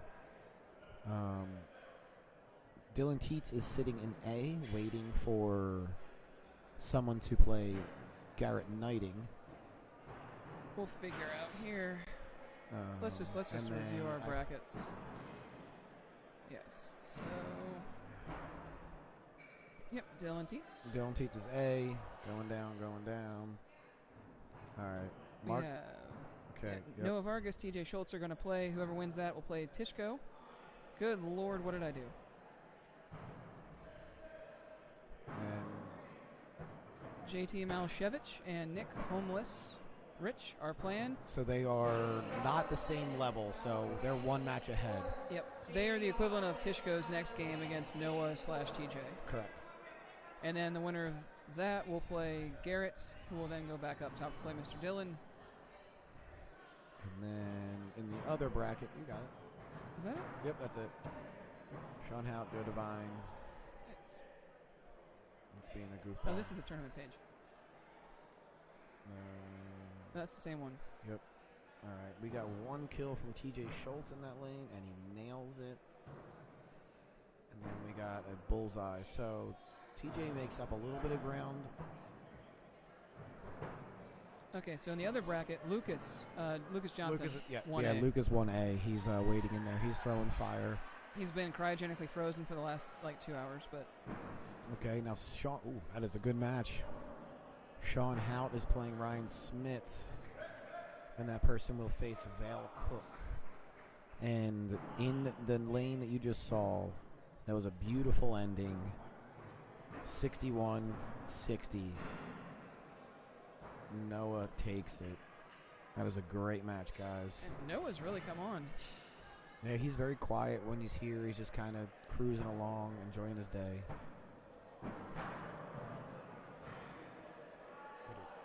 Looks like Rob's taking us somewhere. All right, well. Wes Powell and Scott Biddle. Little big axe action warm up over there. A little big axe. Yeah. Let's see what we got on other lanes here. Nick Holmes Rich and JT Malashevich. Feel like we should probably watch this one. Might be pretty good. Yeah, we should try and make sure we get back and forth between that and Hout and Smith. Absolutely. Let's see if we can see that game, though. Nope. That one will probably be where it goes. Yes, it's got to be. So So we'll I go see back. Smith. We'll go back to this. We'll come back to that in a minute. 22, Nick 22. Rich, he's been here. He's made ESPN before. Let's see how he keeps going today, fighting from the B bracket. But right now he's going for the 5th place spot, which is always a good. Wait, no, they're the one that's ahead. Yes. So this is going. The next match we'll figure out whether they're 4th, 3rd, or 4th. Yes. Looks like Smith and Hout is about to get started, so we'll show you that in just a little bit here. Bounce back and forth, like John said. A lot of good action coming down here. Best of 3, round 1. Yeah, we got a lot of great games going on. It's pretty awesome to see everyone throwing. Now, if you also are watching and the judges are kind of replacing boards, it's not an over aggressive amount of changing the boards. When you need to make a call at a tournament like this, with this level, with everything on the line, they're just trying to make sure, like, you walk up to the board, there could be a decent amount of the black line missing that we would never even worry about in league. But today, if the judge goes, I got to make whether this call is good or this call is bad, you could go home or stay here on that call. So that's kind of why you see, like, a lot of board changes during all these matches. Yeah, usually with tournaments, I feel like you have all those boards that are left over from a tournament. You could easily swap them in for league nights. Oh, they 100% will. Absolutely. These are great warm-up boards. These boards have so much life left in them for normal. If nothing else, customer boards. Oh, yeah. I mean, you can flip them backwards and use them for 9 million things. And also, it's great to watch the water just seep out of them when you pull an axe because they're already drenched. Man, I can't believe we have all the big axe to go yet today. It's been a long, wonderful day. They're only Big Axe, I feel like, is only slightly behind, but they're not really. I think Big Axe was, if you look at the schedule, It was supposed to start at 4. Yeah, but so it yeah, we're not kind doing of too bad. right. It was like it kind of did, but they don't have the whole arena. But now that they're only down, they're down to 10 of 12 targets for each side, which is a great way to start. We'll be done everything tonight by 8 or 9 p.m., which is absolutely great. That's a nice couple kills called there. Got a hit for JT. Nick missed his. See what but they we're do on still. top. Oh, it's up by 10. They're probably both going to go kill. Why not? Oh yeah, yep. And then so that means JT is in the driver's seat going into round 2. Ooh, that hurts a little bit. Shane, I don't want to speak for John, but you can buy me a beer sometime, sure.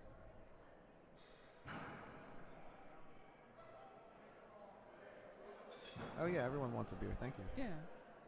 Let's pop over and see what Mr. Schmidt's doing over there. I was say, I wonder if they. Yeah. Oh, nothing. That's not nothing. We have speed.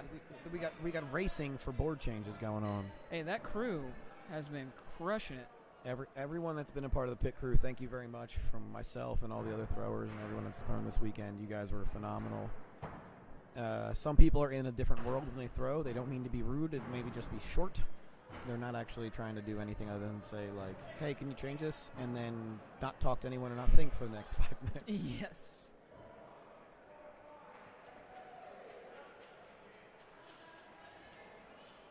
Looks like Tishko and Noah started. Uh-oh, did they? We can click over to that. Oh, 'cause yeah, we're they only did. They did, yeah. Or they're getting their warm-ups in. I just happened to notice it over the cameras. Man, this pit crew is crushing. All right, we're back into throw. Throw 2, still tied up. We'd love to show you some of Noah and Tishko, but I don't. Oh, we do have a camera there. We'll get to some of that in a little bit. Yeah, once they're done their warm-up throws, we'll try to ping-pong all around. I thought we were down on lane 3, but we're doing good. No, yeah, we're not, and if anyone's wondering, we're not trying to like really play favorites. It's more just at the point in the game. It's almost like NFL red zone right now. Yes.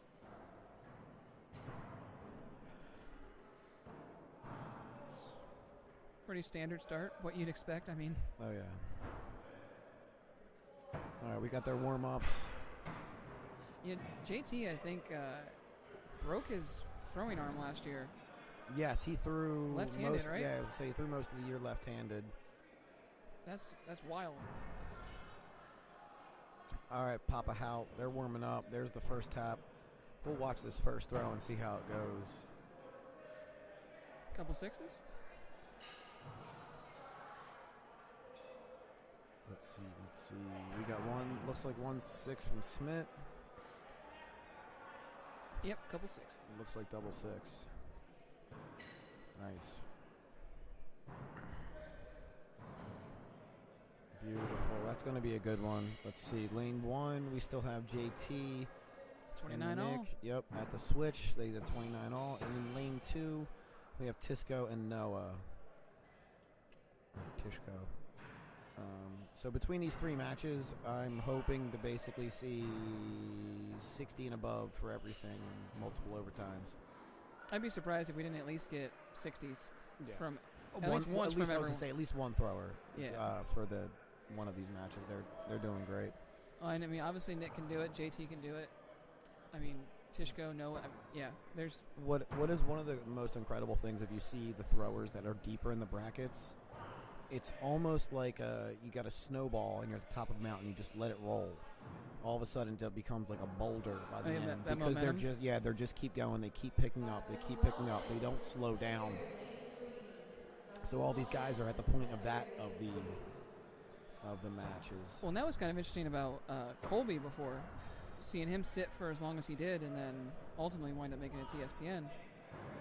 I mean, that's also part of the game, which is, I'm not saying unfortunate or fortunate, but like you do have to be ready for it because there could be times where you do sit for a little longer than you'd appreciate.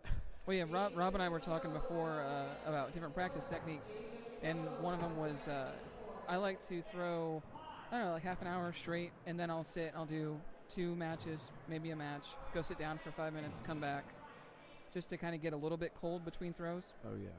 So JT looks like he's taking this one because he took the round 1. Yep. Nick was just a little far behind. He had a stretch of 5s that unfortunately put him behind, so he tried to catch up with that kill, and he is probably not happy with the way he's finishing, but he did the way he's finishing, but where he finished he's probably thrilled with, but he did not want to, no one wants to end on bad throws, but great job, Nick.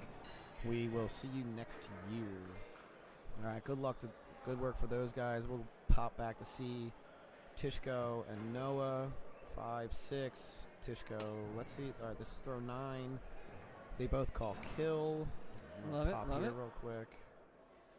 They're slow throwers, so we'll be able to catch back up to that. Oh, nope, wrong one. Sorry. All right, we're back at Tishko. They both call kill. At least that's what it hasn't said so on the screen yet. Yeah.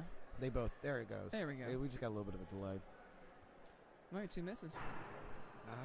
So I don't know. We got both thumbs down.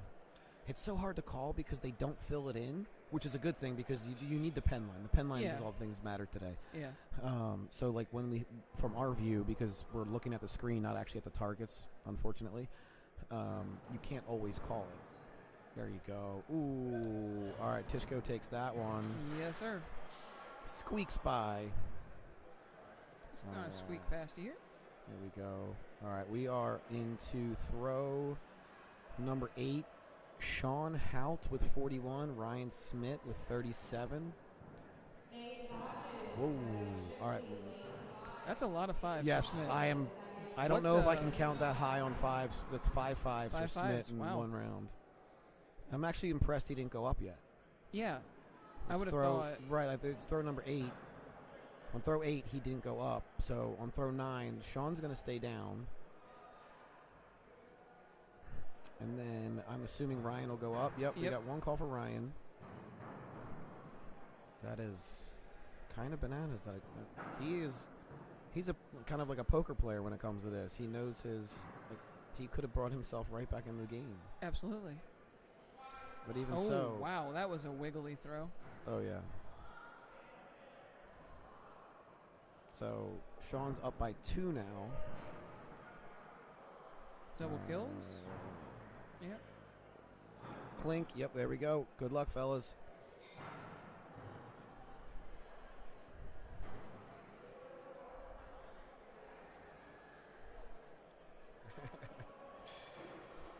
All right, here we go. Final throw.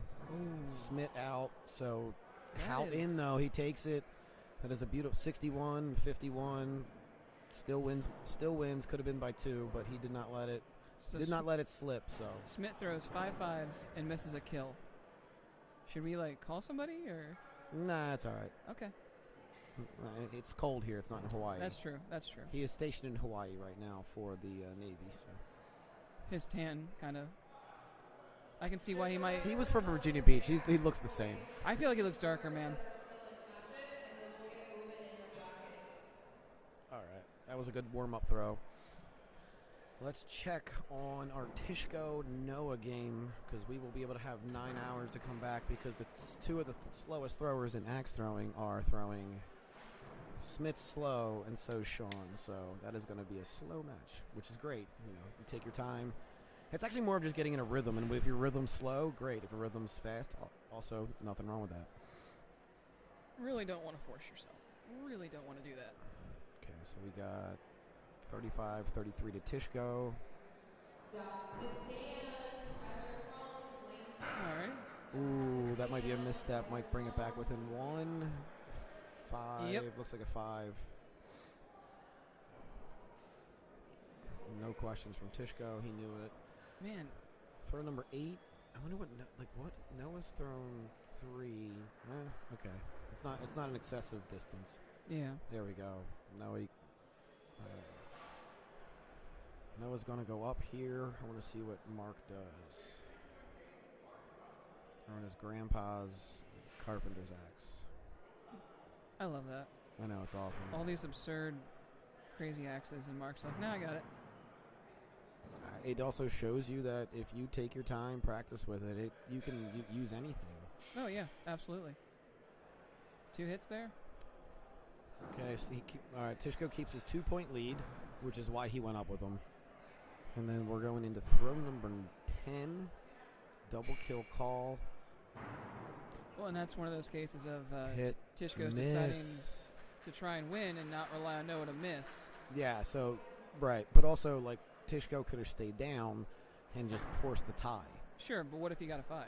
He's already, That's right. Then you let the other person win. That's why that 2-point game is kind of rough right now. Earlier in the games, you have to know your opponent or know your strengths versus your opponents, not necessarily your opponent.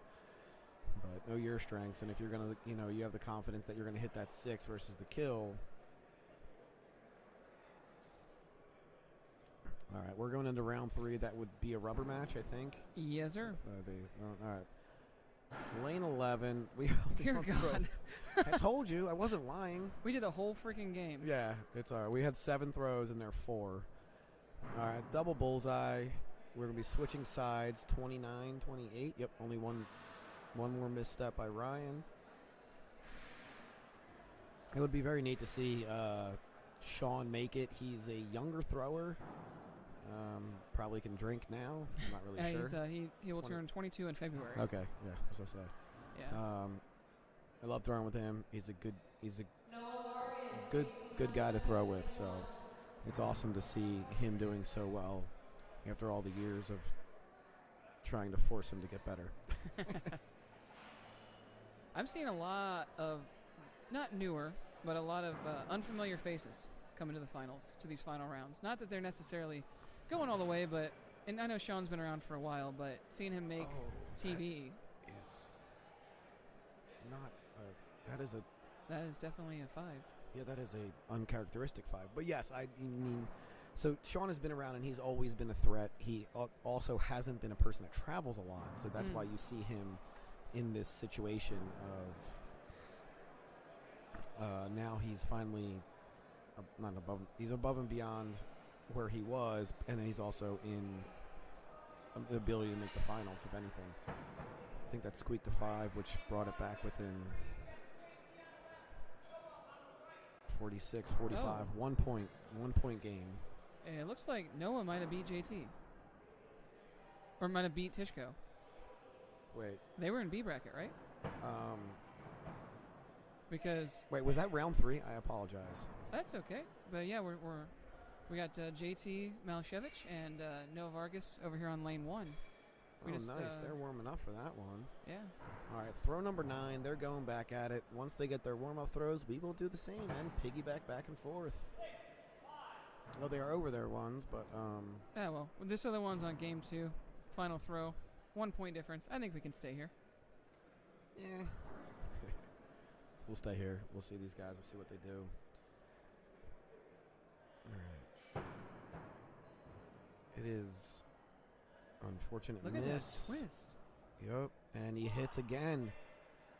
My God. Above 60s. This silly lad that I used to throw with in the backyard of the Hout household during all the quarantine stuff. He was good then. He's incredible now. Congratulations, my friend. You're moving on to play Vale. You were also carrying around a camera. That's true. Nope, there it is. All right, we're back on the other bracket. This is bracket 4 again. Have you guys been talking about Wes's matches at all? We've been sticking on Hatchet. We need like a walkie-talkie to let you know where you're going. We just wanted to get some hard footage. Like we were recording on the camera. Oh, okay. Like right now, it's being recorded on the hard drive. Yeah. We just want some footage of it. That's all. Oh yeah. But I didn't know if you guys were jumping it off. Like, no big deal. So we are switching sides. Noah with a 2-point lead on JT. Where are we at? We're getting close. Appleton, Wisconsin. Yes. About 12 degrees outside. Someone from Philly. Yeah, right. John's not from Philly. He's from Utah now. No, no. From where do I live is different. Yeah, right? yeah. So that's B bracket finals. Yeah, so Sean Hout and Val Cook are going to be playing probably in lane 11, hopefully. And then, yes. Almost. Yeah, so this is B bracket Semis. quarter, well, semi. Yes, And we semi. have Lucas and home. The winner of this will play Garrett.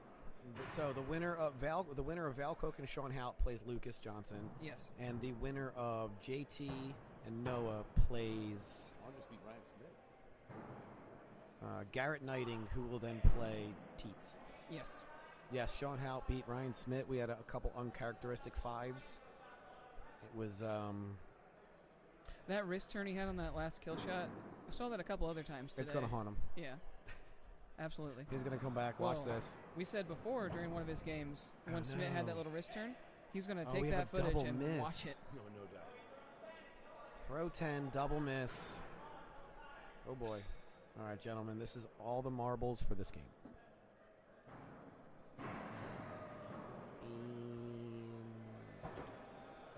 Miss. Wow.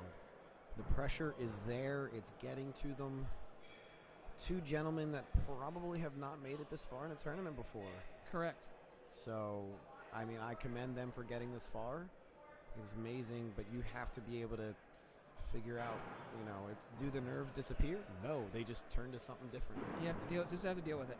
Yep. Let's see. Go back to lane 11. Sean Hout, Val Cook. Double 6s on the start. A couple of young guys. Be a good game. Wait, how old's Vale? I think Vale's like 22.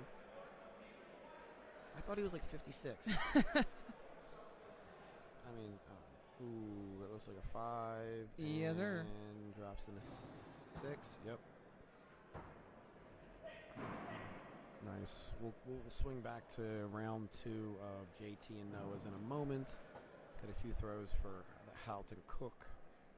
Right now, these are just kind of we're bottlenecked down to only be able to do single matches at a time to be able to play their A bracket. Finalists, I'm assuming they're going to give everyone a few extra throws, which I hope. So what they've been doing is, if you've been sitting for longer than an hour, you can let your judge know that they are supposed to talk to the front judges table, who will then permit you to take 5 warm-ups. I'm going to go through this door. Can you tell me right after they throw so I know when to open it? I'll give you the thumbs up. Wait, no, Rob, that's not the right. That's not the same target.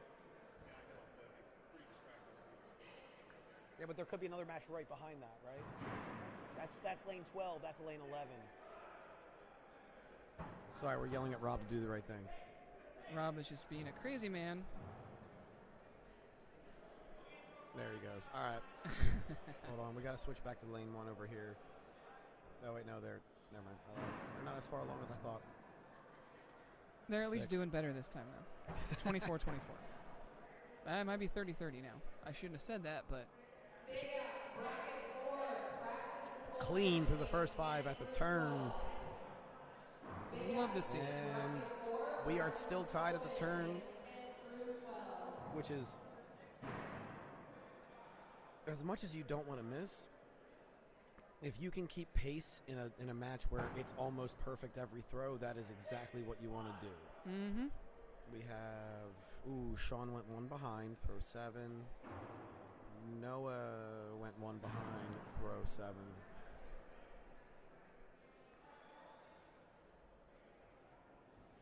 Are you doing Big X? I am not. Okay. When we did the qualifiers, I was still throwing 2-hand with a step, and I hadn't switched to my heavy hatchet yet, which has gotten me to do Big Axe with 1 hand, no step.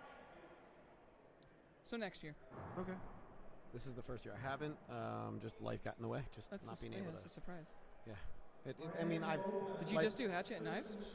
Hatchet and duels. Oh, okay. Yeah. When you throw your matches, throw your everything. I mean, everyone has every.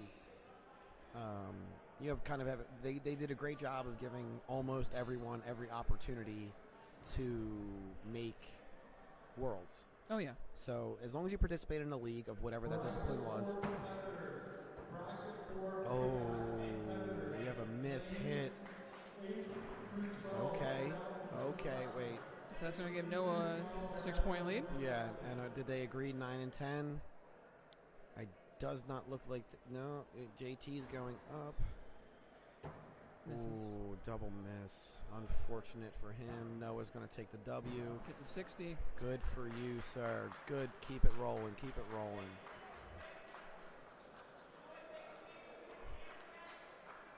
And Noah will play Garrett Knighting, if I'm not mistaken. Noah took both, correct? Yes, he did. 2-0'd him. Keep it up. Keep it rolling. As ugly as that first game was, to bounce back and hit a 60, love to see it. Ooh, what do we got?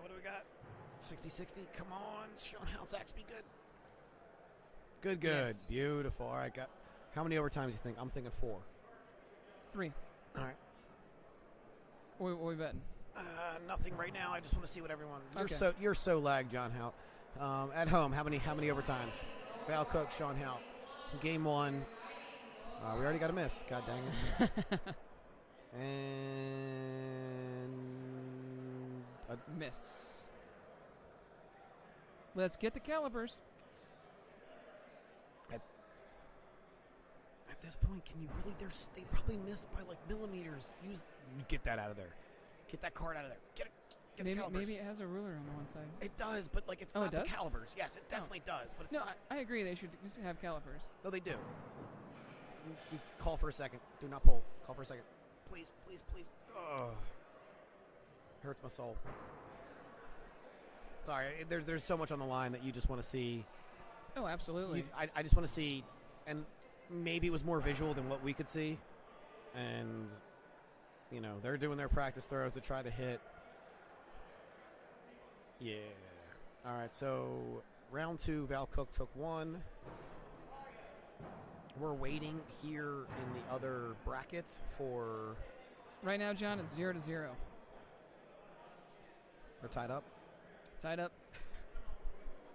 We'll see what they do on throw 1. Real power move would be called a kill shot. That would be, I don't know, like, if I was Lucas or Teets, you almost might as well both matches go, like, at least the round 1, call 1 and 2. Just right, well, you're in the driver's seat.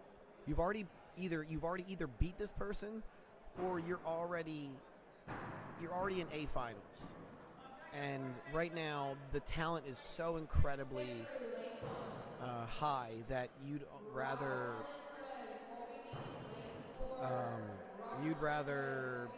look for take advantage of your position that you have, rather than letting it just sit there and be like, you know what? Oh, let's go to 9. Sorry, I don't want to go 9 and 10. Like, don't think about that. Think about winning the game. And if you can win the game by hitting both 1 and 2, the other person's down by 4. Now that you get when you get the 9 and 10, if you're in the 9 and 10 seat because your opponent hit 1 and 2, you're like, well, I now have to hit. Right. You're not kind of thinking. Well, and then that assumes the rest of the game went okay. Right, but I mean, I'm saying you could be down by, 6, 7. Yeah, and then you're like, oh, I really, really have to hit. So, yeah, I mean, if I was in A finals, I hope I would, at least on game 1. Yeah, that's the game. You have some games to play with. Yeah, exactly. And if you win game 1, do it on game 2. It worked. Shock and awe, I suppose, at that point. All right. So they are changing another board in this other arena. We will have Noah versus Garrett Knighting. We are at the same level now. All the matches are... Both of the matches coming up will play the A bracket winner. So we have 2 more matches, potentially 3 in each game, but only 3 throwers left in each arena. Congratulations to everyone that's made it this far. Absolutely. Congratulations to everyone that made it to the Worlds. This is a very, very, very, very stacked tournament, but also it's an accomplishment. It's a very, very big accomplishment for anyone who's been throwing, whether it's been 6 years or my Facebook today showed me the first time I've ever threw axes. Oh, 6 years? 6 years. 6 years today. 6 years today. First time I ever dropped an axe was 6 years ago today. So when was the last time? Like 2 days yesterday. ago? Okay. Yesterday. Garrett, I hit the back of Garrett's axe and mine hit the floor. Fair enough. So I guess that would be count as my drop. All right. Bell Cook still by 1 going into throw 8. If I was Sean, I would be thinking about kill right now. I would be thinking about, I don't know if I would do it, but I definitely be thinking about it because Val's very good. Val is a thrower that has strategy in his brain, and if you ever have a beer with him, just let you know that all he will talk about is the bad match he had of the day or axe throwing. He is a great guy, but he can talk about axe throwing. He likes to talk in general. I love that about him. I don't mind listening. No. It's okay. We're on 9. I'm not sure if they said 9 and 10, but we will see what happens. Hopefully it's a 9 and 10 spot. Sean and Vale seem like 9 and 10 kind of guys. Yeah. That is a miss from Vale. Shakes the hat. Oh, double miss. Gosh, dang it. That's called sportsmanship, John. I don't know about No, that. definitely not. No one wants sportsmanship in that route. Come on. No. No one wants that kind of sportsmanship. You want to win. I want to win and crush my opponents to dust. I mean, I want to win. I don't know about crush them to dust. I have a lot of unresolved issues, okay? That is fine and okay. Is Vale's in? It kind of looks like it is. Yes, it is. Very nice. Strong 62. Beautiful throwing, guys. And they are lining up. Round 3, 1 apiece. Oh, no. I don't know if you guys heard that, but we had a big axe throw just kind of hit the ground, and that was a live match. Hopefully he can shake it off. It's got to bounce back. Do what you can, right? we are getting fresh bullseyes for the Noah and Garrett game happening. They will be fresh as they come. But if anyone's at home, again, like what we talked about earlier, these boards are so incredibly soft. If they do change them in the middle of your match, don't worry about dropping. And if you've seen a drop, it happens. It's all in the person's head. They are so incredibly soft that you do not have to worry about it today. And today, drops are from nerves more than anything. Yep. Yep. There you go. I throw a 3-pound hatchet and I had a drop in a practice throw. Is that considered a hatchet? 2 pounds, 15.6 ounces. So yes. No, but I'm just saying it has 2 sides. I will show you a text message from Mike Morton that says it is. No. You just said okay. hatchet. Fair enough. It's like a. Technically speaking, a bit has a sharp edge on it. I removed the sharp edge from one side of the axe. Now, that's fair. It may not be a traditional hatchet. Correct. That's the only reason I'm asking. Fair enough. If anyone saw Jess on the live stream, it is a 14-inch, almost 3-pound double bit. Yeah, it's aggressive. It's wonderful. It's aggressive. All right, we are on throw 4, round 3. Sean Hout has the control right now. We will see how he continues to handle this. We're going probably on the 4th or 5th warm-up throw. I'm actually impressed they're giving both throwers 5 warm-ups, but I guess it's kind of only fair. But yeah, absolutely. Great throwing, guys. Continue. Roaming cam. There's some actual camera work happening back there. Yeah, we got West Powell. We got pans and zooms and. Yeah, beautiful. So West Powell just had surgery for a brain tumor. Yeah, that's insane. He's a favorite amongst all the throwers. We have a 5-6 to start for the Noah Garrett game, so that's a good start for Garrett. Unfortunately, Noah, you just got to shake it off. You're good, brother. Wes is a great person. He's a great human, and if anyone wants to reach out to him, please just say what's up and congratulate him for making it, because he that's a hell of a thing to fight and through. I think we're within 4 months. Yeah, 4 months of surgery. So the fact that he's standing doing all this, I know he's dead tired right now. And they almost made it to ESPN on duels. They were like 3rd in their bracket for duels. So congratulations, my friend. There we go. So Goose could not be a better person to play against. It looks like Powell took it. Congratulations, Wes. Love that. There's not another person that you could think of. Let's go back to 11 because this is round 3. Congratulations, Wes, on keeping going, man, and also keeping going for everything else. Ooh, is that in the lead by 3 now? 2. Oh, are you looking at the throws? Oh, they're still by 2. Well, it looks like Val just threw a 5, but Sean also threw a 5. Ooh, the flashlight's out. Oh, no. Will we see the card? Nope. No card. Sometimes it's just that obvious. Once you get, and it's crazy how you just get that flashlight. Yep, nope. Yep, can see. Yep. Like you just got to get that little extra light in there to be able to see what you want to call.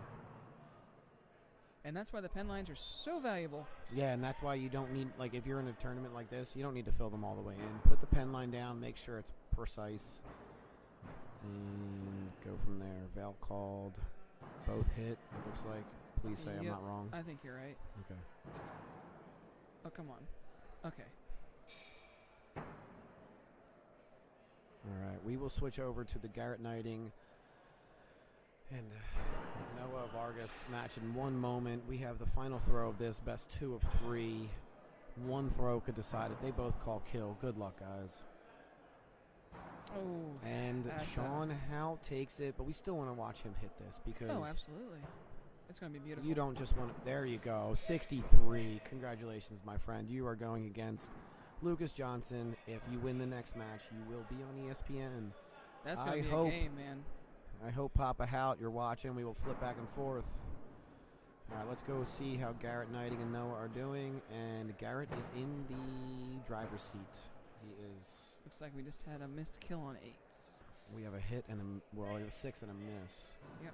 So Garrett's just going to cruise through this. He's going to go for one more 6, and when he's up by too much, he'll call kill, just to Get some practice. No, just I feel like it's sort of the thing you do on throw 10. Like a commiseration almost. Yeah. I mean, also you finish out your match.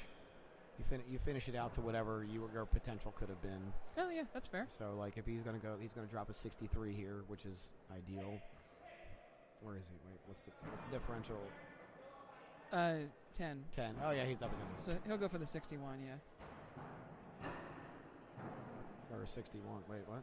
Oh yeah, because he did not go for the other kill. Got it. Correct. 61. He's only missed one. If he hits this, he will only have missed one throw, which is one of those you kind of forget when you're throwing. They're Look beautiful. at that. That is gorgeous. It's a beautiful handle he has there too. Did you make that? Oh yeah. A little biased. Yeah, a little biased. A little biased. 100% little biased. He also was sitting for a while. Yep.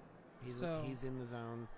He's been working on a lot of things outside of just the actual axes. He keeps himself in the game. He's working like that mental thing that we were talking about earlier. That's exactly what Garrett has worked on most. That's the hardest freaking part of this sport. Oh yeah, it definitely is. Everyone is. Also, we practice together, so also again, I'm a little biased. A little biased, just a little bit. I mean, when you can push someone to be that good. Oh yeah. They push you. Look at Sean Howe, Lucas Johnson. When they get in their warm-ups, we'll come back to that. Look at Ohio. I mean, how many good throwers have come out of there? And a lot of that's because everyone threw together. Oh yeah. Nice.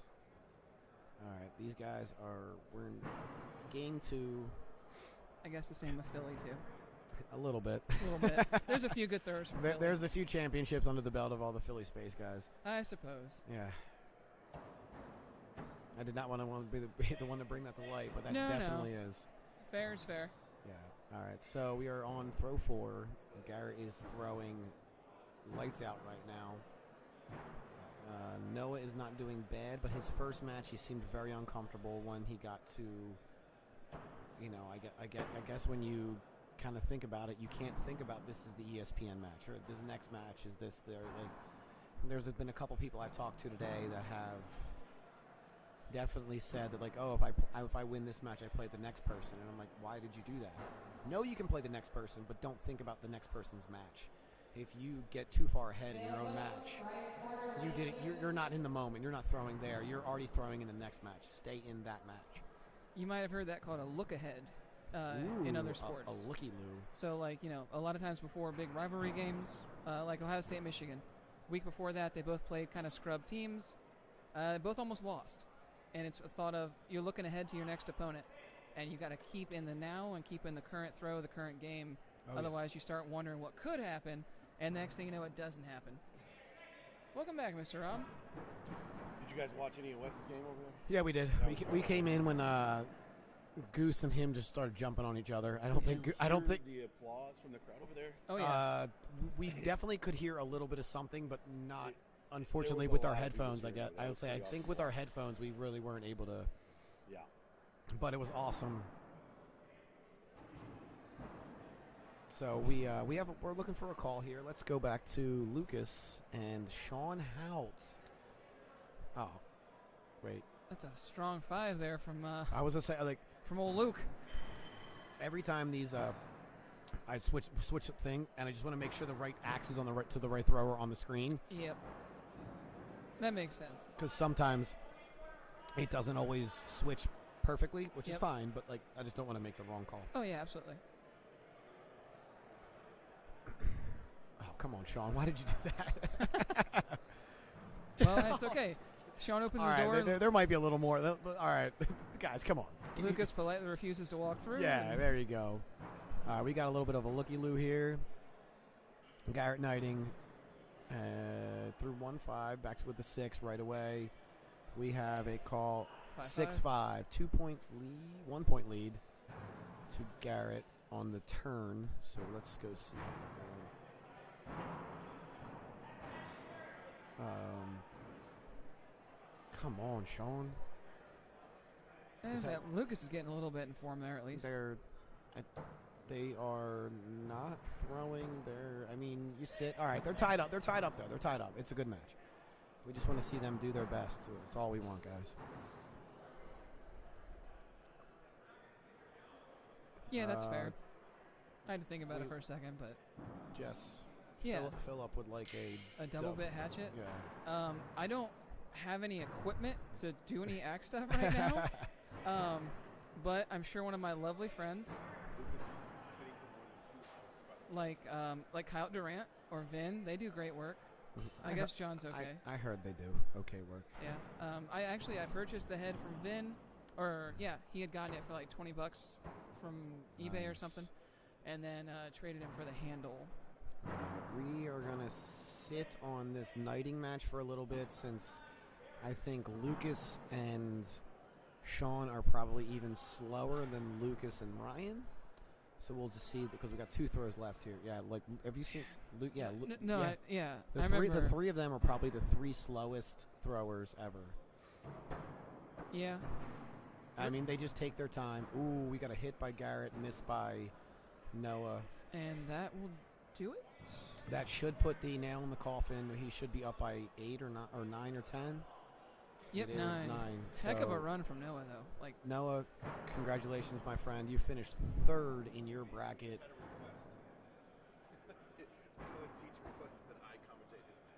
Okay.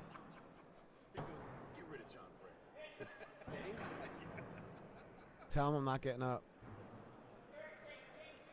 I think we just shouldn't stream Teets' matches. I mean, yeah, we'll just go in the other lane. We have the power, Teets. He also probably wants it because I'm kind of biased. I'm really not. Huh? I'll sit here and talk to myself. I don't care. That's all right. Thanks for stopping by. Or are you leaving? Are you coming back? I'll be back. All right. We'll see you in a minute, man.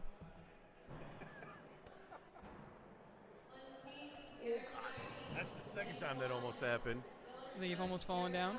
Rob Leverance back. Rob the Earthquake Leverance, if you fall down like the Earthquake. I don't even mean that as an insult. I just mean that like, dude. It's not.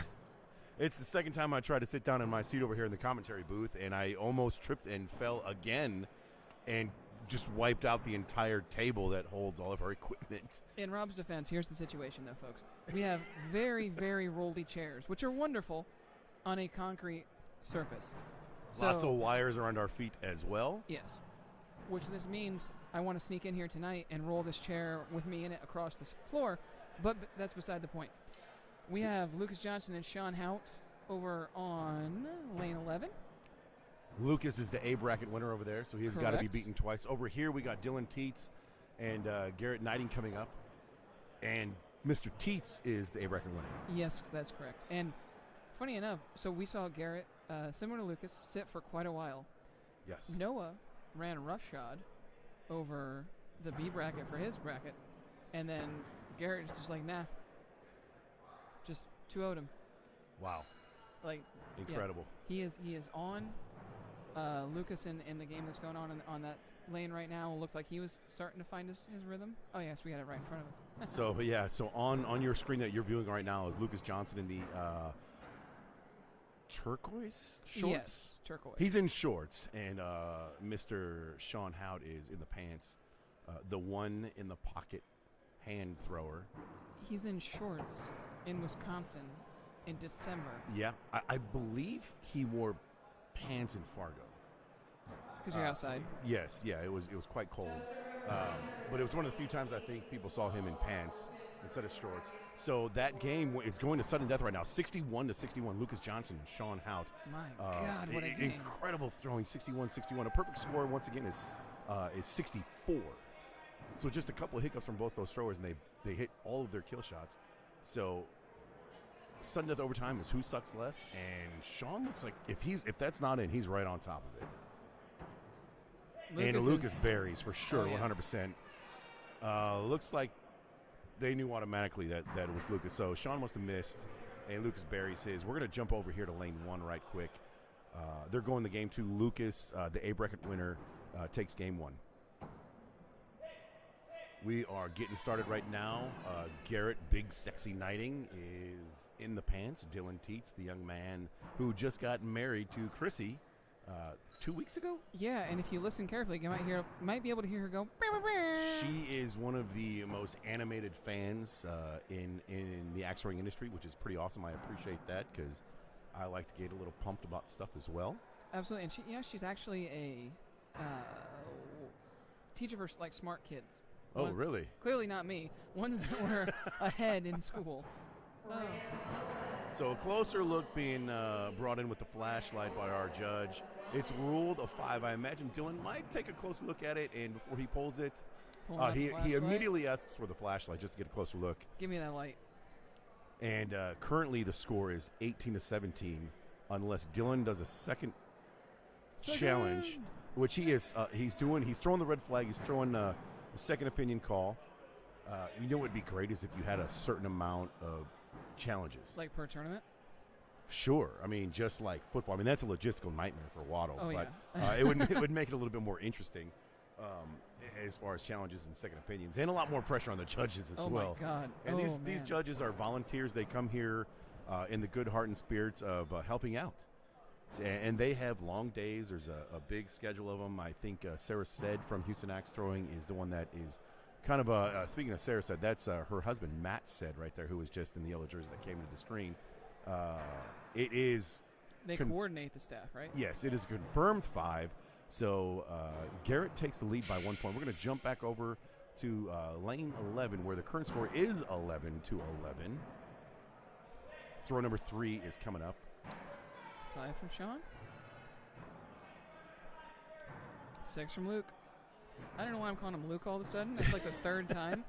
Lucas, let's give you a different view on their match right here. It looks very vast and empty over there, but that's just camera angle because those are the back 4 targets in the corner over there. We are actually directly over, on the other side of the wall, over that target that Sean is throwing at right now, on the other side of the wall. That's where we're broadcasting from, and the command center is. Yep. If you look, you can see a little door handle sticking just out of the wall there. So a different look at their throws. Both these guys are very smooth in their deliveries. And we're coming in right now. Going to go back to the lane at a 23-22. And John Bradley's coming back to join us in the booth. There's a lot of human over here. And another double 6. John Bradley bringing refreshments. Yes, John. Not all heroes wear capes there, John. Well done. We're going to click back over after this throw to lane number 1 right in front of us in the other hall, because this is now the A bracket. This is to determine who makes the broadcast, correct? Correct, yes. Both these games. Yeah, both these matches are to determine who makes the broadcast. And this is going to be awesome. So we have Dylan Teets as the A bracket winner. So Garrett has to beat Dylan twice if he wants to move on. And on the other side, we have Lucas as the A bracket winner. So Sean's going to have to beat Lucas twice. Garrett just took the 47-46. Flipped it on his head. What is he going to do? Little change of pace. Garrett had talked to me a couple years ago about this strategy where he likes to go up on throw number 8 just to do a little change of pace, just to throw him off. I'm pretty sure in my axe throwing career that Garrett was the first one that did that. And Lucas quickly adapted it as well. I don't think he took it from Garrett, but they did it kind of at the same time in different parts of the country. John, can you confirm or deny that? Or there's not many people that, well, he just won that, and that was a beautiful match by both. Good Lord. 62-61. Wow. Jumping back over to the other lane. So, yeah, both, yes. I think both did it at the same time, but there were not many people doing it. If you see one person do it, we'd have to basically go back to the one tournament that somebody did it first and was like, oh, that's a good idea. Because you were just trying to change pace. And if you talk to Ryan Smith or a lot of the other throwers that are very methodical. Just some technical issues here, folks. Operator error, more likely. It's okay. It's okay. We still love you. I thought I'd spare you the embarrassment, but okay. So we got Lucas and Shout, which is Sean Hout's, I guess, nickname. That's a pretty straightforward nickname. Shout. Wow. Yep. That's clever. Just put an S in front of his last name, and it's Shout. Shout it out.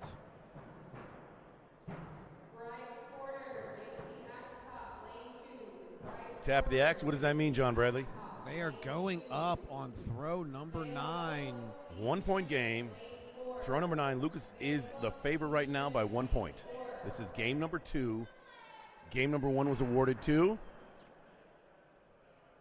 It was Lucas, I believe. I was going to say, I wasn't sitting here, so Well, please, Rob- someone else Rob please was. answer. Will anyone else answer? Because I was not sitting here at that moment when they won. We're going to quickly jump to the other match right now. They're about to throw both these matches happening simultaneously, pretty much directly on the opposite side of these walls. Go back. We're going to go back real quick. Yeah. Throw number 10 as they set up the throw. All right. 1 point difference in favor of Lucas Johnson. 2 hits. If We will Lucas have a hits this, 63-62 when Lucas hits this. if There you Lucas go. hits this, he will be So Lucas is going to ESPN. he will be the Congrats, my representative friend. from this bracket on ESPN2 on Sunday. let's. He does Yep. hit. And he Clean. does. Lucas Johnson, the man who has been 63. sitting for 2 hours, just beat the Fuego on fire Sean Hout to represent the bracket from that side. Lucas, congratulations once again. We all know you're a good thrower. He will be on duels with Hayden Brown Johnson. with Steve Brown Brown Johnson Johnson. in duels. There. We're going to come back to the other lane right now. So we're right now Dylan Teets, the A bracket representative, So bracket against 3. Garrett. Bracket 3 is where Lucas is going to be rocking. Ooh, look at this. Come on, guys. Keep it clean. Keep it clean. Come on, Garrett. Nice. Beautiful. All right, we are. We're getting down to it now, fellas. Wait, what? Colby Dean went out his bracket? Yes. Yes. Wait, really? Yes. That's not a joke. That's absolutely amazing. This is the first time for Colby Dean to go on ESPN Yes. No, he made with duels last year. for himself. Yeah. Right. yeah. Colby's been on fire the last 6 months. Well, Colby's been a great thrower that has not made it. Correct. And congratulations, Colby. This is me astonished and super thrilled. We all at the same time. We were talking about the same kind of situation with Tyler Flynn as well, a very established thrower who has won multiple tournaments, but has never made it to the big show, and he has in the knife portion of this tournament this weekend. Which Absolutely. should be his thing because he was one of the first axe throwers to also do the knives. Ooh, come on, gentlemen. We want to see a double 64 here. well, him and Colby are why earlier we were talking. I mentioned that there's a lot of newer throwers that seem to be making it to these finals. So the first round went to Teets. Dylan Teets. So if he wins this second game, he will be going to the big dance. I And guess he that's just hit his kill shot where Garrett missed. You can see the disappointment in Garrett's face right now. We'll see what these throwers, if they agree to go up on 9 and 10, or if Yep. Yes. so 9 and 10 is going to be going up. So there's still a chance for Garrett. Yeah. It's a must hit for both throwers right now. Looks like Garrett might wait. For the win to go onto ESPN, Dylan Teets lines up and buries the kill shot. Here comes Garrett burying his axe right next to his. No, the Oh. cross court shot results in a drop by Garrett. Good Beautiful showmanship. throwing. Beautiful throwing. 64 to go to ESPN. How about that? Dylan Teets, the 23-year-old newlywed, will Newlywed. be going to the ESPN broadcast on Sunday tomorrow. All right, I got to go Best of luck. go hug some people. Watch your foot, John. It's wrapped around. There you go. So Dylan Teets, in very quick fashion, handles Garrett Knighting. Garrett knocked me out, knocked me to the B bracket in Atlanta in the World Championship. I don't want to talk about that football just Not too much. I remember. So actually, I was at Teets's. I think it was his first tournament, Ironside, last year, and I had no clue who this guy was. I'd never seen him before, and now he's gonna be on freaking ESPN. Dylan Teets is one of those throwers who got good extremely quick. I've been at this for 3.5 years, and I'm like, when's my time, guys? He started he started throwing last December, I believe. Teets? Yes, No, it was Ironside last year. at Ironside last year. Yep. Okay, So maybe, well, So- that might have been, maybe it was 2 years ago now. okay. Who knows? But I know that Ironside was the first time I had seen him. I've got an axe crush on Dylan Teets. Oh yeah. Yes, he's one of my favorite throwers. He's easily in my top 5 of favorite throwers right now. He's hot in the axe throwing community, and he is just a big personality that is always smiling, and he's just a joy to be around right now. Oh, he's a real fun, real happy dude. He is a good person. We see Chrissy coming over here to give hugs. Dylan is happy as a clam in muddy water at high tide right now. He makes the broadcast.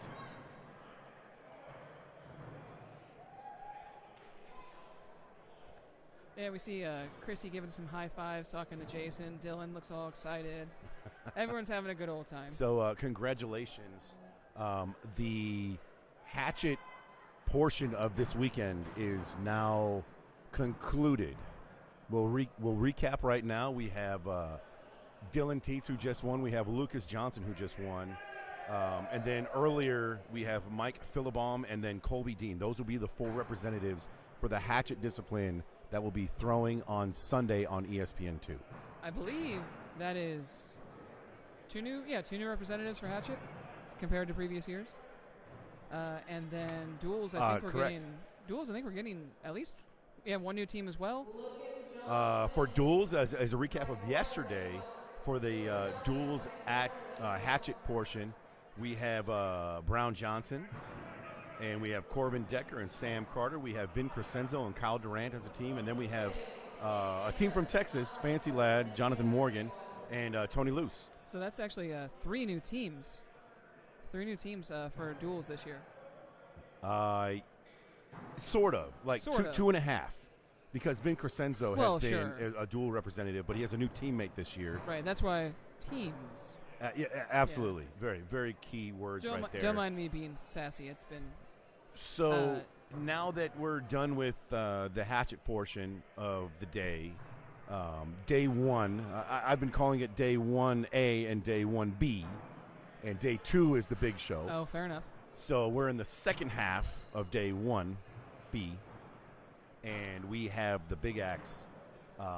It's going on right now. We're on fire right now for the Big Axe.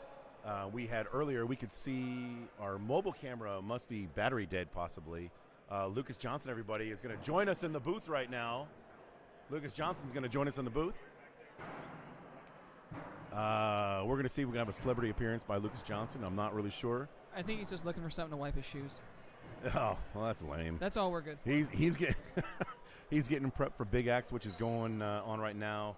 There's bathrooms literally right outside the door. You can get a paper towel.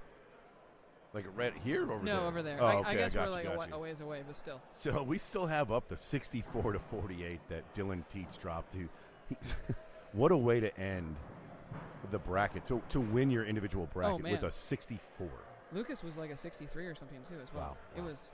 All right, let's see what we have available in the lanes for the Big Axe portion. Once again, we're done with the Hatchet for day 1B. And we're going to switch lanes here, and we have Tishko here versus Noah. Noah just man. No, that's Aaron. We have to change some stuff.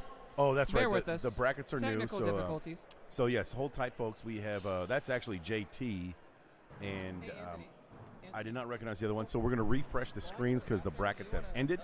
So we're going to refresh and put them on the new Big Axe brackets so we can get you guys going on these live streams.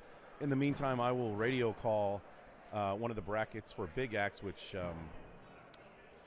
are not up at all. So we have Anthony over here. Anthony's going to fix everything. Anthony, first, can you put me a scoring so I can radio broadcast style while you do your magic over there? What do you want over here? These are all Hatchet, and we need Big Axe now.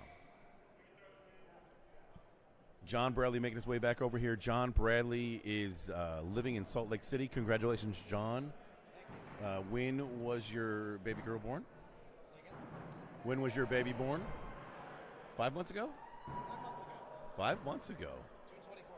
June 24th. We have a plethora of babies that have been born in the past just year. 2 years. There's multiple. Danielle, Dustin, the Vaughns, yes. Piper, I believe the baby's name is.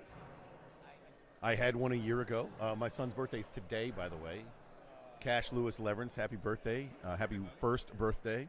Happy first birthday, Cash Lewis Leverance. I will call you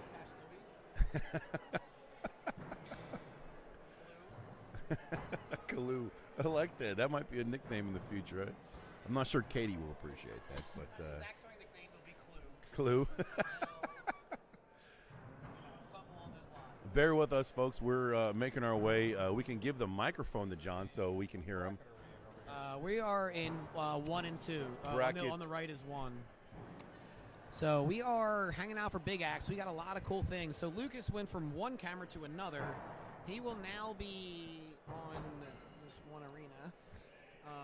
Today we have a lot of great throwers.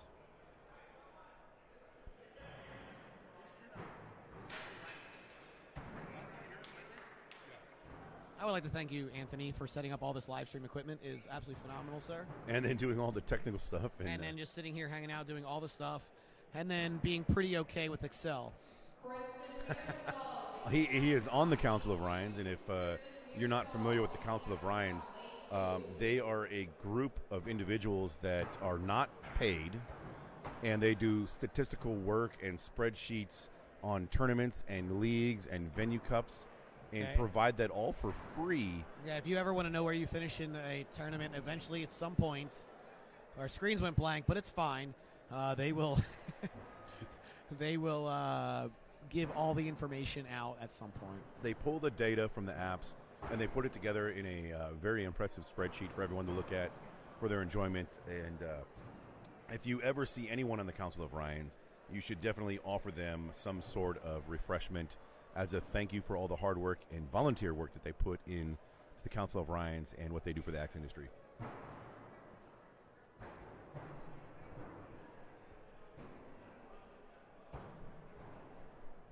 So right in front of us, we can possibly call this game live. I could call this. We're going to throw one. We have Lucas Johnson and I forget Lambert's first name. I don't know Lambert either, but he represents Sweet Axe, which is in New Zealand. He's one of the Kiwis one of the 5 Kiwis that made that long journey across the Pacific Ocean over here. We are extremely proud and glad that they're here. So with this throw one, we have 2 different style throws. We have a one-handed step. That was the last, so they just finished their last of the practice, it looks like, because we don't have, you know what's happening? Lucas is getting his extra practice throws because he did not get any chance to practice at all. So they are giving him extra throws. He didn't get a chance to practice because he just won his bracket and Hatchet. I was going to say, it's very disappointing he didn't get practice. I am so sorry for you, sir, that you did not get any practice throws because you won your bracket. That is so disappointing.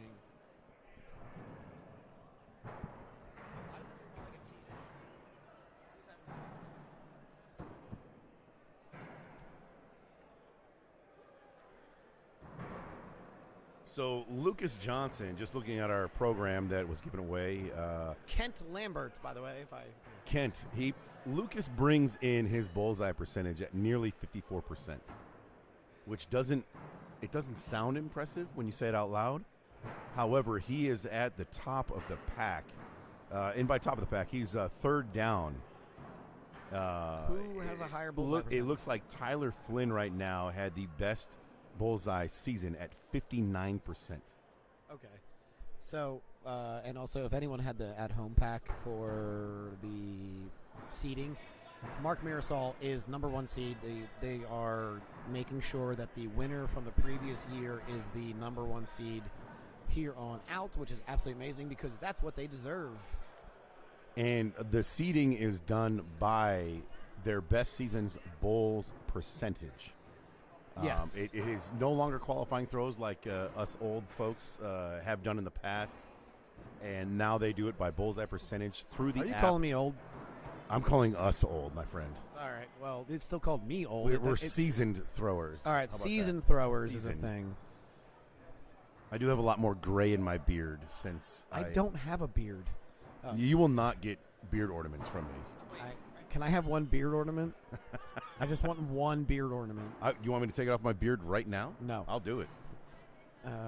Has there ever been? Is there a visual for the folks at home that for your beard ornament face? Earlier we had. Earlier, it's fine. Earlier we had something, and if you've ever seen me in the past WATCs, you would have seen the beard ornaments as well.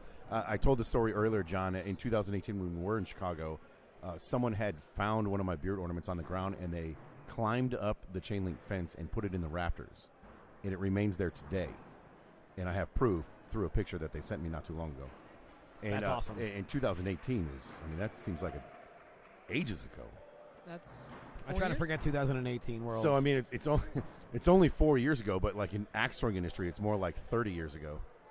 Well, yes. Jessica, aren't you going to ask why John is trying to forget? I was about to, and then you hit me in the knee. We've already talked about this. We're going to Rob give you happened to beat me in a bad Well, rule. let's give him the short version. Rob beat John Bradley. Okay. Rob beat the defending U.S. Open champion at the World Championship. This John Bradley in 2018. Yes. Interesting. We won't give him the long version. We don't want to bore everybody with that the is details. that is the reason why Who Sucks Less exists. You're welcome, folks.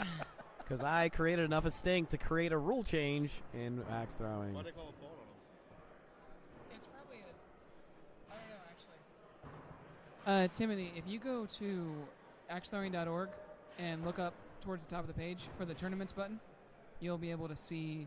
Click on that. Make sure you click on World Axe Throwing League as the venue, and then look for WATC 2022, and whatever bracket your loved one is in, 1, 2, 3, 4, it'll be on there.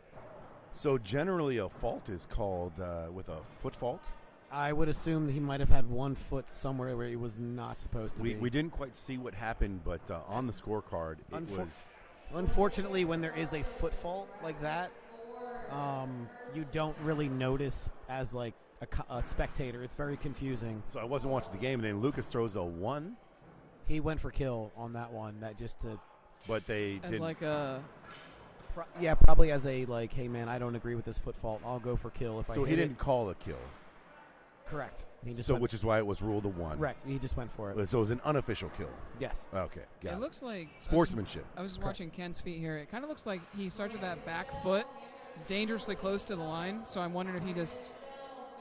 He might have like twitched a little bit the wrong way or resettled in, and unfortunately his foot might have creeped forward, which a ton of people do. Then they don't notice until someone points it out, and you get foot faulted. Yep. Oh yeah, yep. His back foot is right on it. Yeah, his back foot moved again, and it's this is nothing wrong with his throw. It's just a matter how you settle in, and if you settle in too close, but you're going to move again, you make sure you're. As the rules state, you have to have 1 foot behind. Correct. The 1 17. foot, yes, 1 foot behind the 17. So, and I think when he settled in, his back foot creeped a little over. Like if you see the red lines on the floor as we are at the venues, they're lava, as they've been saying all day. So the rules state that you have to. The hard foot fall line is the 15-foot mark. You cannot pass that whatsoever, and you have to also have a foot behind the 17 mark as well. So if you're a stationary thrower, one has to be behind and one has to be beyond the 17. Or if you take a step, you just have to start behind the 17 and not cross that 15. That's what happened. And his foot just kind of slid a little bit forward. It's unfortunate, but a foot fault nonetheless. Welcome to the club. Very unfortunate, yes.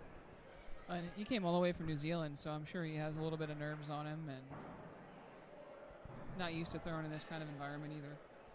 Yeah, because this might be the first time he's ever seen a large tournament, because in New Zealand, you probably throw with only, even if you have a tournament, you're throwing with your own house, not anyone Jessica, else. Timothy is asking where you can find the brackets. Oh, I told him, Rob. Oh, okay. Yeah, Great. See, John listens, so he. Yep, I already know. We've said it a few times. Should I say the classic, huh? What are you doing? So with this big axe, it is very awesome to see all of those who qualified for big axe but didn't qualify for anything else, because it shows that you don't need to be proficient in all disciplines to be good at one.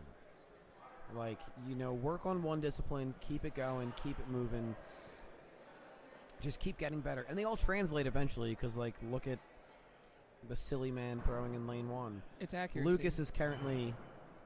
He made knives, right? So, did he make knives? Rob's looking it up. I'm looking it up right now. He made Hatchet.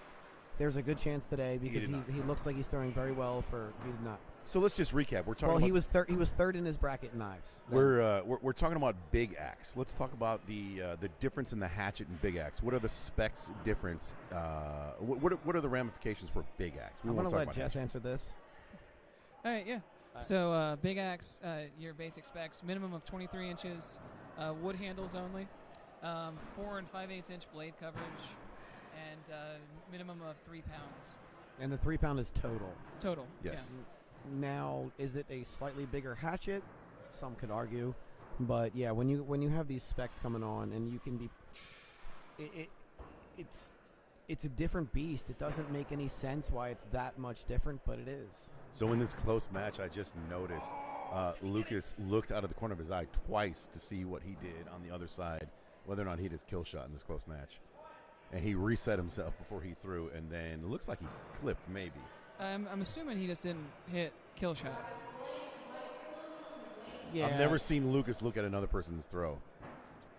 With this match When he's coming set up, out, when like he's set up. he might. There's definitely a lot of. Well, He's going right to his next match. That's hilarious. Lucas Sorry. is also like a bit of an ambassador of the sport. Right, And, I'm coming I over was from gonna say, New Zealand. Yeah, I think the sportsmanship was coming out because he doesn't want to slaughter the next thrower. I went to Worlds and all I got was beat by Lucas Johnson by 30. So jumping over to another lane, we got JT Axe Cop versus the better half of the Marisols. And once again, congratulations to them for having Toka, baby Toka. Yeah. I think 4 or 5 months ago. No. No, he did not make He had it. to drop out. So Toka, he is cute little one. Their match is just concluding 21-19 in favor of JT Axe Cop. Boo! No, you're We're- mean. we're gonna No, jump that's over awesome. to another Congratulations, lane. JT. We got an Let's- idle lane. We need to Oh. fix that. Andy, no. Let's get something. So we did this side, but not the other side. We're going to fix that right now. Nick Roth, we'll stay here for a little bit, versus Kent, the Kiwi that just threw. Nick Roth is a fellow Texan. What is Nick throwing? I know him pretty well. He, you know what? I'm not too sure because the last I saw him throw a big axe, he was throwing an Agdor, which was the staple big axe to throw for many, many seasons, because it was a relatively affordable price, and out of the box, it was great to throw. And it's a very forgiving axe to throw, but a lot of people, John Bradley, help remind me of the pattern of an Agdor. Montreal pattern, yes, that's correct. So what that means is the blade is Flared up, flared down is a little bit. flared in. So when the axe buries, you lose a little bit of coverage. So a lot of people have been transitioning, which was almost, I would have say at some point, 95% of big axe throwers were throwing the Agdor at one point. Do you want to know why people switched? I have an answer for you, sir. Yeah, let's hear it. All right, so most of the Agdors, before they rechanged the dies at the factory, were coming out at 4.5+ inches for blade coverage. Okay. When they changed the dies, because you need them to be able to wear in, they went to just about 4, almost 4 on the nose of coverage. Wow. That's a 1/2 inch, yes. Now, That's deep knowledge right there, JB. Yeah, in like a year and a half, they're going to go back to 4.5. But right now, they are only about 4 inches. So, kind of what you're saying is they were so popular that they could not produce them fast enough. Oh, so, correct. Yeah, so they correct. helped retool their machines to produce them a little bit faster. And what they might not have realized as a manufacturer is that's not what the axe throwers wanted. But also, the manufacturers don't necessarily. They go for all the axes. They go for production. So Sure. Let's say I need to make 10,000 axes. The first 500 to 1,000 will be slightly out of tolerance, and the same thing with the last 500, slightly out of tolerance. Sure. And that's kind of one of those things that it just happens when you change everything. And also, the price went from about $60 an axe to $140. That does not help overnight. either. Yeah, Overnight. Well, I mean, through COVID. But I mean, you'd pay for the 140 if it had 4 and 5/8. Absolutely. I have a few heat and beats if anyone wants one. That means I reforged it to make sure the blade is 4 and 5/8 inches long. My man. I thinned it and it just happened to get wider. I don't know what happened. All right, while Jess is working on the stream here, or the visuals here. Yes. Let's, while you keep working on this, Jess, how about we pull up a match that John Bradley and I can ready broadcast? I'm going to do the studio mode. Vale Cook, Nate Hodges. Whatever's over here is what you guys will be talking about. Okay. I want to try to do some shit over here. All right, sounds good. I can do that. All right, Vale Cook, Nate Hodges. Nate Hodges seems to have changed his throw. If anyone does not know Nate Hodges, he is a Timber Sports champion. What that means is what you all think of us as. He is. He is a true lumberjack. He can chop stuff down, get a hot saw, and cut some trees. We've mentioned it a little bit earlier a couple times. We strongly recommend that you Google, or better yet, YouTube Nate Hodges' name in Timber Sports, and you will see some really impressive performance by him in the Springboard event. And I really don't want to explain any more what the Springboard event is. I just want you to go there and Google it and just be impressed. So what he used to do was throw double-handed over the shoulder like he is. Now he's on one-handed. Similar throw, similar setup, but if you go to the Timber Sports, their throws are set up and kind of similar to what he is throwing right now.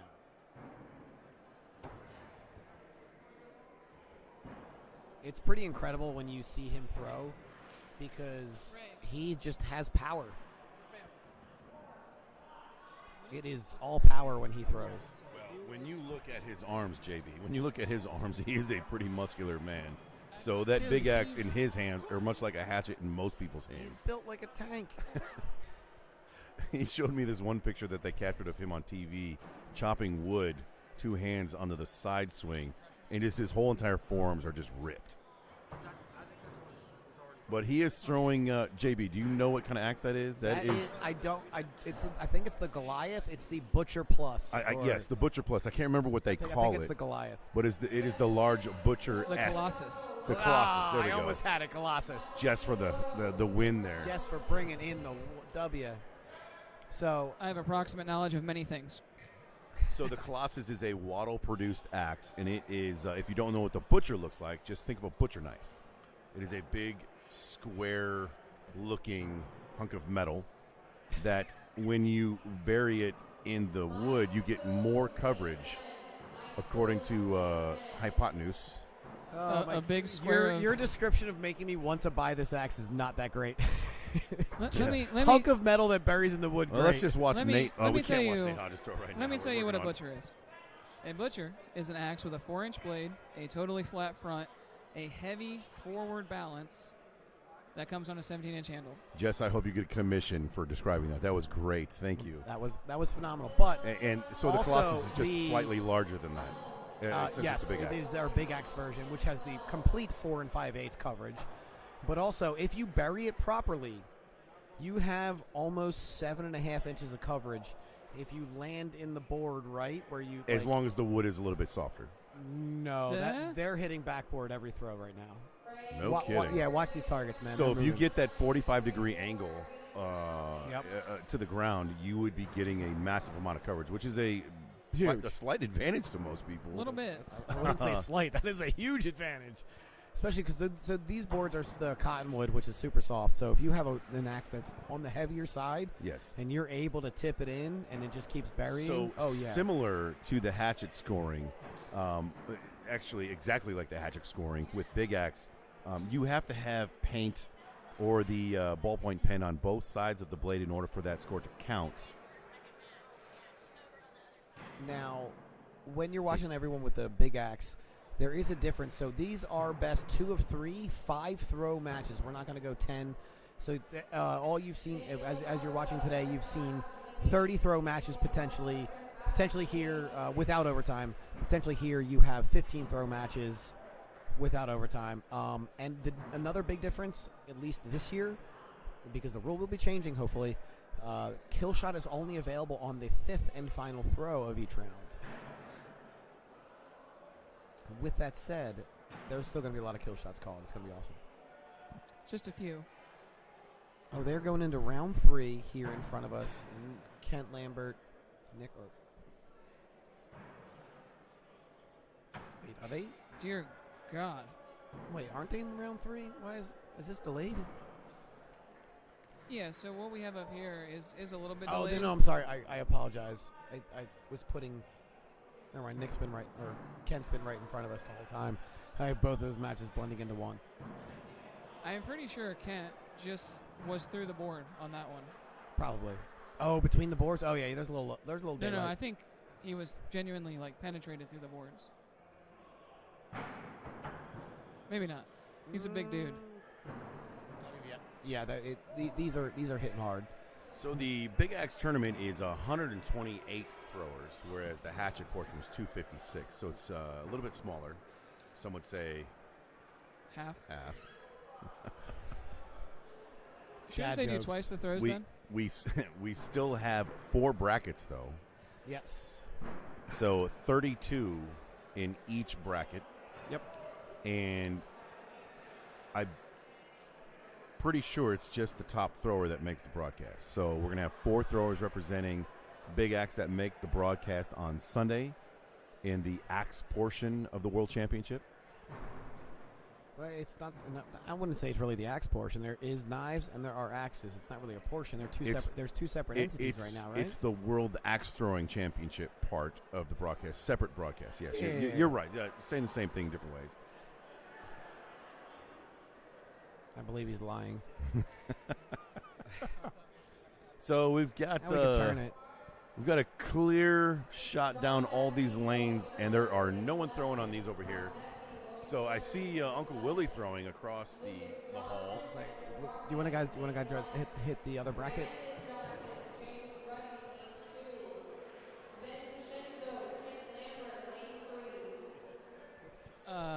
What? One more down.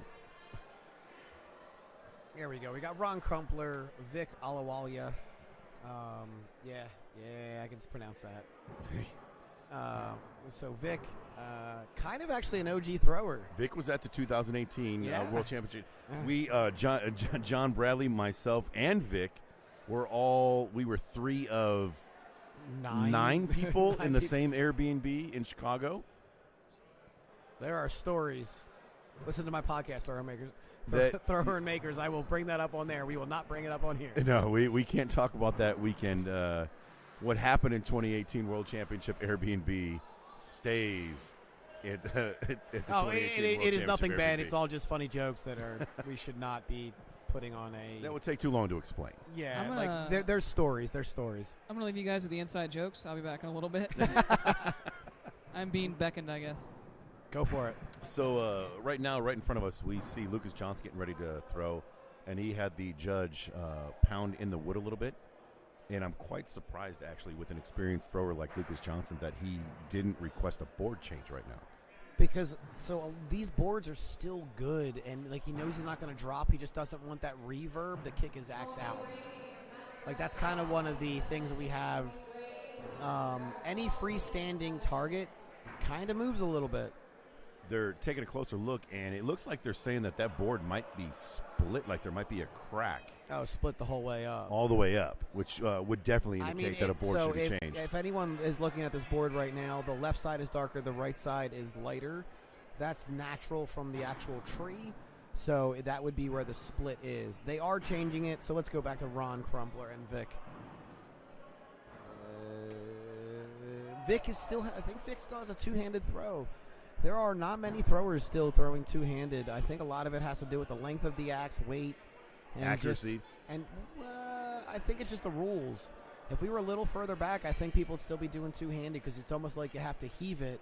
I can agree with that. Versus right now, you kind of let it loft it in. So that's Vic coming into the center of the screen right there in the black top jersey, touching our camera for some reason.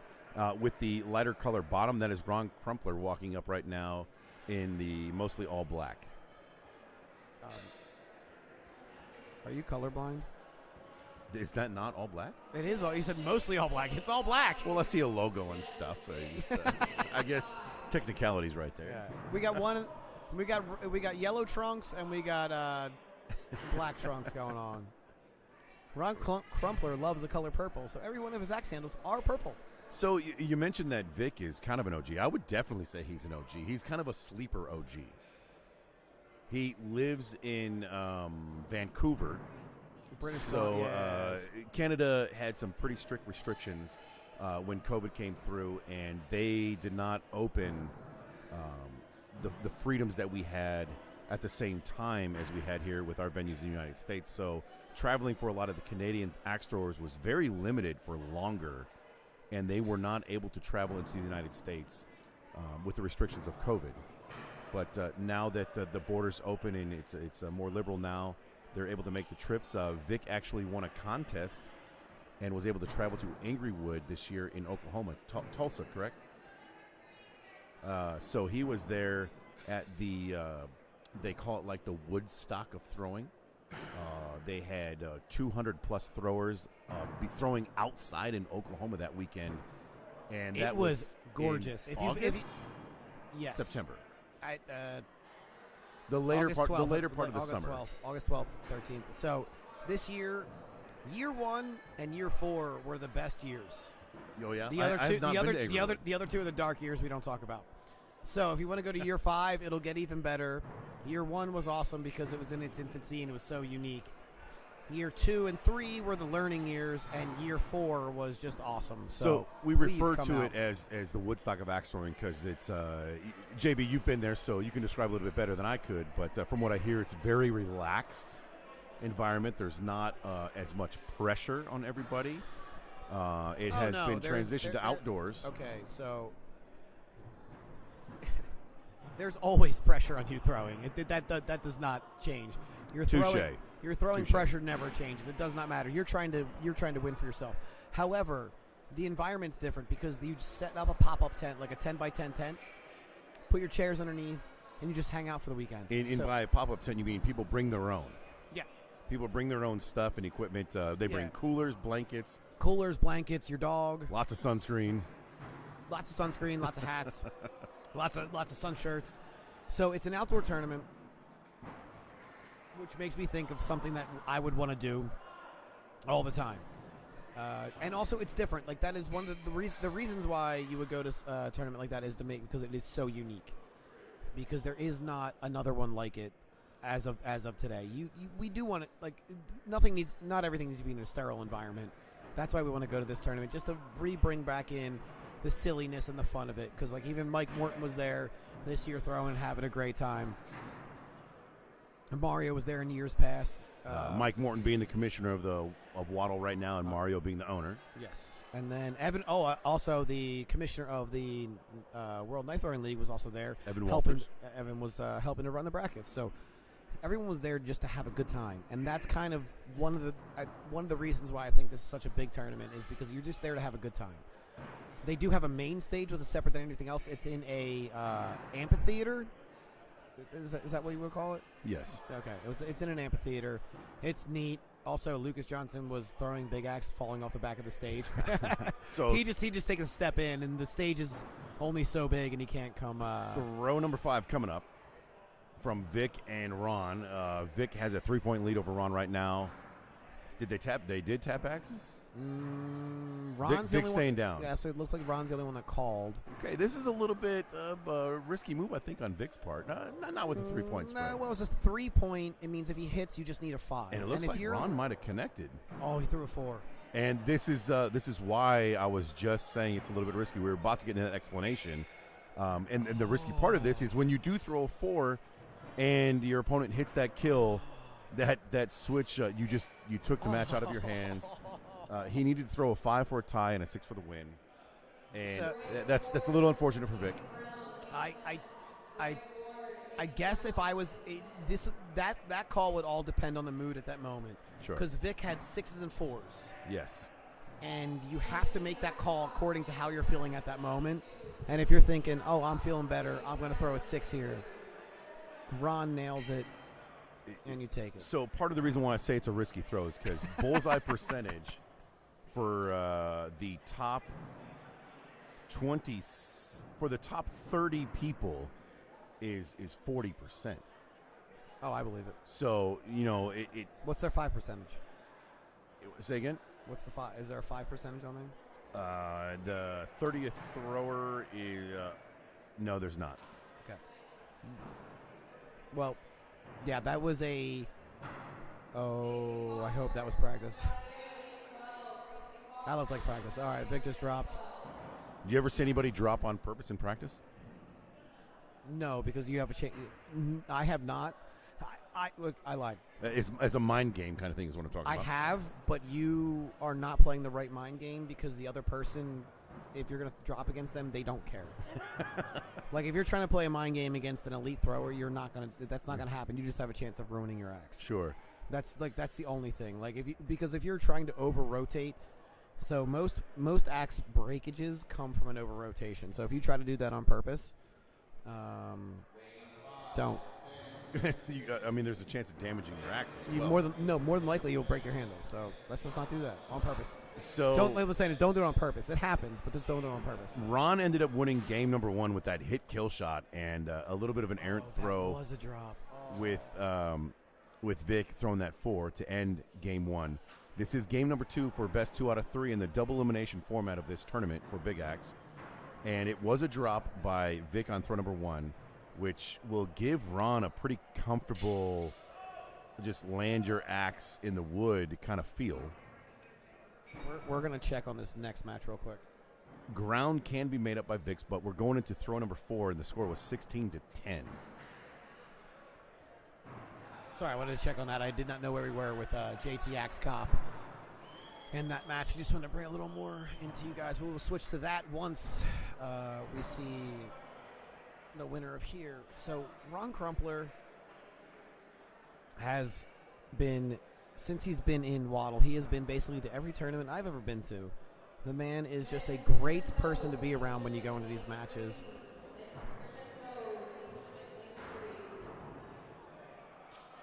Rob, what are you looking up over there? Kara wants to see Fancy Lad update, so I was just trying to see where. Kara, you can go online and look at the same stuff we're looking at. We're gonna. I'm joking. I love you. We're looking it up. We'll try and find it, Kara. And if he comes into our lanes, we'll make sure to highlight him. I don't think he's on camera right now. No, I was saying if he does later. So Ron solidifies that win with a 27, a pretty stout score. Oh, and Vic nails his kill to give a little bit of redemption to himself, because that's one of the biggest things. If you can leave a match, even if you lose and you hit that kill, it's a moral victory. Yeah, like you 100%. leave not feeling good about the win or loss, but you're like, all right, I'm good. Rander versus Lucas right now. Oh yeah. All right, head up over JT. Where are we at? So I'm a little bit biased cheering for Rander because I am a two-handed thrower myself for Big X, and he is one of the last. I think we got like 6 people here that throw two-handed. There's not very many people that throw two-handed Big X anymore. Okay, that throw two-handed Big X well. Correct. Like if you look at Rander, he's got the beautiful, perfect follow through. Look at him. Just like look at that follow through. A hit kill shot by James on game 1 there. So John, can you see James's axe? I'd like you to try and describe that. We were talking about that earlier. Let's see if unsafe. Unsafe is that's one way to describe it. It looks like an oversized fish hook. Yeah, no, it would be if you were to get if you were to go to Hawaii and get a fish hook necklace, like one of the wooden fish hooks. Jessica described it as the rock in the movie. Yeah, the Moana fish hook. Moana, yes. It is. It's unique. Sure. I'm not the person to ask. I don't veer from. It's awesome. It's awesome that you have a unique axe, but there's just some things about that I don't get it. I mean, I guess if you are a low thrower all the time, that will 100% make up for it. But that is the only reason to make that axe. Sure.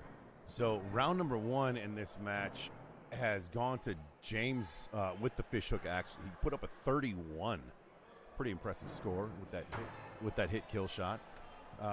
So they are in game number 2. We're going to jump over to lane 1 right here with Lucas and Rander. And we are trying to get a score update right now. That's throw number 1, 5-5 on throw number 1. Lucas is one of the more established big axe throwers, as you've seen earlier on the stream. If you were watching, he is being going to be representing in the Hatchet portion of the of Hatchet, and he is also going to be in the duels with his partner Hayden Brown. And he is one of the most well-known big axe throwers right now in the industry. And Rander also is a pretty premier big axe thrower himself, coming out of Toronto, rocking the U.S. Axe jersey in the red. The score currently is 11-9 in favor of Lucas Johnson. Once again, these big axe matches, games are only 5 throws. And it is best 2 out of 3, so there's possibly a total of 15 regulation throws per match. Lucas has a nice soft throw with a Justin Wellman handle and a Distill steel head. Rander on the other side is throwing, it looks like a big axe that he's been throwing for quite some time.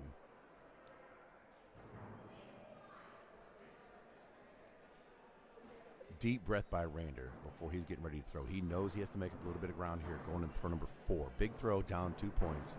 A bullseye is pretty much a must hit right here from Rander in order to make up some ground on Lucas. Lucas looks like he might have just barely missed the bullseye, and Rander also hits a 5.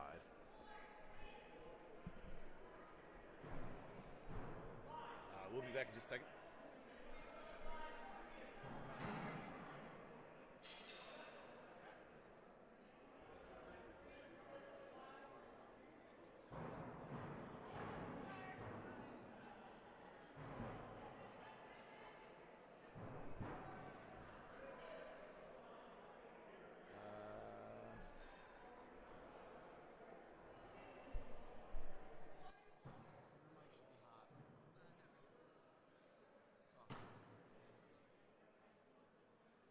Yep, thank you. There you go. Well, folks. Guess who's back again? That's right, you are stuck with the one and only Jessica Renner. Mr. Bradley and Mr. Rob had to take a short sabbatical. No clue if they'll be back, but for now, it's you and me. So let's have some fun, watch some big acts. How about that? Looks like we got Rander and Lucas Johnson in front of us.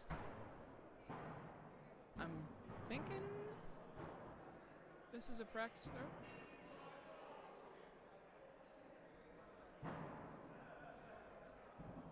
Looks like we had, if anyone was following the James Ruddy and JT Axcop match, James just took game 2 by 4 points and has been the winner of the match.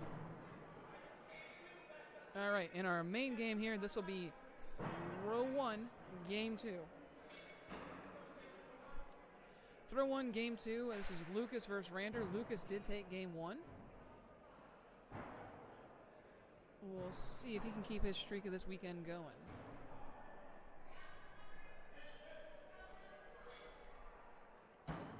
That's a solid 6 from Rander.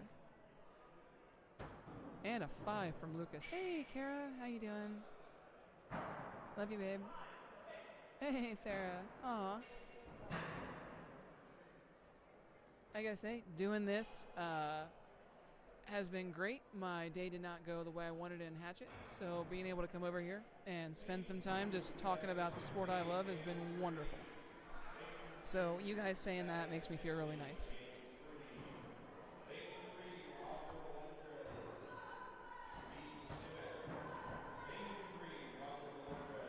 Let's see if we can pop around here, see what we have on the old camera. So let's see, that's 5-5 on lane 1 for Lucas and Rander. That gives us a 10-11 game. Remember, Lucas did take game 1, so this is all or nothing for Rander in A bracket. If we go over to lane 2, looks like we're going to have James Ruddy with that crazy fish hook of an axe, and Thaddeus Daddy Shipley. We're going to go over to the other room. We got nothing there. That's cool. But on this one, we got Mr. Sam Carter and Ms. Angela Owen. Let's see what they got for us. Looks like a drop 5-6 and a 6-5-5. Nice. Ah, that's a rough drop. Let's see what kind of axe she's throwing. Yeah, the boards this weekend, very soft, very good. A lot of the drops, I think we're seeing. I know, at least in my case, I had a drop in warm-ups that was just straight up from nerves, and I wouldn't be surprised if that was the case for a lot of these first-round drops you might see in Big Axe. You know, it can be hard to moderate your strength to the right level, right? No, I'm not going to go back to Rander. I'm going to watch Sam and Angela finish. Then we'll jump back to Rander, though. Lots of people want to see games. Just want to make sure we can get as many people scores as possible. Alrighty, that looks like round 1 is done for Sam and Angela. We're going to jump back over. Oh, that's wonderful. Oh, so Angela, okay, I know I met Kent yesterday or the other day at Appleton X, and I'm assuming Angela was with him then. That's awesome. I love that they made it over here. We're going to watch this last throw of Lucas and Rander, then we're going to jump back to Angela real quick, too, just to see how she's doing with Sam.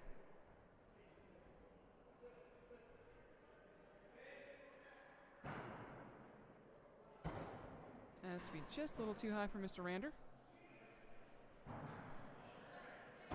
And considerably higher for Lucas. But that will still give Lucas the win.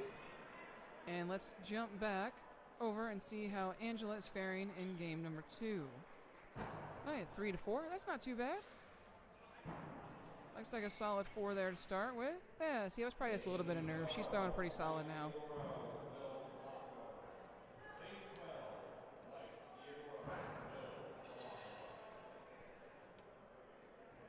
And here we go for throw number 3.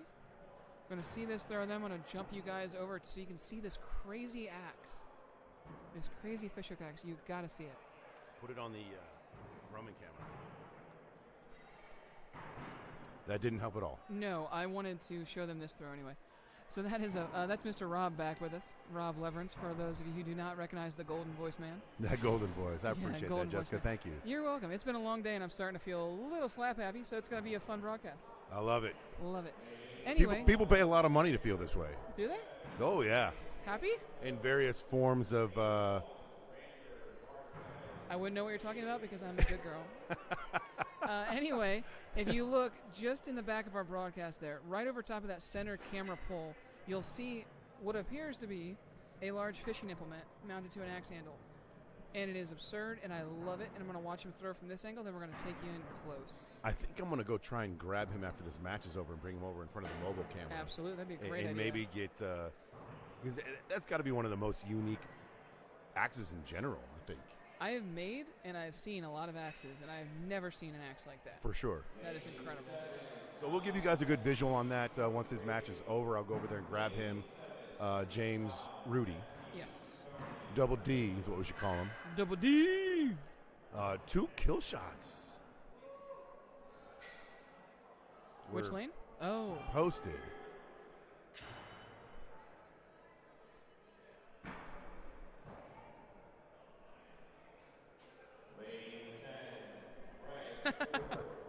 That's not the mouse. Don't worry, it's been a long day. So Rander and Jave are right in front of us. If you don't know who Jave is, just watch the broadcast on Sunday. He is the man and mastermind behind the championship trophies, I think, for every discipline. Yes, he is doing every discipline. Their axes that he has made. He is an artist, an art professor. Is that his profession? I know he is a professor. He does do some teaching. I think primarily, though, he is just a fine artist. He's an artist. He has art on display in various areas of the country. I don't know where, but I know he has a residency somewhere. If you don't know, a residency is basically when someone pays a fine artist to come in and do projects of some kind. It's kind of a nebulous, vague thing, but if you're an artist in residence, that means you're being paid to be an artist, basically. So Jave is in the light color pants with the white shoes. Rander's in the dark color pants. Both of them are rocking U.S. axe throwing, which is located in well, it's not just located in Fargo now. They have multiple locations. They've been franchising out. They have some in Minnesota. I don't think any in Wisconsin yet. And they're also in North Dakota. That's where their headquarters is. But to the point is, you might be able to go to the WATL website and see the axes that he has created. They're pretty impressive. If not, they will definitely show them on the broadcast. 100%. They'll be Yep. on ESPN. When the winners win, we most likely will see them thrown, Yes. which would make the novice normal axe thrower a bit nervous throwing those things because they're that beautiful. But the pros that will be winning them will 100% send them down the lane. And Yoshi is a good enough builder that I guarantee whatever he made will survive at least one throw. Yeah. And So- then he also did the knife trophy as well.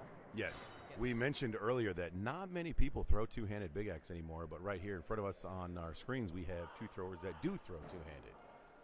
I think Rander is a bit of a newer big axe thrower. I don't know how much he throws big axe solo, just due to availability in his area. But Sure. which that's kind of spoken to by he uses a pretty stock axe for big axe, as opposed to what he does for Hatchet. So I think if he were to throw big axe more, basically he would have a customized, more unique to him big axe. Sure, absolutely. So back over to James and Thaddeus. This is going to game number 3. This is the rubber match, which is an elimination game for them.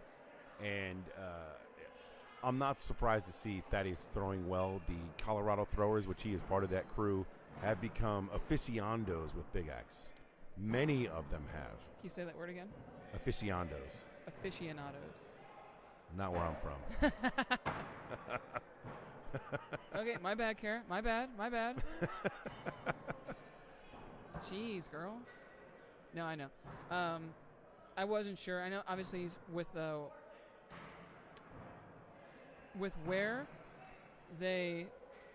he originated as a thrower. I no doubt he has some experience with big axe for sure. Correct. He's not new to the big axe scene. Some people throw in their backyard, some people throw in the forest, some people throw in various buildings, and Rander is one of those people. And he has a name. Not many people know him as Rander Marquez because he is that well known throughout the axe throwing industry, and most people just refer to him as Rander. I remember when I first met Rander, I was starstruck. Really? Oh yeah, him and Julio. A lot. Rander's an OG. He's a Canadian thrower. He's been throwing a little bit longer than most American throwers, which were mostly from the Philadelphia area as the first Yep. axe throwers in an organized setting like this. But those Canadians have been throwing just slightly longer, and that's why I call him one of the OGs. I begrudgingly admit that Philly has produced a few good axe throwers. Yeah, they're pretty good. It's the mecca of axe throwing. The Philly space is on my destination of places to hit in the axe throwing world. Just telling you, man, Northeast Ohio. Just saying. The Philly space that I'm referencing right now is not an official club in the form of a WATL format. It is a group of throwers in Philadelphia that put together their funds and are renting a space to throw. And the space, from what I've been told, because I've never been there, is pretty run down. It's got nice wood floors. They do a lot of streaming there with various unique tournaments. 3 of the main members that I know are Michael Kump, Uncle Willie, and David Sycon, just to name a few of the many members of the Philly space.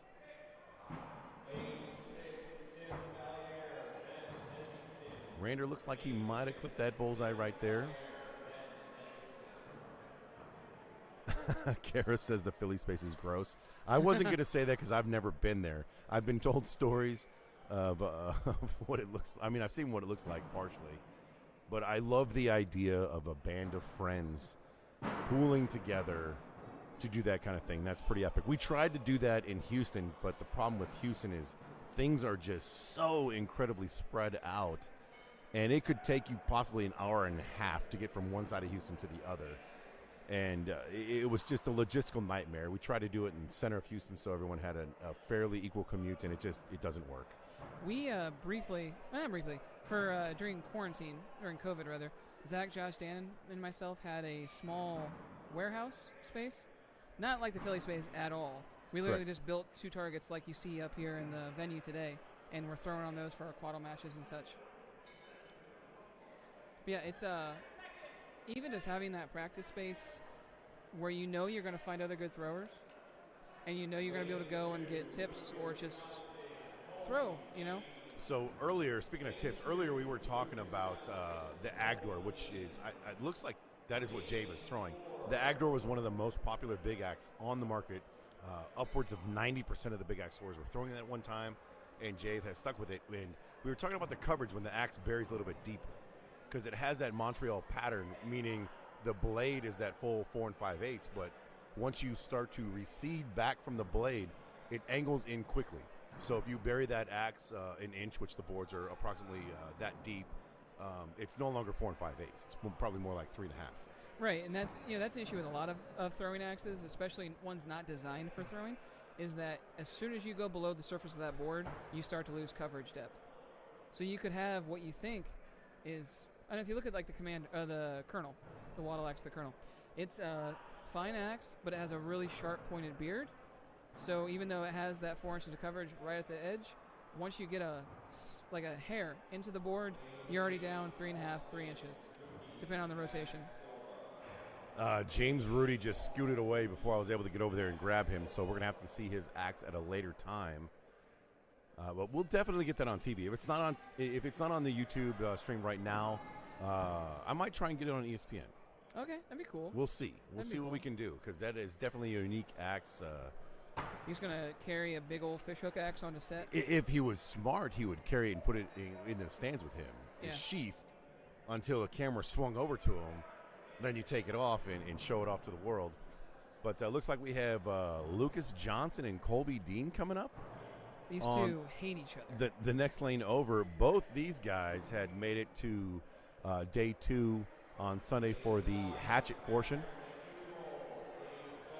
And it looks like they'll be facing off in Big Axe. Both these guys are now venue owners. Lucas representing his venue, co-owner with his wife Jenna at Murfreesboro Axe in Murfreesboro, Tennessee. Colby Dean and Michael Theodoro are now the new owners of Hurling Hatchets in Pasadena, Texas, just outside, I think that's southeast of Houston. We welcome them with open arms to Texas. We love getting those better throwers. It pushes me down way on the list of throwers in Texas, but I like the heavy competition. I understand now. Texas can't make their own top throwers, so they just steal them. So we're much like the Yankees. We just bring people in. We're just good at recruiting. When are we going to have a salary cap for states in axe throwing? That's what I want to know.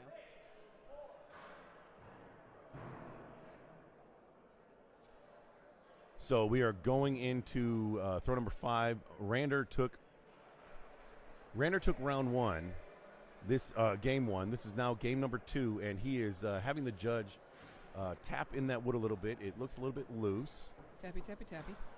I think that's a good call on Rander's part. Do green throwers recognize that and have the judge do that? Oh, typically not.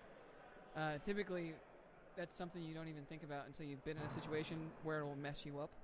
Where something negative happens. Exactly. And it's very memorable. Yes. So walking away from a tournament like this, do the good things or the negative things affect you more, or are they more memorable at the end of the day when you're trying to get some feedback from yourself about what I learned from the tournament? It's definitely it's not negatives as in like I'm sitting there. A learning experience. Yes, learning experience for sure.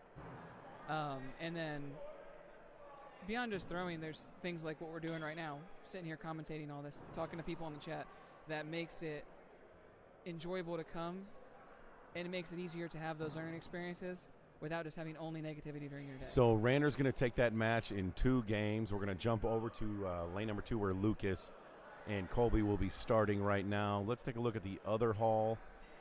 Leslie Wellman. We're going to stay right here. And Jonathan Morgan, Fancy Ladder, getting ready to start. Love that. Love that. So we will be holding our breath on that one because Leslie, I think, is quite a sleeper with Big Axe. She is a great Big Axe thrower. And I think part of that is because she throws Big Axe and Hatchet two-handed. Yes. And that's kind of a double up on practice if you think about it. So many throwers, to your point, Jessica, are trying to mimic as we have Lucas in the stream right now, he mimics his hatchet throw and big axe, so they're nearly the same, along with his knife throw. Really? Okay, I didn't know about his All knife of his throws are nearly the same. He told me he chose to throw the Blackhawk knives because they are heavy and they're 16 inches long, which is nearly the same throw as his hatchet throw. I'm not in the same situation because my big axe is 9 inches longer than my hatchet, but I do try to to adapt that same throw. The min length on these big axes is 23 inches. Yes.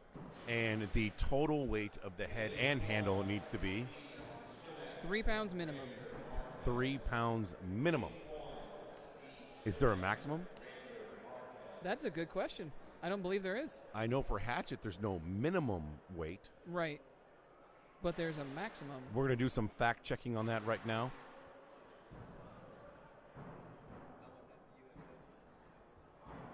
Lucas and Colby Dean getting ready to throw their first throws here in game number 1.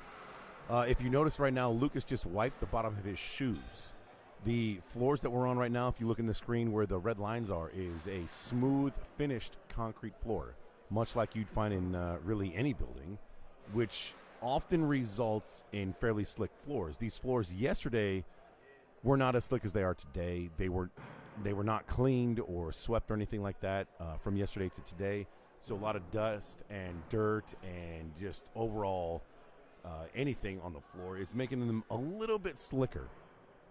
When you step in those horse mats, which are underneath the targets, it is a way to sort of clean your shoes. Some people are wiping their feet on the horse mats. Lucas chose to wipe his feet on his legs and hands, much like a basketball player would do, to get a little bit extra grip. Lucas is a step thrower for Big Axe. He does not throw it stationary, which is one of the important things for having grip on the bottom of your shoes. So right now, the first 2 throws, pretty good.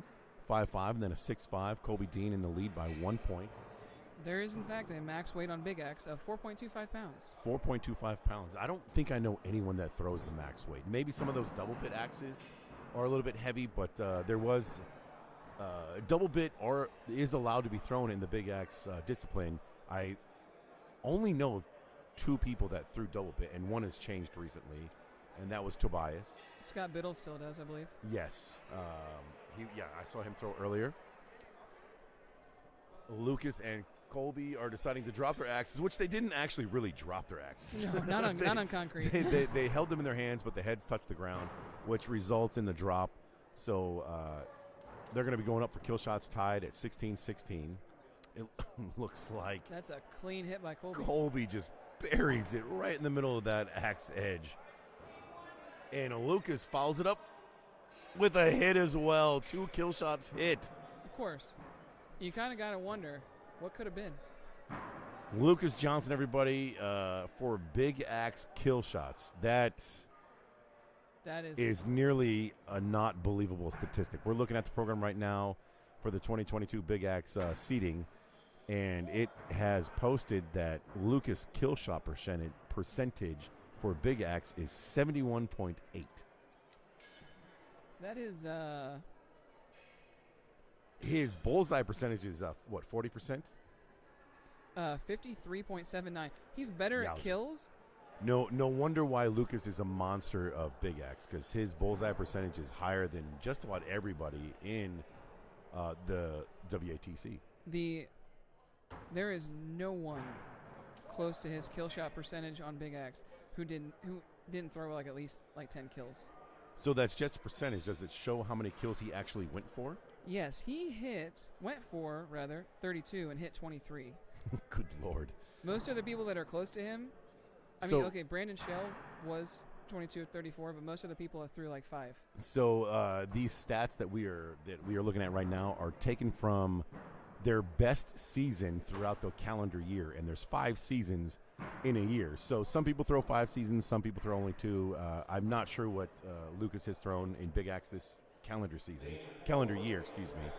But nonetheless, those stats are taken from his best of whatever he did.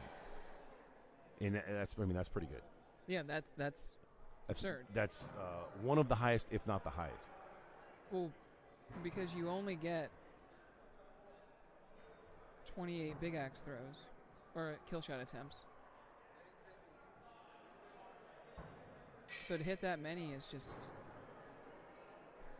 So Lucas Johnson took game 1, and now we're in game 2, and it is tied 11-11 after 2 throws. Coming into throw number 3, where Colby hits a 5, and Lucas follows it up with a bullseye. So Lucas proving once again why he is one of the best big axe throwers right there, putting some pressure on Colby.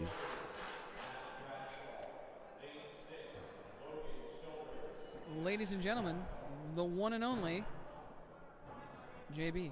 JB John Bradley.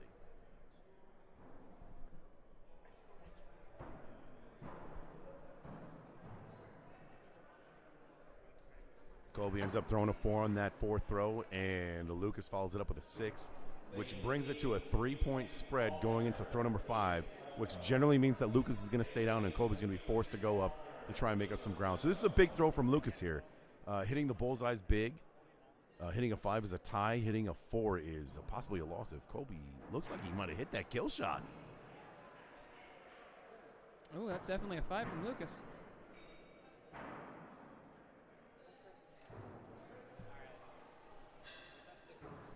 So Lucas Johnson wins in 2 games to beat Colby Dean, to send him down. We're going to jump over back to lane number 1 where Rander is still throwing for now it's I think 3 matches in a row, now playing Steve Shimmick.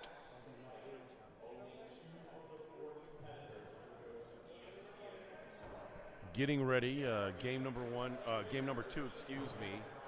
Game number 1 was awarded buffering.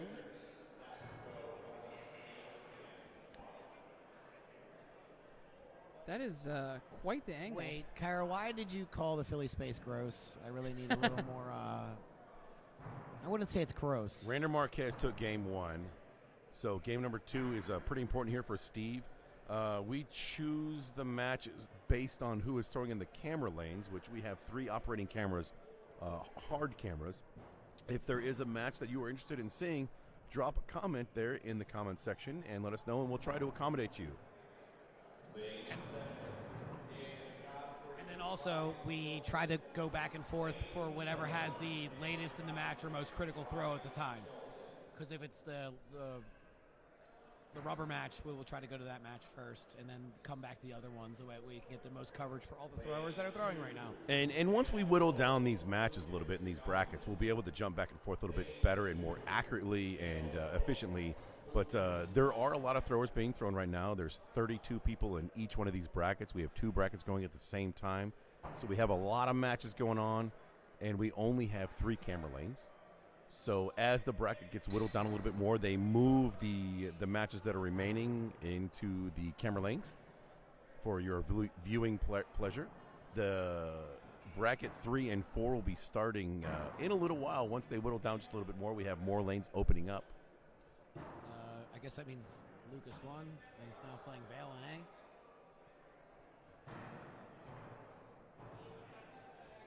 What we need is the bracket pulled up over here. On it. On a separate tab is what we really need.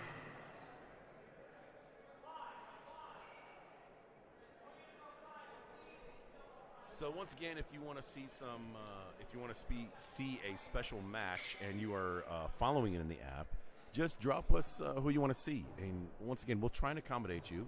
We'll do the best we can. It is right now a 2- and 3-man crew without our normal roaming camera operator.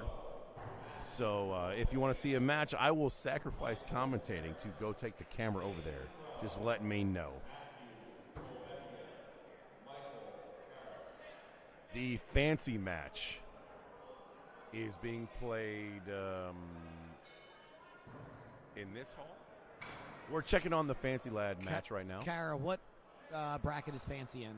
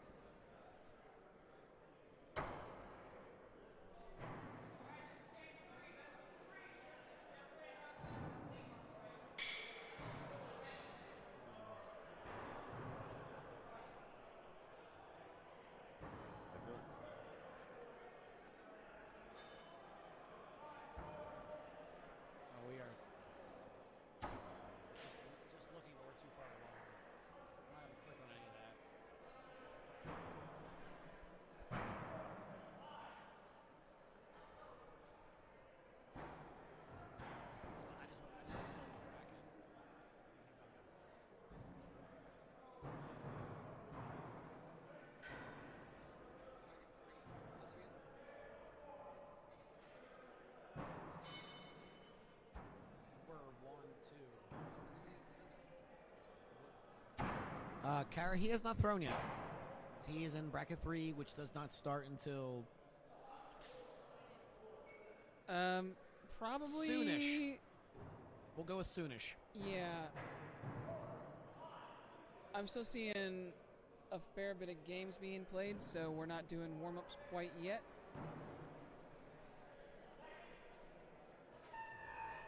Maybe we are. He's playing Dan Brindleson. Wait, where? One moment, please. Lane 11? Nancy's in lane 11 right here. Oh. That should be on the camera. There we go. I guess they do are playing. apologize. They are playing. I did not realize they switched brackets. We do apologize.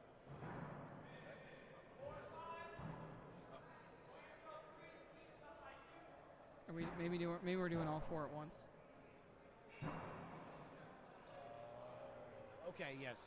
That's probably what's happening. And we only have 2 brackets open, so okay, that's why. Oh, because they were okay. Yeah, We do apologize. They were probably.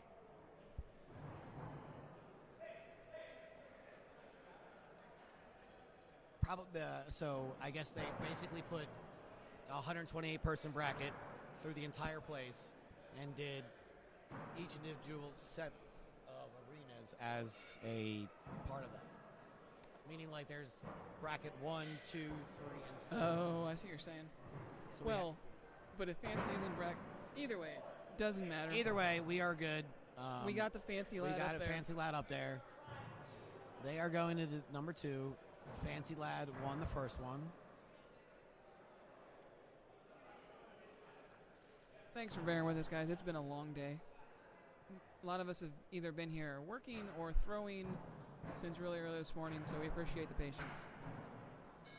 Y'all are wonderful. Are there any matches anybody wants to see? Yeah, we got it up. No, you want to take the camera to any of them? No, we're good.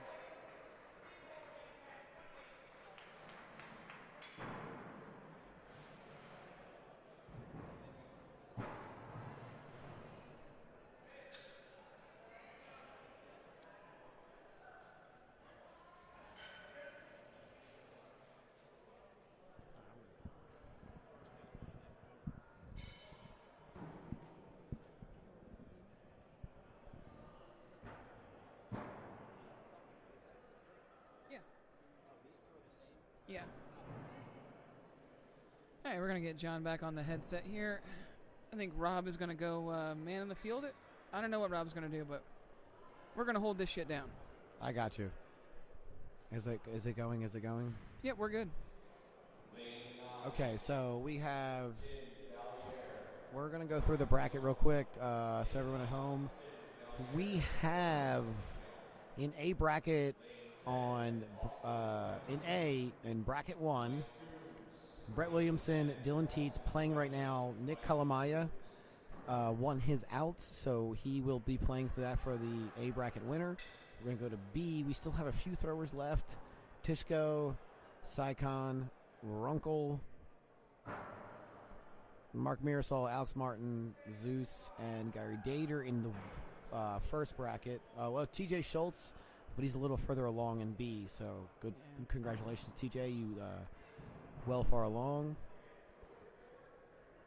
Bracket we're in bracket 2. Val Cook versus Lucas Johnson. That's what's right here. They are the A bracket finalists. They are actually throwing, and we're going to click on that just to see where we're at. Actually, we will not click on that because they are making a kill shot call, and we will not. So that's a bold call, man. I was going to say, we will not go away from that. We need to see what happens here. I don't know how far away Kara is right now, but if you flipped away Texas. then, she might be. Well, I don't know how far away it is. She can't hit me with a bottle, so it's fine. It's just Texas. It's okay. How are you, sir? Fantastic. How are you? All right, we have Thad and Dustin Wellman waiting to play, playing right now, and Colby Dean is waiting. I cannot tell what they're calling right now. I see some hands waving, some. It might be an ancient voodoo mating ritual. And Fancy just dropped a 32. Good lord. Good for you, sir. That means they are.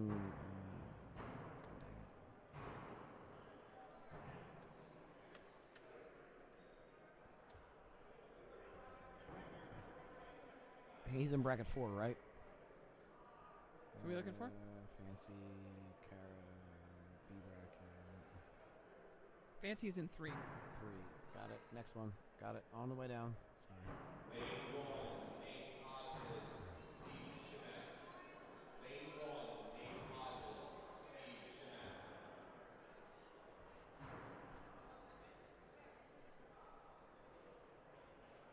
All right, they're just hanging out. That means Fancy 1. In lane 2, we have Val Cook, Lucas Johnson. This is A bracket finals for number 2.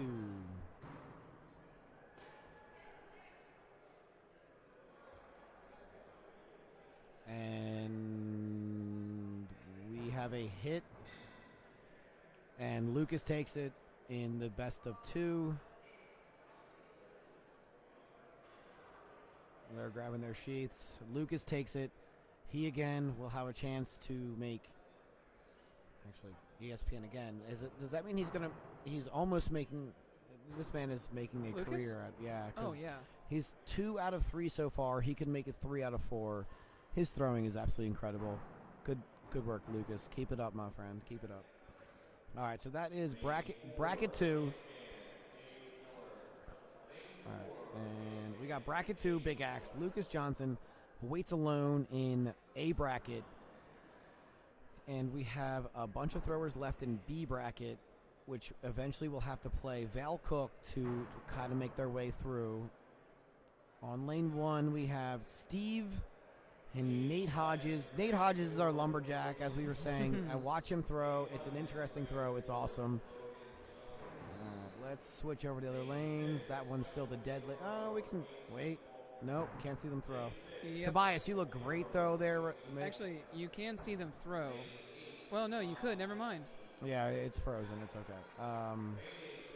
We are waiting for another match in that lane. Lane 1, we have Nate Hodges and Steve Schmeck. Shimmick? Shimmick? I don't know. Okay. Never met him myself. We'll just call him Steve and not mess Steve. it up. We got Steve here. Steve from 715. There we go. Steve from 715, the Axe Throwing. All right, in bracket 4, I'm going through the bracket. We are a little behind the other 2 that we were just talking about. So please go to axethrowing.org. You will see tournaments at the top. Hit WATL, all the brackets. That's where you'll see your peeps. Because we are a little behind. Well, not a little behind on that one, just because the other one started before and the next one's up. A lot of great throwers left. Keep it up, guys. Oh my, we had an unfortunate drop there. I hope that was a practice throw. Bracket 3, we have some throwers going. Tyler Flynn's cruising along in A. No surprise there. Yep, no surprise there. He just put Dustin Knight down, so that was a great match. I wish we were able to see that. So we got Nate Hodges and Steve S. So we don't mess up your last name, sir. Just right here in lane 1. And then in the bracket 1, we have Nick Kalamaya waiting for the winner of Dylan Teets and Brett Williamson. So that's going to be an awesome wait right there. And in B bracket, we got a couple of, we got a lot of matches, so we're just not going to name them just yet. We'll be here till they're all done. Yeah, I was going to say, yeah, we got a lot of people going. That's like 12 names. So if you want to go axethrowing.org, please click on WATL and then the brackets. All right, so that's Nate with a bullseye and Steve with a bullseye. Beautiful throwing, gentlemen.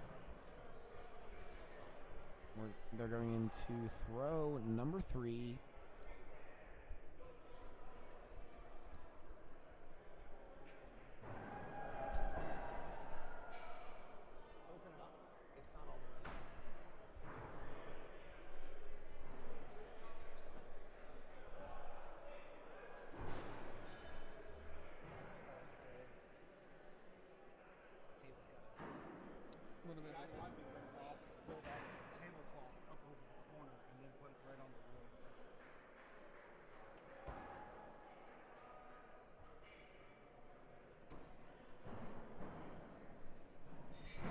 Sorry about that. We have technical difficulties with a Mic stand.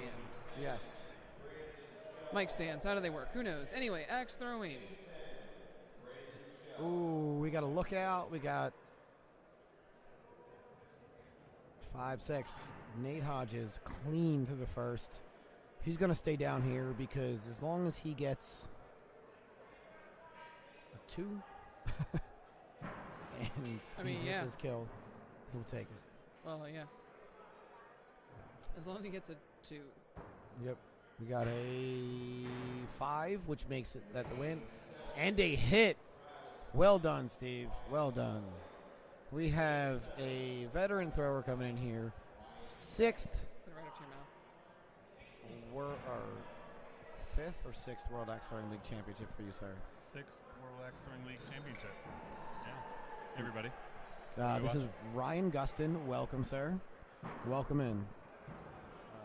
How's your day going, buddy? We can hear you. And you can, as long as you know us. Yeah, it's okay. And going you're plenty on volume, so you're good. Yeah, it's going good. Hatchet was fun. A lot of fun. Had some good matches. Big Axe was short but fun. Had some good matches there too. So what you're saying is you're here to have fun now. Yeah. All right, we are currently on the Nate Hodges and Steve match. They are both throwing very well with the 6-6. We're going to throw 2. What is lane 2? We got Val Cook, Lucas Johnson. That was the same match from before. It's waiting on a new one. And Fancy and Dan. Looks like they're... That's the same match. So the only live match we have for the broadcast is... Do you want us to hold up? What? You need help? I got it.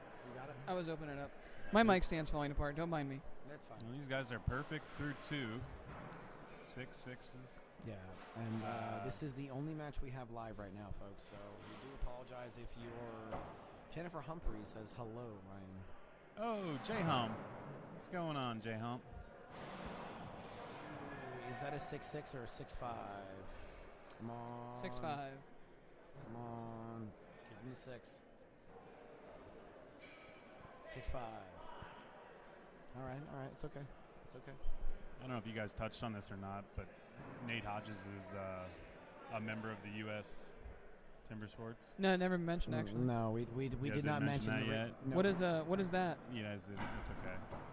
Well, they got silver at basically their world championship this year. So. Oh wow! Oh, well, that part we have not mentioned. Yeah, that's new. No, that is new. Know that, did you? No, we know that he is a Timber Sports. Yeah. See, that's why we brought you onto the broadcast, man. He was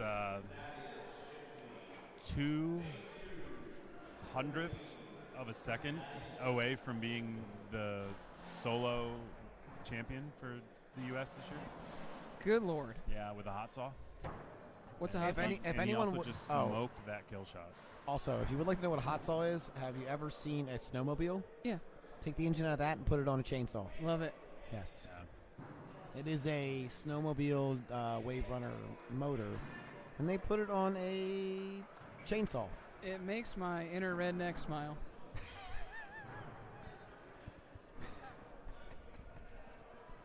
I'm only laughing because you say inner redneck. Why can't you make it outer redneck? Because I like to present myself as someone who doesn't say "hold my beer" on the regular. Okay. If you say that, we still love you too. Oh yeah. And Nate took both of those. Come on, give us a match, guys.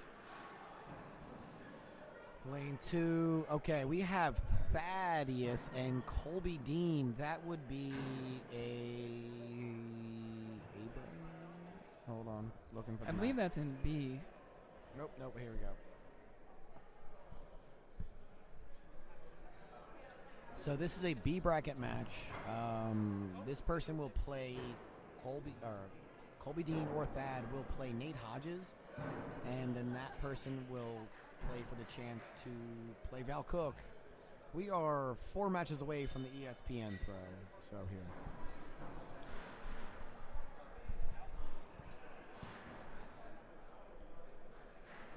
Do you need my glasses? One of the things about about Ryan being around so long is that Lucas Johnson. his eyes are starting to go a little bit bad, so we just have Yeah. to help him out a little bit. Oh, snap. Did they just drop together? I don't feel as young as I used to. Look at these guys. They dropped, and then Colby missed. Let's see what Thad does. And Thad nails it. They both dropped on throw 4. A lot of times you'll see, so the rule of foot faulting together is no longer allowed. Correct. You can, but they will still make a judgment call. It does not matter. Even if you both foot fault, it's still a judgment call for the judge. But there is no rule against being tied on going to throw 4 and dropping together. So you both not have to, but agree to go kill on the next throw. Yeah. At the very least, it's decided by kill shots that way. Correct. That's all it is. It's not anything different than that.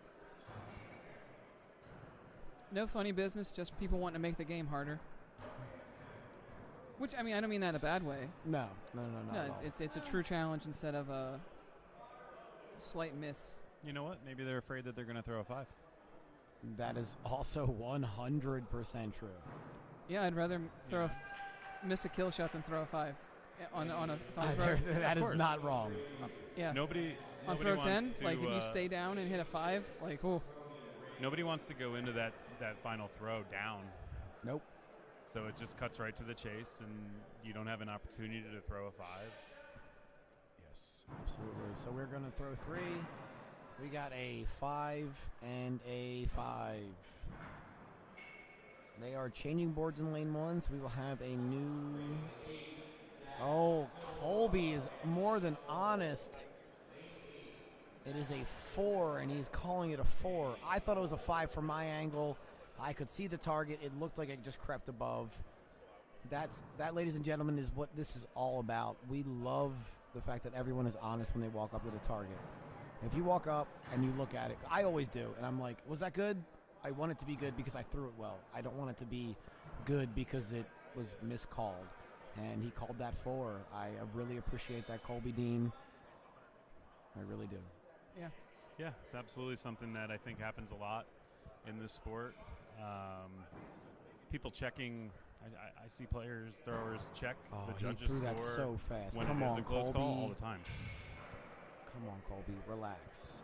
All right, well, he's going down. He's out of unfortunately out of Big Axe tournament. Thad will go to play Val Cook, and hopefully that will be right up in one of these 2 lanes. Yeah, continue what you're saying.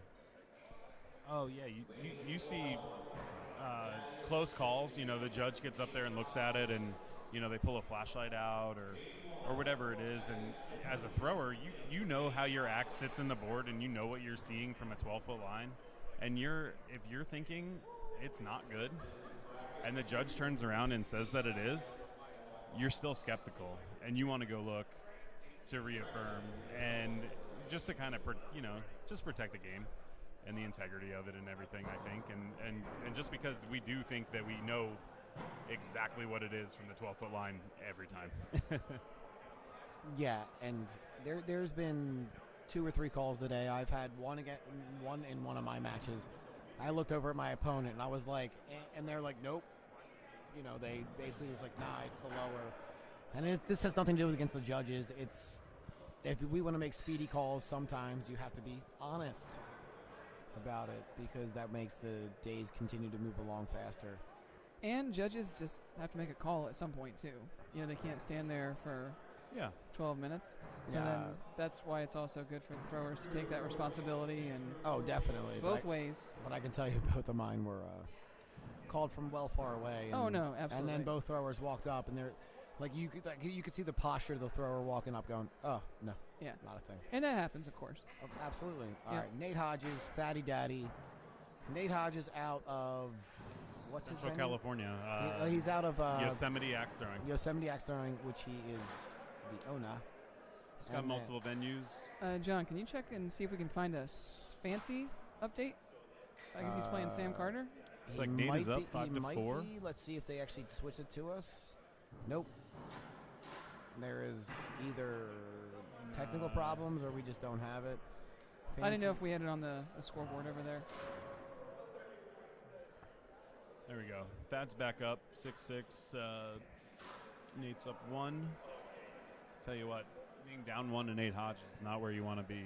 Ooh, Fancy took out Sam Carter. So. All right. Thad's played plenty of big matches. He knows that and he can do where it. he's at right now isn't ideal, but he's not going to let it stop him from coming back. Absolutely if Nate not. opens the door.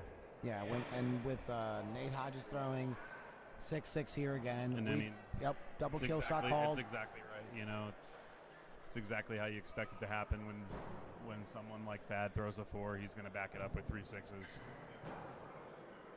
Oh, they call kills. Wait. Both going up. Why is the picture? Why is this not right?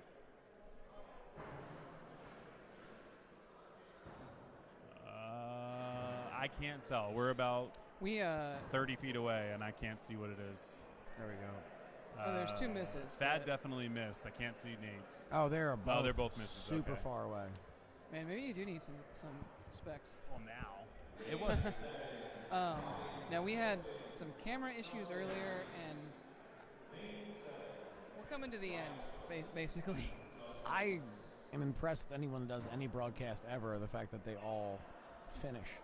The way that the amount of work that Anthony and Brett, I mean, loads of people, but those two put into all this equipment. Yeah. I mean, they stole my TV from my hotel room, so.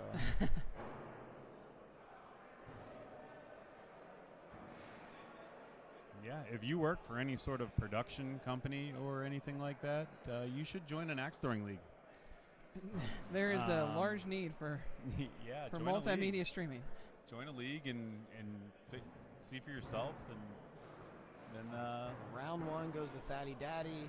Start streaming Let's these see tournaments. if 11 brought in anyone else. It has not, so we will go back to our hot lane with Thad and Nate practicing on the same target, trying to be amusing. Ooh, in B bracket we have Zeus, Mark Mirasol playing with David Sykon and Mark Tishko in the first bracket. In bracket 3, we got too many people far back. In bracket 4, we got way too many people way far back, so we'll let you know more once we get more information. And that Zeus game would be a fun one to watch. Last 2 Big Axe champions. It would, if they put it in front of the camera. Yeah, that'd be excellent. I wish they I thought thought about it was that. just your Ohio bias coming out, Jess, but I have no Ohio bias. you're right. You're correct. I 100% Wait. do. Well, wait, she also thought Mirasol was a Zeus. yeah, but Sorry, no, I'm talking to Rob. He's going to move our camera so we can see. yeah, Zeus and Mirasol. Please and thank you, sir. Thank you, sir. I have no idea. They're pretty noticeable, guys. They're tiny. Yeah, tiny. So that right there. Wait a second. is- There was there was a complete miss and an over rotation. Okay, so this what happens. happened? This That's what happens when you have a Jacket Club style axe or a Carver style axe. And you This over-rotate does like happen that. sometimes, and Thad actually found himself to be very fortunate, especially with a big axe, that he got a Ooh. handle click. Did he? And that flipped back up and stuck into the 4. That's incredible. Yeah. All right, we got a 4-point lead to Thaddy Daddy on the last throw. He will stay down. Nate will go up. And because, as we can see, there is a 4 thrown in that match. There is an absolute chance there could be a 4 thrown. What's going on in the other arena? There's so much space. Maybe thanks for the melee. We're set up in there so the targets are a little bit different. No, it just seems like there's less people. Nate Also, missed. we're coming to the end of the day, and it's a long day for everyone. Unfortunately, even if you were in bracket 3 and 4, you had to check in at 8 a.m. this morning. So, Robert, if we misspoke, round 1 did go to Nate, so we are going to the rubber match. Hey, there we go. There's Zeus and Mark. We got Zeus and Mark Mirasol, the previous champions, both throwing hot garbage there. You'll love to see it. You know what? It is The craziest thing is to have a bullseye on your back, not just on the target, but also on your back. This match is probably watched by not only the camera, which was imposing to begin with, but also all the people going, oh, snap. 2 world champions are coming up to watch each other. So These guys like throwing on camera. Both of them. I would hope so at this point. I mean, they everyone do. likes throwing on camera. It's a great thing. All right, let's quick back to lane 2 here. Nate Hodges. Oh, Thad with a Wow. drop and a 4. He had a handle click in the last game, got lucky with that 4, so maybe he's doing something. Maybe he's getting a little too close, or the release is off. You think it's the gray? And then he goes and smokes a 6. Yeah, this is why. And there's another 6. Throw 4, 7-point game. What's the roving cam say for us? You know, since that side's so empty over there, just it looks like some dude with his 2 buds just.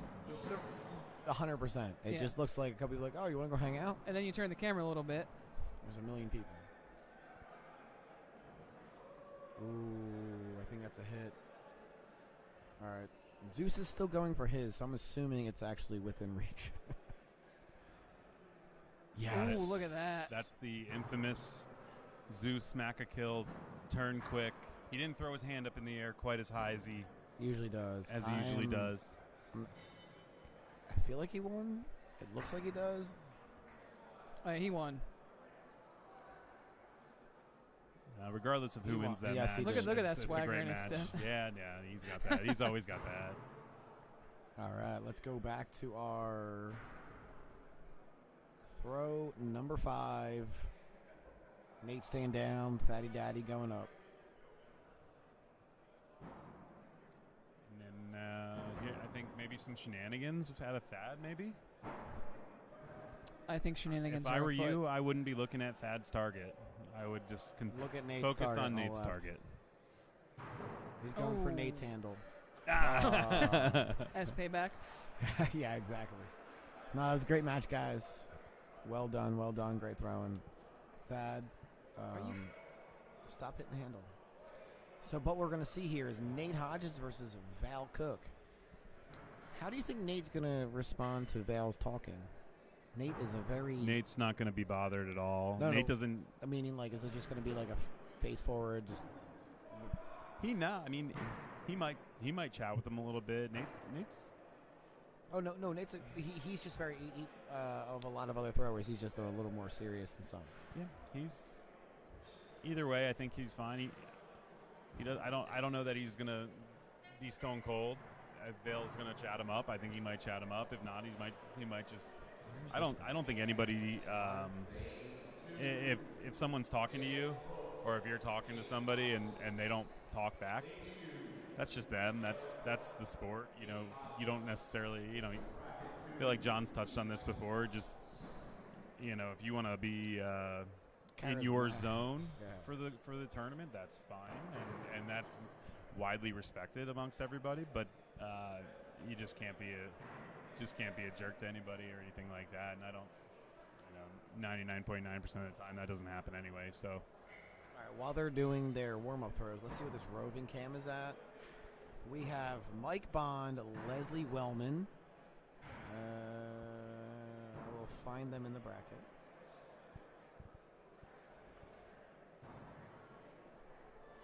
They are in bracket 3B bracket.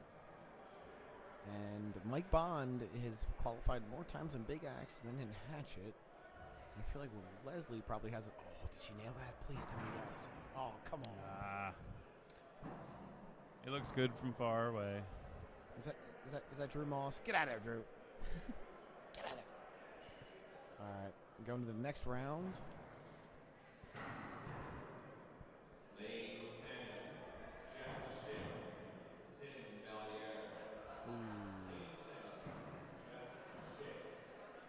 Four and a 5? Oh, warm-ups.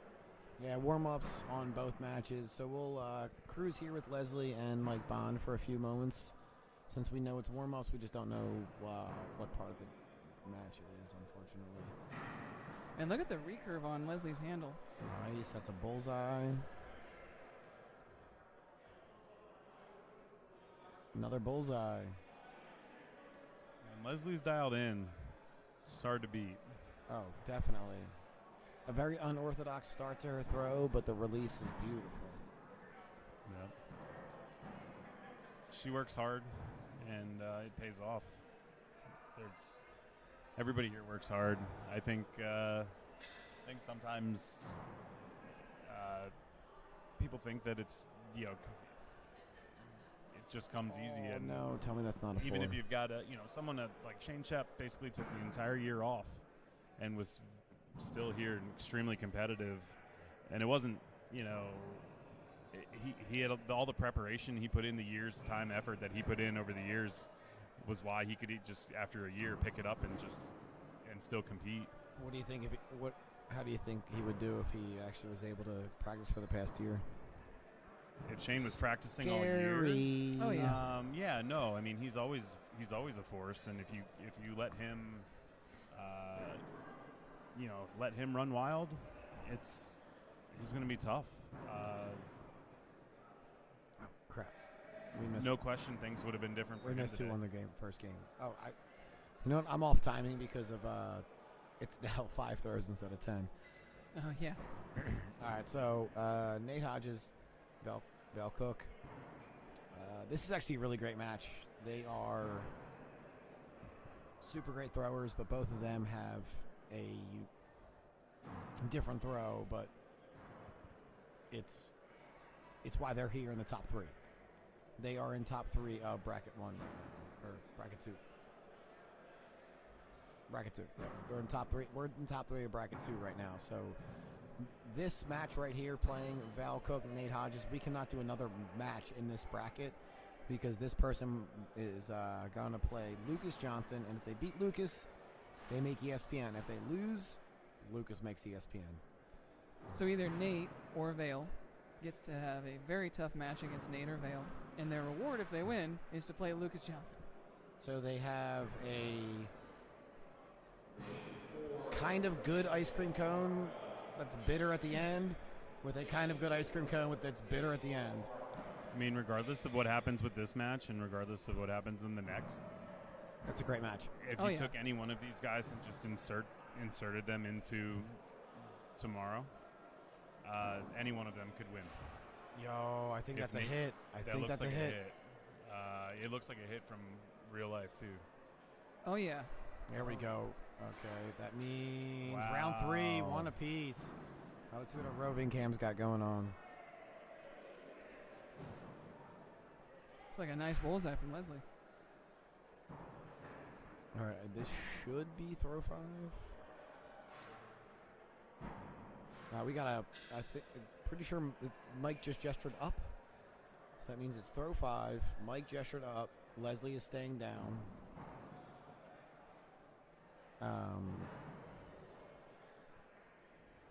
Can anyone tell? Nope, he missed it. Leslie and Leslie smoked that bullseye. God. Oh man, that is 4, 5, 6, 5, 4 bullseye right there. And then she apologizes to him. I mean, it's like one of those. I'm sorry you missed. Yeah. It's not really anything else. No, I think it's just an interesting.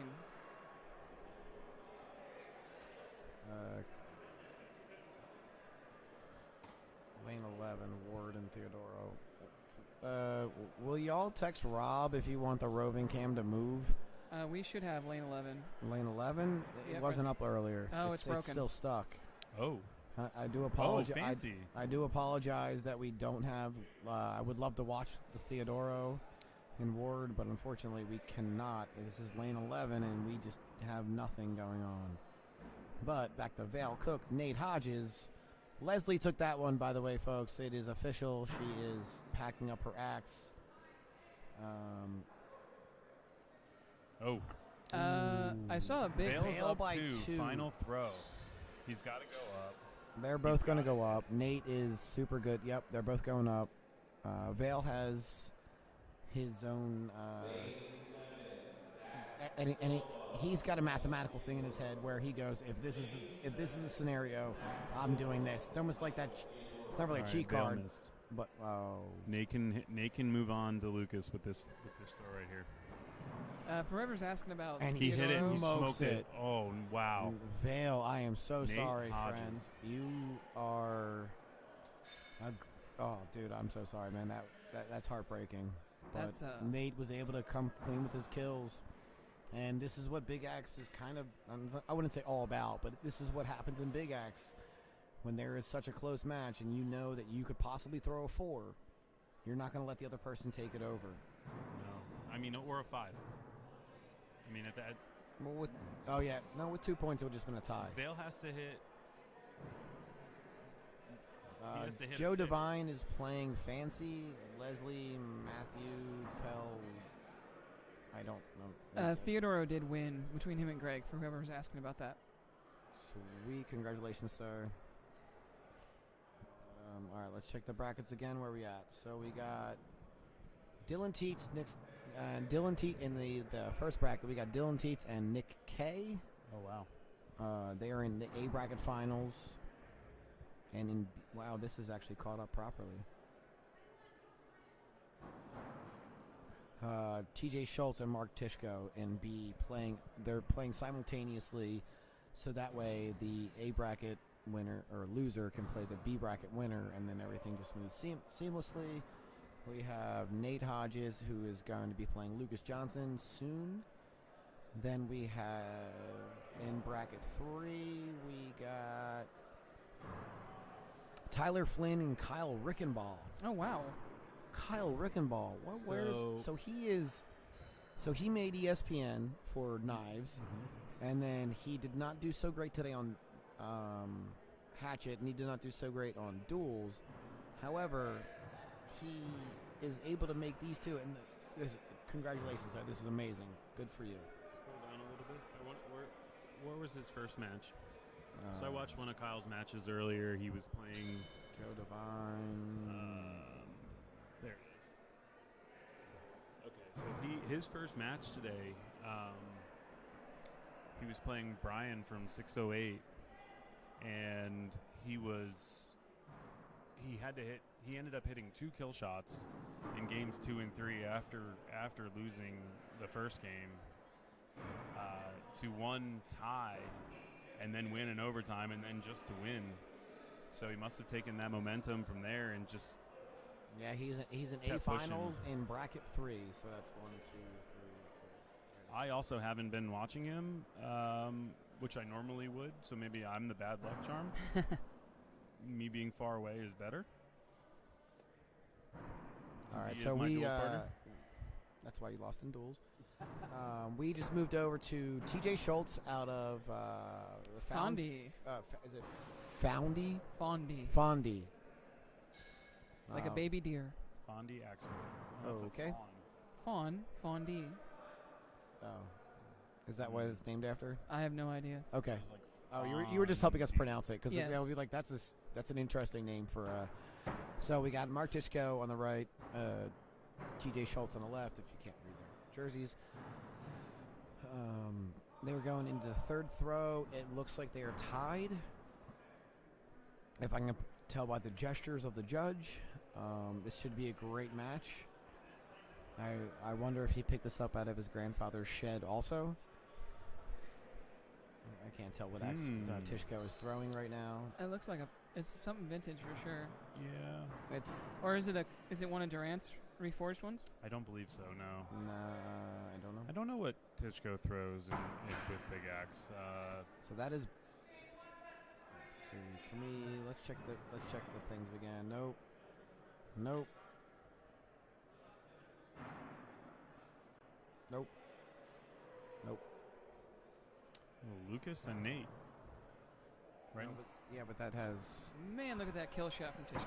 Oh, sorry, we're not on that stream. I am so confused at.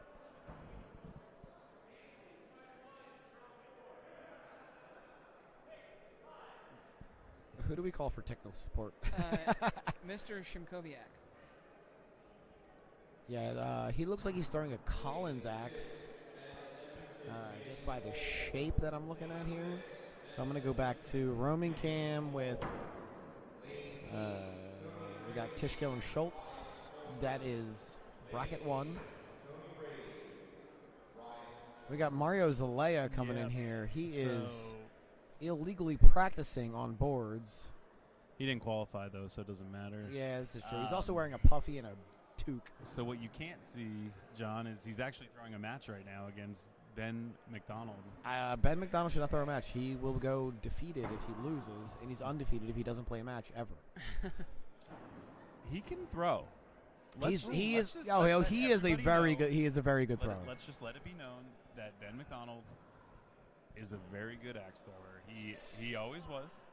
His passion is in judging people and having children. Okay. Well, that's if they're over there doing that, Ben's wanted to throw my stupidly heavy hatchet all weekend, so I'm going to go do that. You guys have fun. I'm going to give you these headphones. All right, go for it. And we'll see you guys around. And if you see Anthony, could you ask him if what we're, like, did we press the wrong button? Oh, yeah, I'll ask him to come fix it. Thank you. All right, so I have the video on the lower. Wait, no, it disappeared. All right, got it. All right, our roaming cam back on to TJ Schultz, Mark Tishko.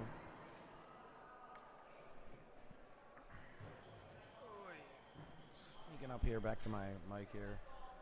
All right, ladies and gentlemen, we are doing our best to get things back in order. It is late in the day. They've probably been here for hours upon hours. Down. The way I got it is the best way. And then, can you see how this circle is? I'm going to speak into that circle. Okay. All right. So we are trying to fix everything here. We are doing our best. Got to score that for Fancy Game in the back there. We can't communicate with our off-site person. If you would like to, you could text Rob Leverance. But he is going to the A bracket right here, which is Dylan Teets and Nick K. Or Maya. So both of these guys are on my melee team, the Jumping Jackalobes, and I'll tell you what, they're both fierce. They're both good at big axe, and well, obviously Hatchet as well. Nick was second place in his bracket this morning, and Dylan has found himself on ESPN tomorrow for Hatchet. So the fact that they're both throwing right now, throwing so well.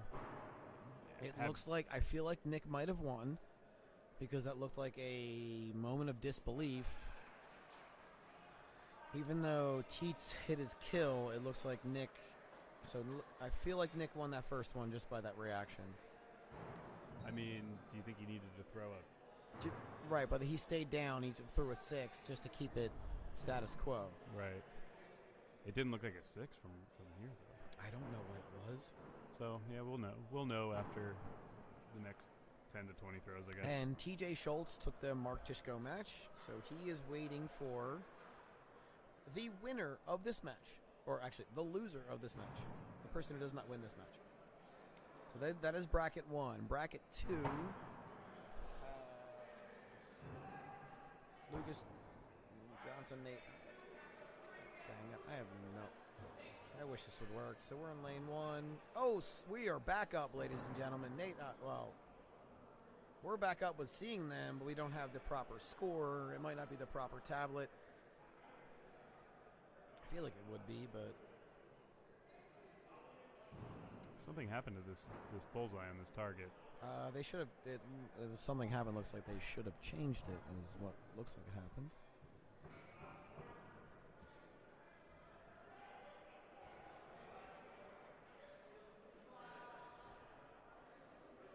Nothing. Roving cam. All right, roving cam back to Nick K and Teets.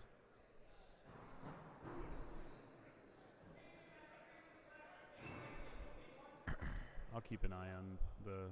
I got you. I'm also looking at the Nate bracket Hodges again. and Lucas Johnson match, so that way we don't miss anything. It hasn't hit a B bracket point, so... Jenna is very animated right now, so I feel like it's going well. As Lucas's wife. Yeah. Always here too. She's always with him for these tournaments, and it's a lot. It's a lot of tournaments. So I don't know if is it supportive or won't let Yeah. him leave without her. No, it's no, I'm kidding. No, it's supportive, supportive. man. It's awesome. It's good to see.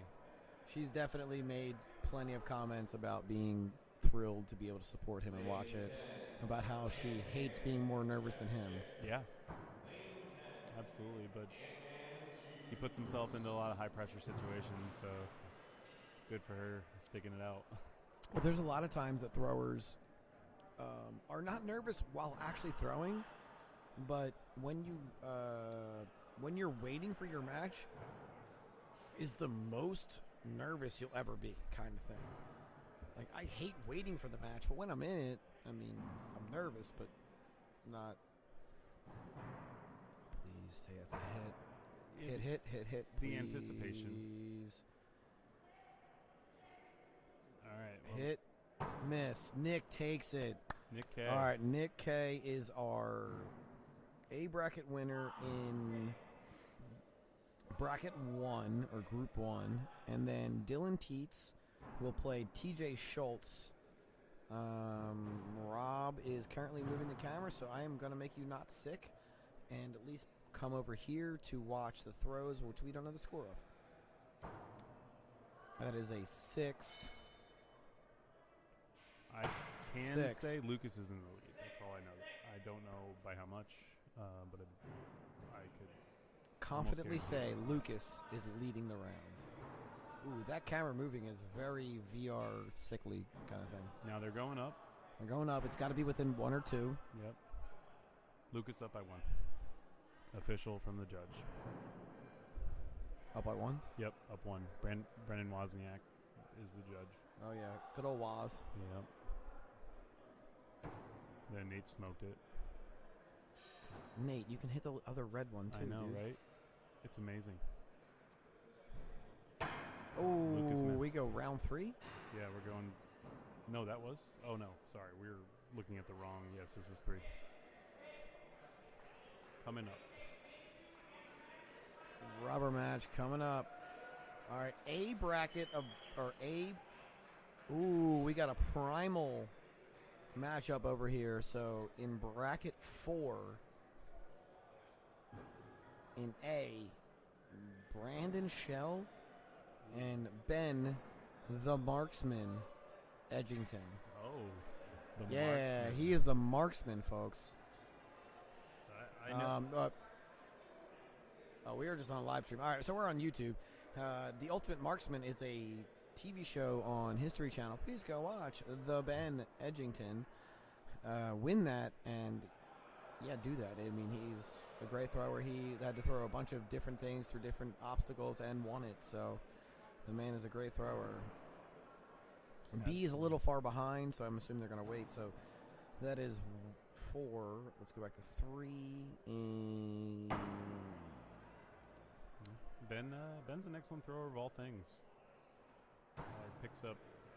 Yes, he does. Knives made TV coverage for the U.S. Open this past summer. Obviously, he's the 2018 WATC champion. Up 6. Throws other forms of knives, hatchets, tomahawks, and does it all very well. Such items. All right, so we brought up Russo's match.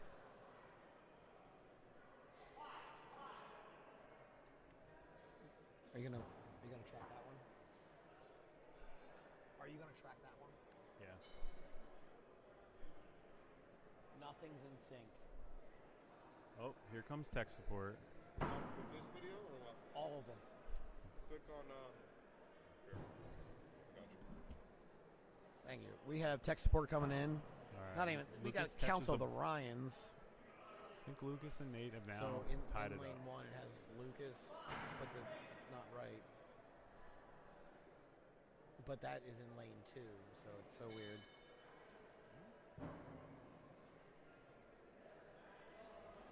Well, we got tech support coming in, folks.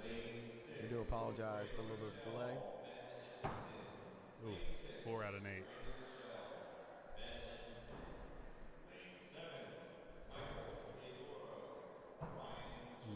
Lucas, smooth 6 is 1. Snap. Nate dropped the 4. Lucas up 3. This is throw 4 right now. I know you guys can't see it, but being that's such a big match, Which one I'm just can trying we to talk see? you through it. We're looking at the one on the Nate right goes right and now. catches All himself right, so a 6. we are He's down watching 3. roving cam also. Let's see what Lucas does here. And he Lucas hits it. hits a 6 as well. All right. So this is a great opportunity for Lucas. He's up 3. He's probably going to stay down. He did. He's staying down. Staying Nate's down, going going up. up. So Lucas secures this with a bullseye. He throws anything else, and Nate hits. We're going to have a different outcome. It was Rob. I didn't do it. I believe it. And Nate missed. Lucas is going to move on. Okay. Dang. Good for you, both throwers. Congratulations for making it this far. And You all are leaving with money. You did better than so. Lucas is at least top 4, and Nate is tied for 5th.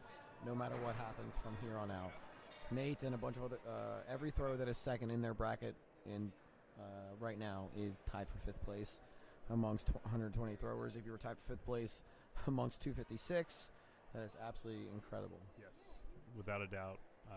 Congratulations, guys. Congratulations, Lucas. You made 3 of the 4 Wait, hold on. broadcast. I don't think they're done. Wait. I am. Are we an entire game off right now, or I? What are we? We're so off on this. What do we gotta do?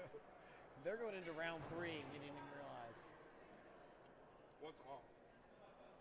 What you're seeing right here is not. It's behind what you're seeing live. No, but this says Nate Hodges on the left. Oh, they went into lane 2. Good night. Oh, the scores. Okay. Yeah, so we got. Yeah, this is yeah, all yeah. wrong. Yeah. Like,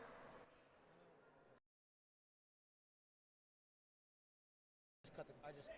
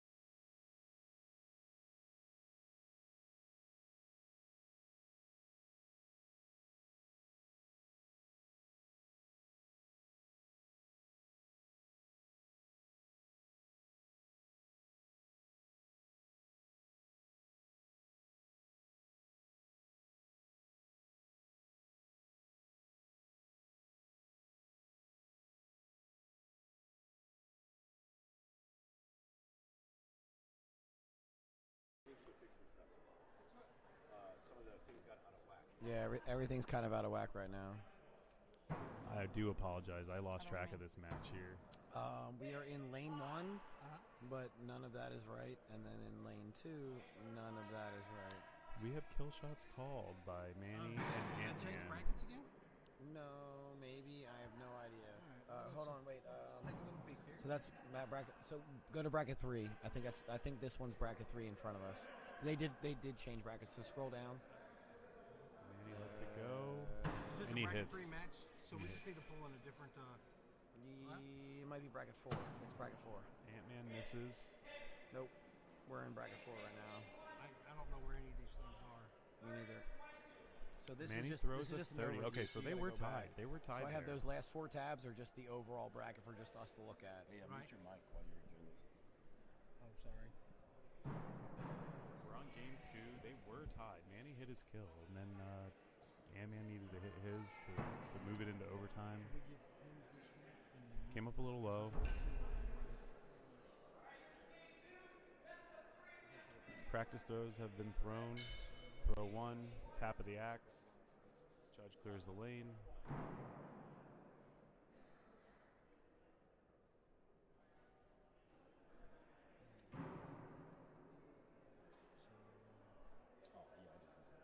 Set. Ant-Man lets it go. Low 4. Manny's got a 6. Early lead for Manny Cole up 2. So on the bracket, what lane is? Where does it say they're following? Again, not a hole anybody wants to get into on the first throw. Big axe being only 5 throws.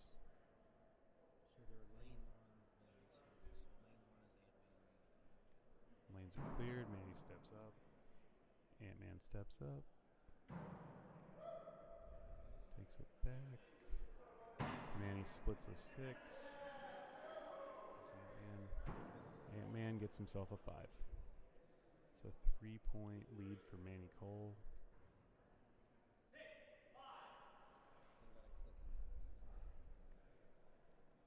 Got our judge, Brennan Wozniak. Excellent WATL judge.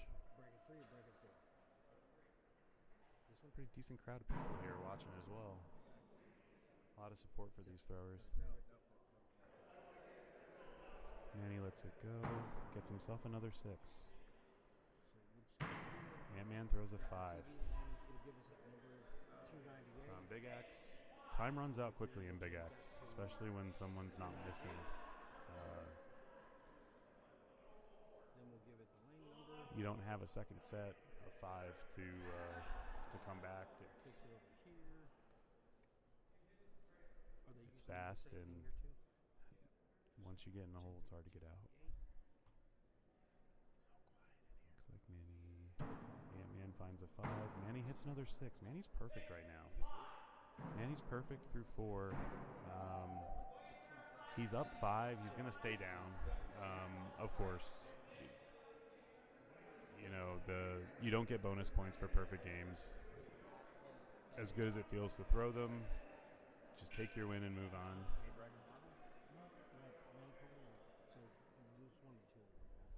Oh, sweet. Any chance? Nope, that's working. Is that what you need? Yep, we're good. Thank you. Very quiet. Manny to go. Manny hits another 6. He throws a perfect 30. Throws a perfect 30. Ant-Man hits his. Ant-Man hits his. Loses by 2.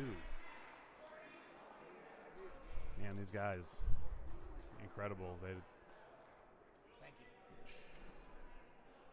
As on as Manny was there, throwing 4 straight 6s, it's not out of the realm of possibility that a 4 pops up there and Ant-Man hitting that and not giving up and hitting that kill shot down 4. You have to. And he didn't want to go home. He feels like he's got more axes to throw. Yeah, we're just keep trying to get this thing rolling live and keep flipping through. So, yes, It's over. Manny takes it. Manny takes it in lane 1. Ooh, Lane it was 2. a 3-point. Lane 2, we got round 3, practice throw done. Michael Theodoro, Will Galacco. Will with a handle that it was made 3 days ago. Dylan Teets and Nick Kay. Nick on the right. Sheep Toast coming in hot, giving us a score is 5-5. Okay. We'll squeak back in one moment. We will try to watch the rest of this before we know the.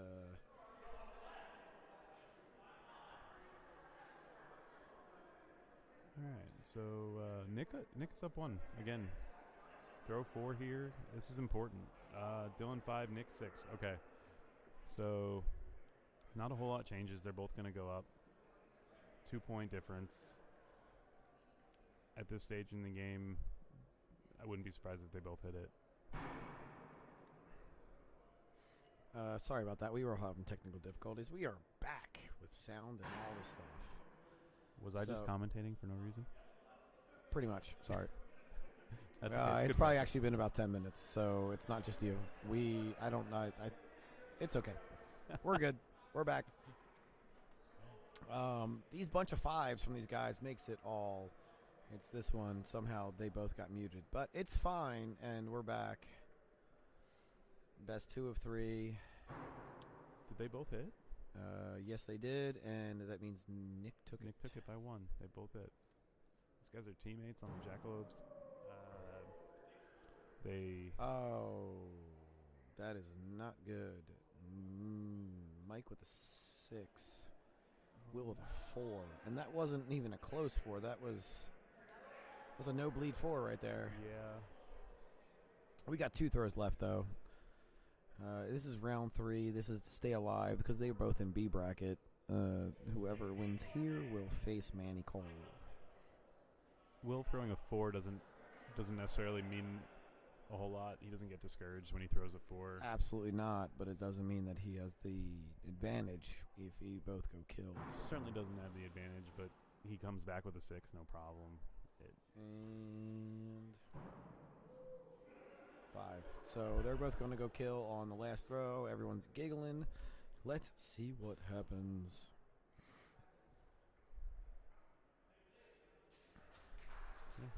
All right, gentlemen. Good luck. Clap it out. Oh, Let's 6, do it. 6? No, 5-6. It's 1. Wait, what?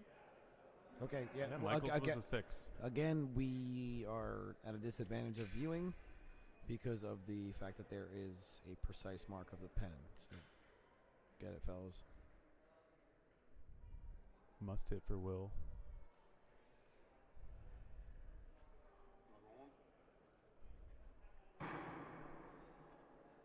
I think it's just left. It does look like it's just left. And Michael's just low. So Theodoro takes it.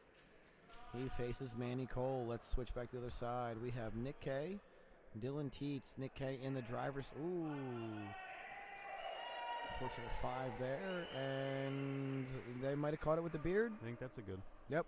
There we go. We're all tied on throw 4. But Nick K still in the driver's seat since he won round 1.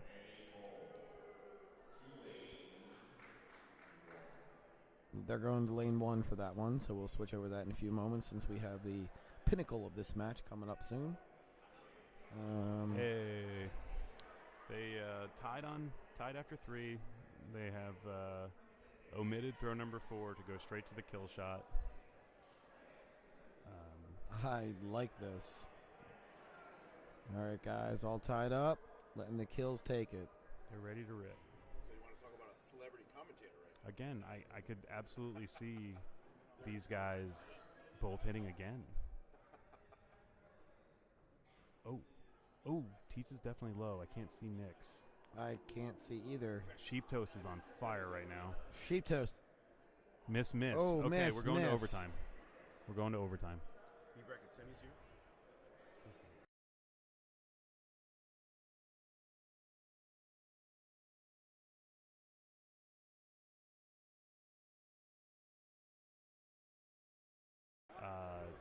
Or closest to the blue dot. We want to hit. We want to see them both hit. Hit. Let's go 3 overtimes. That's low. That That's is very Nick's, low. and Teets hits it. Teets smokes it. And that just means we go round 3. That does not. There is nothing wrong with that. That is a great throwing from Teets. Nick's just as excited about Teets hitting that kill shot as he was. Yes, he was. Great thing. I mean, these guys are fantastic. Friends, teammates, competitors.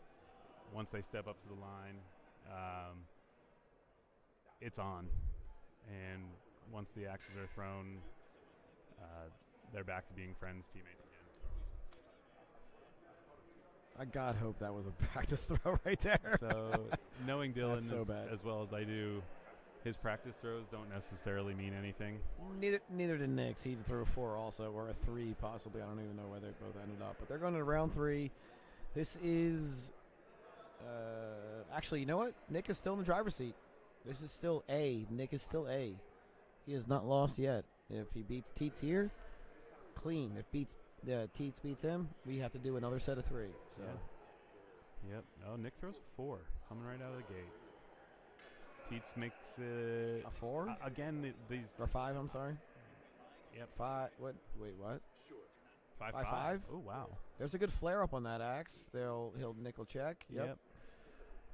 They both look at it real quick. They're good. All right, in our lane 1 here, we got Theodora and Manny Cole. They're going to do their warm-up matches.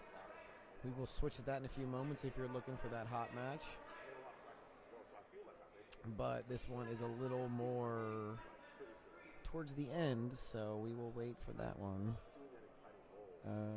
Lane 10 still does not have anything, so we are just waiting for all the throwers to.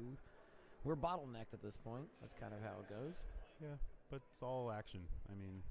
Oh yeah, that's what I mean. Not that we can't pump back and forth. So. We're quality over quantity at this point. I mean,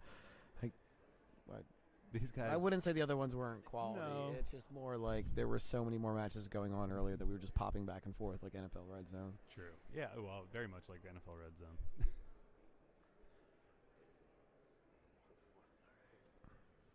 In front of these guys, so.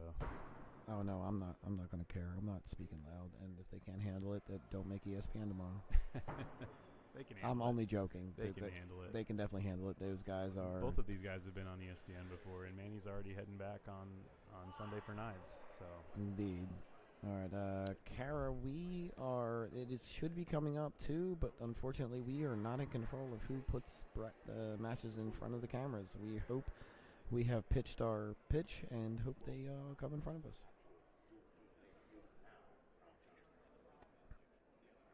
Ooh, we got a Teets Nick with another 5. All right, Teets in the driver's seat here for this one. But again, Nick still isn't in jeopardy because he has another set of 3. Another set of 3. Yeah, he's got life to live. After this, no big deal.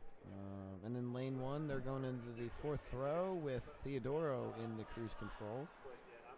We got a 6 from Nick. And Teets was a 4. My lord, that puts Nick up by 1. I mean, I'm sure they're going to tap. They're both going to go kill. Well, yeah, there's no reason not to.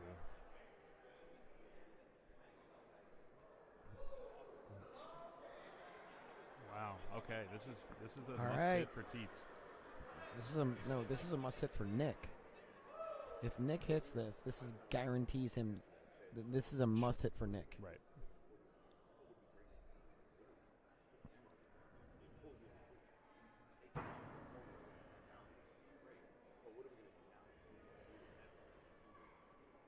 Nobody home. Nobody hits it, but it does not matter. Nick still takes it. And Nick makes ESPN. Again. Nick Coleman. Congratulations, Nick. Calgary. We are super proud, super happy for you, sir. Keep it rolling. Good luck tomorrow. We are going right back here. We're going for kill shots here with 1 point game. Man, he misses. He does miss. And he was down 1. Theodoro misses also. God dang it. It doesn't matter. Game 2. Theodoro up 1. Oh, game 2. Oh, never mind. Whoa. Wait, what? We were way wrong. Manny, there definitely has to be. I do apologize. There has to be red line. Well, I saw Brennan look at it. Who's all right, the judge? Theodoro laughs, concedes, and he knows that he hit it. Wow. We are always looking for blue, which is darker than red, and we did not see it. Nope. it didn't even look like it was far enough to the right. Yep. We have a bad view. Kyle Rickenbaugh is playing fancy. Let's see. Does the roaming camera have it? Well, there's Kendra. Okay, we got Nick, Kendra. So they're all hugging it out. Can someone please put our 11? They're all still hugging. Yeah, we let's get Fancy and Kyle up here. Also teammates, Jumping Jackalope. Tyler Flynn is waiting to play whoever wins that match. 1 is over, which is Nick K. 2 is over, which is Lucas Johnson. 3, we're still waiting. And 4, we are currently watching. This is just bracket 4 here. Brandon Shell is currently waiting to play the winner of this match, who plays the winner of this, and Ben Edge. And Yes, you can. Yes. the Edge. Yep. Is Ben? Is that? That would Ben and Brandon were A finals. Ben is just waiting for the winner of this match. Gotcha. Okay. Brandon Shell. Guys throwing fire. He I think he was 3rd place at the Super Throw 64 a couple weeks ago with his big axe, which is an incredible feat in its own. So Brandon Shell? Yeah. Like that's his pocket. He loves big axe. He's got a very interesting throw for big axe, and he works it though. It's his thing. 2 hands over the shoulder, tongue out.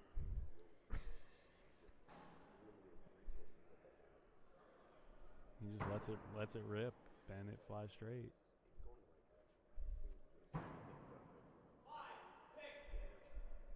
Yes, we do apologize. We were trying to hum back and forth. You are correct, Nick. Dylan Teets did win the first set of 3, and Nick won the second set of 3. We do apologize.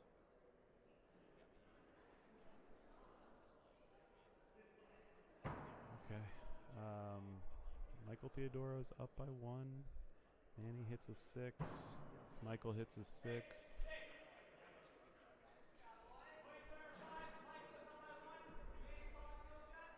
And they're going up. Again, this is Both call. Be shocked if they didn't both hit it. We got some dude shoes going on over here. He's going for the super comfy wear.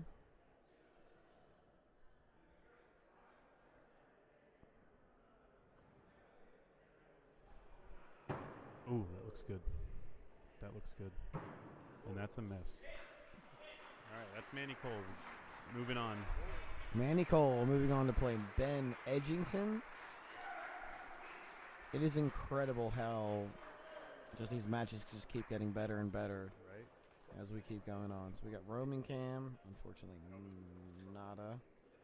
Cam 11. Where is this? I do apologize at home if we cannot bring up that match. We do not have it in front of the cameras we have access to. Congratulations to Michael Theodoro. Michael Theodoro, top 3 in his bracket, which means he is 9th for overall in Big Axe. Congratulations, sir. Manny Cole, Ben the Edge Edgington. I feel like we should name it Ben the Marksman Edgington. He's been the Edge. I mean, I know he's been the Edge. He's been the captain. Really? Yeah. I don't remember that one. Yeah, I think that was his own nickname for, formerly before axe throwing. That's pretty bad. And then I think he went with the Edge, obviously. Pun on the name and the axes and everything else that he throws with an edge on it. Not a surprise to see these guys where they are. How do we get them to put anything in front of the cameras over there? I keep telling them that. Well, 11. We just need 11. It's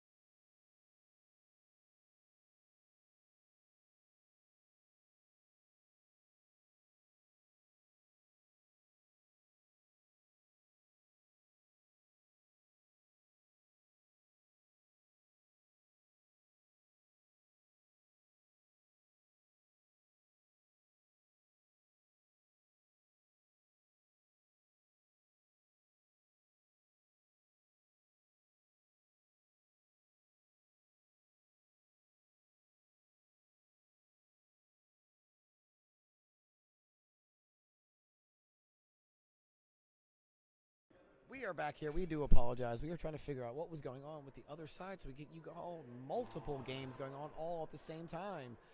We were just discussing and did not want to hear semantics of what was happening behind the scenes and other people just having multiple conversations all at once.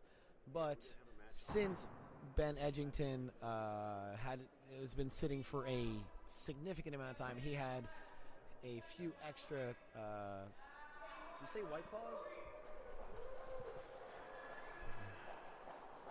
Since he had a significant amount of time waiting, they gave him a few extra throws. Now, they're going into this match. This person that wins this match will go against Brandon Schell. This is the pre-match to the pre-match to go on ESPN. These are two great throwers. We got 2 5s, which just keeps it tied, does not make too much of a difference.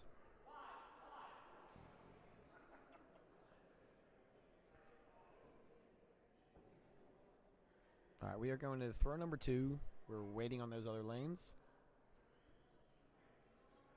I'm not leaving right now. That's messed up, Rob. Is this right now? How about you guys hand me the conch and you guys go get some drinks? Okay. I'll go. You got the ESPN. I'll go. You're probably right. I need Relax, bud. I need to rest. Relax. Evan, how we doing over here? All right. Oh, man, that's messed up. So we are going into throw number 3. Let's have these guys have a great match. We might have to actually speak a little softer than we were before, but that just means we'll have to get closer to the mics. That's fine. Again, we apologize for any of the delays in the sound earlier and stuff. Earlier, it was so loud in here, we could basically speak as loud as we wanted, and it didn't matter, to be honest, because no one could hear anything as they were calling anything. You might have been told to switch lanes, and you were like, I didn't know this was time to switch lanes. The roving cam is MIA, but we just getting to the end of the night. It is now 8:30, roughly 8:30 p.m. And there's not many people here watching and supporting. They are all tired because they've been here since 8 o'clock this morning. It's a 12-hour shift, so we're at 12.5-hour shift for anyone that has made all of the things. So, and I feel like anyone that's left has made all of them. So good luck, guys. Yeah, it's a full day. Well done for the longevity. And I think Big Axe historically is normally not after Hatchet.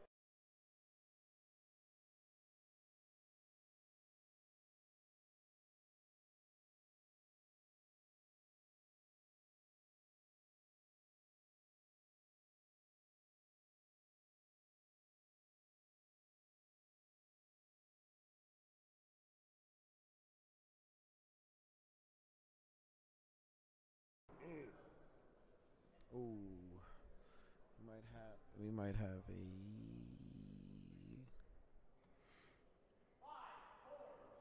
5-4. Okay. We're going 1-point game, still into throw number 5. Ben calls, Manny calls. Good luck, gentlemen.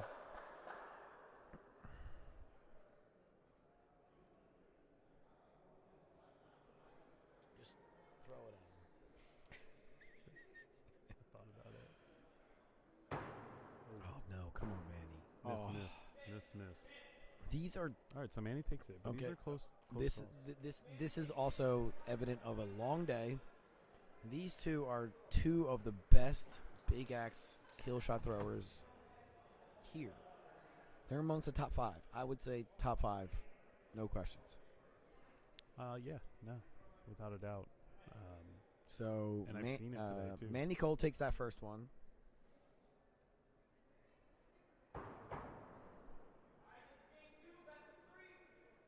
Do we have any update on the roaming cam? Oh, there is still a good significant amount of people watching, but like, there's no longer the other games going on packed behind them. Everyone's still watching and enjoying. It's just a very different experience.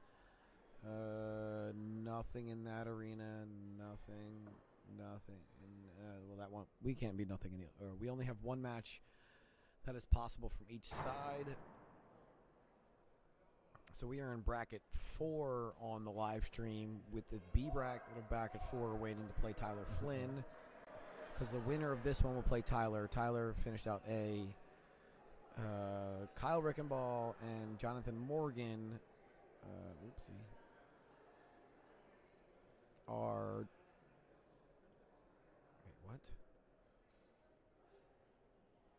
Okay, that is not... I'm sorry. I misspoke. Bracket 4 is waiting to play Brandon Shell. Bracket 3 is waiting to play Tyler Flynn. Kyle Rickenball and Jonathan Morgan will play Flynn, and currently the match you are viewing will play Brandon Shell. And it is a good match as we go. Manny up 1 through a 5. Ben tied it up. We have a tied match at throw number 4.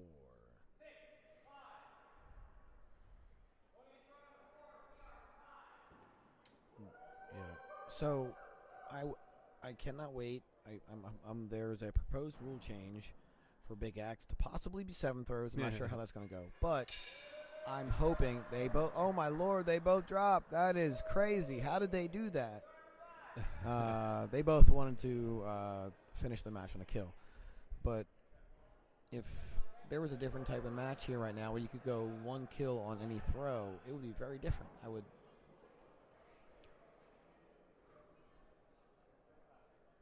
All right, let's go to roaming cam. Oh, why is it paused? Oh, Go back. I'm going on. I'm going on. Manny hit it. Benny hit. Ben hit. That's right. Congrats. Heck yeah, gents. These guys are awesome. Yep. Roman cam pause. All right. And this is why these guys are here in the top 3 of their bracket. Everything on the line right now. No pressure. Not even a little.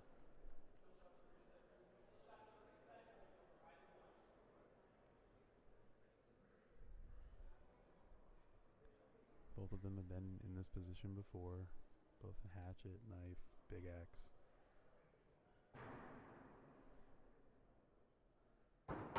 Manny hit. Manny hit. Ben barely missed. Manny wins. Takes it. Wow. That is. Manny Cole. There you go, Manny. Congratulations, sir. Manny Cole. Congratulations, Manny. Congratulations, Ben. Always a threat. All right. Now that the congratulations comes with, you have to play Brandon Shell. Yes. And beat him twice. That is one of those congratulations that you're just like, hey, this is a congratulations. No. Yeah. You're leveling up at this point. It doesn't get easier. Not at all.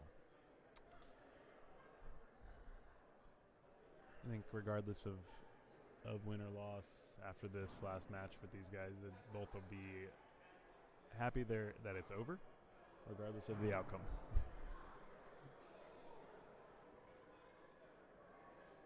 Oh, absolutely.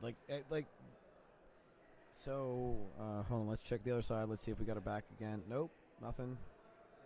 Nothing. Wait. Can we move them? Come. I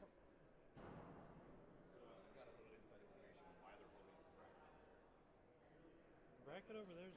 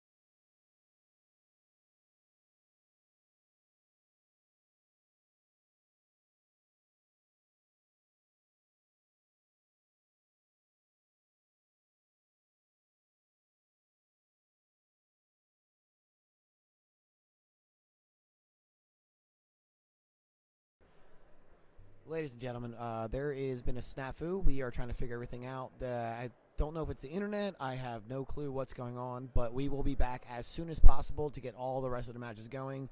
Thank you for being patient. We will get the best matches going as soon as we can.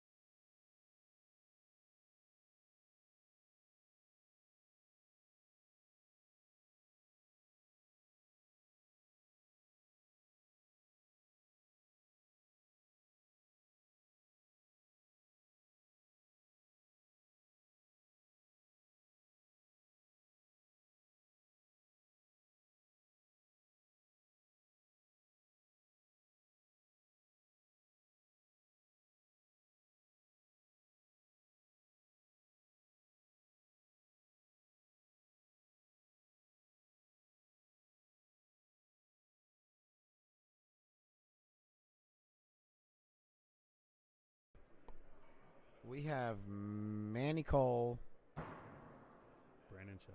Brandon Shell right here on the thing, Looks like on the live stream. 6-6. We think it is. There we go. We have a 6+ on the right.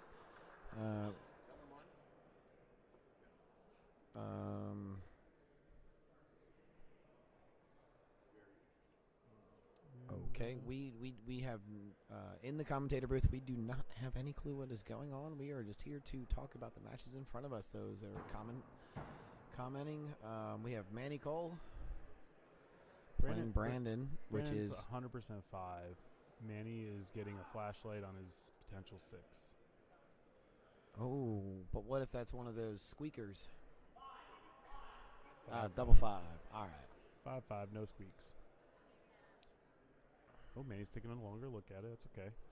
Manny, and he agrees with the call. He just wanted to make sure it was a call for himself. Which is completely fine to do. Oh, absolutely. Have you just want to double check? Ooh, all right. They both threw high fives. Double 5. It's just been a bit, you know. They just need a moment to play those. We are tied. Throw 4. They're, I don't know. Think they're going to drop them on the floor or what? I don't think so. This is a little bit of a different match. If I were, no, this is a different match.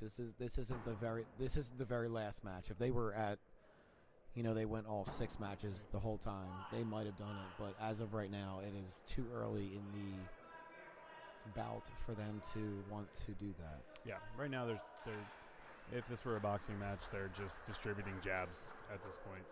No one's going for the knockout. Exactly. They're not like kind of feeling each other out. Yep. 21-21. Kill shots called. Oof. I think Manny's in. I think I see Manny a little red. kind of, yeah. We're at a bed. We're at a bed. Yep. I mean, I was gonna say where we're sitting just like is a bad light perspective, but it looks like it's good. at this point, I think we could all turn this off and just assume Manny's going to hit it. It's been like that. It's. But it's also the same thing with Brandon. That's why he won out A. Well, of course. I haven't seen those though. Manny's been on our stream here for. This is true. They put Brandon in the corner.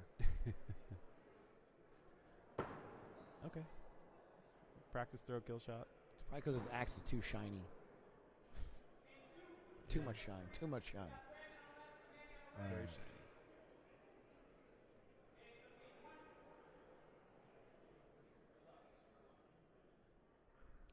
I think it's a. Yeah, it's one of. That's a Mountain Axe Works Yeah, axe. Josh Egger. Oh yeah, he Axe. loves his shine. He loves his shine. Yeah, he makes axes look really nice too.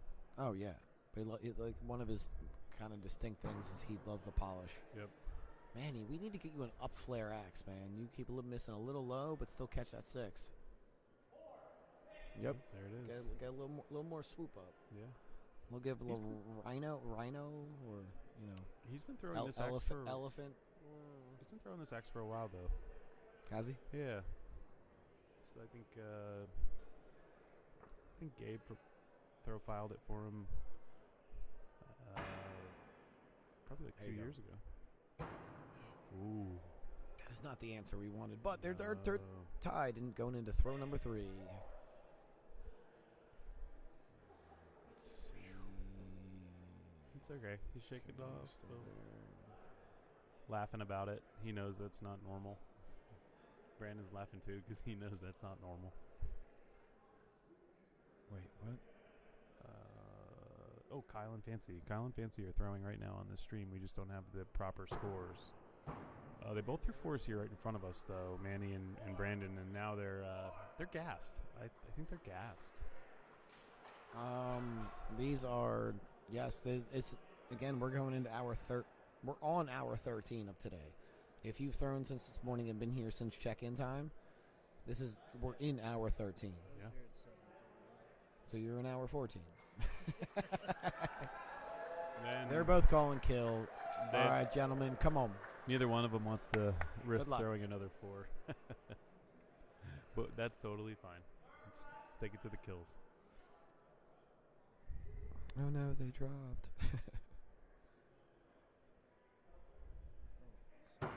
Oh, Brandon hits it. I'm not sure again. I think he's got a piece. I think I see red. Again, we're in bad light.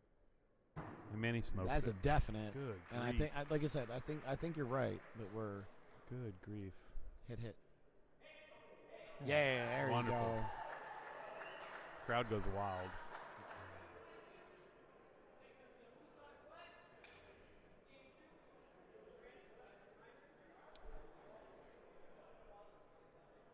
All right, so this is the current tied up.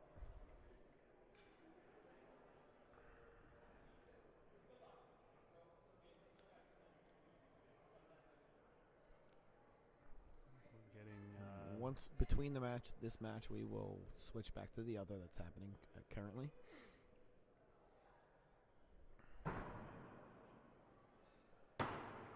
We have a hit miss or a more miss. Manny looks to be closer. Yeah. Okay, Manny takes it. All right, so Manny took. So that puts Brandon into B. Okay. So we have a best 2 of 3 coming up, and the winner of that will move to ESPN. When you're the A bracket winner and you have that second game, you know that you can lose, you can take your first loss. You're starting all over again now. So there's So clean Kyle slate. is playing fancy again. Oh, Kyle is playing fancy. Yep. We just don't have scores. Fancy did take the first game. We have technical support coming in. Kyle threw 4. It looks like Fancy's in for a possible 6. Yep. Sheep Toast comes in hot with a 6. And Fancy takes it. Fancy takes the win. Well, they're hugging. Hold on. Maybe there's... That might have been at least one match. They're going for a next.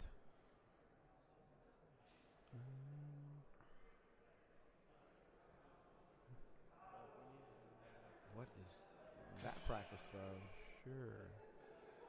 I think Fancy's throwing at Kyle's. No, I think Fancy did win.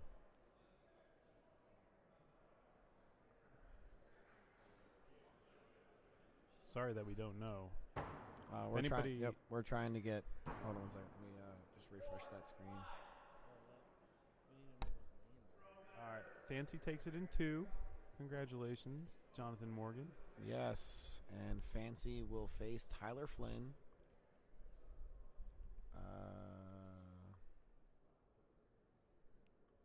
Nope, it hasn't. Nope. They might be going. Yes, Fancy takes it. Tyler Flynn. Congrats also to Kyle.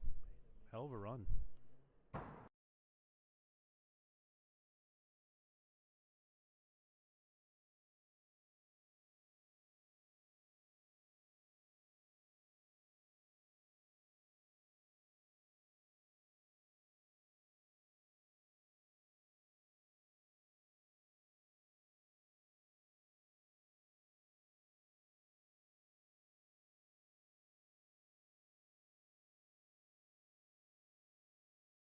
Mine were muted. I unmuted it. All right. Well, we are going to sneak back to Manny Cole, Brandon Shell. Let's hit lane 1. There we go. Manny is up by 2. Throw number 4. All right, come on, Brandon. This is a must-hit 6 Please, for Brandon. Please, Brandon. So Brandon and I were talking earlier, and this is what he wants most. Manny's up 3. So Manny's going to be up 3 going into throw number 5. But it's only game 1.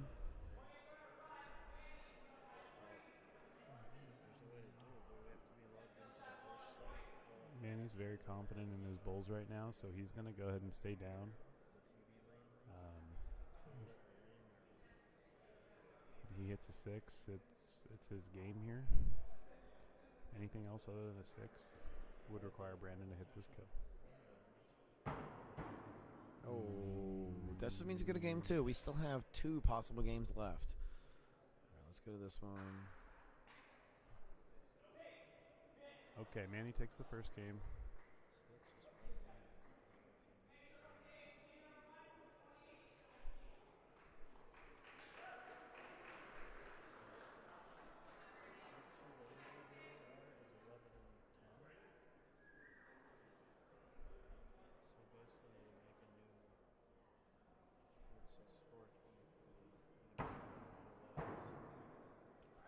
Practice throws have been thrown for Manny and Brandon Shell. Yes, sir.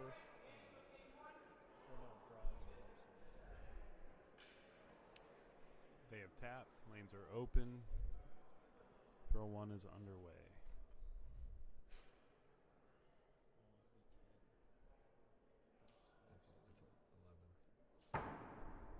Brandon throws a 4. It's a black line to the left. Manny also throws what looks to be a 4.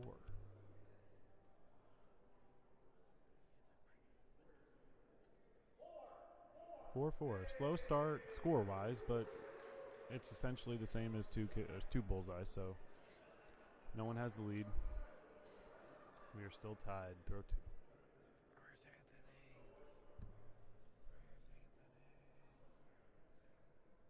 Anthony? Manny throws a 5. Brandon throws another 4. Manny is up by 1.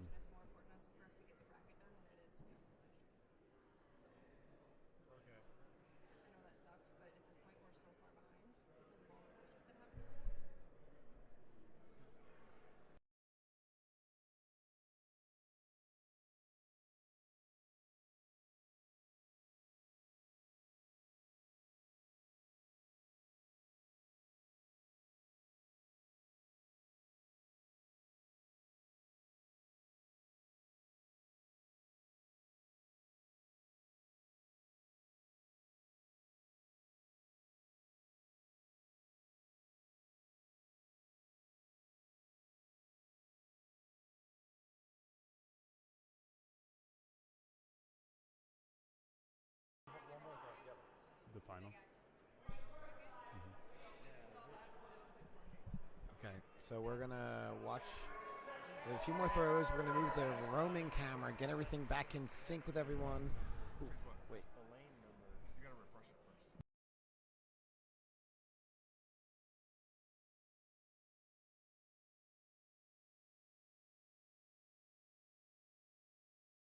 Manny hits it. We are misinformed. We now have 2 more matches left. They have play it over here. It's literally underneath the banner of the video, right above the audio. It's not even in that menu. This is very awesome. Ladies Excellent and match. gentlemen, we'll be back in a few moments. We are going to bring up as many. Right above the audio mixers. We're going to bring up as much as we can, but we're going to have a few matches.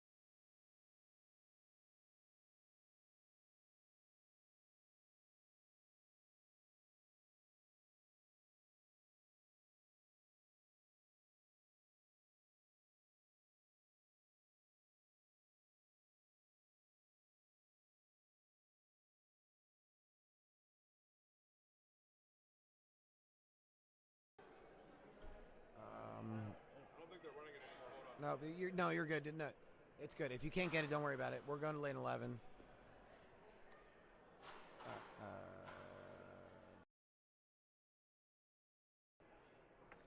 And Mike is still live. All right, we got. You gotta look at the bracket and see what lane they're on. It's the Tyler Flynn. No, they said they moved it to a Right. lane Look 10. at the bracket and tell you what lane the tablet is on, and then we can pull the scores out. Oh, they're on it. They're on lane 10. They're on that bullshit lane. Okay. Okay, it's fine. We'll just So we have to get them from over there. do our best to follow along here. We have Tyler Flynn, Fancy Lad, aka Jonathan Morgan. Yes, in bracket 3.